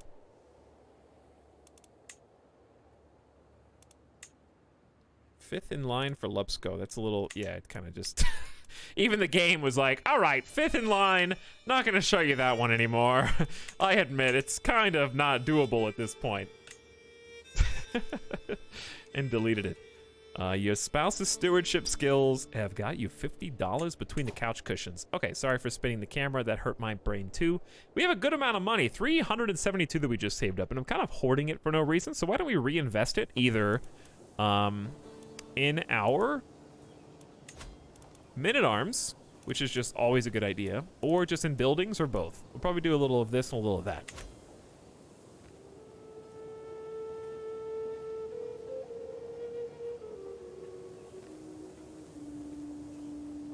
Hello, Mim. How you doing? Welcome and good evening. Thanks for popping in and saying hi. Etal at my weekly D&D game. I Seduce the Dragon. I'm gonna have to play Dungeons and Dragons at some point. I think it'd be fun.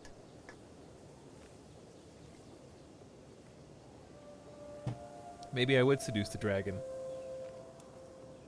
I walk up to the dragon and ask how its day has been.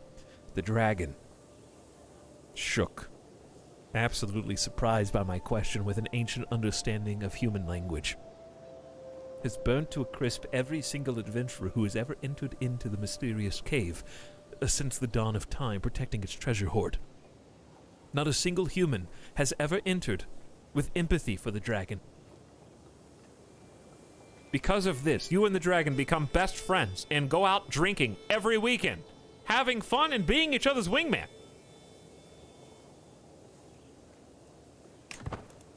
That's how my story would go.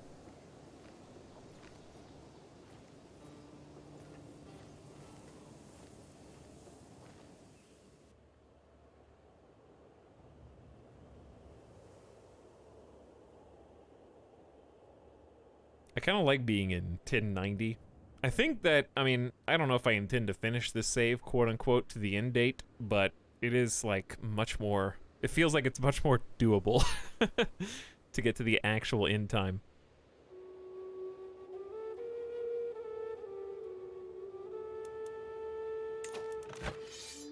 How is the Holy Roman Emperor losing this? Oh. The real question is, how does the Holy Roman Emperor only have 1,200 soldiers? What are you guys doing? I have no idea, but it's already 1090. I feel like we're making good time. For me, I mean. We're already almost approaching the 30-year mark on the first stream. Which for me is pretty good. But I think our route is pretty clear cut. The only thing that I could do that I'm not doing is a sway tactic. So because of that, if I'm anticipating being a duke, then I kind of need to look around me and see who is scary and who we may want an alliance with. And I think the big choices are either Friuli or Bohemia. Bohemia has got some children. There's a 14-year-old. I'm really curious what it would take to get a marriage between you and one of my eldest twins. Let's say Croflin. Wow. We suck so... Why are my... I guess... Is this how zealots stand? He is intimidated by me. Really? The Duke of Bohemia is intimidated by me. But here's the thing. He's marrying down, but if I become a duke, he won't be marrying down. You know what I mean? But he's already going to be married by the time that I do that. So getting a hook on him, if we can do it fast enough, is a great idea. The problem is I'm still trying to claim the throne of Duke Heinrich. So what do I want more? Do I want an alliance with Bohemia? More. And that's a decent alliance. Or do I want to continue scheming against Duke Heinrich?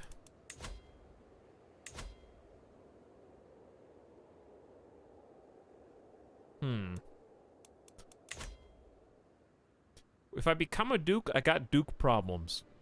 I'd say since this is a 4-year thing and it's right at the beginning, let's go for what is on the table right now. I'm going to go ahead and scheme to fabricate a hook. And that's the one thing we're good at. We might not be good at seducing, but we're pretty damn good at fabricating hooks on these guys. And while we're fabricating a hook, I'm going to go ahead and... I can't sway him. I might go the other direction. Fabricate a hook on Bohemia. I am no longer able to claim Duke Heinrich's throne. Like, ever? 2 years. It's not that bad. Okay, Friuli is vassal in the Kingdom of Hungary. Oh. So Hungary's got that guy in prison. Oh, I know what to do. So let's say we want to go for the Kingdom of Bavaria. If I become a duke, if I can become a king, we need 22 counties. Ouch. It's gonna be tough, chat. But I was gonna say, if I can start befriending these other dukes, then we could vassalize them.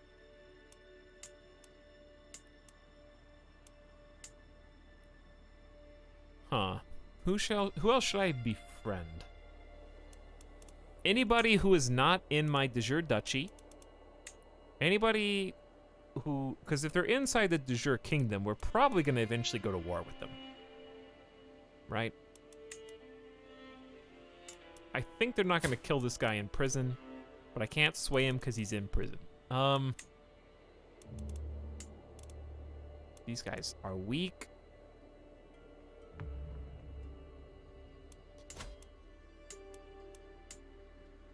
I say we're kind of lucky because we're surrounded by weaklings. So that is nice.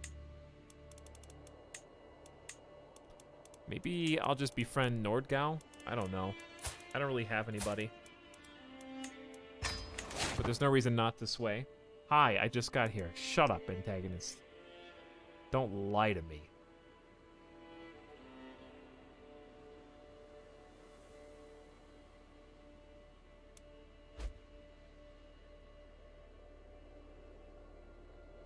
You've been writing lewd in all caps all night.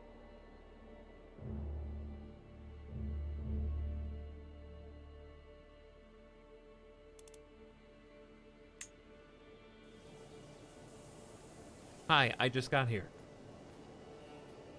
Johnny Guitars says, thanks, Italics, for the great content. Happy to be here. Hey, what's up, Johnny Guitars? Thank you for 2 months of sub. How are you? Gamer Deathbot, I've taken like 4 breaks. We're good. Hi, I just left here. Good. Can your vassals join you when you wage a war? No, in the sense that you're asking? Are you asking if they literally will raise all their levies and come fight for you? No, they don't care about you that much. They give you a portion of their levies and their taxes, which you can manipulate via feudal contracts in this case. So, of my 3 vassals, I can see that this dude, you can only manipulate their contracts if they're above Baron, I think. They have to be a count or above, pretty sure. Because if you if you had to micromanage all your baronies and bishoprics, that would be too much micro. But you can manipulate the contract. So my contract looks like this.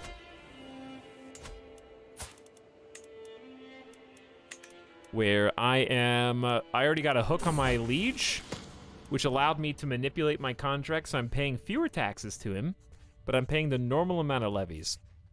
So if I was the liege, I might try and get my vassals to give me more levies. And if they do that, then they provide me with more troops, which just naturally bolsters my available total soldiers. So that's how you use your vassal soldiers. Following the death sentence of a lowly thief, I asked my daughter Croflin what she thought. She expressed doubts whether any god could want a realm ruled by such a harsh law. Do not expect to see God's justice. Cynical, she must be taught the proper execution of the law. It's a lesson in moderation. Gain the trait temperate. Listen, my dear, I care about you, which is why I'm going to possibly become critically stressed. Just to teach you to be temperate. And speaking of critical stress, let's relieve some stress. Visit the market. Something new, something shiny, something rare. Nothing centers me like a purchase, and the local market holds many treasures. I walk through the market in Geisenhausen, giddy with excitement. Fabrics, jewelry, thread, and trinkets. I want it all.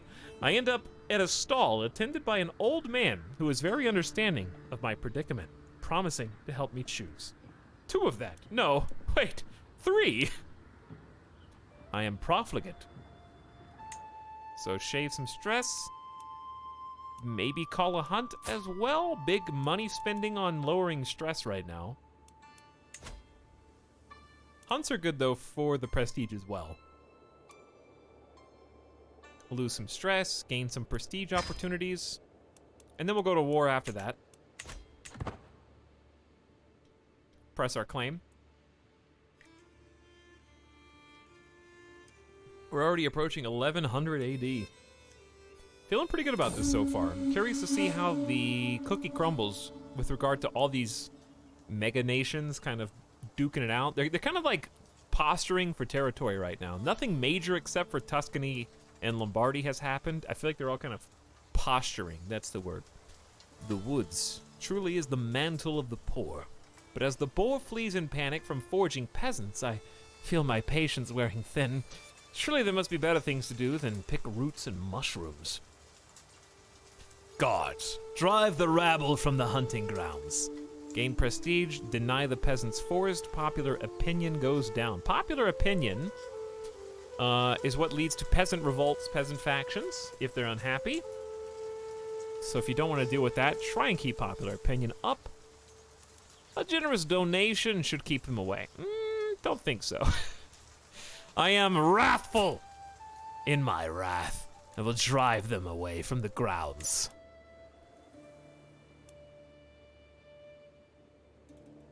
So we are preparing to go to war for Falkenstein. The hunt is drawing to an end. We mount our horses to leave as the servants prepare the boar. To heed the call of the wild is usually an adventure, and this outing truly delivered in the good and the bad. Let us leave it behind for now. All right, good prestige. That was a nice, like 3 hundo. I've had a peasant revolt today. They won't try it again. Peasant revolts are kind of cool in that the peasant leader is usually a really talented individual. Can make for a good leader if you want to have a nice marshal.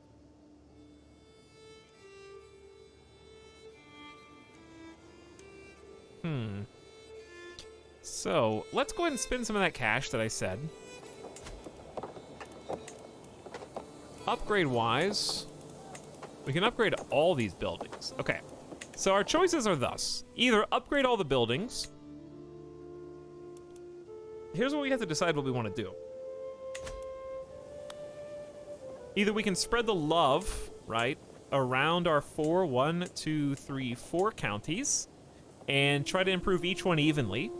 We can only improve our capital county holding because we know that our heir will always get it. So that's an option. Like, we know this one's always going to stay in the family, so focus on it first. I think those are our 2 big options right now. If I'm planning on getting Regensburg, then that would be really nice, because this is already the duchy capital, so it'd be like 1, 2, 3, 4, 5, right? In a nice tight grouping, right? So I feel like spreading it out is fine, but the first time we have to confederate partition, which we only have 1 son, so that's not an issue right now. We've just kind of stopped having kids. We got 5, which is a reasonable amount. If the son dies, then we have a succession emergency. Right now it's fine, and I didn't even try to do this. But yeah, I'm gonna say, let's just find the weakest. Passau is pretty well upgraded. Curtain walls and pastures are good. Let's try and spread the love. Get some tier 1 buildings. So farms and fields are generally just good for taxes and supplies. There's probably some other bonuses that I'm not looking at. Holding taxes and development growth is good. Okay, hunting grounds for that light cav damage and toughness eventually. Men-at-arms maintenance helps, levies up, tax up. Hunting ground seems like a nice jack of all trades with a specific focus on cav, which could be exactly what we want. Barracks are super levies, lots of levies, but nothing else except heavy infantry, which we do have. We do have both heavy infantry and spear boys. So a barracks is also really nice, but we have 4 slots. And then finally, military camps, which is big on levy and reinforcement rate, and then kind of jack of all trades toughness. So I really think for us, I want to focus on the hunting grounds for the horsies, and then barracks for the big levies. That'll make us a force to be reckoned with. But hunting grounds first, because it does confer some taxes. And defender advantage is always nice, because we're going to be kind of a small fish in a big pond in the Holy Roman Empire. So more defense advantage might help us if people start to see that we're a big target. You know? Okay, everything else is good. These are some decent holdings. They've got a few spots. And of course we got a temple and a city in one. They'll pay us taxes and levies. I don't think there's much we can do with the barons. They kind of just give what they give. But yeah, let's go ahead and upgrade. Let's get that 4th spot here. See, they went with crop fields, which we could eventually replace if we wanted to, but it's kind of expensive and takes a long time. So if anything, we'll just not upgrade it initially. Let's just do double barracks. No. What did I just do? Double hunting grounds for those taxes. Okay, and with my final 155, I'm not sure if I'm ready for siege weapons. We're not really fighting any wars that require speed on sieges. So before I pick my, because it'll be my 4th and final Men-at-Arms regiment for now, I might just go ahead and upgrade one that we've already got. And since we're focusing so much on light horsemen, I do think light horsemen to tier 2 would be a nice choice. An extra 95 gold. Maintenance goes up, which isn't bad. An extra 0.19, we can afford it. We get another 100 horsies who are fantastic in the plains, which is what dominates kind of our landscape here. So we'll go ahead and upgrade that and let that train up. How strong is the Duchy Liege? Not very strong. We can fabricate a claim on my liege. I'm just choosing to go down a different route for now. Come back to that. Kind of get stronger. We're not really done in Bavaria. Like, we can conquer more counties that he hasn't got control over before we go for the actual duke and become even stronger. Because once I become a duke, then it really gets scary with all these guys. It's like a different game. What happened to Sugberia? What happened is you didn't come to the final Sugberia stream. It's a VOD on my videos page on my channel if you want to see that. But we accomplished everything we wanted to accomplish. We did a 16-hour marathon, and listen, it's your fault for not watching all 16 hours verbatim live as they happen. I don't feel like I'm asking for much here, guys. Give me something. Kind of a long stream, though. Some more stewardship, which we can change now if we want. We can make vassals contribute more. So this is a good thing to have if you're like that person who asked earlier, how do you get control of your vassals' levies? Here's one way to boost.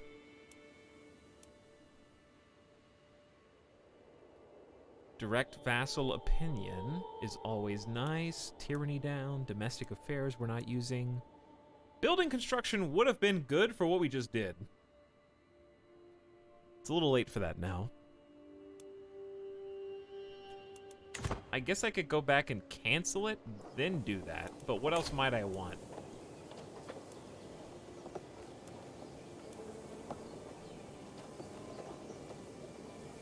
How much are we getting from vassal tax? Vassal tax, we're probably not getting much. Not even 1 whole gold.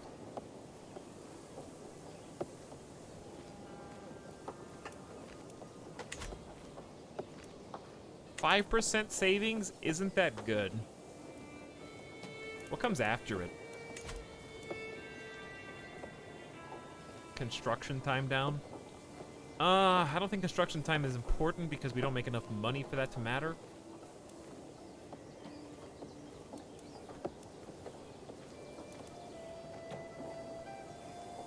I think maybe Taxman, just so we can get defensive measures. Fort level garrison size up at this stage in the game. I might accidentally bite off more than I can chew and need to turn around to defend. Men-at-Arms maintenance per dread, though, could be a big deal. Yeah, that actually could be a big deal. Alright, why don't we just play to our strengths? War Profiteer, 10% income while at war, which we're planning on declaring at some point in the near future.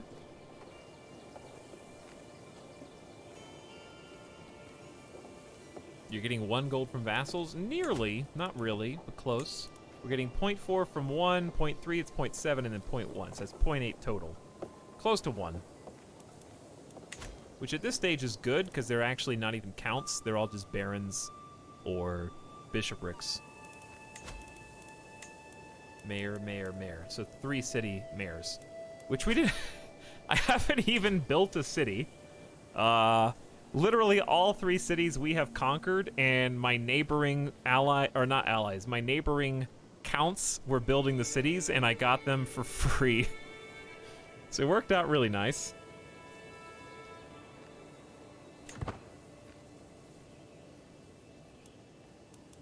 You continue to sway. Duke Wickard. Mayor Arnold has increased his martial skill by 1. We should realistically check, maybe start fabricating some more claims. That would be a nice thing to do.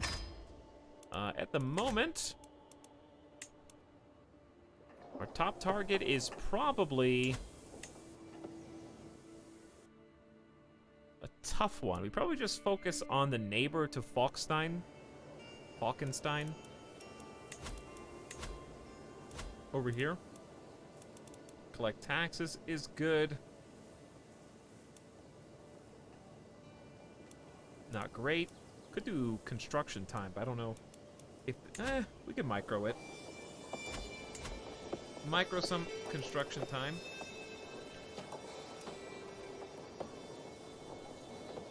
Also increases development. We're not constructing anything here.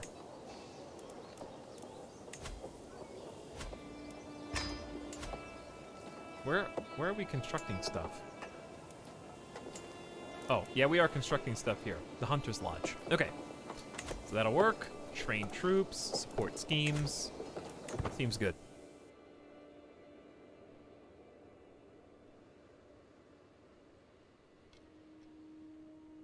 Hello, Mr. Streamer. Hello, Addy. Good evening. King Ota has been... Your scheme to fabricate a hook is over. The guy you were trying to fabricate on has the Great Pox, is a drunk, and just got imprisoned by Hungary. Oh. Okay, sorry, Bohemia. It looks like you just ruined everything. My spy master has come to me with great news. Someone is plotting to kill my Marshal, Eisenrich. We must find the villain behind this immediately. Also, Holy Roman Empire is losing against Hungary again in a offensive.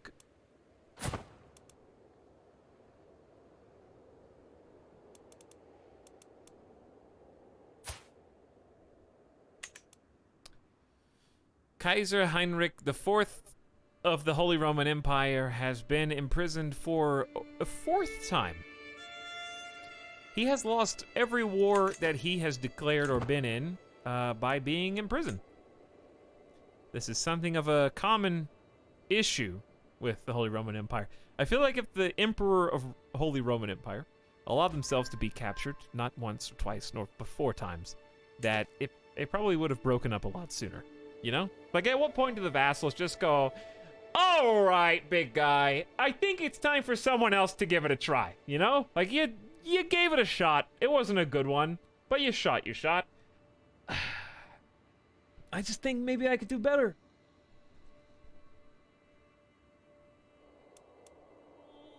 My daughter's more likely to receive a good education due to Countess Adelheid's tutelage.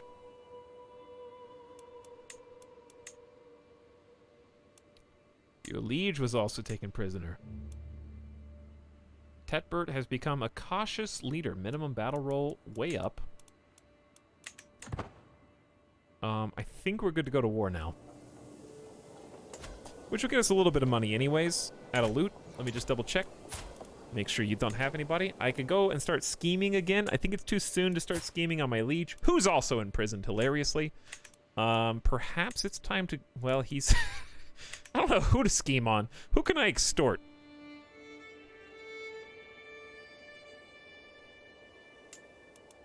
How did you become king of France? Where'd that little kid go?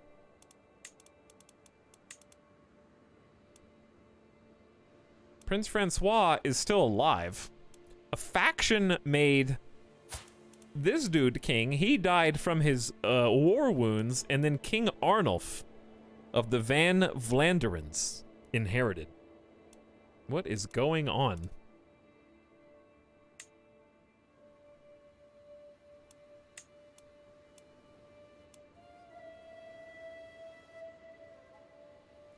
The Van Vlanderens have a backstory, I guess.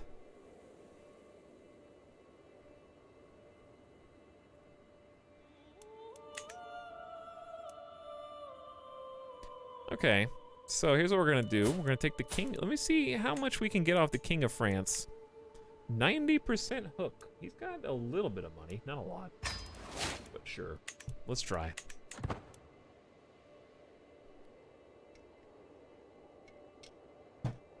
Meanwhile, it is time. So we're gonna press our claim on Falkenstein, which we fabricated. This dude has no allies. Sucks to be him. Cost us 100 prestige, which we have been building up via hunts. Sound the war drums! And move a rally point.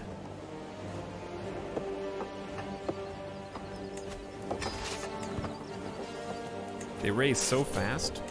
Only 1,299, I guess. That is what happens. So we're gonna siege right here. I don't know where they're gonna go. We've got our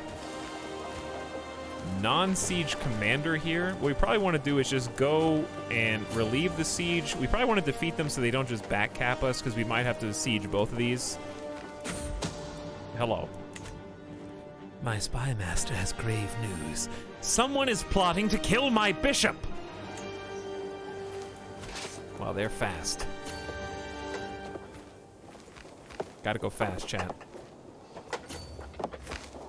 All right, so they're gonna be on defense, but we outnumber them 2-1. They have 200 pikemen and 100 light infantry, which kind of hard counters some of my troops. Nonetheless, we have 3 times more levies and hopefully decent knights. So let's just make it happen. 22 commander advantage versus 20. They are defending in a forest, and their leader is leading their own troops. But I think we got this one. Both decent quality. I don't think a cautious leader is going to be a nice help. Because okay, so here's how it works, Chad. There's a few things that go into each battle. Number one, it takes kind of your specialty troops, which are here, versus theirs. And you can see they have a light footman who's in the green, fighting in favorable terrain, the forests. And they're also countering my armored footmen. But I'm countering their pikemen. So we're still not useless. The armored footmen are still doing what they're supposed to do. And then their pikemen are countering my light horsemen. So it's all just a mess. My pikemen are just there, happy to be here. So every few seconds, you'll see that they've rolled. And because he's cautious, his minimum roll should be a +4. And whoever rolls higher gets a little extra bonus on the advantage. So you can see, like, my battle roll was a 6, his was a 13. So it adds my 6 to my current advantage, and it adds his 13 to his current. And whoever gets the higher advantage, you can see that 36 minus 28 equals -8. So that means the last roll was in his favor. So just because they have a better score than you, it doesn't mean that they're gonna win. It just means that they had the better, basically, combination of factors for that particular roll. So if we unpause again, notice that even though I'm still -8, we are still advancing. Nicholas was killed! Oh no! My lover, Nicholas, is dead! 40 stress, the husband of my spy master and my lover. And also my best knight. He had like a 25 prowess. He was a legendary blade master, and they killed him.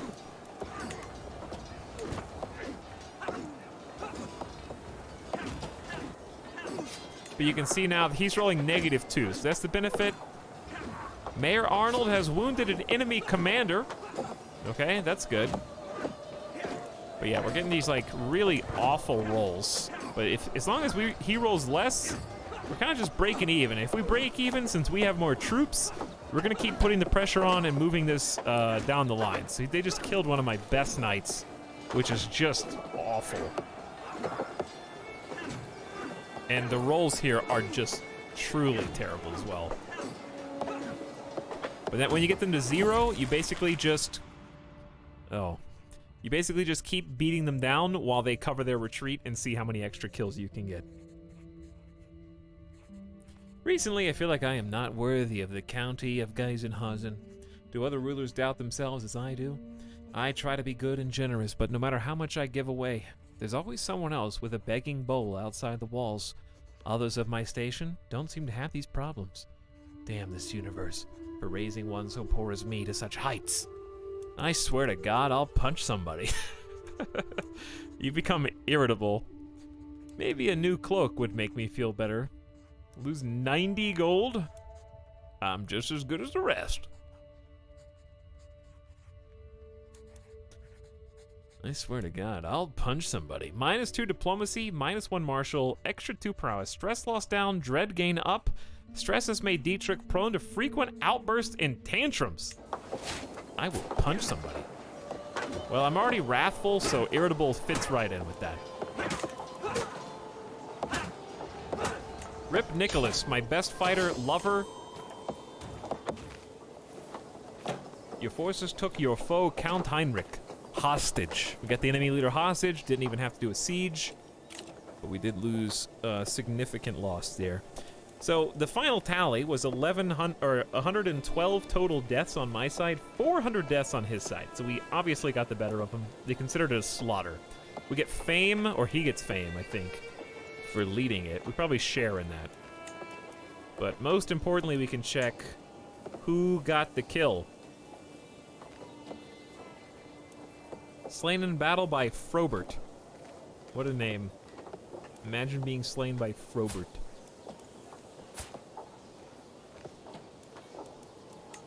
Kill him.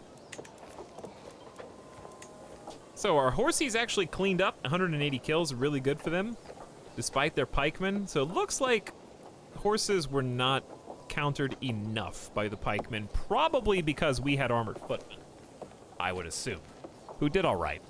They certainly did better than their light footmen. Josen Frobert. That doesn't mean you are losing. Immediately loses a very powerful character. So now that we've got the leader, automatically capturing our foe has led to an easy win. We can basically say he's in our prison. What are you gonna do? Say that I don't win? You know, I'll kill you if you don't bend the knee. I get a county, which also itself has another city. We're just inheriting everyone's cities for free. He's not really happy about it. He's now a 1 county having loser. And we have expanded Geisenhausen to a 5th county, which I'm gonna immediately get control over, which is at 69 already. Rip Nicholas. My daughter is more likely to get a good education due to my wife's tutelage. Additionally, Antiochos, a competent schemer.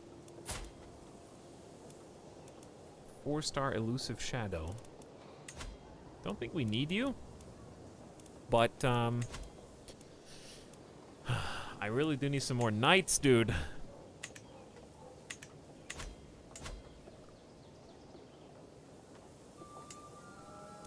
So here's our little city. It's got 3 buildings in it. These are really kept up, dude. Tax 1.28. That's pretty big. This is a well put together city holding. And the actual holding itself, the castle, just has 2 crop fields and a hunter's lodge. I like the hunter's lodge. So another hunter's lodge means more cavalry damage and pursuit. So if we take a look, our cav is should be pretty good right now. From domain, we have a +3, so 10% bonus damage, and that's only gonna go up over time. All right, the war is won. The troops have been disbanded. We now have a decent little chunk of land, 5 holdings. Feeling pretty good about that. Could up it to 6 if we boosted wife stewardship. We don't need to go 1 speed. I know it's more cinematic that way, though. How's the rest of the world? What? Oh, yeah, I'm the Bavarian culture head. Wow. That happened faster than I thought. So out of Bavaria, like the kingdom, I must hold, or out of rather the Bavarian culture area, I must have the most land now. So whoever has the most holdings becomes the culture head. I have the most Bavarian counties in my realm, therefore I get to control the Bavarian fascination, which is currently royal prerogative. Chat, I'm gonna use my 3 learning to study the best that I can for our brave Bavarian people. Listen, this is not this is not our focus. We're currently studying in royal prerogative, which really isn't even good, because we can't do much with high crown authority right now. I understand what they're trying to do. They're trying to forbid war between their vassals. I get that. But what if we switch to hereditary rule so that I could get better partition laws?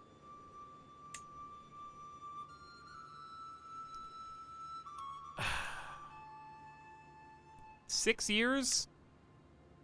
I love that this is 302 years. You guys got some time? I guess I could finish royal prerogative since it's here. High crown authority, if I become a bigger leader, is gonna be very nice. If I don't do this, I have 40 years, which really isn't that bad. We haven't even passed limited crown authority because we just don't need it yet. So I'm gonna say, actually, let's just start getting a boost out of hereditary law and let royal prerogative keep going. I'm gonna change it up. I know that the vassal thing is good, but the vassal thing really only matters once you become a duke or above, and we still got some time before that happens. It hasn't even been one lifetime, you know? Not even one life. Duke Wickard is not swayed. I feel like we're in a pretty good spot, though, for Holy Roman Empire, though. Went from 1 county to 5. We have an heir. We've got a family. I've got 6 lovers. Well, I had 6 lovers. 3 of them died.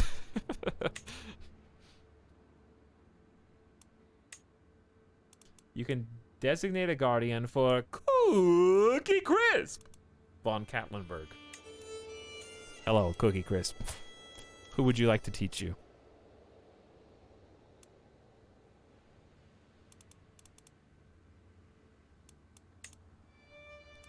How about intrigue? How about, Claudia, my spy master / part-time lover?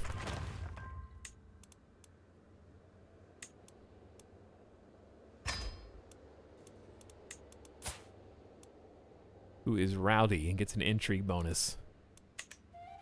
You have a bastard? Psh, no, are you kidding me? What, do you think I'm some kind of sinner? It's crazy. Fervor for Catholicism's at 72% right now. Hunter Lodge, constructed in Frontenhausen. Croflin seems to have been having a difficult time at our latest feast. She sneaked out early, wasn't seen the rest of the evening. Stay impatient. It is a duty to be seen. Alright, just stay impatient, honestly. Learning down just like your dear old dad. What? Barbaric, but effective. The simplest solution is often the best. Why worry with all this intrigue and manipulation when I can simply coerce King Arnulf into doing my bidding? A few strong men and ominously worded letters should do it, really. Hello, King Arnulf. My foreign French lad. I was gonna say lover, but maybe I found another lover.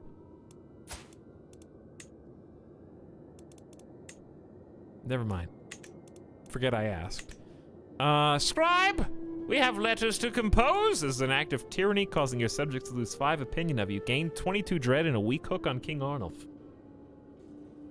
Intimidate the King of France. Easy, dude. He's far enough away. What's he gonna do about it? Listen, I'm just saying. When you have a hook on the King of France, Chad.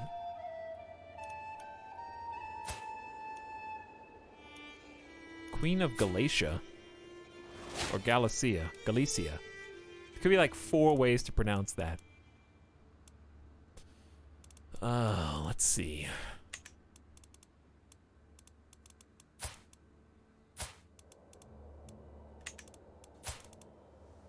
Hello, Princess Godilla. Would you like to be betrothed? Being an ally of France is good and bad. It's bad because think of all the wars. It's good because think of being allied with France.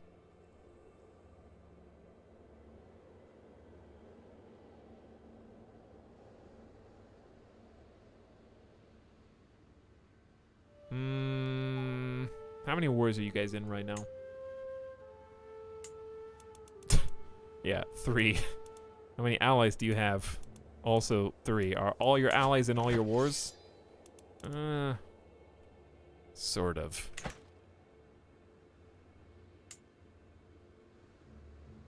What else can I do besides that?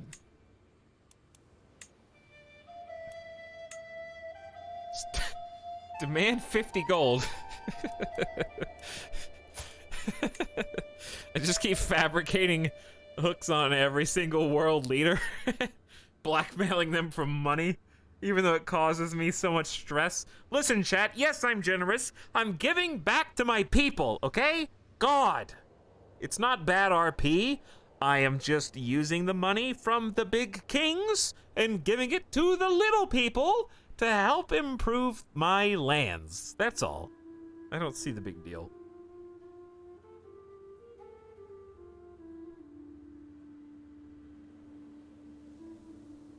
How much stress is that? Enough.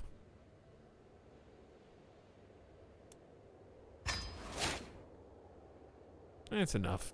Alright, I don't think I want to be allied with France. It's just too much trouble. It just is too much trouble.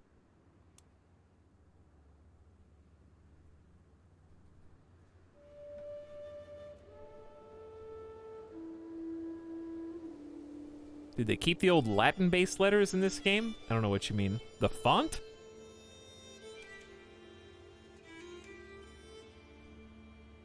I have no idea.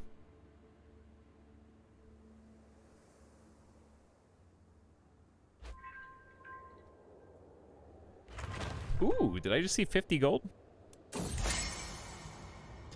The County of Frontenhausen gained efficient taxation for 10 years, and you found 50 bucks due to your steward? Oh, big money. Let's reinvest that.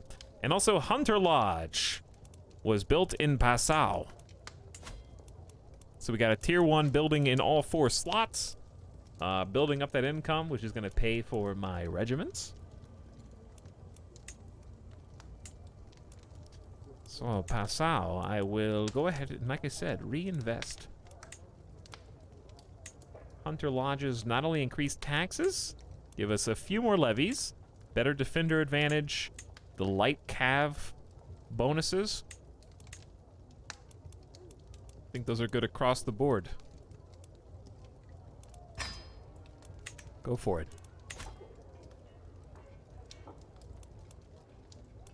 To make Duke Weikert of Nordgau more susceptible to approach him, I can include a compliment.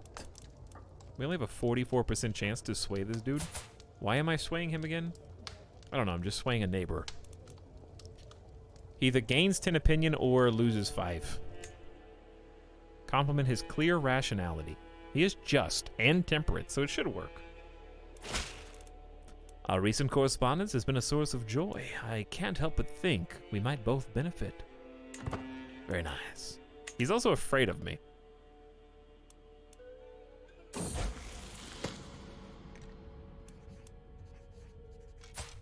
My daughter, Furful, has been having a difficult time at the latest feast. She buried her face in her food, and the only talking she did was ask for serving after serving. Shy, impatient, or stay gluttonous. Well, Furful, you are compassionate and generous, so you're a little too generous with your portions. That's really the only problem, but I'm gonna let you stay. If food makes you happy, then that's fine. But we need to find you guys some matches, because some of you are, you're getting old enough, we need some betrothals going on.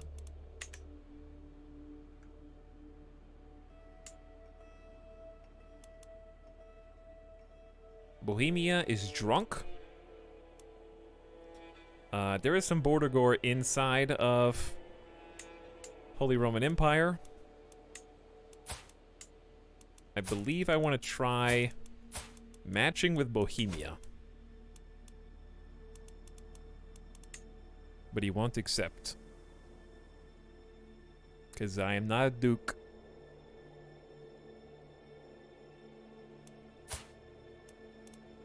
So I'm actually going to say forget about Duke Weikard of Nordgau and focus on swaying this guy. Only 39%? But wait, there is another. Fabricate a hook. Getting to use a lot of intrigue. I feel good about the intrigue usage, so I'm going to try and get a hook to help me get married, or help my kid get married. Forming an alliance. There was another piece of the puzzle, chat! The kingdom, oh no, house seniority, male preference. Oh, house seniority just ruined everything. The oldest member of your house will inherit all your titles. That almost ensures that what I was about to do will never happen. Because he has 3 daughters. And if I marry the eldest, and the eldest is the one in line to inherit, well then, guess what? I just ensured my grandkids inherit Bohemia to some extent. So that would have been sick, but too bad. House seniority's tough. There's not really any plays you can make. Just the oldest person in the house is the one you always take over.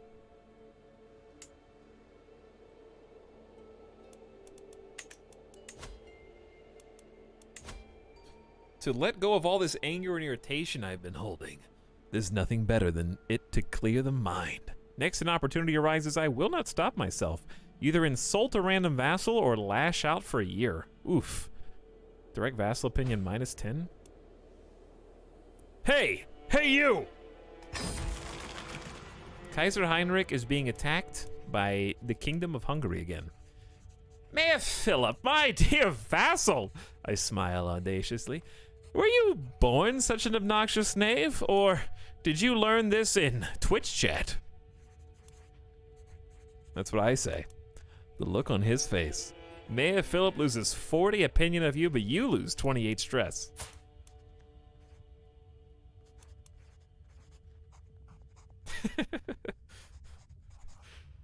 Sorry, Mayor Philip. Wow. He's an 18 chancellor, though?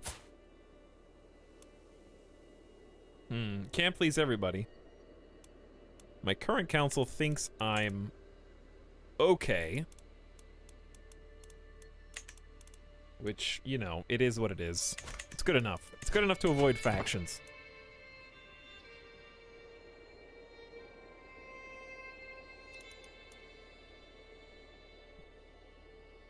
This has been really, I like this start a lot. I like that how we're using our intrigue for a totally different combo. Like, seriously, this is what I enjoy so much.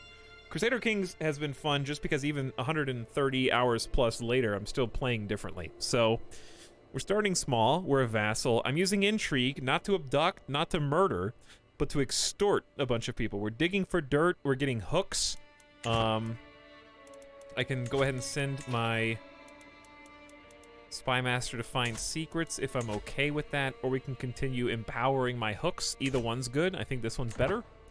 But we're using it to gain money at the cost of stress, and we're using that money to basically fund developments inside of our holdings and playing feudal at that. So Rothenburg really needs a 3rd building for sure.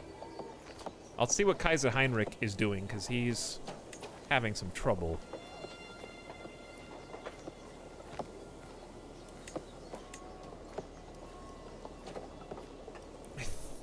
I don't know. Do I want pastoral lands? We got a hunter lodge already, which is good for the calf.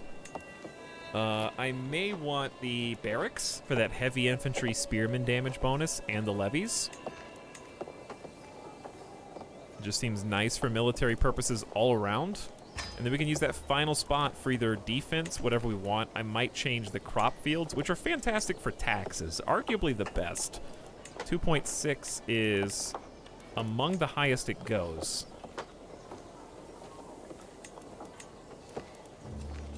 I'm gonna check because I want to see if 2.6 is the highest. That's the moneymaker. So if you, yeah. None of these come even close to that amount of money. So the money's good, but the defense is also good. Play turtle up. I want to try and build tall. Why your country looks like a dick? Because you are what you eat. Mananalo. Maybe if you stop looking at dicks all day, you wouldn't see them in my video game. Kaiser Heinrich of the Holy Roman Empire is declared 3 different wars in a row on.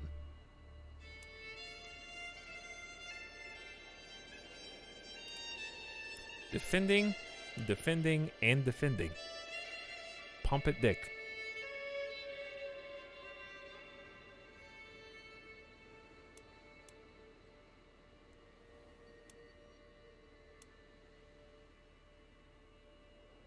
Tyranny? Uh-oh. Tyranny equals new leader.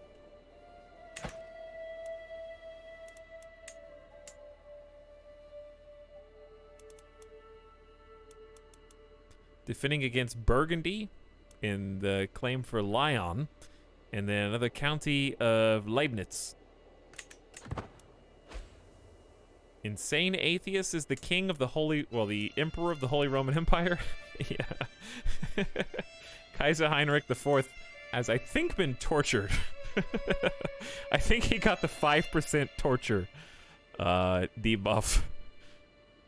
Plagued by hallucinations, delusions, disorganized thoughts, Heinrich struggles to distinguish what is real and what is not. I think lunatics are pretty cool. My sweetness Countess Adelheid is playing absent-mindedly with my hair as she tells me about ancient military campaigns. Though I know little of such things, I find myself mesmerized by her passion for the subject. Her beautiful eyes are positively glowing, and the deep insight behind her words is clear, even to a novice like me. I think I could listen to her forever. Adelheid, I think I love you. I'm 43, she's 36, and we have 5 kids together. How interesting. Could you explain that one more time? Well, why not have a soulmate? She's ambitious, she's driving me to succeed, she understands my wrath, and she herself is temperate and even-handed. We're both irritable, which is a terrible match. 2 irritable people in a relationship is a recipe for interesting times.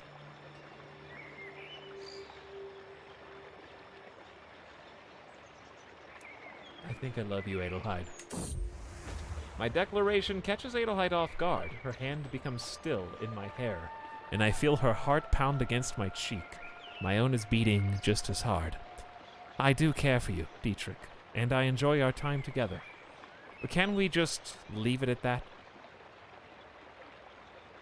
After an awkward apology, I dive back into the conversation about ancient military campaigns, desperate to dispel the tension between us. Imagine getting rejected by your own wife. It was foolish of me to make such assumptions. Well, I guess I have no choice but to lash out by finding another target for my desires. I was about to cool the jets on the seduction if I found my soulmate, but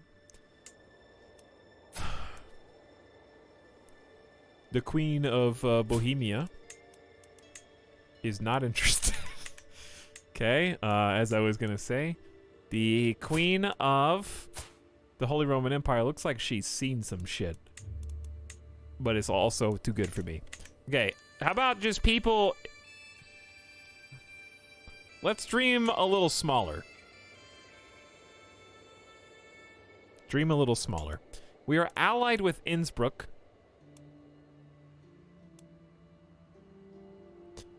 So probably chill with that. Salzburg is neighboring us. 10%. So you're saying there's a chance. She hates her husband. She doesn't like you at all. That's a -20. I could try swaying for 14 months. Wow. Romance? Why is romance so much more likely than seduce? What's the downside of seducing? She doesn't see an opportunity. Your rank is lower than her lieges. She doesn't like wrath. She doesn't like generous. But romance, compassionate, loves generous. What? Hold on, I get a plus 90 for being generous with romance, but she doesn't think my generosity is sexy enough to be seduced? Is that what I'm understanding? This is like one night stand seduction, like she doesn't like me like that. Listen, if you want me, you gotta take care of me, okay? You can't just get up and leave me at 3:30 a.m., all right? I want to see you again tomorrow, and the next day, and for the rest of our lives. That's basically what this is, it seems to me. With a plus 90. Fine, I'll romance the Duchess of Salzburg, who is compassionate, diligent, arrogant. The time has come to let my feelings toward Duchess Uraka be known. I basically saw her picture in a magazine and decided to call her about it. I want her to remember this day for the rest of her life. Can you seduce the Duke? No, because he is a heterosexual. I, however, am bisexual. So if he was also bisexual or homosexual, then I could in fact seduce. And I actually did have a lover who was my own knight who gave his life for me in the last war. And it was very sad and cost me 40 stress.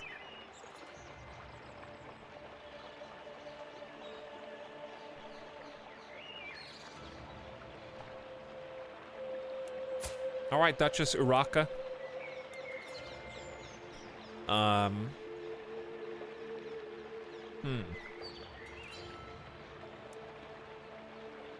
She might like a love ballad. I'm not gonna be good at that though. Secretly plant a letter in her chambers. That might be what an intrigue dude would do. My declaration of love is for Duchess Uraka's eyes only. No one else matters. I pour my heart out page after page, my feelings growing as I finally put them into words. The ink is barely dried as I set out for Uraka's chambers. I gently place the scroll on her bolster. Will she lay here tonight, dreaming of me? The waiting is unbearable. The thought of rejection makes me sick to my stomach. When her reply arrives, I tear the seal with shaking hands.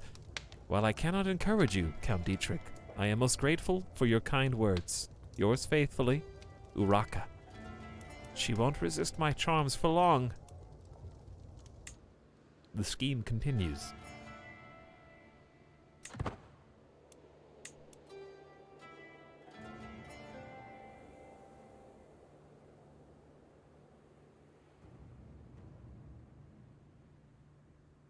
How we doing in the world? France says, oh, I don't feel so good. They're actually doing fine. They have an independence war that they are winning. Munster looks like they're playing the tutorial and doing a pretty good job. Petty King Brian Mac Merchad. Call me Mac. Norway has got a sick mask on. Disfigured in battle. Sweden, I think, was this here before? Or is this new? I don't know. But Holy Roman Empire has staked their claim into Denmark. Estonia is much larger. I know that's true because I commented on it. So Estonia's looking solid. Finland is growing a little bit. I think Hungary's been growing to the east. They look pretty formidable.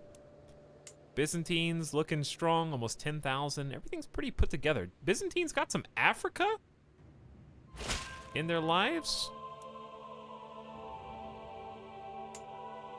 Crete. They're in Crete. I have prowled through documents, and I have fabricated you a claim on the county of Eschenlohe. Okay, so that county is the last piece. We have a 5-year, probably, truce. The guys we just declared war on, but I'm gonna go ahead and press the claim. Or an unpressed claim, rather. Just so that we can declare war when the time comes and eliminate this dude. But I can't declare war without breaking a truce. And if I do that, we lose a lot. Pretty big deal. It cost an extra 150 prestige, lose a full level of fame. I'm established, so people at least know of me. So that's nice. As my sunshine and I walk through the Salzburg gardens, I gesture at the greenery around.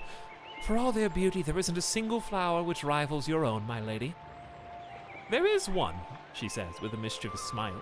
A rare orchid from Great Liao, which is nearly impossible to cultivate. The monastery ruin in Helline? Sorry, I don't know what it's called. I'm just a peasant. It's the only place where it thrives in these regions.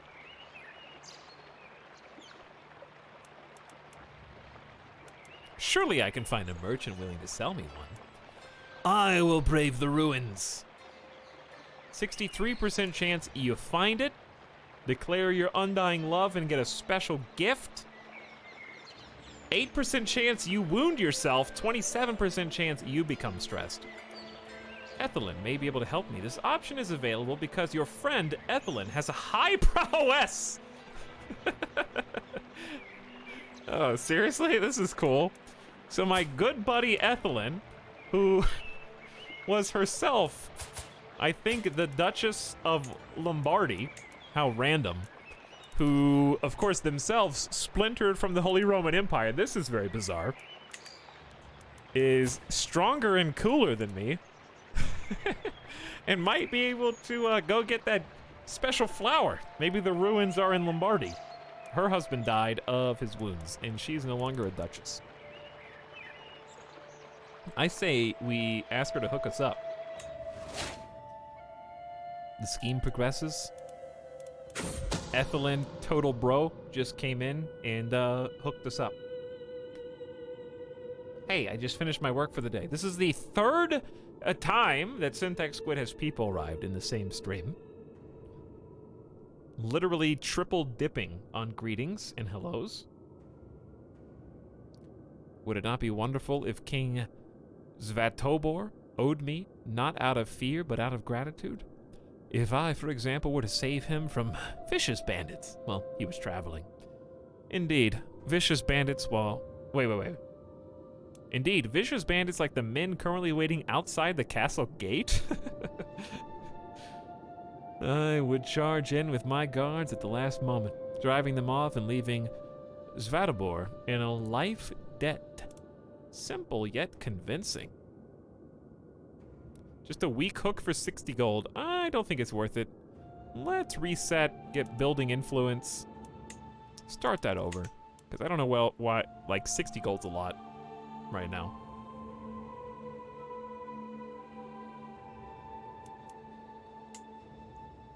So, good luck, Holy Roman Empire. Let me know how those wars go.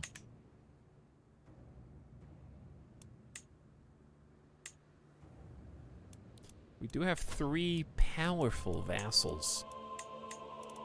And in fact, Mayor Berthold, I cannot ignore Mayor Philip of Deggendorf any longer. Even though he is an ambitious lunatic with just a barony to his name. He's got an 18. And you are old. Thank you for understanding. All right, so he's just to a negative 21. I'm still romancing, so we gotta chill on that.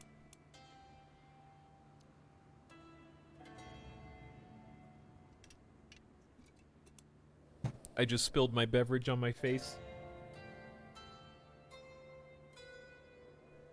Because I'm pretty coordinated.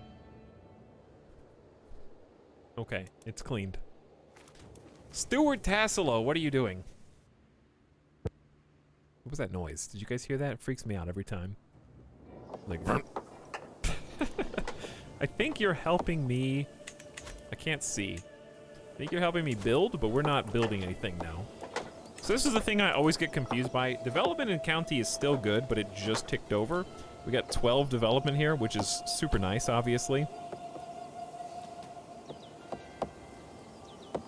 so levies and taxes are still going up. I'm gonna go back to just a general tax collection. I always forget to do that. Control's nearly done. Still helping assist in schemes. It's all good.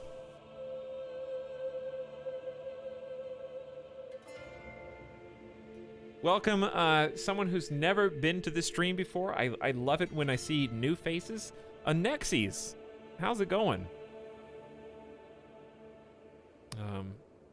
Since you're new here, I might inform you that occasionally I do have streams that are in excess of what you typically expect live streams to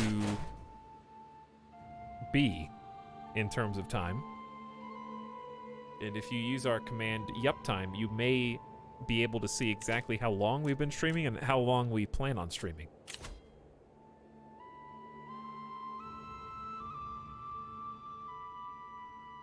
Thank you, Leota. Much appreciated.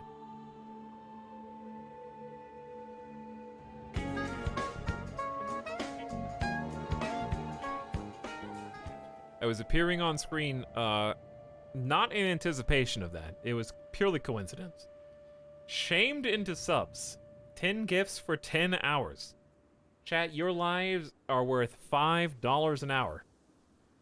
We got some 1990s minimum wage going on. Thank you, Anexes, for gifting 10 community subs. That's too much. Sounds about right. BioFX. Actually, only like 3 of you are back for more than 1 month. BioFX is new. Hyperbolico's new. Kazi is 17-monther. Dreadhead Ed is also here for 1 month.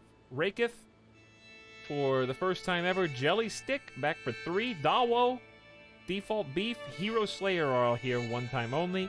And then Soapspud sharing month number 2. Congratulations, Late Night Crew. If you heard your name, you're now a sub.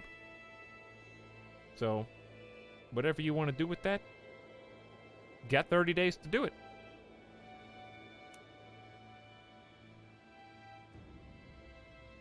Thank you, Anexes, for the gift subs. And good morning.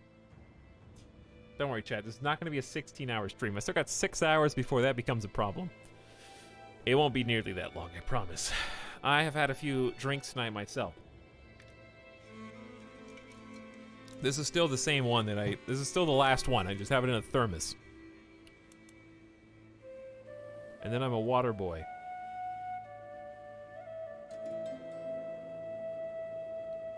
What do I want? I think I wanted Fearful Troops. Men-at-arm maintenance per dread down 0.5%. This adds up. Let's take a look.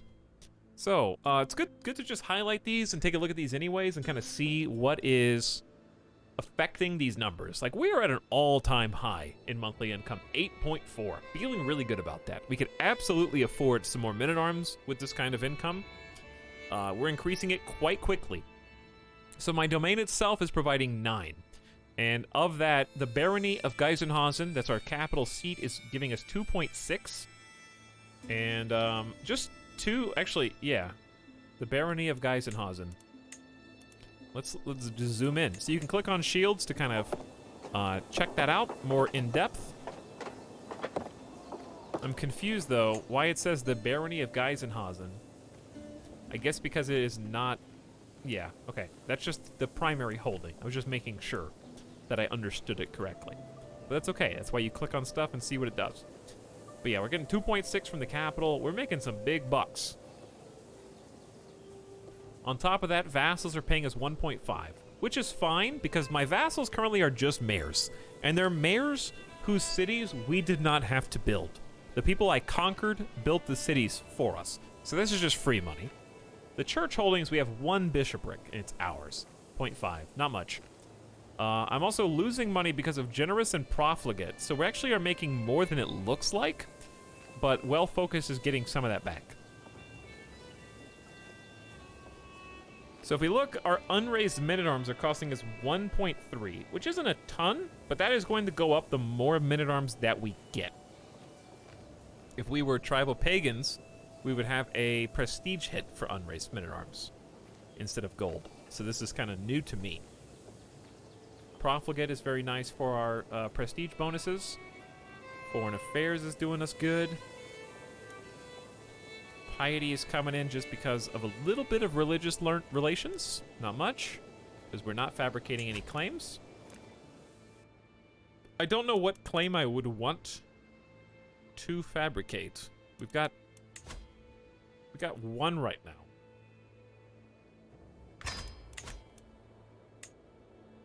Realistically, I just want everything. I guess I could fabricate a claim on my liege's land of Munich or München. I don't know how it would be pronounced here. So that would be fine. We don't really care what my liege thinks about my claim. So yeah, I'm gonna say Fearful Troops is fine. It could be. It's just free money. Seeing if there's anything better though. Monthly income per stress level up 10% could be interesting. I've never tried to play a stress build. It seems so risky. I do like the garrison size up. I think we're going to change focuses after this. Let's go Fearful Troops. And then maybe switch back to Intrigue.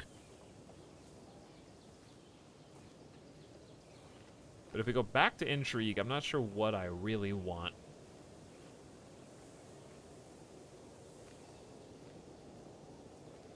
Maybe just Seduction Scheme Success Chance.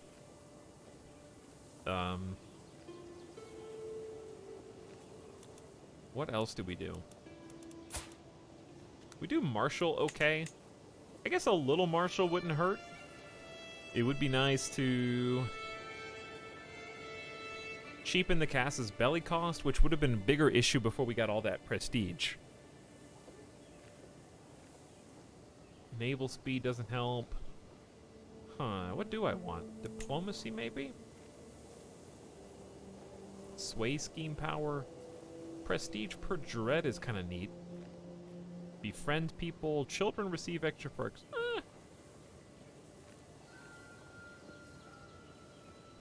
Okay. Maybe a little majesty.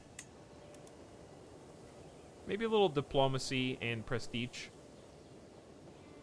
I don't think he's going to specialize in anything, but that's fine. He's 44. Yeah, let's do that.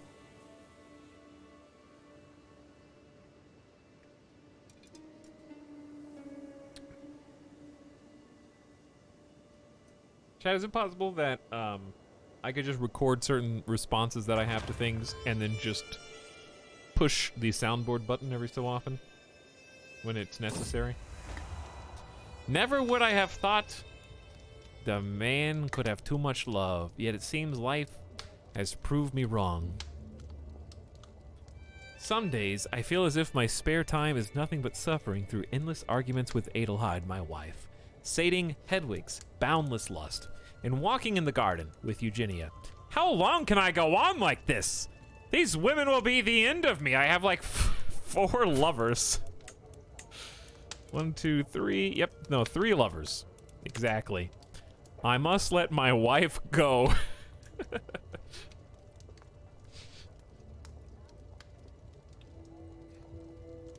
Hedwig and I have reached the end of the road. I can't go on like this with Eugenia. It might break me, but what is life without love? I was hopeful to have a child with this genius lunatic, so I think we're gonna let Eugenia go. Bye, Eugenia. Dude, I'm having a rough midlife crisis right now. My wife declined being my soulmate. I had to let go of one of my lovers who I had for a long time. My other lovers have been dying as I have expanded and gotten what I wanted. It's almost 1100 AD. I'm still tier 1 stressed. I can almost afford to go on a pilgrimage. We should invite some knights. I just wish I had more cash to actually hire all of them. Uh-oh. You no longer have an alliance with Count Berthold of Innsbruck because he is dead, slain in battle by Sigebert von Saffenberg.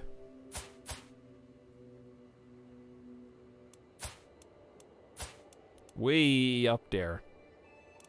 Well, my alliance is dead. The good news is my alliance may be dead. But I have enough troops that it doesn't matter. Hopefully. It would be nice to get at least one alliance, though, and that's what we're kind of trying to do. It's just not going very well. Trying to make good... I was trying to get a hook on you. She's going extremely... Oh, she's already betrothed. Doesn't matter, because Bohemia doesn't have the same succession law that we do anyways. So I'm not really sure how to do this. Because I want an alliance with Bohemia, but it's become clear that any alliance that we get is going to be temporary in nature. They have a 1-year-old son. Marriage this direction would be better, but my youngest daughter is now 8. Who can I get an alliance with? Lotharingia is pretty close, has good troop numbers.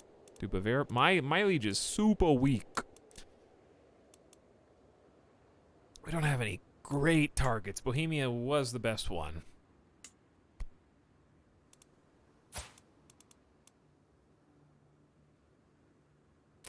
No kids, huh?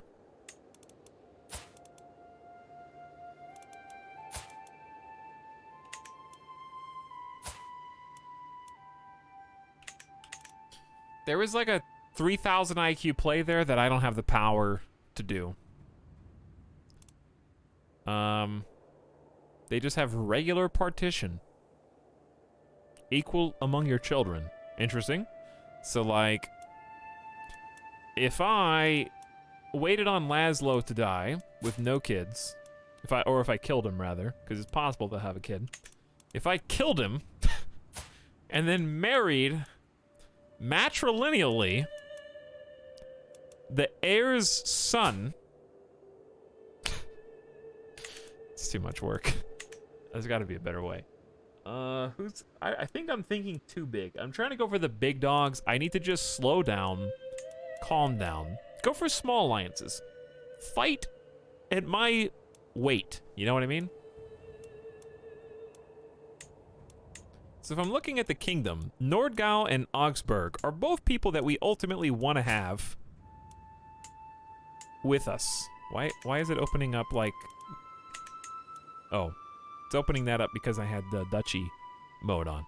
But yeah, I'm looking at Nordgau and I'm looking at Augsburg, and Nordgau's got 2,000 troops and no alliances, and we're neighboring. And he's got 3 kids. Does have 3 kids. But I only have 1 son who is 14. And we're gonna have the same situation that we had when I first started playing the game, but that's actually fine. This is a pretty good match. He's intimidated, and he thinks I'm alright, but it's not enough, because they're marrying down. Unfortunately, that means I wasted my time fabricating a hook on you. And what I really need to do is either sway or fabricate a hook on you. It'll take 12 months. Okay, it's actually way faster. Let's just go for that.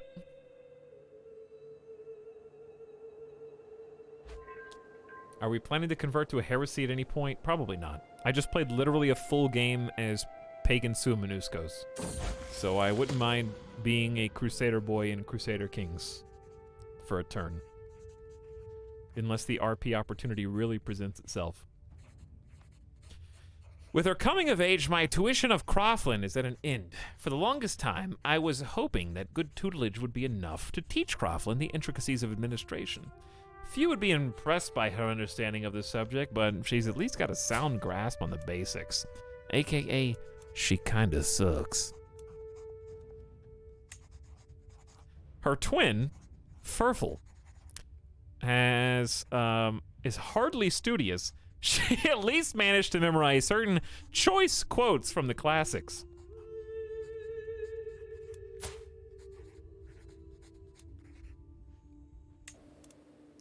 They didn't learn very well, as it would turn out. Who would have guessed this? awful children. Not the heir, though.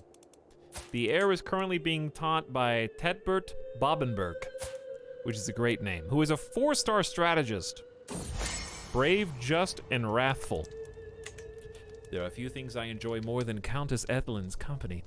Her company on my walk through the countryside eased my troubled mind, even though I was the one who had to take initiative for the activity.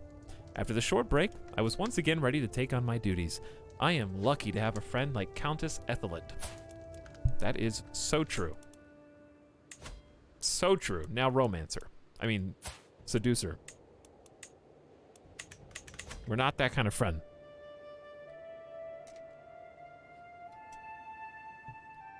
My favorite German name is Cookie Crisp. Me too, Syntax Squid. Me as well. Thank you for reminding me.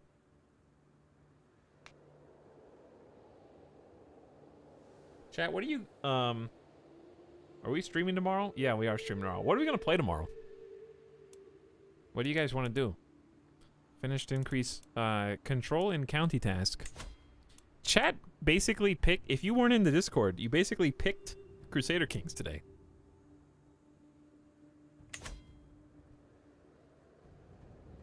A video game. That's a good idea. Microsoft Flight Sim. Probably not because of the patch kind of messed things up, and also it would be very late in the day. I can't do live weather in Microsoft Flight Sim. They have lightning in every iteration of live weather that exists, which is very strange as a bug.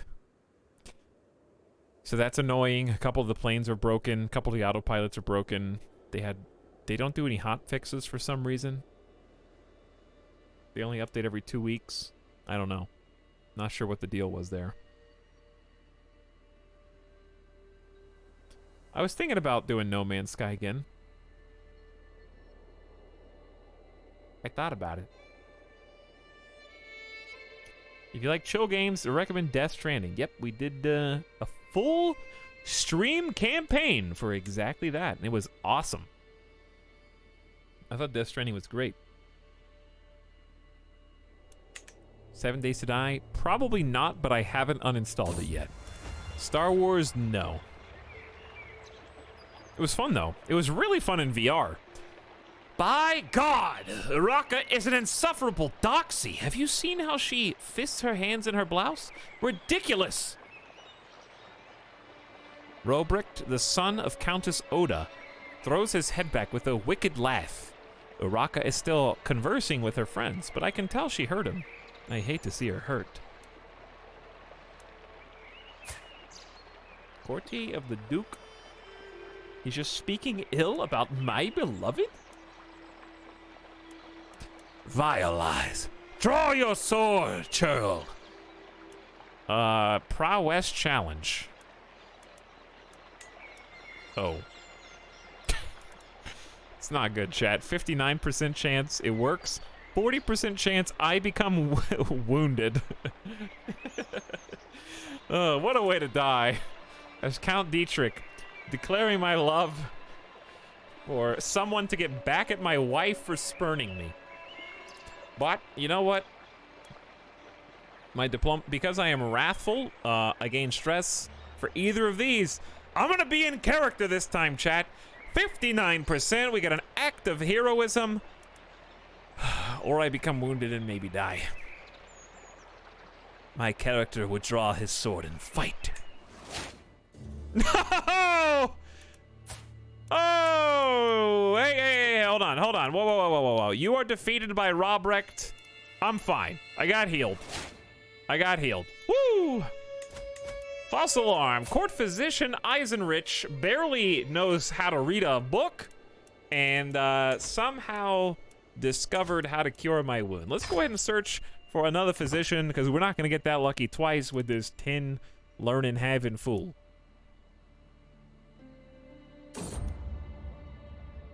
Two potential contenders have arrived. One very smart, but not particularly talented in the works of the physicians. Same for the other, but lower on the learning. So let's hire Udo, the dishonorable villain, for 60 gold. Sorry for firing my bro, but, I mean, you can't argue with 19 astute intellectual that's better. He's a practical man, not theoretical.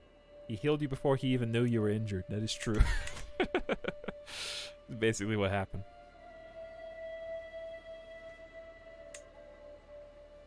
How are we doing up here? The world looks, to me it's changing slowly. It's been, what, like 30 years already? Making pretty good time. And we've grown from 1 county to 5 already. It's just going to be difficult to get the duchy without... I kind of need to just spend time fabricating after this hook. We need to get that alliance and then go for the liege. I think those are the 2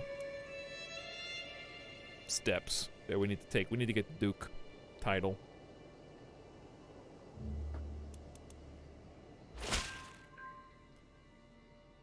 I have succeeded in fabricating a title on Munchen for 75 gold. So be it. Thank you, Bishop. We'll stop fabricating for now. Hello. Everyone gets naked sometime. The hard part is making sure that your camera is ready. The hard part is ensuring that the troop of jugglers enter Duke Wycard's chambers at just the right time, and that there are enough servants around to speculate about the ensuing chaos.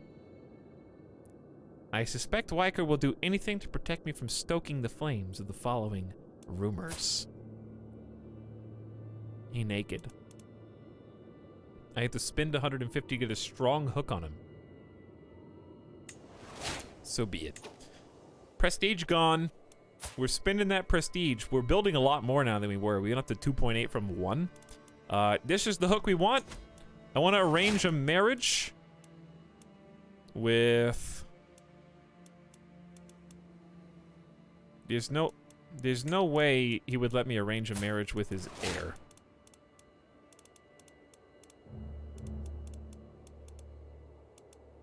Who's my youngest daughter? Cookie Crisp. Yeah. I mean, I could do it non-matrilineally. I gotta get all my family married, dude. I was gonna try and do my son.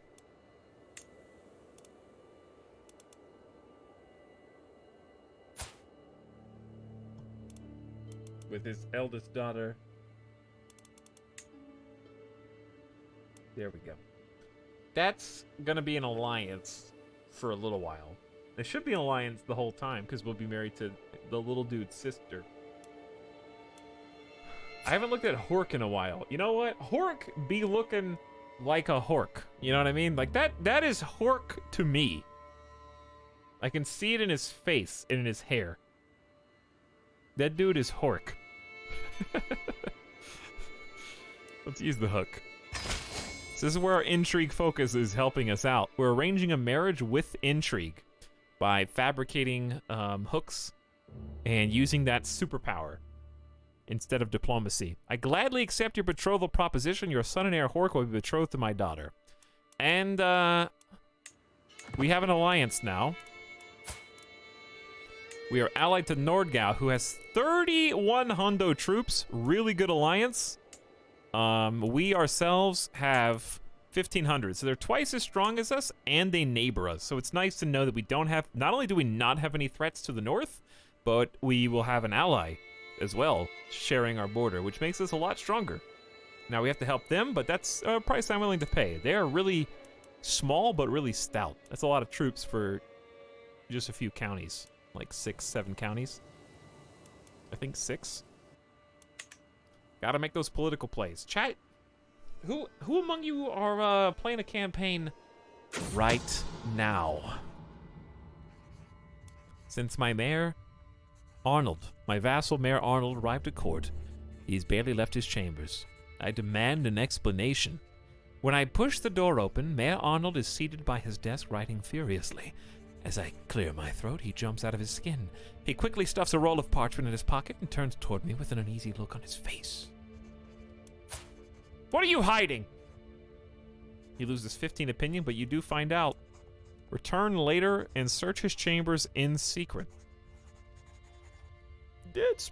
I am gregarious, so I'd probably pick this, but I'd also return later because I am a web weaver.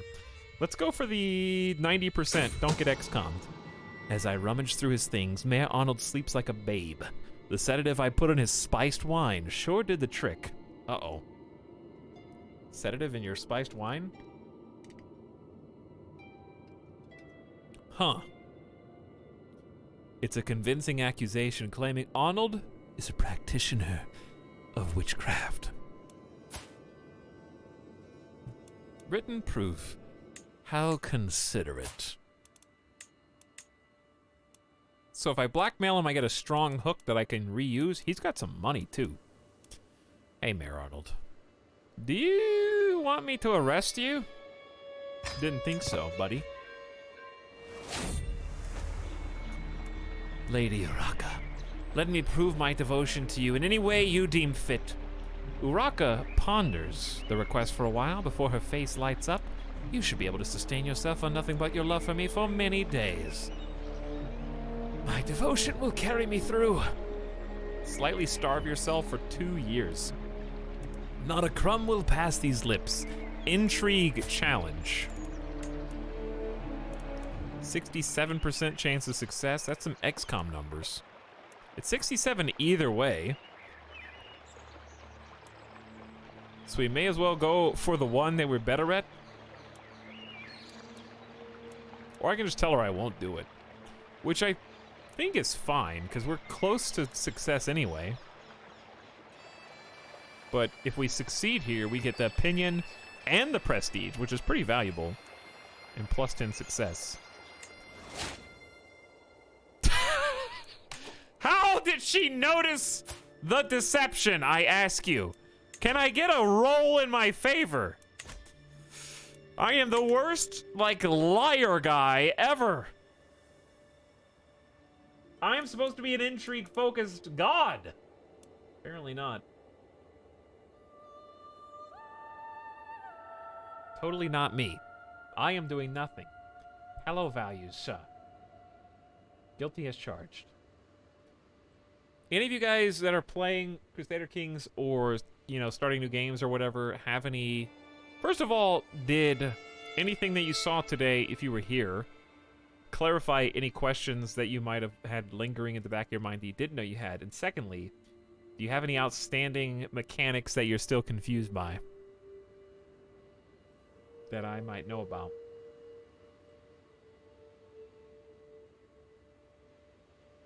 I once witnessed a witch live to 133. I haven't had anybody live older than like 80. I've never hit 90, even with full health focuses.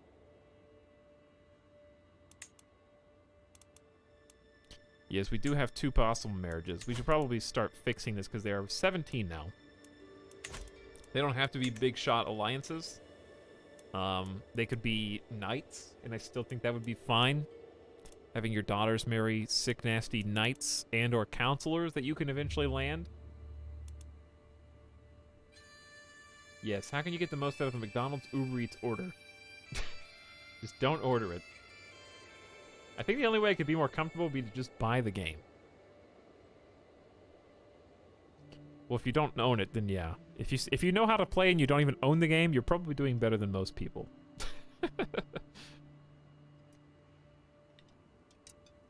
Do your cultures convert over time? You actually have an option in the council to convert culture. So my steward Tassilo can promote culture, which is a way, if you look at the culture overview, right now we're pretty much full Bavarian. So there are some benefits to converting culture. Number one, you get a culture debuff when you're interacting with people who are of other cultures.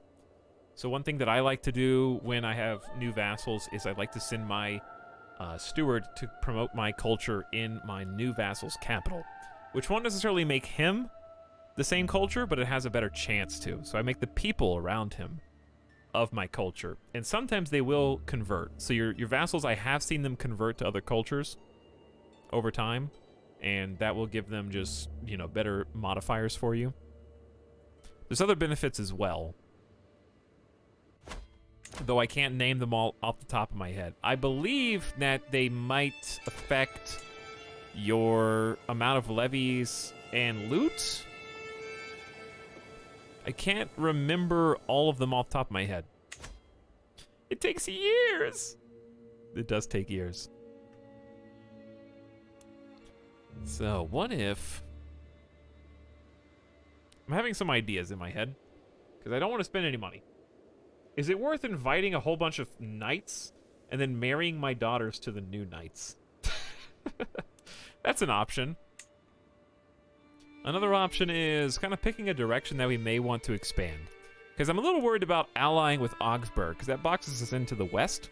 But we still have so much of Bavaria, Salzburg, Steiermark, and Carinthia to the southeast, if we wanted to go southeast. And I think that's fine because of the kingdom. That, how strong is Augsburg? Only 1,000. Salzburg is 870. So we're doing Augsburg more of a favor than we're getting by allying to them, which isn't necessarily a bad thing. But it might be nice to ally with them just because they're in our de jure kingdom, expand to the southeast, get ready to form the kingdom, and then we can vassalize Nordgau and Augsburg. So that's a strat. We have to be a tier above them to vassalize. So they're dukes. We're not even dukes yet. So we're thinking pretty far in the future.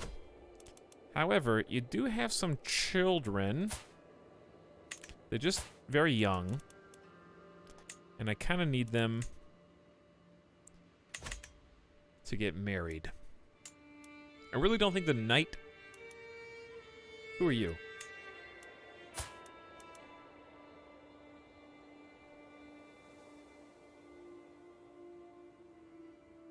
Okay, some little kid. Who can I possibly ally with? Friuli has 2,300 troops. They kind of got a lot of land. It's very spread out, subject to wars. Not my first priority in terms of alliances. I still like Bohemia. But again, everyone's got children of a different age. We could try and marry into the Holy Roman Empire, but they have no sons. Dude, we got daughters? Nobody's got any possible matches.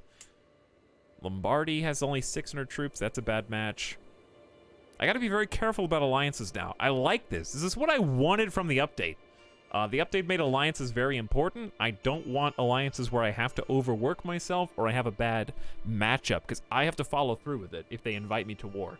So if I make an alliance, I have to anticipate they're going to cash in on it. So maybe just say, screw the alliances. We got a good one in Nordgau.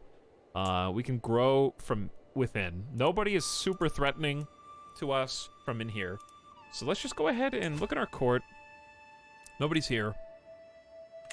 We're not big enough rank to do this. If we were maybe a duke or a king, we could invite some big shot prowess guys who are unmarried.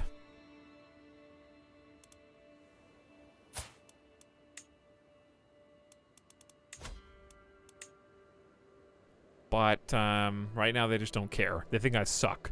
So I think because we're just a lowly baby count, let's just invite the knights. Let's just go old school. Invite the knights. Sir, what does prowess do? Prowess is basically their ability to fight hand-to-hand combat. So on your military tab, you've got a knights page, and your knights are organized by their prowess. So the more prowess they have, the better they are at combat. They fight in your armies. So anytime you've seen a movie where two awesome knights come out and duel each other, that kind of situation, the knights are just on the battlefield. These are effectively the named characters in our plot. They're the ones that go out, kick ass, and their names appear in the credits. So right now we suck. So we suck so bad that I'm going to marry my daughters to whatever knights show up after I spend the last of my prestige on getting them to show up. And simultaneously, we are not doing an offensive plot anymore, and it's been plenty of time. We're going to go back to claiming the throne, which is going to take like 3 years, and try and just get the seat of Bavaria via scheming. And that comes as a result of the stewardship perk, meritocracy, claiming the throne against your liege. We're using our subterfuge to help us, and we've got the spy master Claudia helping us with hostile schemes, of which that is a hostile scheme. So she is already boosting us. My spy master is giving us an extra 17%. We can also invite people to help by paying them, but literally nobody wants to help me, and I don't have enough money to help pay for it. Anyway. My daughter, Cookie Crisp, is more likely to receive a good education due to your wife's good tutelage. That reminds me, we might need, not just to marry people, but also we might need to tutor more of our children. In fact, I don't think... Oh, you are being tutored. Good. Okay, all my kids are being tutored. Fantastic. County of Frontenhausen has increased garrison and control growth, which we don't need the control.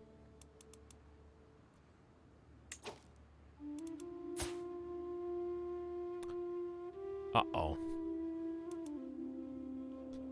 My marriage pact with Duke Wykard has been invalidated because he was slain in battle.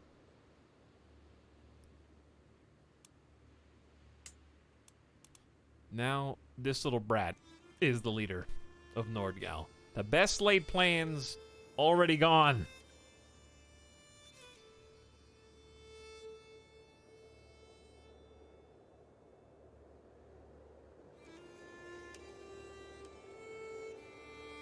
So we can probably still do it anyways. I'm just trying to figure out if there's a play on assassinating the kid. Which I don't think I can do any... She's still betrothed to me.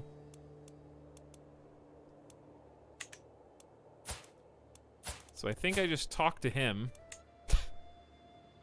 How do I get a new alliance? With this 2-year-old. I do hope that one of the flavor packs is Regents. I think that would be a good flavor expansion. Because there's so many times where you have to deal with this little kid and there's not many options. So a nice flavor pack would be Regents, I think. Your glory is widely known. We're still obscure in our family. Making those little bit of renown points, but we're distinguished now. Illustrious. We got an extra knight, which I can't use. You can demand payment from Mayor Arnold. Hello, Mayor Arnold. You know how I got that one bit of dirt on you for being a witch?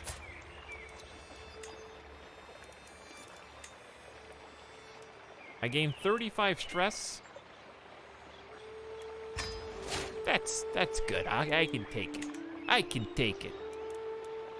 Still like over stress level 1. We've just been balancing there. When Uraka's brother-in-law, I forgot we were still romancing you. Duke Clodomer invited me to a hunt I did not hesitate to accept. I would do anything for a mere glimpse of my petal. I am stalking through the underbrush, my page at my heel, and my hound just ahead. It seems as if it has found a trail.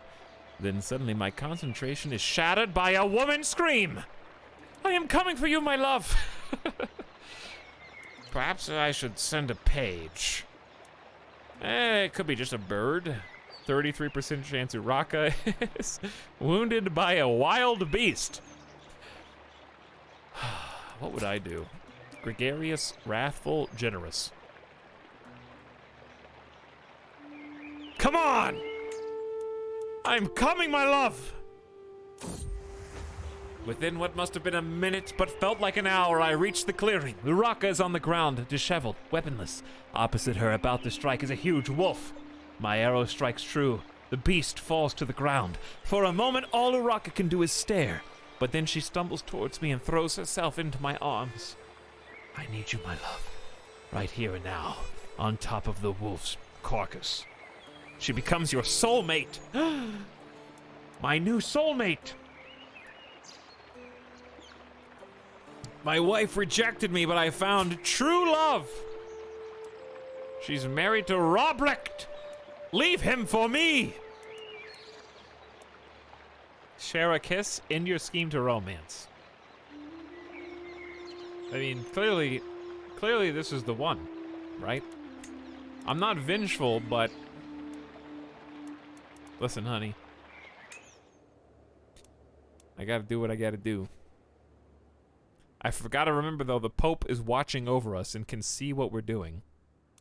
He knows. elope with her. That's what I'm worried about. I don't want to get excommunicated in my first character. How to renegotiate an alliance, huh?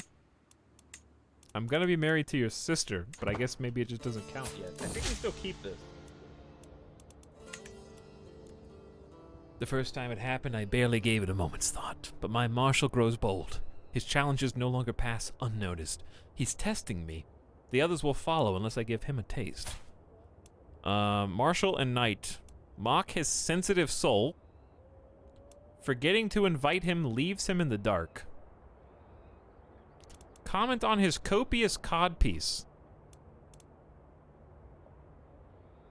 Manipulate him for a weak hook or gain stress because you're gregarious.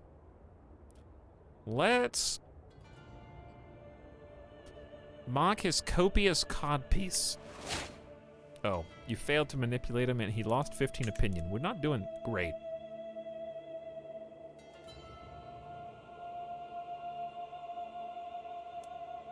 Welcome to 1097, chat. Got quite a bit we can do, including inviting the knights, which I'm gonna go ahead and do before I forget. We had to spend 150 prestige to do it, and we're probably gonna marry our daughters to try to get some fantastic. Well, your counselor died. Hugbert. Hugbert. My bishops are keeling over, one after the other. Our newest bishop, Gerald. Bishop Gerald. 14, learning, gregarious, arrogant, and brave. Seems reasonable. Duke Heinrich is being attacked by Duke Siegfried. I can see why. What's the war about? Chat, our liege is currently embroiled in 4 wars. There's a peasant revolt, Nordgau claim on Vogtland. Where is Vogtland?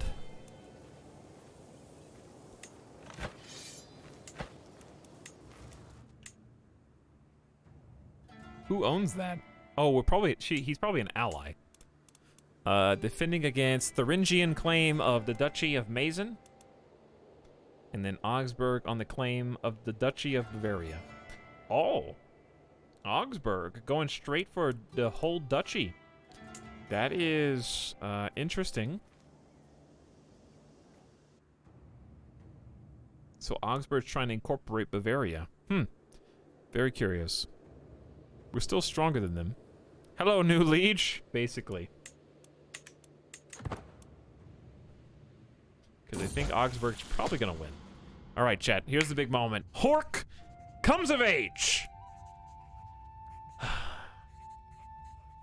It is impressive to see such skill in someone so young. He displays a level of insight that is rare, even amongst veteran commanders.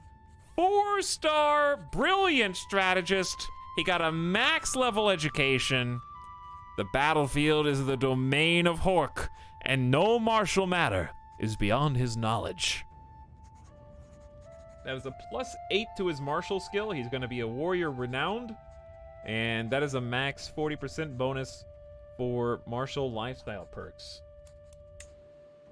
So, bam. He sucks at intrigue, but he's got good learning, good stewardship, good martial, and we got room for improvement on diplomacy. But he's probably way more well-rounded than dear old dad here. He's gonna have to find someone who can protect him from that low diplomacy skill. I mean, that low intrigue skill.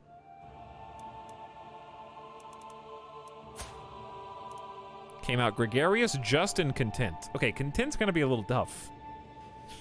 That is gonna be tough. I really need to get that duchy title before he becomes king. How am I gonna play a content military god? What he already has, much or little, is enough for Hork. I guess you can play a content that takes land and gives it to vassals.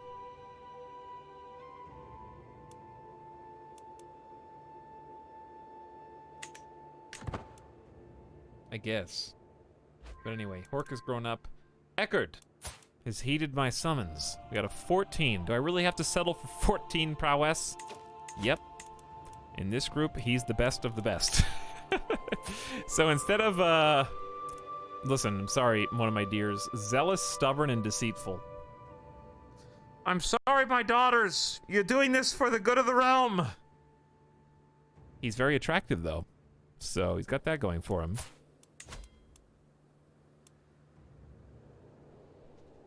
All right, we're gonna go Furful von Katlenberg.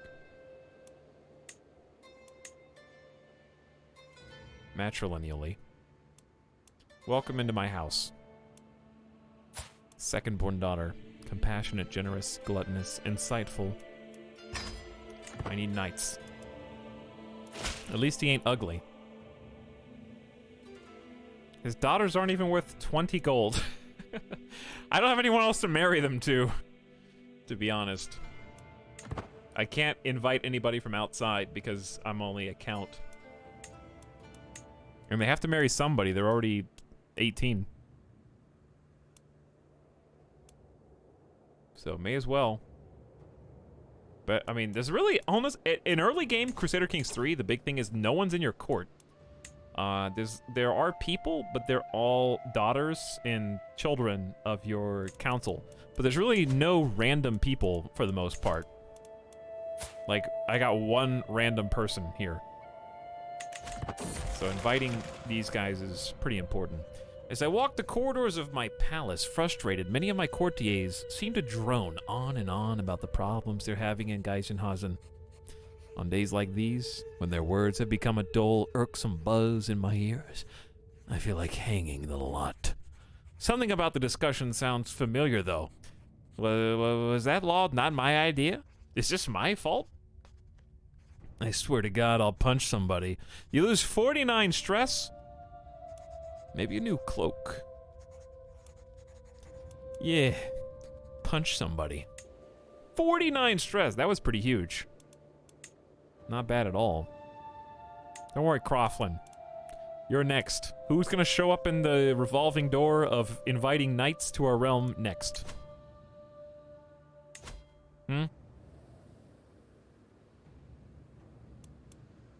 We need 100 prestige before we can even declare war. Anyways, we're fabricating a claim on the Duke, which may not be an issue because it looks like Augsburg is currently kind of doing their own thing. Luitpold has heeded my summons. Another 14 prowess. Another deceitful guy, but at least I guess he's chaste. Did they fix the thing where chase characters were sexing everybody?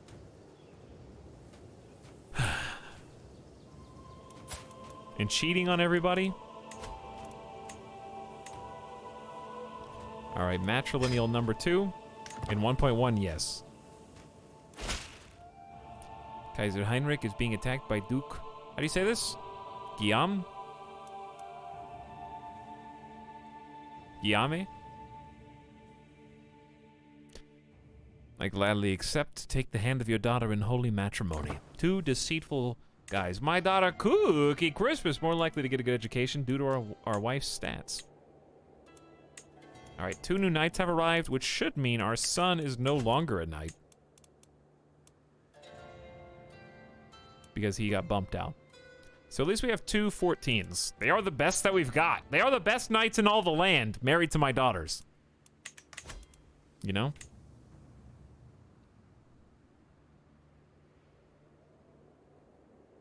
Hey, what's up, Bobo Cody? Not for long.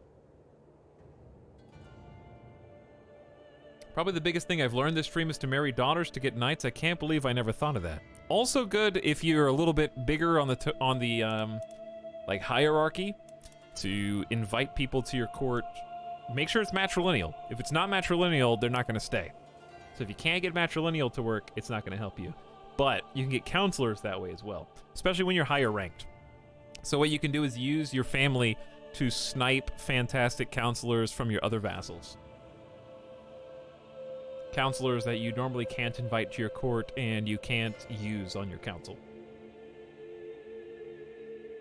So that's another way to do it. Outside of the obvious, which is alliances and or family traits, if that's the direction you want to go. So many different ways to play it. That's what's so fun. You can do a different way each time. That just tends to be my strategy early on, because I think knights are pretty valuable, and I think since my son's going to be martial focused, knights are going to end up benefiting him a lot more, so it's nice to kind of think forward. And I don't know how long we'll live. My character's feeling fine, with no pros or cons.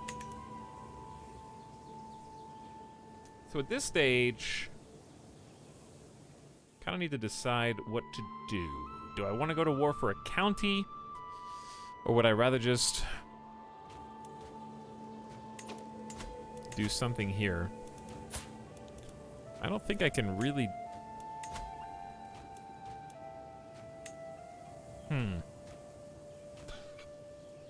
Yo, you ever defended your duke against a rival duke so that you could be the first guy who conquers the duchy? Is that a thing that's worth doing?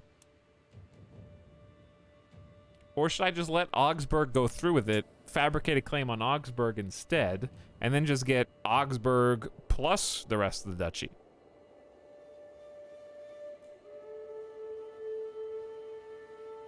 Because that's 2 birds with 1 stone. And then I only have to do 1 duchy war. But okay, I guess the real question is, does that particular fabrication claim the throne? It just claims the primary title. So I would become the duke. I don't get any of the counties, which is fine, because I already have 5. So someone would still be... He himself would probably still hold these counties.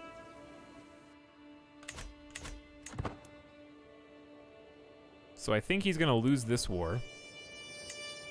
We'll go 4x for a moment. Augsburg is currently sieging. They're not sieging me. Obviously, if they start sieging me, it's a whole different scenario. I clearly do not stand alone in my ambition to rule the Duchy of Bavaria. Ravens have been gathering on the roof of Duke Heinrich's castle, and a few nights ago even the stars seemed to be falling all over Bavaria. Peasants and nobles alike whisper that it is a sign that Heinrich has lost the favor of the gods. Oh, God, in this case. We're not pagans anymore. It is time for a new duke. Spend a hundo piety, and the scheme gains liege ill omens, plus 20 success chance. Only the clergy can interpret these signs. See, I want to say yeah and still go for it, but I'm just worried. Which war is this? He's at -15. That's not that bad. We only have 3 months till we can declare it ourselves and try to get it first. I don't know what's better. Try to take over Augsburg separately. I think we just have to act while we can, because who knows how long I'll live, right? And scheming to claim a throne takes 3 to 4 years, guaranteed. So that's something that's hard to line up. So I think you take the bird in the hand here, even though I could gamble, let Augsburg take it over, then try to take over the combined. I think we just go for if we can. We don't have anything else to spend piety on right now anyway. Are you guys sieging me? No, no, no, no. Is this a hostile army?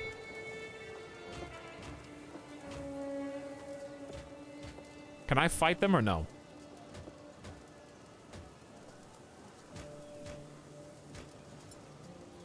I think I can, but I don't see where it says hostile army.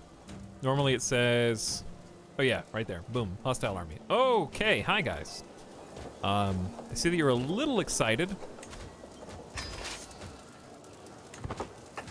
So if you don't mind, I'm gonna raise my troops, which you really can't see very well, but there they are, 1,377. We've got specialized. We need to actually build more. My income is down while the troops are raised, but I do think... Who are we fighting even? They've got pikemen and horsies. So... a second group of heavy armored footmen would be nice.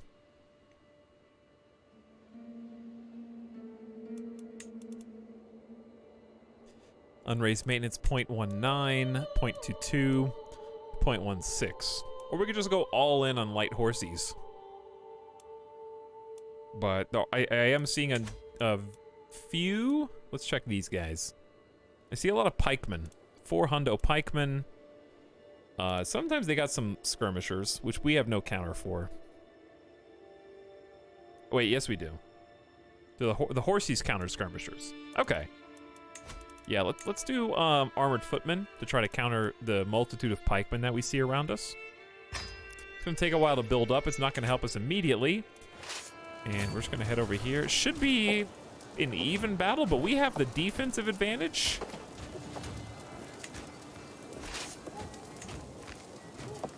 We have a pretty good commander. Tedbird is like 22 solid. But I'm not gonna let him just siege us for free. No way. Whoops. So we're starting out over tug of war. You can see that my pikemen are being countered by their armored footmen. We have no counter for armored footmen, I think. My armored footmen are countering their pikemen, and my horsies are being countered by their pikemen. So we're kind of just, eh. We have 6 knights versus 6 knights. He has a better commander advantage. Fatalities down. Defensive advantage down, so that's helping him right now. First roll is 7 versus 1. So we got a +2 out of that. We do have the defensive advantage. 6 versus 0. Nice job. Keep it up. Keep that +2 going, dude. 5 versus 1. All right, we're getting the better of the rolls, and I can see the tug of war coming down. They're down to 420 troops. Knight Gerald has wounded Count Albrecht. Wow, we wounded a count. Pretty big deal. Testing the might of our new knights that we just married out for. Looks like chances are even, was not even close. Mayor Philip has wounded the enemy commander. Nice job, Mayor Philip. Our knight wounded Count Albrecht again. I thought he already did. So the vassal of the Holy Roman Empire, Duke Siegfried, has been wounded in this battle. I don't know if he'll stay wounded, but we are beating him up right now.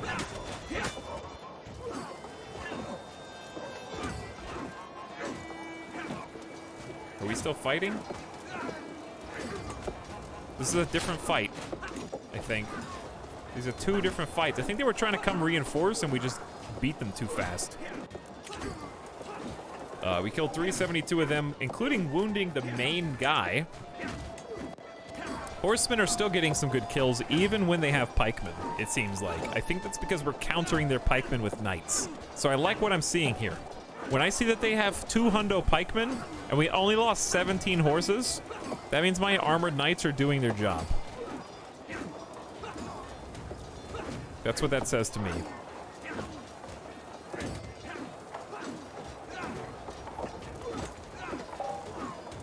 So of us, I don't think any of my knights got wounded. Eckert has got 16 total kills. Well, him and his retinue.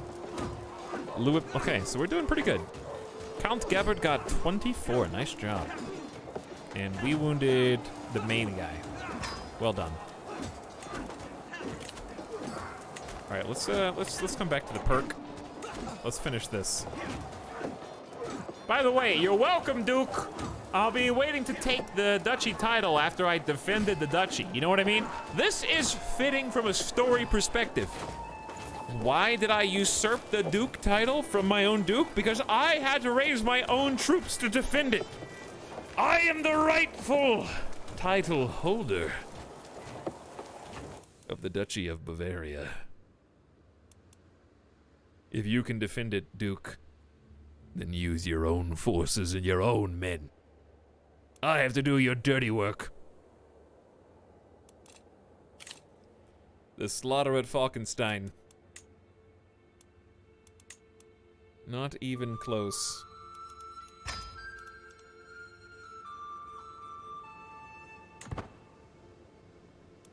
So, pick that perk now. I can be Send Gift Giver.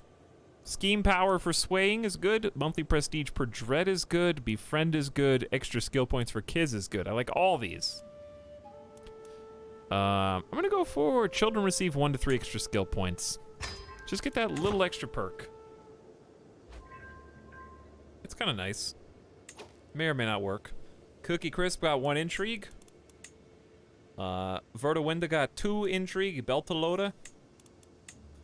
Hork got 2 martial. All right, Hork is just groomed to be a martial god.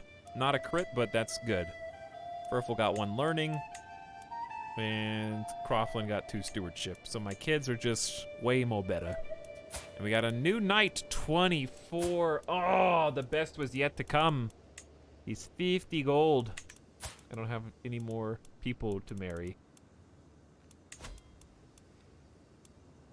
Well, I do. Uda von Fornbach. I don't know why you're here, Uda. I don't think you're my lover or anything. You're just kind of in my court. I don't know why. I don't know why. But this will get you to stay, I think.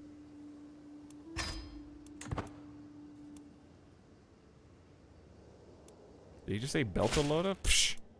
No. Why would I say, that? I don't know. It's almost like you weren't paying attention.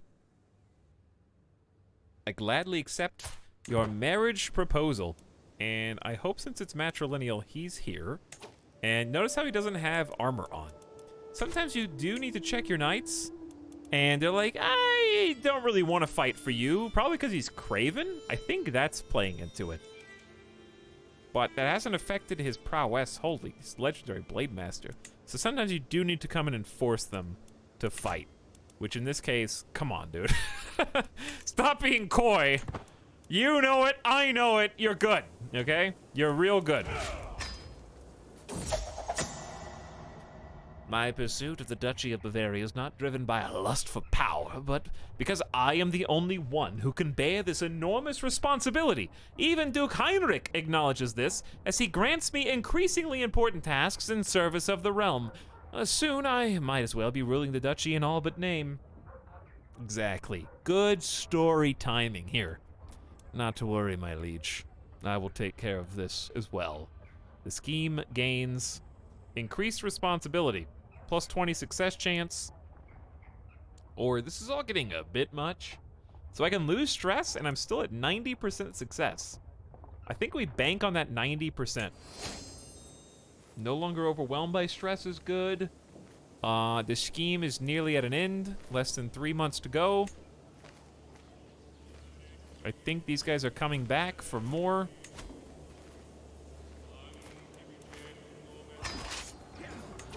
We got 14 hundo troops, because guess what? We've been recruiting more armored footmen in the interim period, and we're currently organizing the levies, going faster. So I am probably just gonna go hang out and defend my little piece of the pie. After all my hard work, it's time to present the evidence I have come across. That I am in fact the rightful heir to the Duchy of Bavaria through an old dynastic marriage. Duke Heinrich will be nothing more than a simple pretender as long as he stands in my way. Soon, I will rule Bavaria. You get a pressed claim on the Duchy of Bavaria, 90% chance. Do it. Never done this before. Our Knight Conrad wounded Francois. Finally. No one can doubt the fact that I have a reasonable claim on the Duchy of Bavaria. While the exact details of the old dynastic marriage are shrouded in the mist of time, there's no reason to doubt its veracity. Even Duke Heinrich must admit the claim is legitimate. Nothing can stop me now. In your scheme, the Duke loses 30 opinion. You get a claim on the Duchy of Bavaria, and it's up to you to press it. So for me to press this, I would have to declare war, and we can see what that will cost after the fact. I don't know where my soldiers are, because I don't think this is me. Where are my guys? Are they just waiting? What's going on here? No, we're fighting. Oh, I'm fighting with this level 7 dingus. And they're losing. I think that's what's happening. The Chancellor of Duke Heinrich has a 7 commander advantage, and I think he just forfeited a like 2-to-1 victory odds. One of my guys just got maimed. Okay, so here's a pro tip, chat. If you are in combat, whoever starts in combat or starts on a tile is the person who will lead throughout the whole fight. Doesn't matter if you have someone who is a literal god among men walking the earth. If this person was here first, I just didn't think I was gonna help him fight. That's all. But I see now that that was wrong. Our knight was wounded by Lootbert. I think the same guy got... Wow, we just lost that battle for kind of like no reason whatsoever. We lost 593 total men. I don't think they were all ours. As far as knights go, our knight Conrad wounded Francois. Good job. Our knight Conrad maimed Count Gebhard. Good job. Who himself has a 14 prowess and 47 kills. That's fantastic. Maimed the enemy. Disfigured him, wounded him. Our knight Conrad wounded Lootbert. I see who the MVP is, Conrad. That's the new guy, remember? Like the third guy we just got that we forced to be our knight? That's him. Our knight Mayor Engelbert wounded Richer. Our knight Engelbert wounded Robin. Wow, they are racking up the wounds. Our knight Luitpold was wounded by Lootbert. Okay, so this guy is married to my daughter Croflin, and he is severely injured and lost an eye in that fight. So he may not be long for this world. Mayor Philip has wounded the enemy commander, so we wounded their leader. Dude, my guys were doing all the work. But our knight Tassilo, he didn't make it. Was slain in battle after wounding Count Friedrich. So just looking at their list of knights, see all these hearts? Those are wound symbols. We wounded all but 2 of their knights. They wounded 2 of ours and killed 1. Craven MVP. We lost 400 levies due to incompetent leadership. Armored footmen got slain, pikemen got slain, horses got slain. It was a massacre, and it was so stupid. So we're just gonna get on out of here and regroup. So just make sure that your marshal's on organized levies for faster reinforcement rate, and we'll just rebuild those guys once we disband, and hang tight. Or we'll just walk back because they're sieging, and I think we can win if we just do it ourselves. It might actually be faster if we disband. So we gotta retrain our pikemen, our light horses, and our armored footmen. So that's the problem with having a terrible commander. Don't ever jump on with someone who has a 6 commander advantage. So because my guy's got a 22 and cautious leader and is aggressive, we're gonna see how this goes differently, even though we just lost. Hang on just a sec.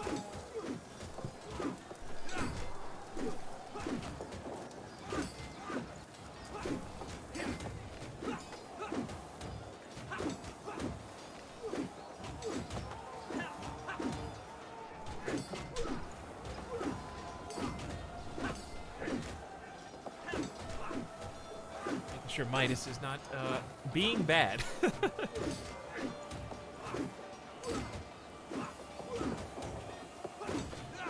Okay.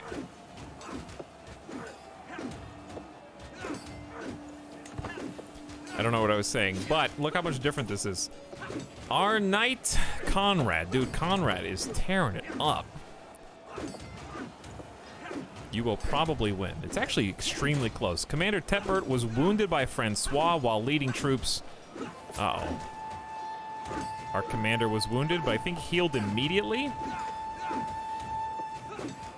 I see multiple wounds and an imp. Dude, Philip got killed in battle. Mayor Philip was slain in battle. What a bloody conflict this is. Now we got a sucky diplomat here.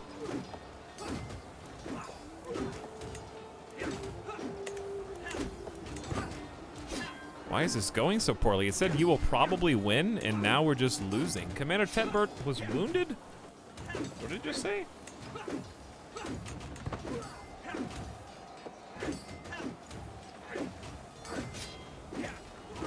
Damn. How many times has Tepbert been wounded? Did he get wounded 3 times and healed 3 times during combat? I don't know. We lost again. Game said you'll probably win. We did not. He did not win. But if we can beat them down enough, I guess we don't have that big of a garrison. Well, my Duke is not really helping us right now. I wish if we were at war with the Augsburgs, then I could call in an alliance, but there's not even an alliance I could call in, even if I had one. Because it's not technically a war against us. It's just a claim on the Duchy of Bavaria. So it's my liege's war, but he's only got 100 troops.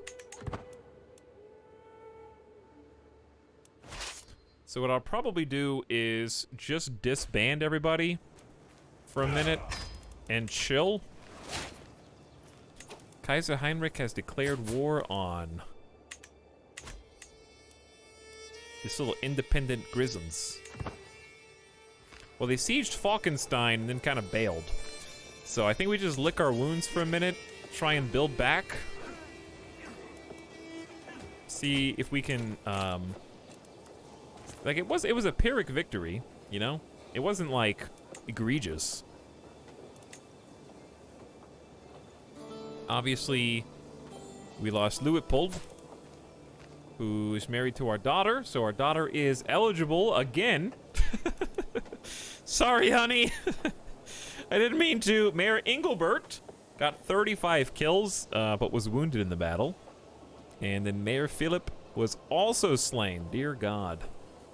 Chat, our champions are running low. Conrad, however, was like, excuse me? Sorry, I can't hear you over all these dead bodies. She's pregnant and the father died. Yeah. Yeah, he did.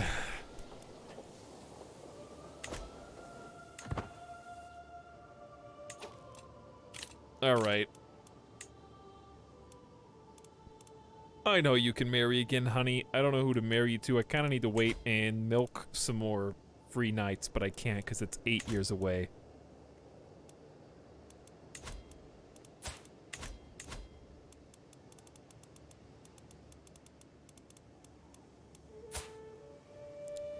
Hello. Oh, lover's pox. Count John. Count John is gallant, a blade master, 28 prowess. He's a little old. He is a little old. Secondado is a blade master as well. 24. Compassionate. How are you compassionate and wrathful and brave?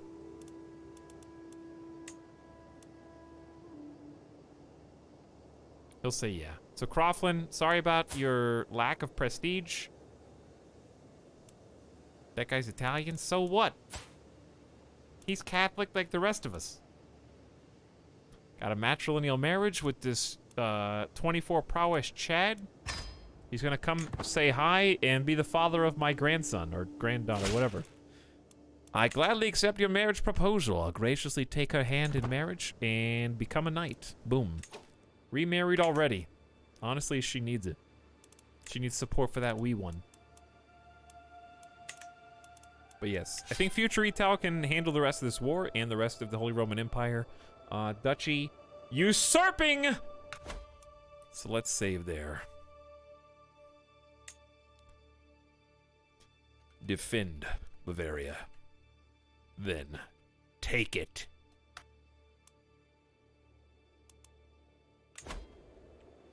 Let's take some screenies of the world map. Your court physician has become a novice physician. Nice. Learning 20 plus actually getting a lifestyle trade, probably from healing that one commander like 4 times. Is it shift? F11 now? Map screenshot taken. And we'll get, a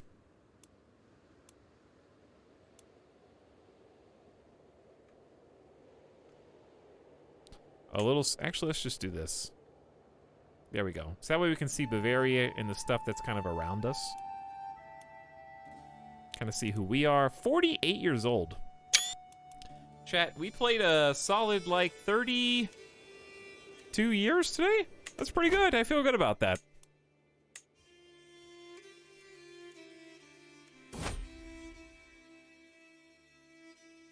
This is our new screen. We don't have that, that tribal backdrop anymore. We got legit feudal castles. Got the nice chairs. Eventually, I'll have a duchy. Did not get to become a duke, but I think that we went a good distance from a single count in the midst of the Holy Roman Empire to make it a little name for ourselves. We did get our ass beat a couple times just there in 2 back-to-back battles, but it's not over. We stalled them long enough, you know? Weakened them just as much as they weakened us. So we're going to regroup, recoup, and then take the duchy for ourselves, and then set our sights a little higher. I like the way that we're building so far. I like all the feudal building options, and I think we're going to have an interesting martial-minded son who's going to hopefully kick some ass of his own. But it seems like it'll be a good time. Happy with our new Bavarian save of House von Katlenberg. It's going to take some time to remember that. I think our flag looks pretty cool. The white bird, or the blue bird on the white field looks pretty neat. Nice color scheme. I don't know why is this flag not like this flag? I don't know. But either way, GG everybody. We'll play this again in a few days, probably not tomorrow. We'll do something else, kind of change it up a little bit again for the stream later today. Stream again in about 12-ish hours, 12, 13 hours. Somewhere around there. Should be a good time. But thanks everybody for hanging out, and hope you enjoyed the new Crusader Kings 3 start. A lot of fun.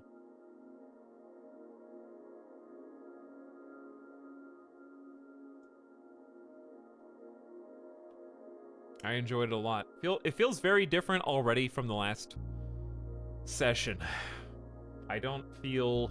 doesn't feel stale to me. It doesn't feel boring. I saw a lot of new events today, and I think that it'll take a little bit of time. I think since we started in 1066, then the realms are a little bit more solidified than they are in 867, and they take a little bit of time for that egg to crack. And we saw the beginnings of the eggs cracking with the Holy Roman Empire kind of losing a couple key places right off the bat.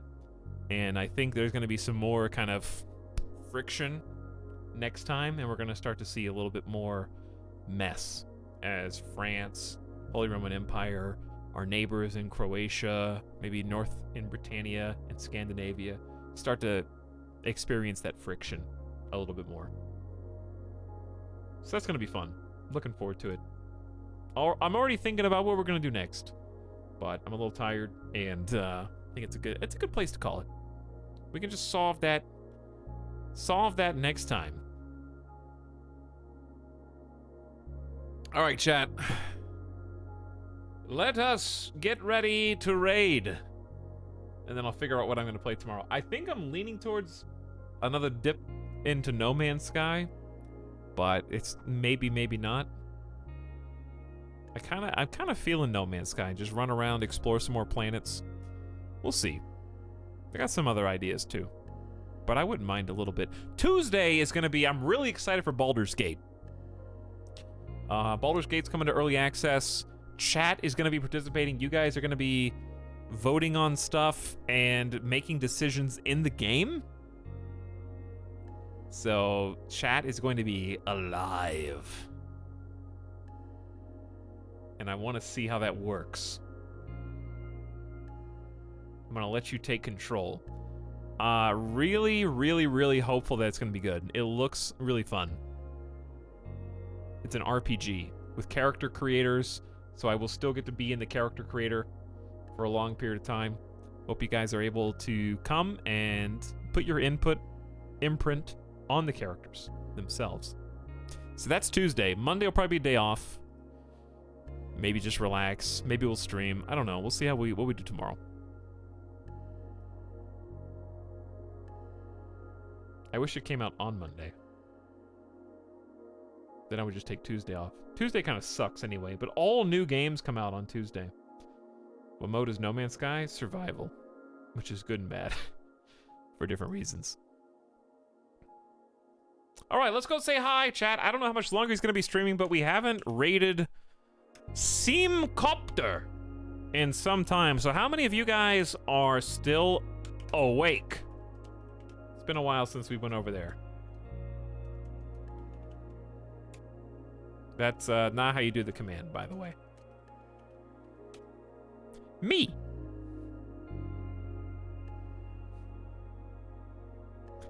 Lurkers, rise up! I need your energy and power. Those of you who still remain. Prepare yourselves, for I am sending you across the brink to certain demise. Alright, the raid message is, I'm the imposter. Hiss. Sword. Okay? That's the raid message.